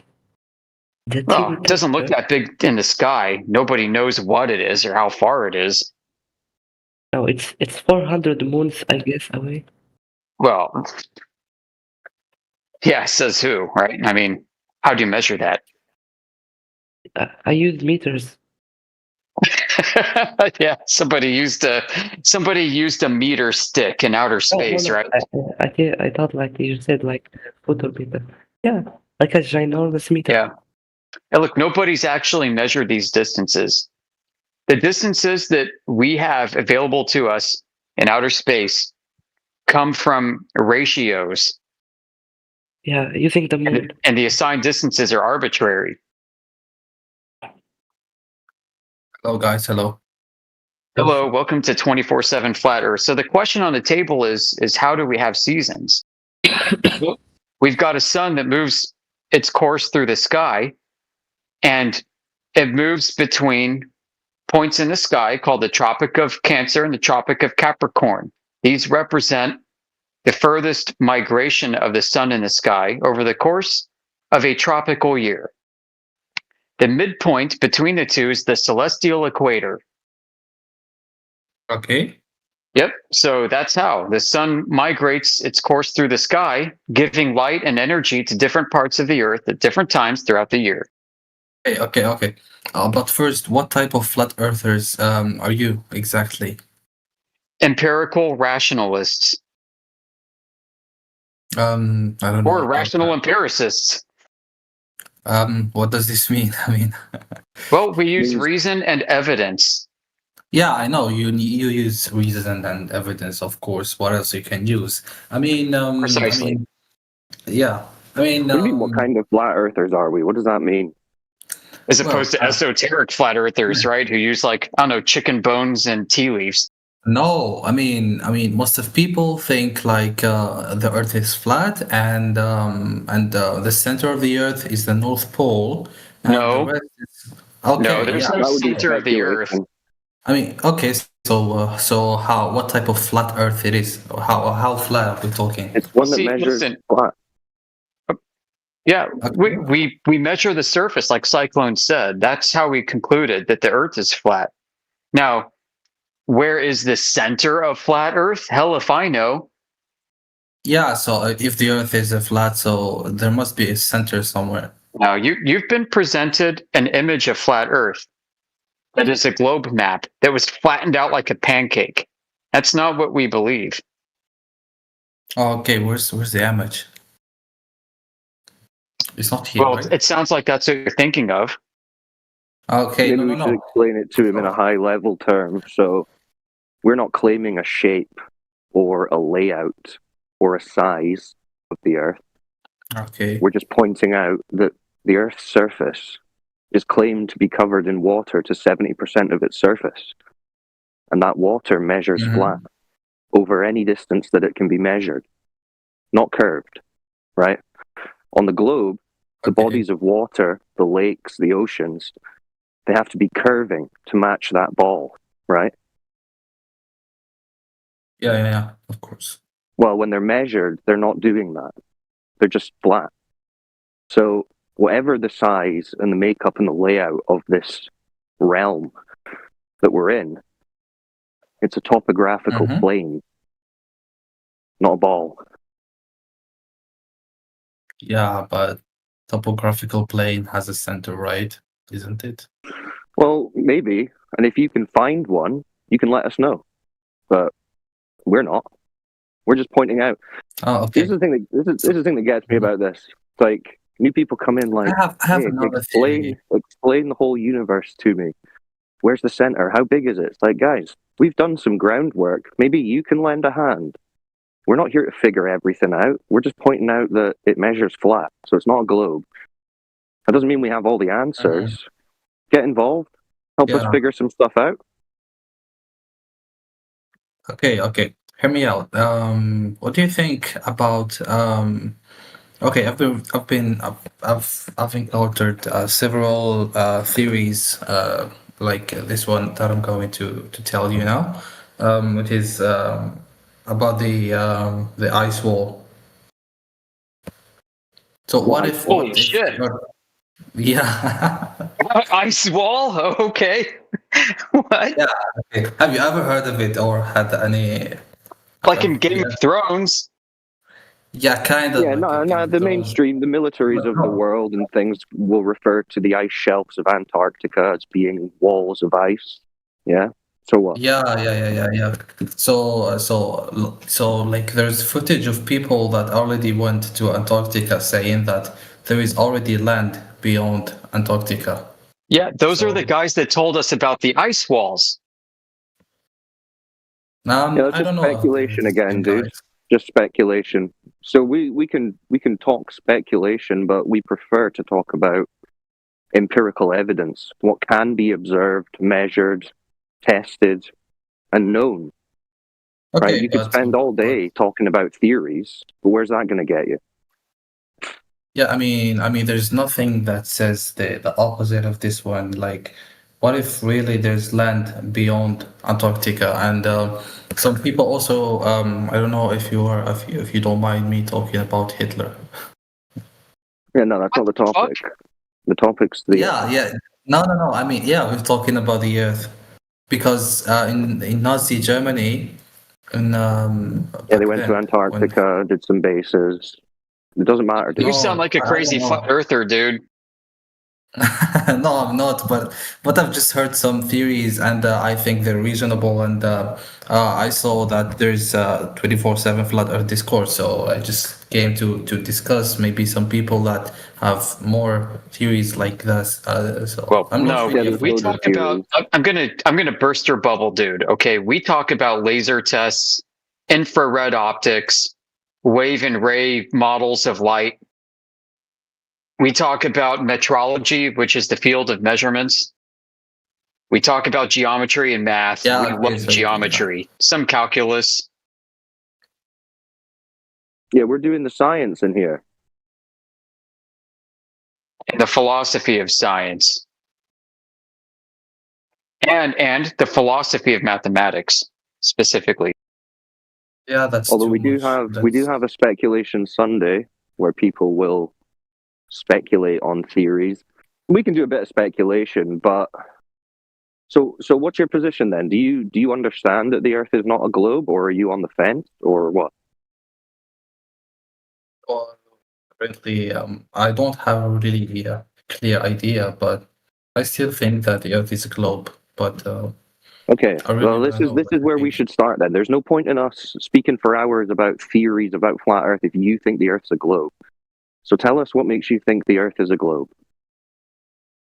Because that's what I've heard from school, and it's reasonable knowing that. Okay. The Earth circles around. We understand that's what we are told in school and on TV, but we want to know what the actual proof is in reality that we can test. What's that? Yeah, we should know surely, but. Yeah. So what do you have any evidence beyond just you were told? Because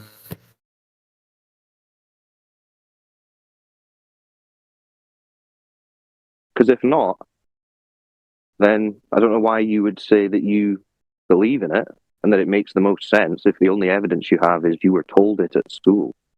That's not even evidence. It's just a claim you were given. Yeah, exactly. I haven't made good research about this, so that's all I think. Right, so that's the first thing you need to do. You shouldn't be thinking about theories about ice walls and Antarctica and the center of the Earth. You should be thinking, what proof exists that the ground I live on is a big spinning ball, since that's what you claim you believe. Yeah, maybe the sky at night, the stars. Okay, how do the stars tell you the Earth's a ball? Because if you do time-lapse camera, or if you just follow the stars or the moon with your eyes at night, you find that it is moving in a certain path, and this path, if you compare it to the theories that we believe in, that the Earth is round, then no. But see, when you say you compare them to the theories that the Earth is round, that means you're working backwards to fit a globe when you shouldn't be doing that. You just take the observation that you have and you go from there. So far you have the observation of the stars are moving in a particular repeating pattern. That's all you have. Yeah, that's all. So how does that tell you the Earth's a ball that's spinning? No, it's just the only fact that I can see is that the moon has a route. And this fact, if we compared it to the global Earth, then it no. But we don't have a global Earth to compare that to at the moment. That's what we're asking for evidence for. Okay, so start with the ground. Listen, this is another thing. You're going straight to the sky when I'm asking you about the ground beneath your feet. Okay. Okay. So I need you to think of evidence that proves the ground beneath your feet is curving at a specific rate and in motion. So what evidence is there for that? To be honest, there's none. Right. So if you realize that, why do you believe that it does or that it is? Well, that's why I'm here. I want to know what you guys think. Do you have Because any? if you're agreeing that there is no evidence for there being curvature or motion, what you are actually saying is that you only have evidence for flat and motionless. Do you realize that? Yeah, that's true actually. Right. So you only have evidence that it's flat and motionless, but you believe it's a spinning ball because someone told you so. Do you see how that's not a good basis for your whole worldview? Yeah, I got it. But is there anything else I can notice? Yeah. How about the fact that everybody in the world believes that Earth is a globe and thinks that flat earthers are stupid? You wouldn't want to be associated with stupid people, would you? Well, I don't really mind that because the world is full of lies, so we cannot tell who's right and who's Yeah, wrong. I think that's. I mean, you don't need to go out and tell people that you understand the Earth isn't a ball. You can keep that to yourself. Technically, this is a personal understanding of your reality. Yeah. Right. Yeah, It's yeah. personal to you anyway. So, I guess if you're asking, is there anything else? What do you mean? Is there any more evidence that it's flat, or questions for the globe? Exactly. What are you looking for? Yeah, Okay, exactly. so yeah, Like, what you guys the think? physical. Yeah, there's loads. There's literally endless proof that it's flat and motionless. So, the physical nature of water, for one, right? Yeah. We What understand about it? that. So the physical nature of water is that it takes the shape of its container and it finds its level when it rests, right? It evens out and the surface is flat, right? Like you fill up a cup of water and the surface is going to be flat, right? Yeah. You do that in a bathtub, it's going to be Yeah. flat. Yeah, it's In gonna a take pond, the shape of it's going to be whatever it is. flat. Swimming pool, flat. So you can keep scaling it up, and the water is going to maintain its physical properties, which is Yeah, to isn't find that its own gravity? level. Okay, so they tell us that the physical surface of the Earth is covered in 70% water. Now, if that's the case, then we have a 70% flattened level surface, right, which rules out the possibility of it being a globe. What that gives you is more like a giant lake with some islands sticking out of it, and the lake's just flat. Yeah. Yeah, but if we compare this, what you say, the gravity is if the Earth is a globe and there's a center of gravity in the Well, if center. the Earth was a globe, then the water wouldn't be flat, but it is. No, the water actually attracts to the center of the gravity. That's what this is he's the telling you, claim. dude. That's the claim for the globe, and that would necessitate that the water be curved, not flat.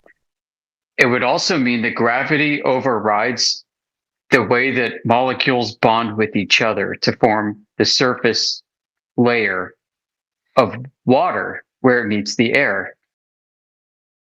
Yeah, but I don't know. But it doesn't. Because gravity is about 40 orders of magnitude weaker than the bonding force of molecules, as they claim, as the globe earthers claim. Okay, but I mean Okay, get this in your mind. Get this in your mind. A body of water, a lake, right? You've been to a lake before? Yeah, of course. Did you notice any curvature of the lake? No, maybe we cannot notice it with Yeah. So you see a flat body of water. Yeah. Right.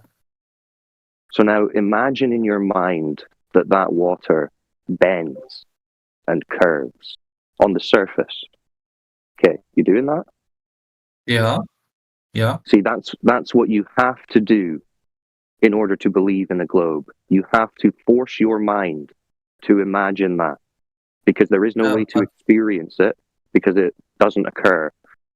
Now that you've got that curved body of water locked in your mind, understand that the globe side are arguing that is physical reality. Yeah? Yeah, but they claim that the center of gravity is very far, so we Doesn't cannot matter. know Doesn't it. matter. They're claiming that surface of water that you're imagining to be bent is physically that bent water. Now, Yeah, has anyone in all of human history ever measured a surface of a lake to be curved like you're imagining in your mind right now? Like No. comparing it to a straight reference? No. Yeah, they use like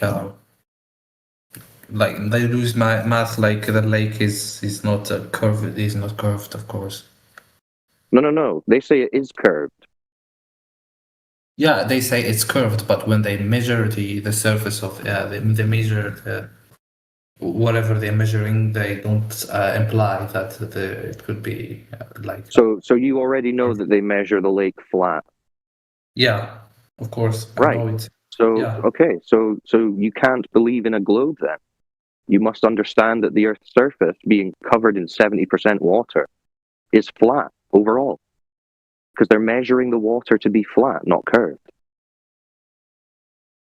It could be. Yeah, that's a good argument.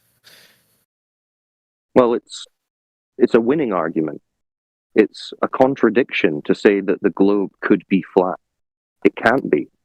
It has to be curved at a specific rate.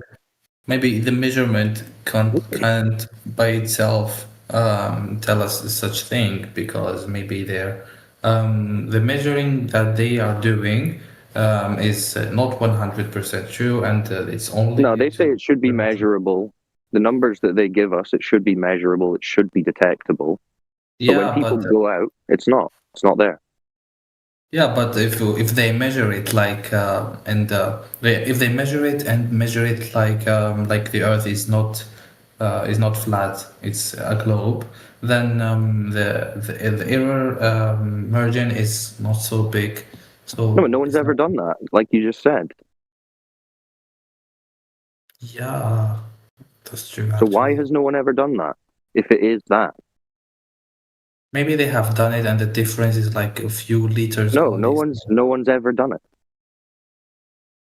If someone had done it, we wouldn't be here.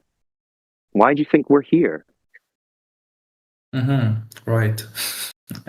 That's true. Yeah, we're not just talking. We're not just sitting around bullshitting about ice walls. We're figuring out that there's actually no curvature to this surface. So it can't be a ball. But could that be the only argument that actually makes? Well, it's. I mean, you can make loads of arguments for why it's flat and not a ball, but we only need that one, because a ball cannot be flat.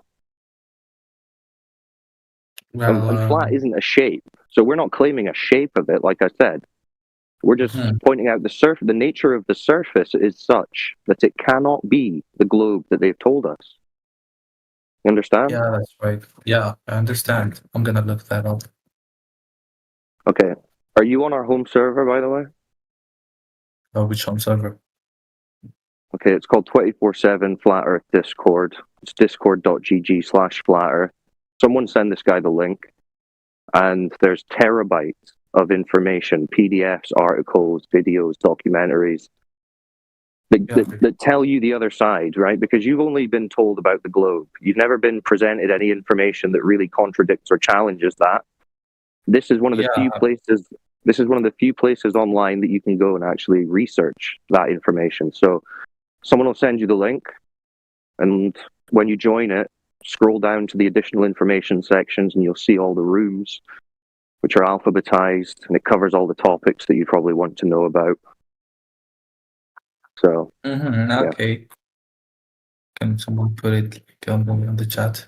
Actually, you see the users in this VC right now, all the names.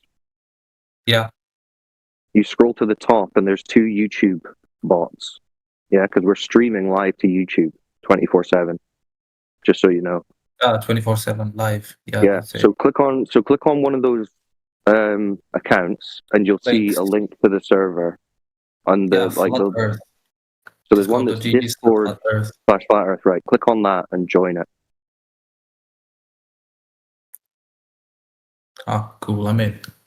Right. Okay. Scroll about 3/4 of the way down the channel, and you'll see an alphabetized section A to Z. Starts with Antarctica. Has a load of different things. So if you're like, what about NASA? You can scroll to N. You see all those channels? Yeah, I see them. Yeah, so take your time. I mean, you could spend a year easily reading through all the information we have in there. So, but what I'm talking about right now in terms of curvature, there's channels curvature under C, and then there's long distance observations and laser tests. And this is how people are testing the claim that the water is curved, by testing line of sight, basically. Oh, yeah. So there you go. Once you leave this conversation, you're not just adrift in an ocean with no idea where to look. You've got some resources that you can research. And we're on this server, and we're on the politics server, and our home server, and we're streaming 24/7, talking to people from all across the big flat Earth. So you can come back and ask questions anytime. Yeah, that's actually cool. I've started searching about this recently, like 2 days ago. And Good man. Well, we can give you loads of good resources, and you can ask your questions here. Okay. In this Discord or the other one? In any of the Discords that we're in. You're in this one right now, so ask your questions here. But you can also ask them in the home server or on the politics server. We're in a bunch of places. Yeah. Okay. And subscribe to the YouTubes. Shout out to Helio and Flatloid Legends. Like and subscribe. Anyway, with that, I'm going to leave you boys. So I'll leave you in the capable hands of Amish and whoever else is available from the Flat Earth side. I'm going to clock off, but good to hear you guys, Amish. Hope you're well. Thank you, Cyclone. Thank you, bro. Absolute legend, that guy. Yeah. He's an absolute legend for sure. I think he left already. Okay, so you're part of the same server? Yeah, that's right. I've been around for about 4 years. And okay, so if you really for real like think that the Earth is flat and you wake up every day knowing the Earth is flat and living your life knowing that, is anything gonna change? Like what? Tell me what things changed when you start thinking that. Well, I mean, nothing tangibly. What changes is how you perceive the world and potentially your relationships. Yeah, and what I mean by that is so like if I was a NASA employee, I'd probably have a hard time working in my job as a flat earther. Yeah, like what is even NASA? Yeah. So your relationship with yourself, with the world and others, I mean, it's going to be a little bit different. You're probably not going to tell everybody in your office or in your class that you're a flat earther. You got to keep that to yourself for the most part because everyone's going to think you're absolutely batshit insane. Yeah, and you won't even have the chance to, you didn't even have the time to convince them or to tell them anything. Right, because most people, they don't want to lecture and they've already made up their minds. So yeah, I mean, it's kind of why we do what we do the way we do. So we, in 24/7, we set up a space. We're like an information kiosk. People are free to come here and talk to us about flat Earth, but we're not going to go out and tell the world about flat Earth proactively. We're here. If you want to learn about it, you're free to come and you're free to go. We don't want a captive audience. Yeah. Okay. So so you say that since you start believing that the Earth is flat, you just cannot believe any other thing that you can hear in the media, right? Well, yeah, I mean, I know the Earth is flat. I don't believe it. And that's a key distinction. And this is an important distinction to have in your brain because of how your brain has a relationship between thoughts and words that you use. Yeah. So it's not a belief. If you go out and you see the flat earth and you measure it flat and you know it's flat, then you can't be convinced otherwise. Once you squeeze that toothpaste out of the tube of toothpaste, you can't put the toothpaste back into the tube of toothpaste. That toothpaste has been squirted. It's out. So, right. So flat earth is kind of like this. Once you know it, once you understand it, you can't be fooled anymore. And the interesting thing about flat earth is it helps you think critically. It really does. Yeah. Yeah, go ahead. No, you go ahead. Finish what you were saying. Yeah, I can ramble forever, man. So let me know if you want to break in. But the important thing that we try to instill here with people, we try to get people to think critically. We want others to align how you think about the world with how you know the world is to be. So, but in the same time, you won't even be able again to believe what you hear on the internet or on the TV or on the news or wherever. Right. I know a lot of stuff on the internet is BS because I know the earth is flat as a consequence. So like when Elon Musk talks about orbiting space satellites, I know that things aren't actually orbiting around a ball. Yeah. So when you hear that any other thing on the internet, like you cannot believe it anymore, or on the media in general. I know what is true and what isn't true. Mm-hmm. So what about the moon? Is the moon flat? I don't think so. I mean, so the moon has a libration. It's not like we only see a flat image of the moon. We actually see the moon pulsate, like it breathes, and we can see dimension to the moon. So it doesn't appear flat to me. So you mean the Earth is flat, whatever shape it is, and the moon isn't? Yeah, I don't think Earth is an object in outer space, not one bit. I think of flat Earth as the floor of the universe. Okay, have you seen that video? I remember I saw like a few months ago of someone raising his phone using balloons in the sky and taking pictures. Oh, what do you see? Have you seen it? I think what was he taking pictures of? No, a picture of nothing, just the phone rising in the sky. Okay, and what for? Just to he wanted to check whether the Earth is flat or not. Yeah, so the higher you go, the further you can see on a flat surface. Yeah, the higher it went, I don't know, but it appeared like kind of curved. But I haven't. So here's the thing, man. There are all kinds of optical effects at play, especially with the camera. Cameras can bend at the edges, at the corners, especially. Mm-hmm. Yeah, you have that, right. And some of them are built that way on purpose. Yeah. Furthermore, I mean, you've got an uneven terrain, so as you go higher up and higher up and higher up, there are going to be objects further and further in the distance that are going to be eye level and that are going to block things that are even further in the distance from that. Yeah. And the closer objects might even be too small to see, but are enough to block even bigger objects well beyond. Mm-hmm. Yeah. Also, I have a question. Sure. What are all of these people doing? Like, why no one's talking? Like, we are 30 people. Well, we run a very good room here. People voluntarily mute themselves and they ask if they can speak. Okay, so I'm the only one who can. Dude, this place is unlike anywhere else on Discord. I get it. Like, you go other places on Discord all the time, it sounds like a food fight in a cafeteria.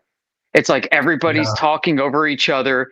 So you have to go into like 12 people's profiles, mute their volume, and then lift up the volume of the guy you want to talk to. Yeah, it's like that. Yeah, we don't do that. We don't operate like that at all. We run a very organized channel. Okay, that's cool, but no one ever wanted to talk so far. Well, let's open the floor up. Usually T-Dub, Crit, Rayleigh, you guys are usually on. Yeah, I don't know if they're here. More of us too, Elbow TV. The Earth is Come on, flat. guys, don't leave me hanging. Oh yeah, there's Elbow TV. Yeah, he's here. Oh, hey. Hello, guys. What's going on? What's going on? I'm sorry, I'm in the gym. Yeah, it's okay.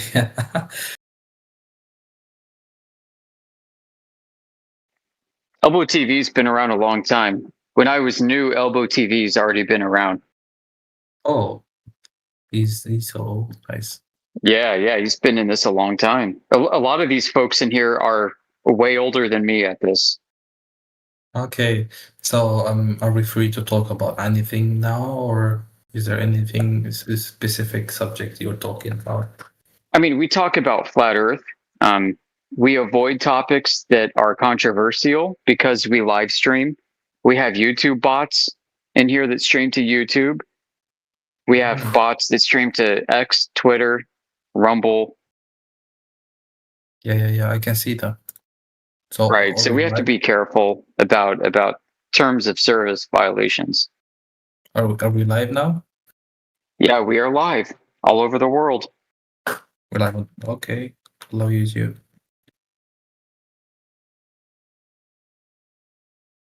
We do this for many reasons. One of them is to just record what we say so that if people challenge us, we can rewind the tape.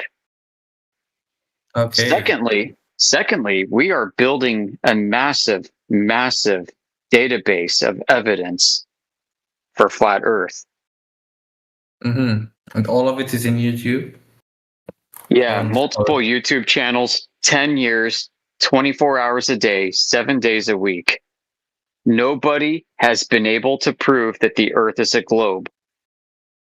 Yeah, and I think nobody will ever be able to. But nobody can ever prove anything. Yeah, we can prove the Earth is flat. Yeah, but the arguments are just like you cannot see the Earth by yourselves. No, but we can measure it. Yeah. We have measurements from all over the place. We have measurements from Eastern Europe to Western Europe to America, Australia. Oh, okay. Yeah. Okay, I'm gonna look up. Yeah, and also we are asking people to provide their measurements. If you have a measurement, present it. Let's see it, and we'll talk about it. Surely I don't. Not yet. I haven't searched so deep in the topic. Yeah, I mean, most people don't, obviously. Yeah, of course.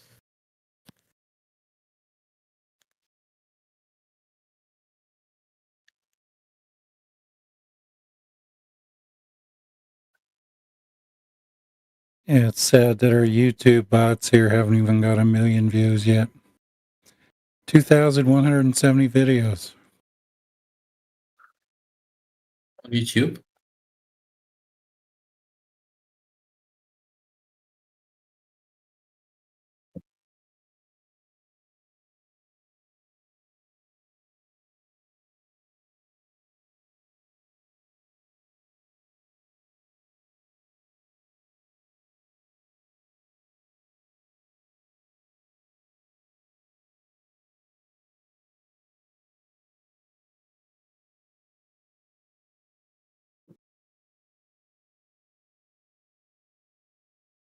Yeah, so Yoder, what got you into flat Earth? What's Yeah, your good origin question. story? I got a long origin story, dude. I didn't think about this when I was researching it during the lockdown years, but I was exposed to this much earlier than I thought. I remember being a kid, and I'm not an old guy. I mean, I'm not a young guy. I'm an old guy. I don't feel old, so Freudian slip. I remember sitting in my my bedroom when I was a young man, young boy even, and my dad was in the Army.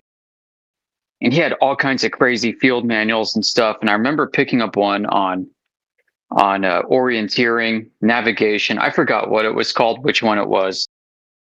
But it basically described getting your position using the stars, like celestial navigation, right? And they showed these diagrams in it. And they would describe on one page using these elevation angles to stars, and on another page, a ball. And then you got to do this process to convert from how you actually experience it to what the world should be if it isn't. I just looked at this and I'm like, this is freaking crazy. It doesn't make any sense. This is stupid. And I remember putting it down, and that was it. That's my earliest memory of this. Growing up a bit further, I remember we moved next door to people who were raising their kids as flat earthers. And this was like in the early 90s. I remember this because the kid next door, who was around my age, was special needs. And there was a strange conversation I had with him, and the mom came over and said, you know, well, he doesn't see the world the same way that you do. He sees the world as we see it, and it's flat, something like that. And I remember like, well, that's freaking weird. And I remember asking my parents about this, and they were like, oh, maybe they're part of the Flat Earth Society. And we talked about it, and they're like, yeah, it's a funny group. I mean, you can join it. Yeah, they're real flat earthers out there. And then fast forward like 20 years, right? 20 years later. And I'm actually working in a career. And there are people that I'm meeting in this career in aerospace. Just a couple of them who made some interesting comments about this, and I won't get into it. So, I mean, this is just, as now a flat earther thinking back and reflecting on this, I'm now drawing upon these old memories, and things are coming into focus, right? But what ultimately kicked it off, around 2015 or so, I looked into it when the P900 photos are first coming on the internet. I used to be on Reddit. I remember seeing like flat earthers posting their super zooms, and I'm like, that's freaking weird. Around the same time, I think Nathan Oakley was brand new. I remember tuning into Nathan Oakley a few times and thinking, wow, you know what? What he has to say is right, but he has to be wrong for reasons he doesn't understand. So that was like 2014, 2015. It wasn't until the lockdowns happened that I was bored out of my freaking mind and getting paid to work from home. I'm like, you know what? Let me go look into this flat earth thing, figure this out. And that's what did it. So it was really 2020 to 2021. I started to look into it. I came across, I was a fan of Owen Benjamin. And of course I saw his conversion experience. But around the time that was actually happening, I was moving on from him, but I was there for it. But yeah, I would say 2020, 21 was when it happened.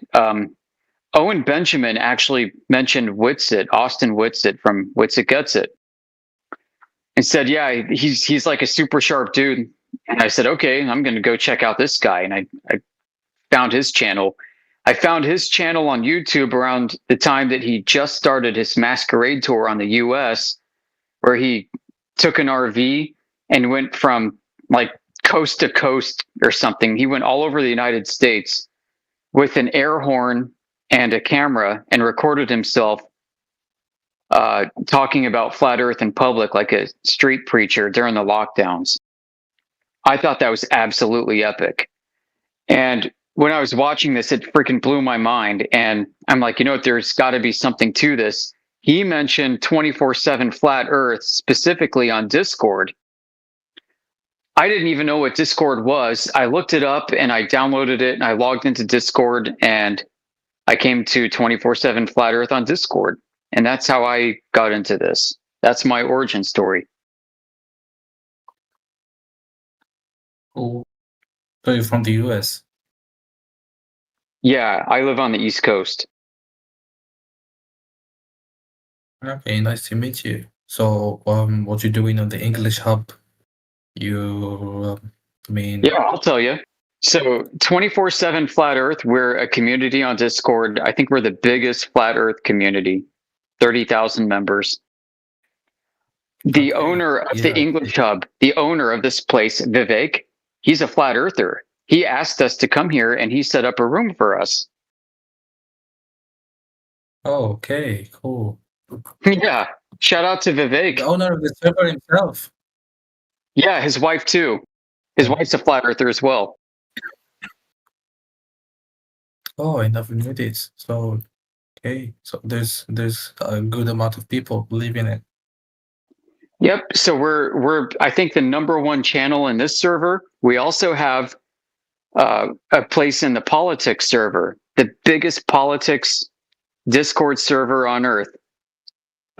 We're over there too, and I think we are the #1 over there as well. What politics exactly do you talk most about?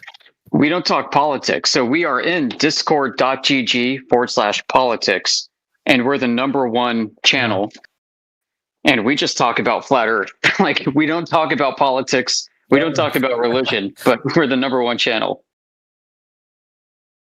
Okay, so the channel of politics, we just talk about Flat Earth as well. Yeah, like everywhere we go, we're the #1 topic, which is amazing and interesting because we're also the most censored topic. Okay, so does the Flat Earth topic has a relation with politics? We just moved in there, and I think we initiated that conversation with them. And the server owner of politics, he's all about free speech. He thinks everybody should have a voice. It's his ethos, right? So he's like, great, yeah, you want to talk about Flat Earth? That's awesome. Free speech, maximalism, go ahead. So he gave us a spot. Okay. Okay, that's why. Okay, so you just okay. I came here just to practice some more English. Surprise. Yeah, now you get to change your worldview. Yeah, I've been thinking about this theory recently. Like I said before, it's like 2 days ago or something. Oh yeah, got you into it. It's online, yeah. Yeah, what did you see? First, it was no. The first it was about the North Pole and the South Pole. That's why I started looking things up. Yeah, like what's in the South Pole? Well, there's a lot of theories. The only thing that is like absolute truth is there is something there. What is exactly? We don't know. I don't know if it's a small part of land, like a continent-sized land, or if it is like much larger world than the one that we are in right now. And there's a lot of theories, like some. Have you heard about the one that said the moon is actually a reflection of the Earth? Yeah. And on the moon we can see like the whole 5 continents on the surface. And there's also more land we can see on the moon, but we cannot see in real life. And that's one theory. I don't know what we call it. And there's other things people say, like what, if you go to a famous website that can track the ships that are on the water surface in the whole globe, you see that some ships are in the middle of Antarctica. What they're doing there, how they got through all of that ice, we don't know. And the fact that the world is in a constant war, like in every single aspect of anything, they're all at war. But when it came to Antarctica, like I don't know, around the Second World War, everyone just agrees that it's like a neutral territory, and no country can colonize it or claim anything. So that's not logic. Like how they agreed, they never meant to agree. Yeah, and what's also weird, we don't like to talk about speculation in here, just so you know, but we are aware of this speculation completely. What's interesting about the Antarctic Treaty, the Antarctic Treaty coincides with the founding of NASA. Which I don't believe as well. Don't even believe whatever NASA says. Yeah, they're a bunch of, who knows what they're doing. We know what they're doing based off of what they say they're doing. And most people don't know this. Yeah. But NASA was founded as a propaganda program. Oh yeah.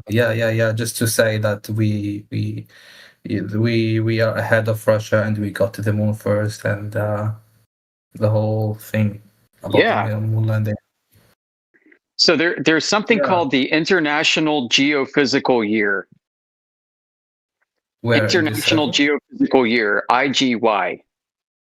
Have you heard of this? No, where is it? The International Geophysical Year is a worldwide scientific exploration program. It started in 1958, the IGY did, but this was the third iteration of it. The second iteration was called the IPY, International Polar Year, which started in 1932 to 1933. The first International Polar Year, IPY, started in the late 1800s, around the 1890s. Yeah, but what is that? Yeah, so the first IPY, this all began because the Habsburg Empire, what the hell's the Habsburg Empire? Yeah, no, I'm kidding. I'm not kidding. The Habsburg Empire started this. The Habsburgs said, we need to get all the greatest countries of the world together to figure out what the hell we're living on. Okay. So the Habsburg Empire partly funded this, the first International Polar Year in the 1890s. Empire. Is that an empire somewhere in Earth? This is the empire that ruled Europe for over 1,000 years. And this empire ended in World War I. Habsburg. HAP, HAPS, HAPS, BURG. Habsburg. Habsburg Empire, okay. Okay, that's my first time hearing of this. The Holy Roman Emperor is the House of Habsburg. Okay, I can see now. Okay, so now with that in mind, so he got the British, he got the Russians, and the Americans to come together and combine their scientific resources to go explore the North Pole and the South. Explore them, okay. And then? Well, I mean, they made some discoveries, and it was so successful that they planned a second one in the 1930s. Okay. By then, of course, the Habsburg Empire was over, and Nazi Germany was rising to power. Okay. And all the data from the second International Polar Year of this time was lost in World War II. Okay, how about the first one? The first one we still have. The second one nobody knows. But here's what's interesting. In the second IPY, they started the internet. Oh, okay. Yeah, they were called World Data Centers, and they used electronic telegraph lines to transmit information from one data center to another to share and store information about the world. So use the internet to what? yeah, well, this was the beginning of setting up worldwide databases about discoveries around the world. Yeah, I got you. So So fast forward, right? Another 30 years or so later was the third international polar year that they called the International Geophysical Year, which is called the space race. Yeah, the space race. And then there's a fourth International Geophysical Year that happened in 2008. Mm-hmm. What happened there? What I don't know. I don't know. So nobody it's knows? kind of recent, but I have no freaking clue what they did. Yeah, recent 2008. It's not that recent, but it is to me because I'm not a young guy. But yeah. Yeah. Okay. Yeah. So anyway, this is kind of the history of this, and this is how through these expeditions to Antarctica and to the polar north and to space. The International Geophysical Year, International Polar Year groups is what gave us NASA. It's what gave us the Antarctic Treaty and gave us the European Space Agency and JAXA and all the others. Okay. But so yeah, okay. But have you heard about I don't know if it's a theory or not that okay, first I want to ask if you know what relation has Hitler to do with Argentina? Yeah. Well,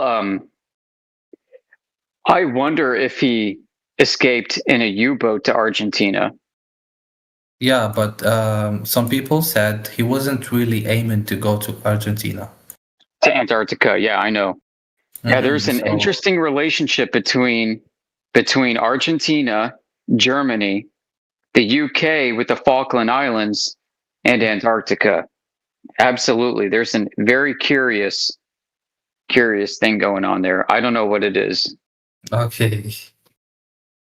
Okay, so some people says that there is land on Antarctica. And that land, we don't know its size.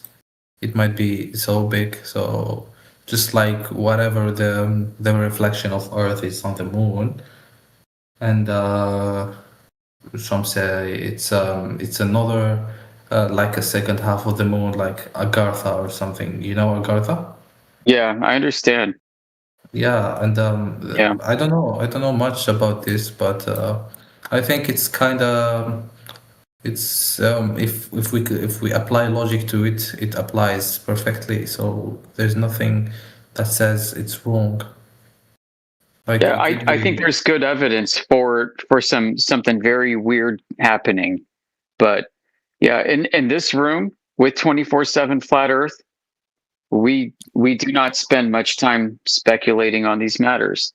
We do behind the scenes. Like if you want to talk, if you want to DM with us privately, we'll tell you what we think. But when we're streaming live 24/7, we maintain very rigid academic standards. Yeah. Okay. So, got you. Yeah. Sorry to burst your bubble, man. I know it's not as fun, but listen, our goal is to attract some of the most brilliant minds out there. We want to talk to scientists. We want academics. We want politicians and billionaires. We want to get their attention, and we want to tell them what we know and what we found out. I think they know already whatever the truth is. I'm not sure about that. I don't think most of them do. I think they do, but there's someone or something that they know more than we do, and that's why they are rich. Well, I don't think they have to know about this. Like, so with SpaceX, Elon Musk, he is not the most highly cleared person in SpaceX. Yeah, and there's two people at SpaceX who have a higher security clearance than Elon Musk, which means they have to lie to Elon Musk. Okay, that's something I was expecting. Yeah, we know their names.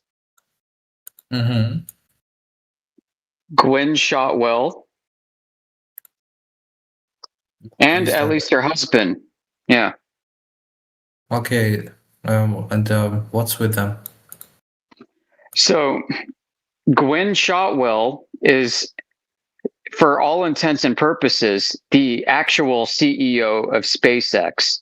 She's allowed to make decisions independent of Elon Musk. Why? Because she holds the clearance. Elon Musk was not able to get the same clearance as Gwen Shotwell. Why? Because he's a foreign-born U.S. citizen, and he's got a questionable history. He's done drugs on freaking podcasts before. Yeah. Okay. Right. So his clearance is not as high as Gwen Shotwell. Gwen Shotwell is free to make decisions independent of Elon Musk. The guy who manages the security for SpaceX, I believe, is Gwen Shotwell's husband, named Robert Shotwell. Both of these people come from Jet Propulsion Laboratory and NASA. They're both career-long space people.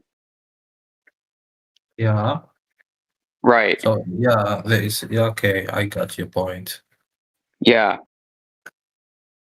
Okay, so you mean that they know something for sure? Those They know more than Elon Musk does, for sure. Yeah, coming to think about this, Elon Musk. Okay, it's not our subject here, but what I'm saying they might know the Earth is flat. Listen, if anybody there at SpaceX would know the Earth is flat, it's probably them, but not Elon Musk. Okay, but what if they know the Earth is flat and it is indeed flat? Then why they don't just say this to public? What's the danger there, or what's the? Well, there's a significant advantage to knowing what the true layout of the world is. So you might not remember this, but when Saddam Hussein, who was the dictator of Iraq, when he invaded Kuwait, he was shooting Scud missiles, SCUD, Scud missiles. Scud, okay. Yeah, these missiles, for some reason, were wildly off course. I'm giving this to you as an example. I'm not claiming this is true, but what if these missiles, their guidance systems, had a globe in it, and that's why they were off course? Oh, okay, I got your point. Right. So there's significant power in knowing what the true relationship of the land masses and countries are on Earth might be. So, what about other governments? Do they know? I think some of them do, right? Because it seems like anybody that figures out intercontinental ballistic missiles gets to join the space program with NASA. Oh, okay. It's like, oh, okay, now you guys know. Now you can join this program, and we are all going to blackmail each other to make sure nobody talks. And we will call this national security. No, we'll call this international security for a peaceful world. Okay, so everyone agrees on this, even if they have their own differences, like even China or even North Korea. It's possible, man. This is a working theory. Yeah, it's possible, but I don't know if it's true. Yeah, it's possible, and we don't even know who to believe anymore. But right, this is pure speculation. But I mean, this is, people ask for reasons. This is just one. I can come up with 10 other reasons. Yeah, okay. The most impactful one. Is there any? Well, I mean, it can get pretty. I mean, this can get theological. metaphysical even. You know, it's like if God exists, I believe he does. And if Satan exists, I believe he does. What if Satan convinced human beings that the earth is a globe in order to pervert the beautiful creation of a flat earth that God made? Okay, but some people know that the earth is so there must be some people that are helping Satan for sure. Yeah. What if aliens are actually demons? Yeah, that's a very solid evidence. I think about it a lot. Yeah, me too. Yeah, like selling their souls and such things. Like even the influencers thing. Yeah, I mean, this topic can get very dark very fast. Yeah, and very dark, very very speculative. Yeah, and there's plenty of possibilities, and none is deniable for sure. Right. So what we do, we bring it back to the basics, right? We can see too far for Earth to be a globe. We can measure the Earth flat with lasers. And let's just start with that. And let's tell everybody we know about it and see what happens. Okay, what if someone just is okay? Never mind. I just thought that if you believe the Earth is flat, then you have surely must add some information about what could be beyond the surface we live in. That's what I wanted to ask in the first place. Yeah, I don't know. I don't know, and nobody here can say that they know either. It's good to think about. I just like the idea of there's a hole on the poles, and they take to the inner side of the Earth. Yeah, I mean there could be that on a flat Earth. Yeah. Yeah, and also a lot of people on social media are talking about the logo of the UN and other UN. Have you seen the logo of the UN? Yeah, I do, and I don't like it. Yeah, I'll tell you what. I mean, I don't think that flat Earth looks like that at all. Yeah, okay, but it could look like that because the lines of the airplanes explain it. To an extent, but not completely. Okay, let me ask you. I understand. I understand how the UN map was created, and the mathematics and the geometry behind it, and it's a globe. Okay. I could get into it. It's if you want. You mean how it's created? How it was created? Yeah. Okay, tell me how. I know that it's a matter of perspectives, but well, yeah, it does involve perspective for sure. But I mean, the story of this map, the azimuthal equidistant map, the UN map, right? This map is a globe. And so, if you go to okay, let's say you're looking at a globe. Okay, erase flat Earth from your brain. Now bring up a globe. Boop, you got a globe, and it's got latitude and longitude lines on it. The wire mesh ball. Okay. Yeah. Now take your pin man, take your little guy, and drop him down at 89 degrees north latitude on the globe. 89 degrees. Mm-hmm. Yeah, 1 degree away from being at the perfect top of that globe. Yeah. He's going to, if he wants to, he can face east and walk along the 89 degree north latitude line. Yeah. Yeah. And 433 miles later, if he stays on that line, he'll end up back where he started. Yeah, yeah. All right. So now look at the UN map. If you drop your pin man, boop, at 89 degrees latitude, and have him do the same thing, he will trace 433 miles until he comes back to where he started. Can he though? Okay. Yeah. Okay. Now with the same map, move the guy to 89 degrees south latitude. This isn't at the very edge of the map, but 1 degree away from the edge of the map. And on that same map, if he walks along 89 degrees south latitude, he will walk 433 miles on that map and end up back to where he started again. 133 exactly. 433 around there. So this is because on the AE map, the azimuthal equidistant map, the UN map, that map has what's called a non-uniform scale. Yeah. This is something that many flat earthers and globe earthers don't understand. Yeah, it's something about the lines and the circles of the latitude and longitude. That's right. Yep.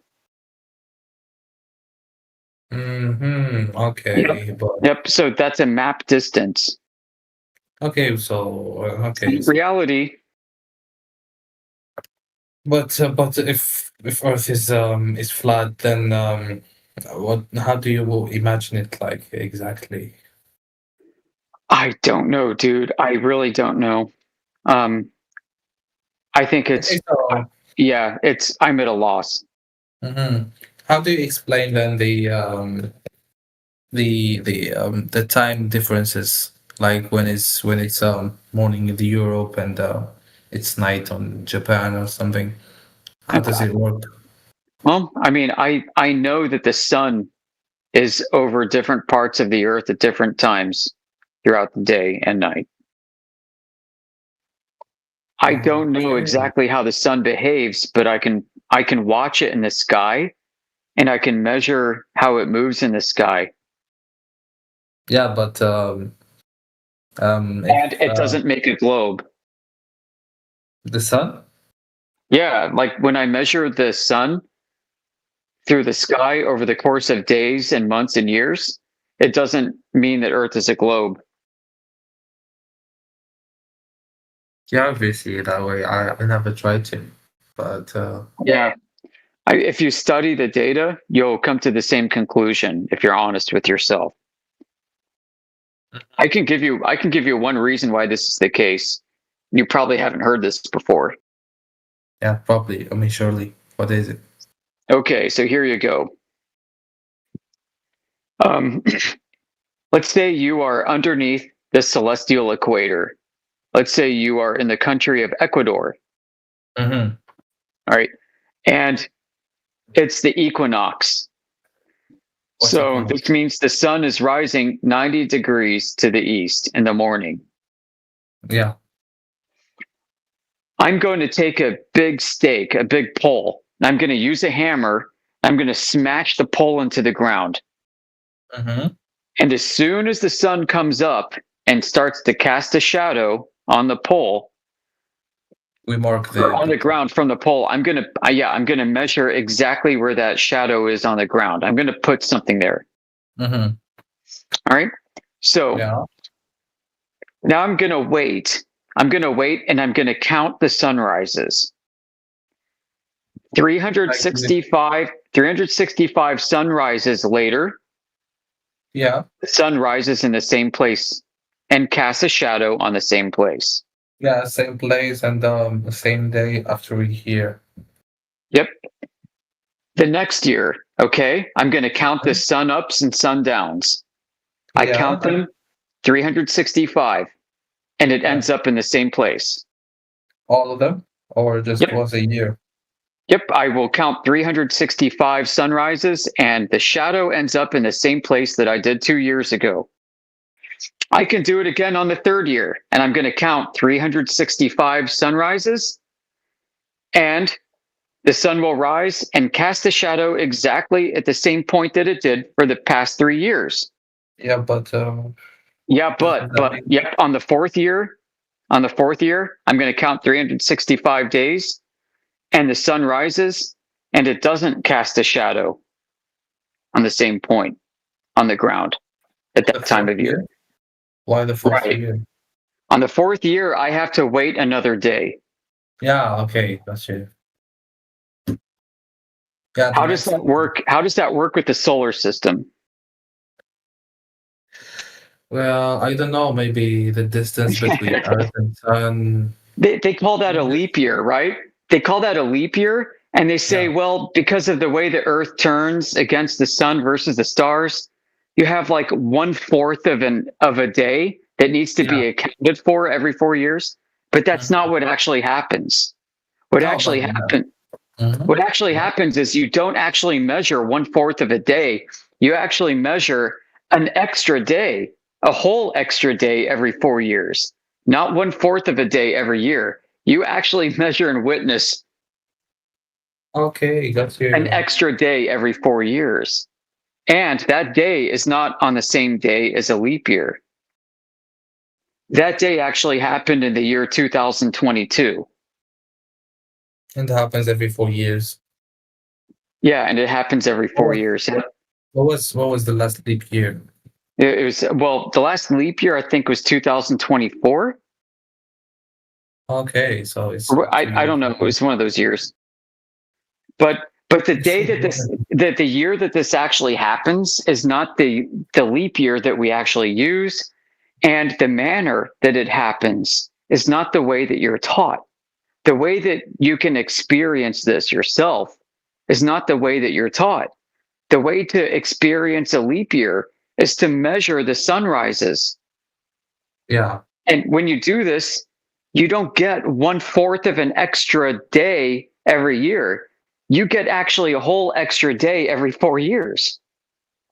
Yeah, but how do you explain that if the Earth is flat? So how you explain it is you say, look, dude, the sun is a freaking mystery.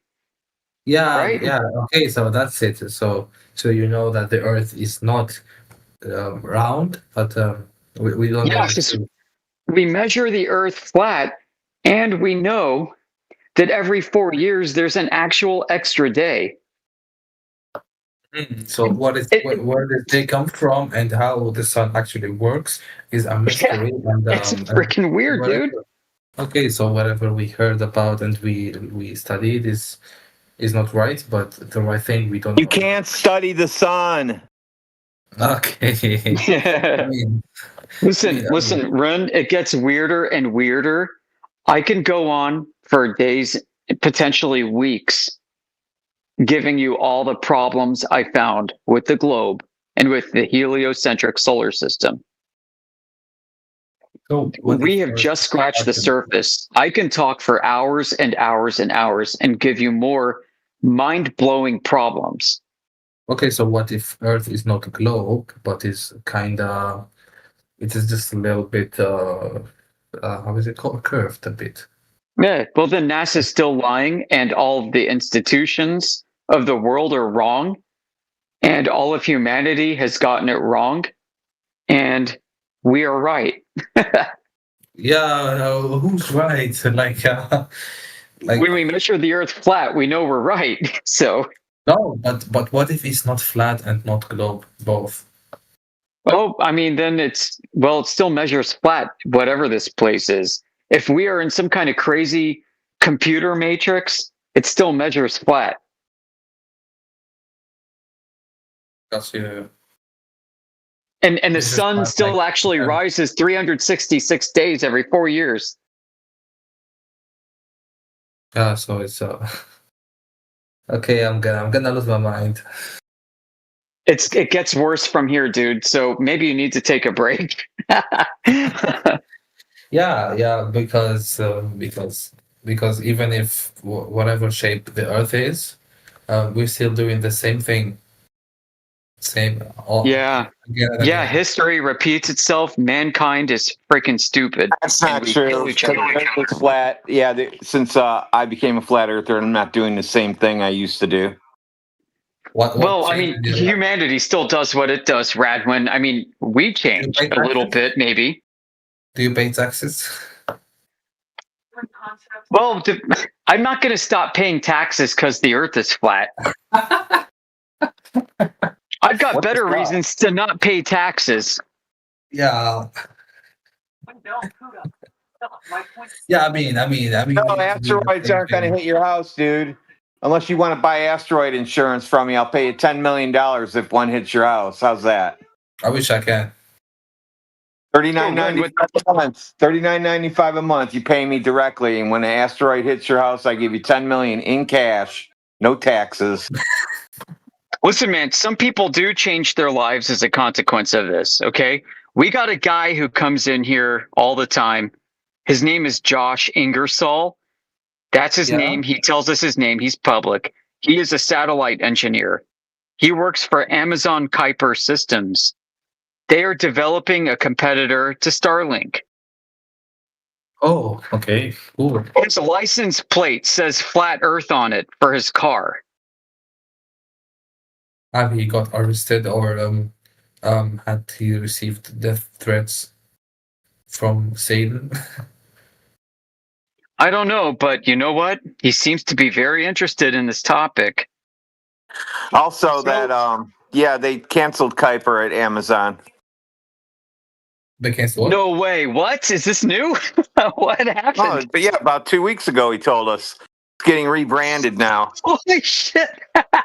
He got shit canned. I told you he was a liar. He didn't work on shit. I told you guys. Yeah, we knew that too. Yeah. That's funny. I mean, listen, dude, some of us have been in that world too. I mean, 24/7 Flat Earth is a mix of people who were pizza delivery drivers, construction workers, former satellite engineers, snipers for the army. We've got all kinds of crazy people from all walks of life. And we all know one thing is true, and that's that the Earth is flat, and we measure it that way. And what do you do in life? I mean, personally, yeah, if it's okay to ask. Yeah, I used to do security and logistics in the aerospace industry.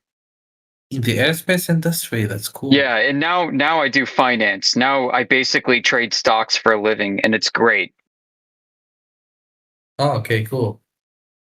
I'd love to start that soon. I do computer science. So it has nothing to do with the flat and global Earth. Well, if Earth wasn't a globe, you wouldn't have computers. You know that? If it wasn't a globe? Yeah. Yeah, but how about computer What do you mean, yeah? Well, the only thing I can say the difference, all I know is that there's something wrong with NASA. That's all I can know, based on the computer science I know until now. I'm a PhD student. Good, okay. And there's a lot of wrong things. Like I still cannot know how they are able to send images from space and from. They don't. Space is fake. Yeah, it's something you don't have to worry about anymore. It's fake. Yeah, you don't have to worry about that. Yeah, space is actually Greenland. We were just talking about that earlier. About the image processing. Greenland? It is Greenland, I guess. Why would space That's be where Greenland? Mars is. Yeah, I think he's saying that's where Mars is. Yeah, Mars is in Greenland. The moon is somewhere on Hollywood, for sure. Hey, Radwin, I think he's like about 60% there. Okay, so let's bring him across the finish line. I hear him. Okay. And also, what I was going to say.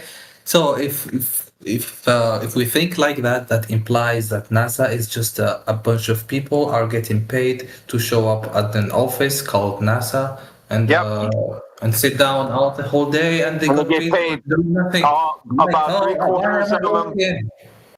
Three-quarters of them get paid just above the minimum you can pay an engineer, and they are just happy that they're working at NASA, and they'll happy if they can retire from it, and that's it. Yeah, yeah, that's it. So, so they I almost got a job at NASA when I was a young boy, because I was messing with the first 3D modeling programs that came out, and a guy that I knew through my parents wanted to hire me to go do 3D models for NASA. You almost worked with. This was like in freaking 1990, 1980, somewhere around there. Why you didn't go? You almost. My dad retired from NASA, dude. My dad retired from there. And does he know some truth? No, he's 6 feet under. They don't have enough time to figure it out. So like he's busy with paperwork. Yeah, he's dead. Oh, okay.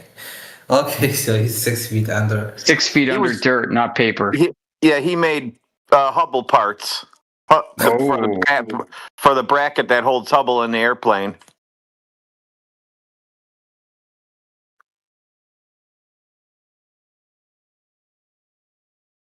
What the hell's this guy in chat saying? See that guy, Edward? Edward. What kind of language has numbers in it? I know this. It's the same language I speak. It's a form of Arabic, but it's not. With numbers? No, there's some characters that cannot be written on with normal English. Oh, you guys are like spies then. Ha ha ha! I work with cryptography. No, it's just some characters that have no representation in English. So when you say computer science, you mean you're like a cryptologist? No, I'm just computer scientist for real, but you're a cryptologist, right? No, you probably work for the Saudi Arabian government, right? Like in cryptology. No, yeah, you're laughing. No, I got you figured out, dude. It's okay. Damn. Okay. Yeah, guess what I used to do for a living? Our cover hasn't been blown. Retreat. I worked for a company that sold some software to the Saudi Arabian government. I'm not from Saudi Arabia. To their security service. I'm from Algeria, not Saudi Arabia. And this guy is probably from Morocco, the one who wrote this. Okay. So you see the 9 he wrote? Yeah. It's actually pronounced Qa. So there's no representation in English. That's what they represented with 9. Interesting. Yeah. The more you know. Up. No, it's Qa. Yeah, 9 means up, like in the sky. No, it's just a Arabic character that the closest shape is 9. Yeah, just joking, dude. We know. I don't know.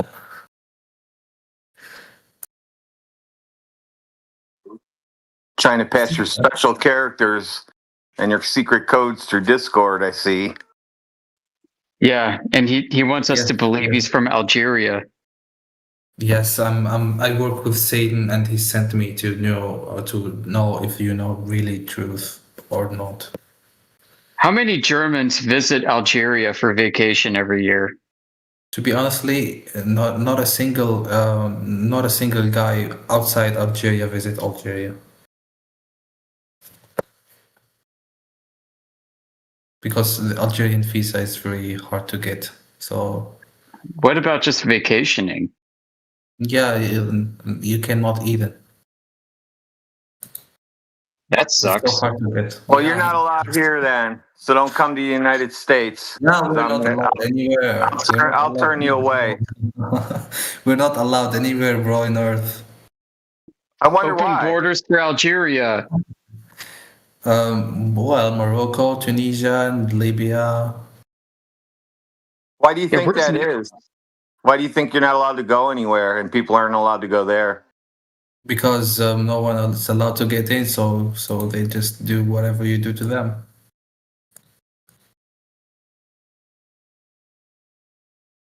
What are they hiding? Oh, okay. So if you look up, there's some mysterious city in Algeria. It's like another Bermuda Triangle. Whoa. Yeah, and it is very mysterious, and nobody ever had make a single step inside that city. It's a city of demons. Oh, I want to go there. How can I get there?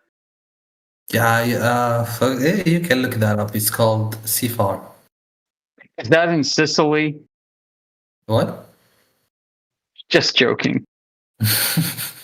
Well, it's for real. It's in the middle of the desert, and not a single human being has got inside.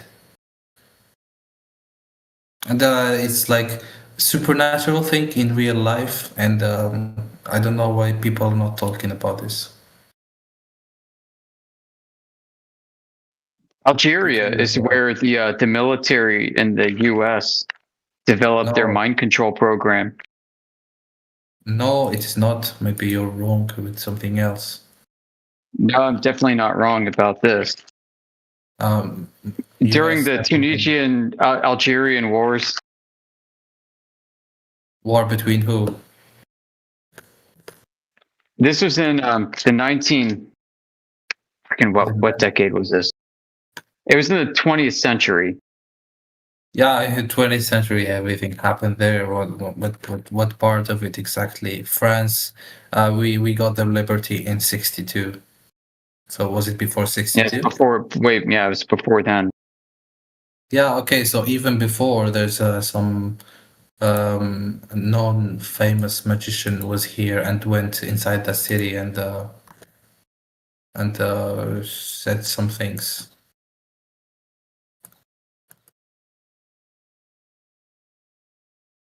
You can look it up.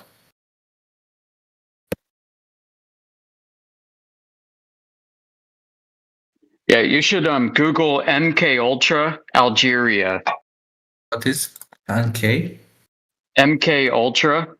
M or N? MKU. Ultra. Like ULTRA. Ultra. MKU. MKU Ultra?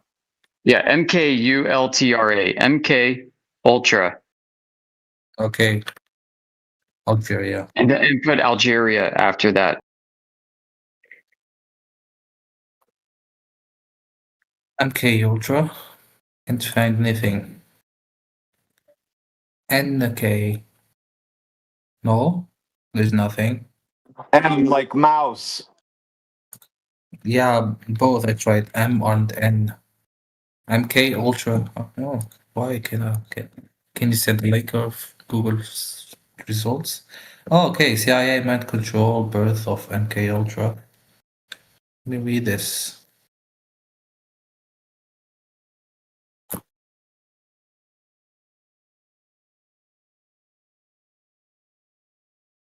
There is no publicly available evidence or declassified documents to suggest that the CIA MK-Ultra mind control program was specifically conducted in Algeria. The experiments are documented to have primarily taken place in the US and Canada.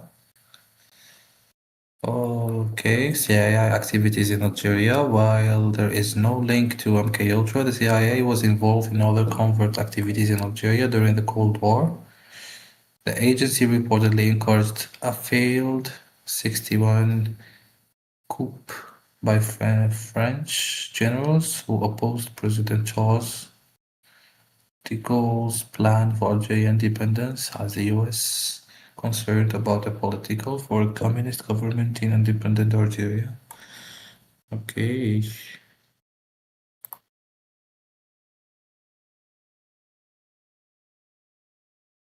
MK Ultra. Okay, wait. Let me switch this to English.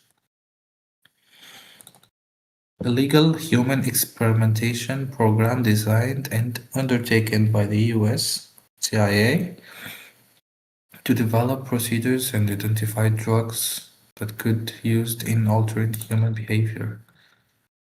MK Ultra is MK is an arbitrary prefix standing for Office Technical Services. Okay, and Ultra is arbitrary both. The program has been widely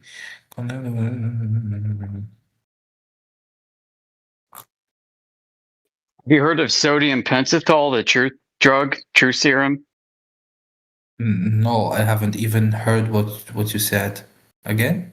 There's a drug called sodium pentothal. And what's wrong with it? What's wrong with it is when you inject it into people, they lose their inhibitions and they tell the truth when they're asked.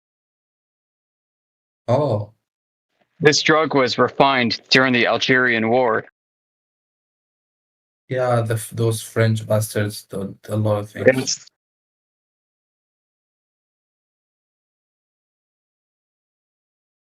Okay, haven't heard of this before.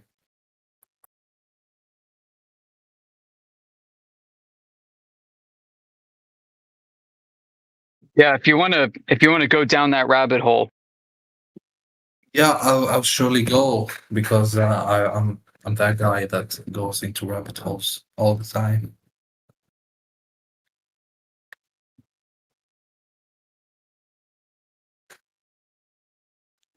So the French, they used this.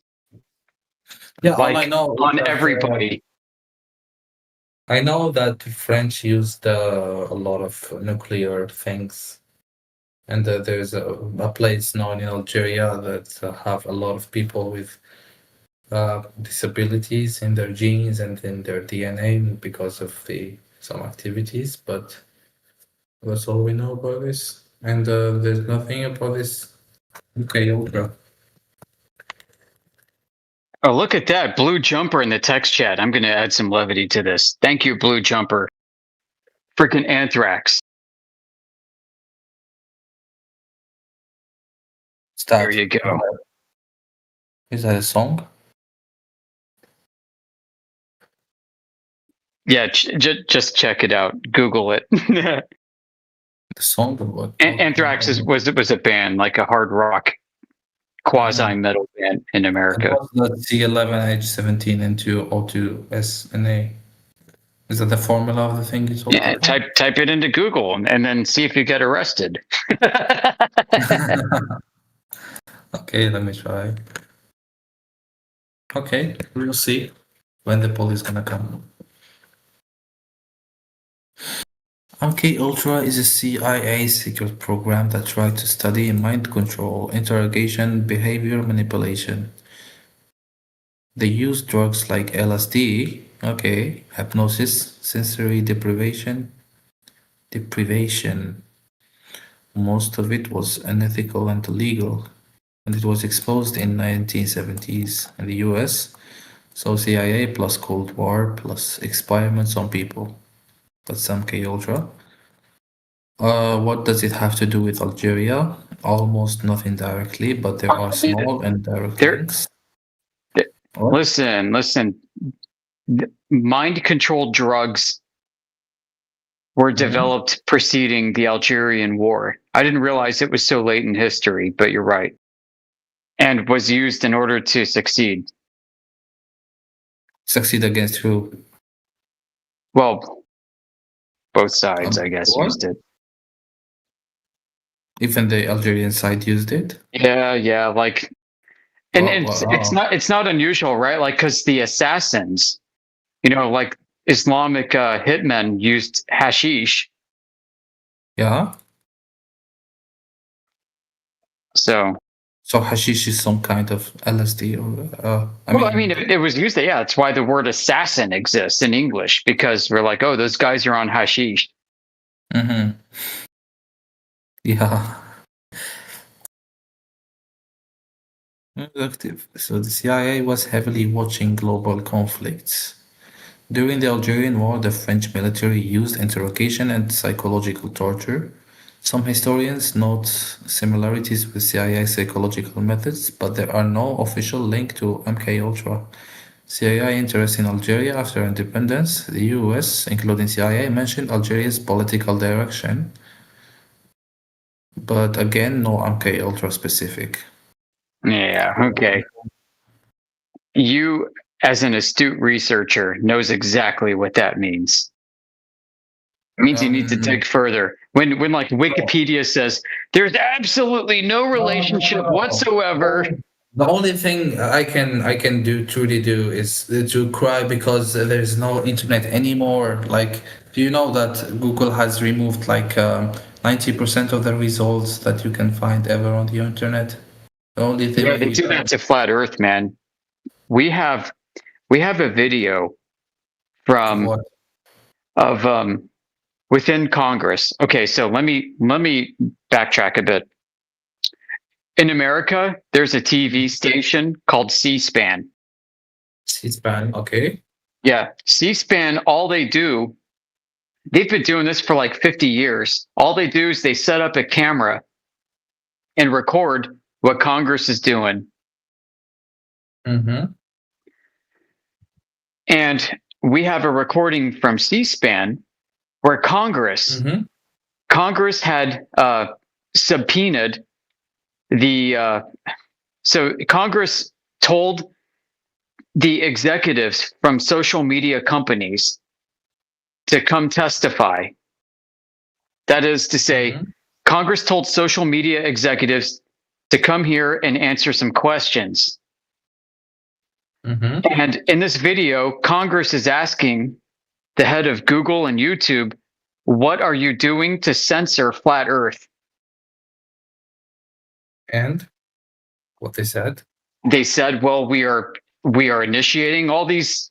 The person described how they bury search results and put up a notification to educate the public that Flat Earth is stupid and crazy and so on and so forth. That basically she described the active measures that they were taking to suppress the Flat Earth information from getting out. And I'm pretty sure if I'm talking, somebody in the audience is going to be digging up that link and posting it. It's been a few years since I've seen it, so if somebody could please post that in the text chat, that would be awesome. The C-SPAN clip where they're asking I think it was the YouTube or Facebook executives what they're doing to censor Flat Earth.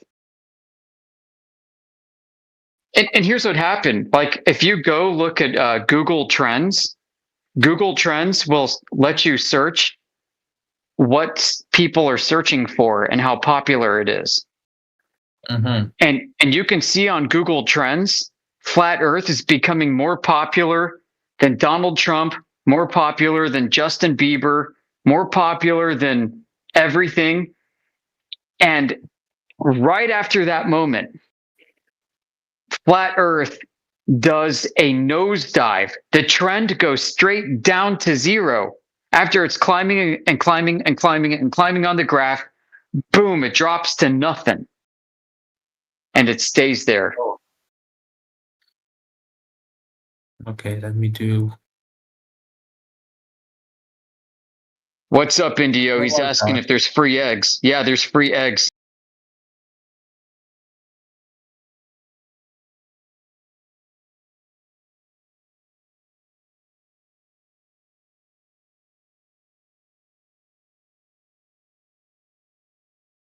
You see that, Indio? Free eggs? You got your free eggs right here. Nice free eggs. Censor Flat Earth truth.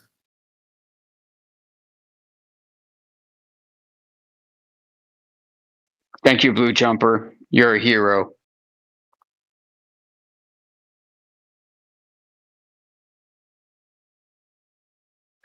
Guy is truly a hero. You haven't even spoke a single word.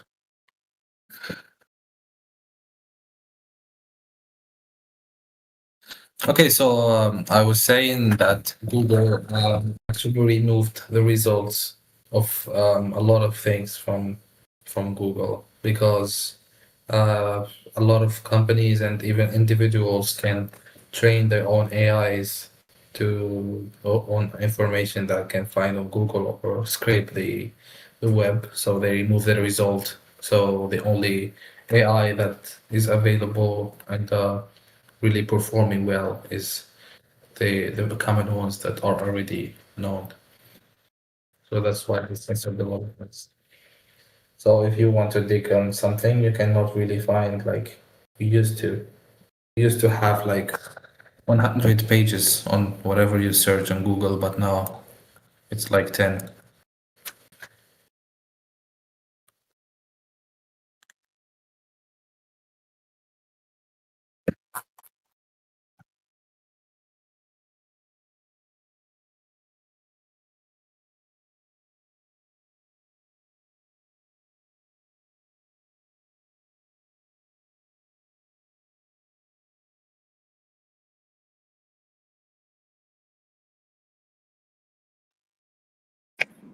You know, Yoder, the truth is 9 out of 10 scientists know that the Earth is a globe. Oh, wait a minute here. We just fired the dissenter, so it's 10 out of 10 scientists. We hired him and made sure that he would repeat the party line. So there's 10 out of 10 scientists believe that the Earth is a globe.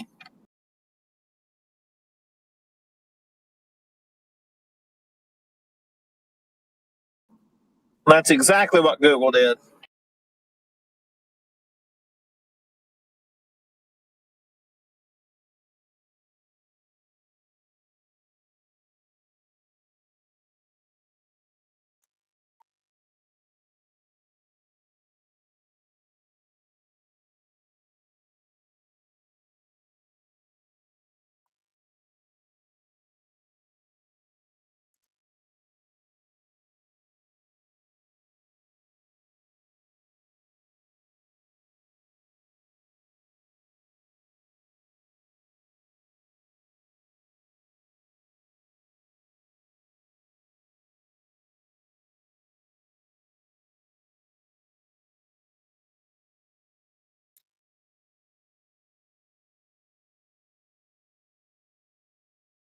I'm gonna step out.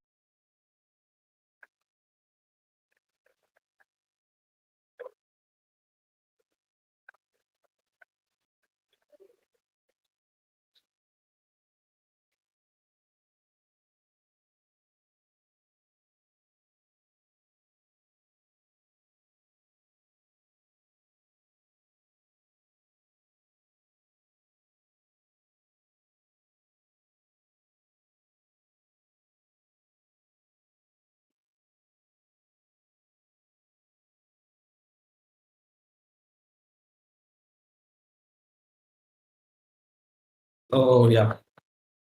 You still there, right? Yeah, I'm listening, but can't really participate right now.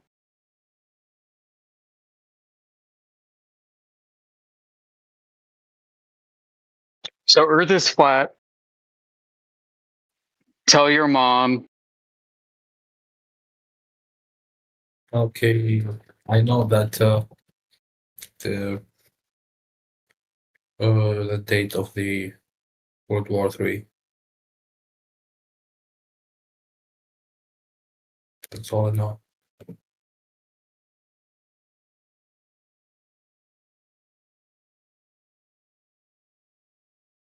Drugs are bad, okay? Yeah, you mean hashish, right? No. Sodium pentothal. Okay. Okay. It is bad, indeed. Yeah, and it was used in the Algerian Civil War. It's not a civil war. It was another. That's another war. But yeah, exactly. Yeah, I have no stake in this, man. I'm just going based off of what I was taught. And you can come if you want to. I mean, look for the place I told you about. Yeah, the Bermuda Triangle of Algeria. Yeah, exactly. Listen, I mean, if you dig further into it, you're gonna, you might, I don't know, just dig into it. Try to.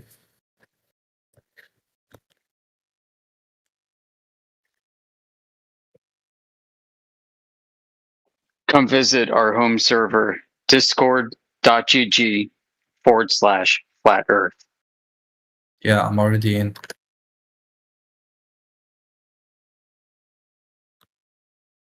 I'm there already. And hang out with us. So this is one of the places we like to go. The English We Hub? hang out here most of the time. Yeah, cool. I will be here whenever I have some free time. Awesome. And what time is it for you? It's like 7:43 for me on the East Coast of the US. 7:43 evening? Okay, Yeah. It's 1:43 a.m. Holy crap. Do you have to go to work? I don't have to go to work tomorrow, and I also work. I work remotely because I'm in IT. Oh man, that's awesome. I want one of those jobs. Yeah, okay. Good luck. I know what I mean. Yeah. Yeah, but if you have any more questions out here.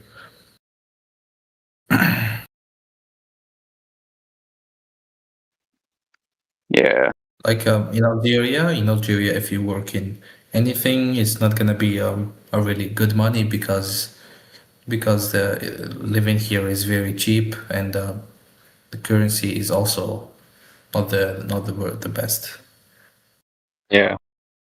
So we go remote. Going remote is, the best thing I can do as an Algerian is to work in a company that is not Algerian, so it pays with USD or Euro, and stay in Algeria. That's gonna be really epic because you're gonna live like a king with normal waves in US dollars or something. But as for me, I just work for an Algerian company remotely at home. So it's average, good. Not the best, but good. Very good one.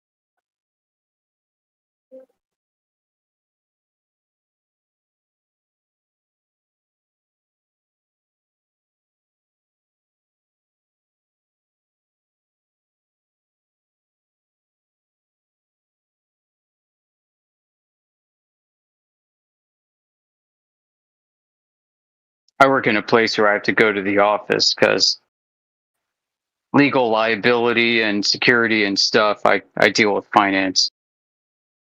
So you work in Rio. Okay, I thought you buy some stocks and sell them online. Yeah, it's on a much bigger scale than you might think. Oh. I was trying to start my trading and do some things. I mean, you could get started in like cryptocurrency and Bitcoin. And if you do, for every day you trade Bitcoin is like 30 days of trading on the stock market because Bitcoin has 30 times the volatility of the S&P 500 stock index. So you're going to get gray hairs 30 times faster and probably get divorced and become an alcoholic and smoke cigarettes 30 times faster and more. No, I was just thinking about converting all of my money to Bitcoin and just leave it there for a few years. Yeah, if you don't look at the problem, it goes away. That's a hot tip from a stockbroker. Just don't look at it, man. Yeah, but surely in like whatever period of time, it's not gonna be worse, like for sure. Like if you leave it for 1 month, it's gonna be the same at least. Yeah, you got to wait longer before you look at it. So Yeah, so if you need to, like, instead of saving money on bank account, you just buy Bitcoin, all of it, and just whenever you need something, just withdraw some Bitcoin and use it. you also only lose when you sell. If you stay in, man, there's still a chance.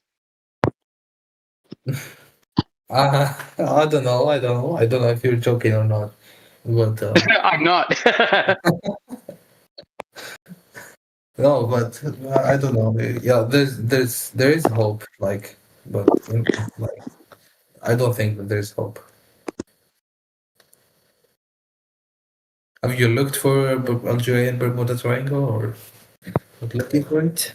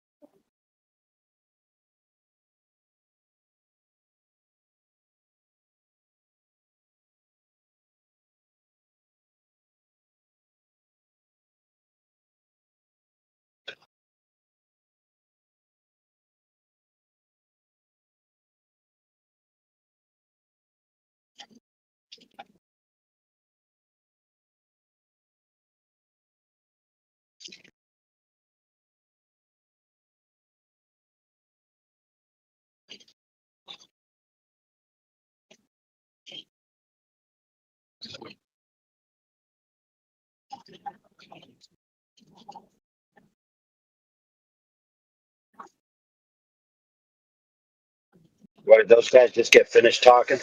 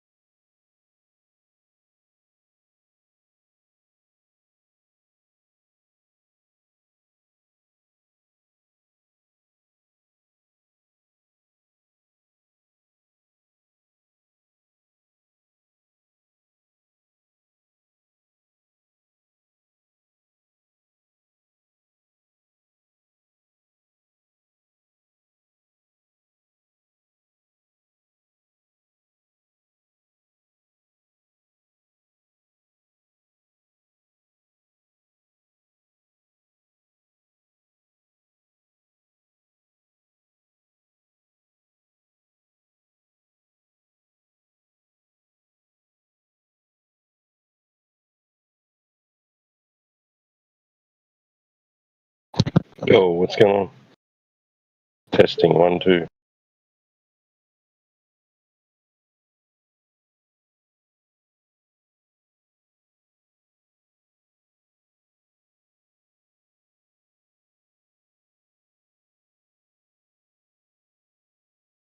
Am I coming through? 3, 4. Okay. Guess what I'm connected with? Starlink. Starlink? I was going to say soup cans and a string. So I'm down the street, right, at the shop, and I'm parking the car, and I check for Wi-Fi connection, and it says Starlink. So I click on it, and I'm joined. I'm on Starlink. I don't pay for Starlink. I don't get how I'm able to talk right now. Could be just the SSID is Starlink. Doesn't mean it is Starlink. Right. Someone's named it that, right? Well, who's giving out free Wi-Fi in the town under the name Starlink? That's crazy. They're stealing all your information. Uh-oh. Not much to know, really.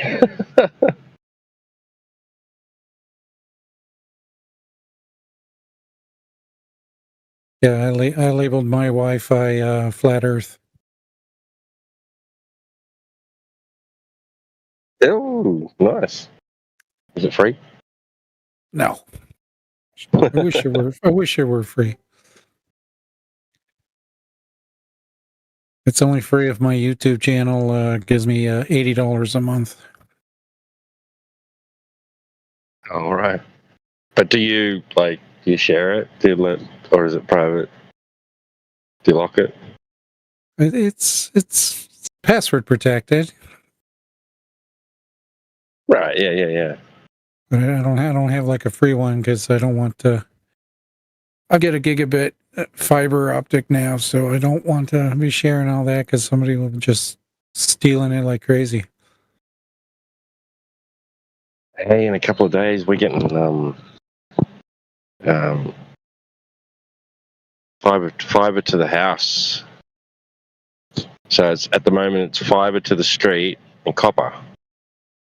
And in a few days we're getting fiber directly to the house. So I have super fast internet, and that'd be cool. Yep.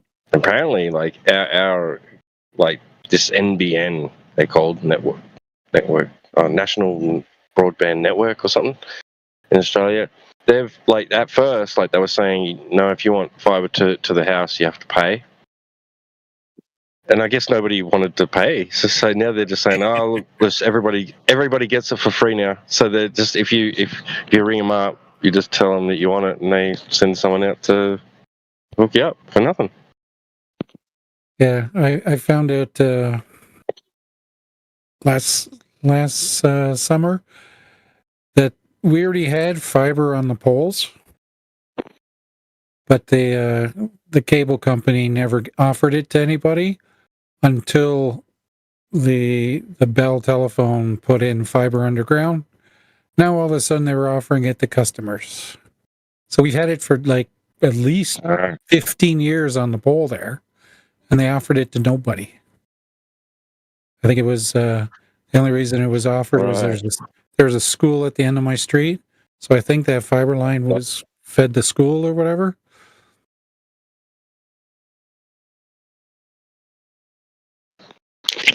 I've got to go. Talk to you later. All right.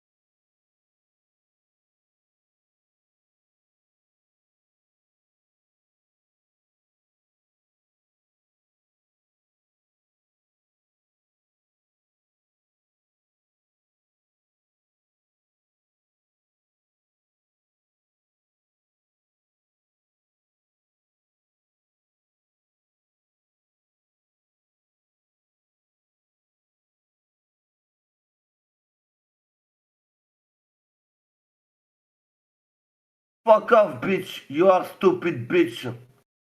You are the fucking bitch.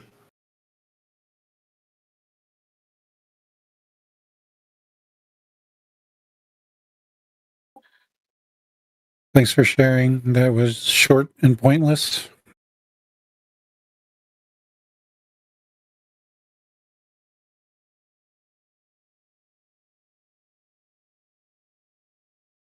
Not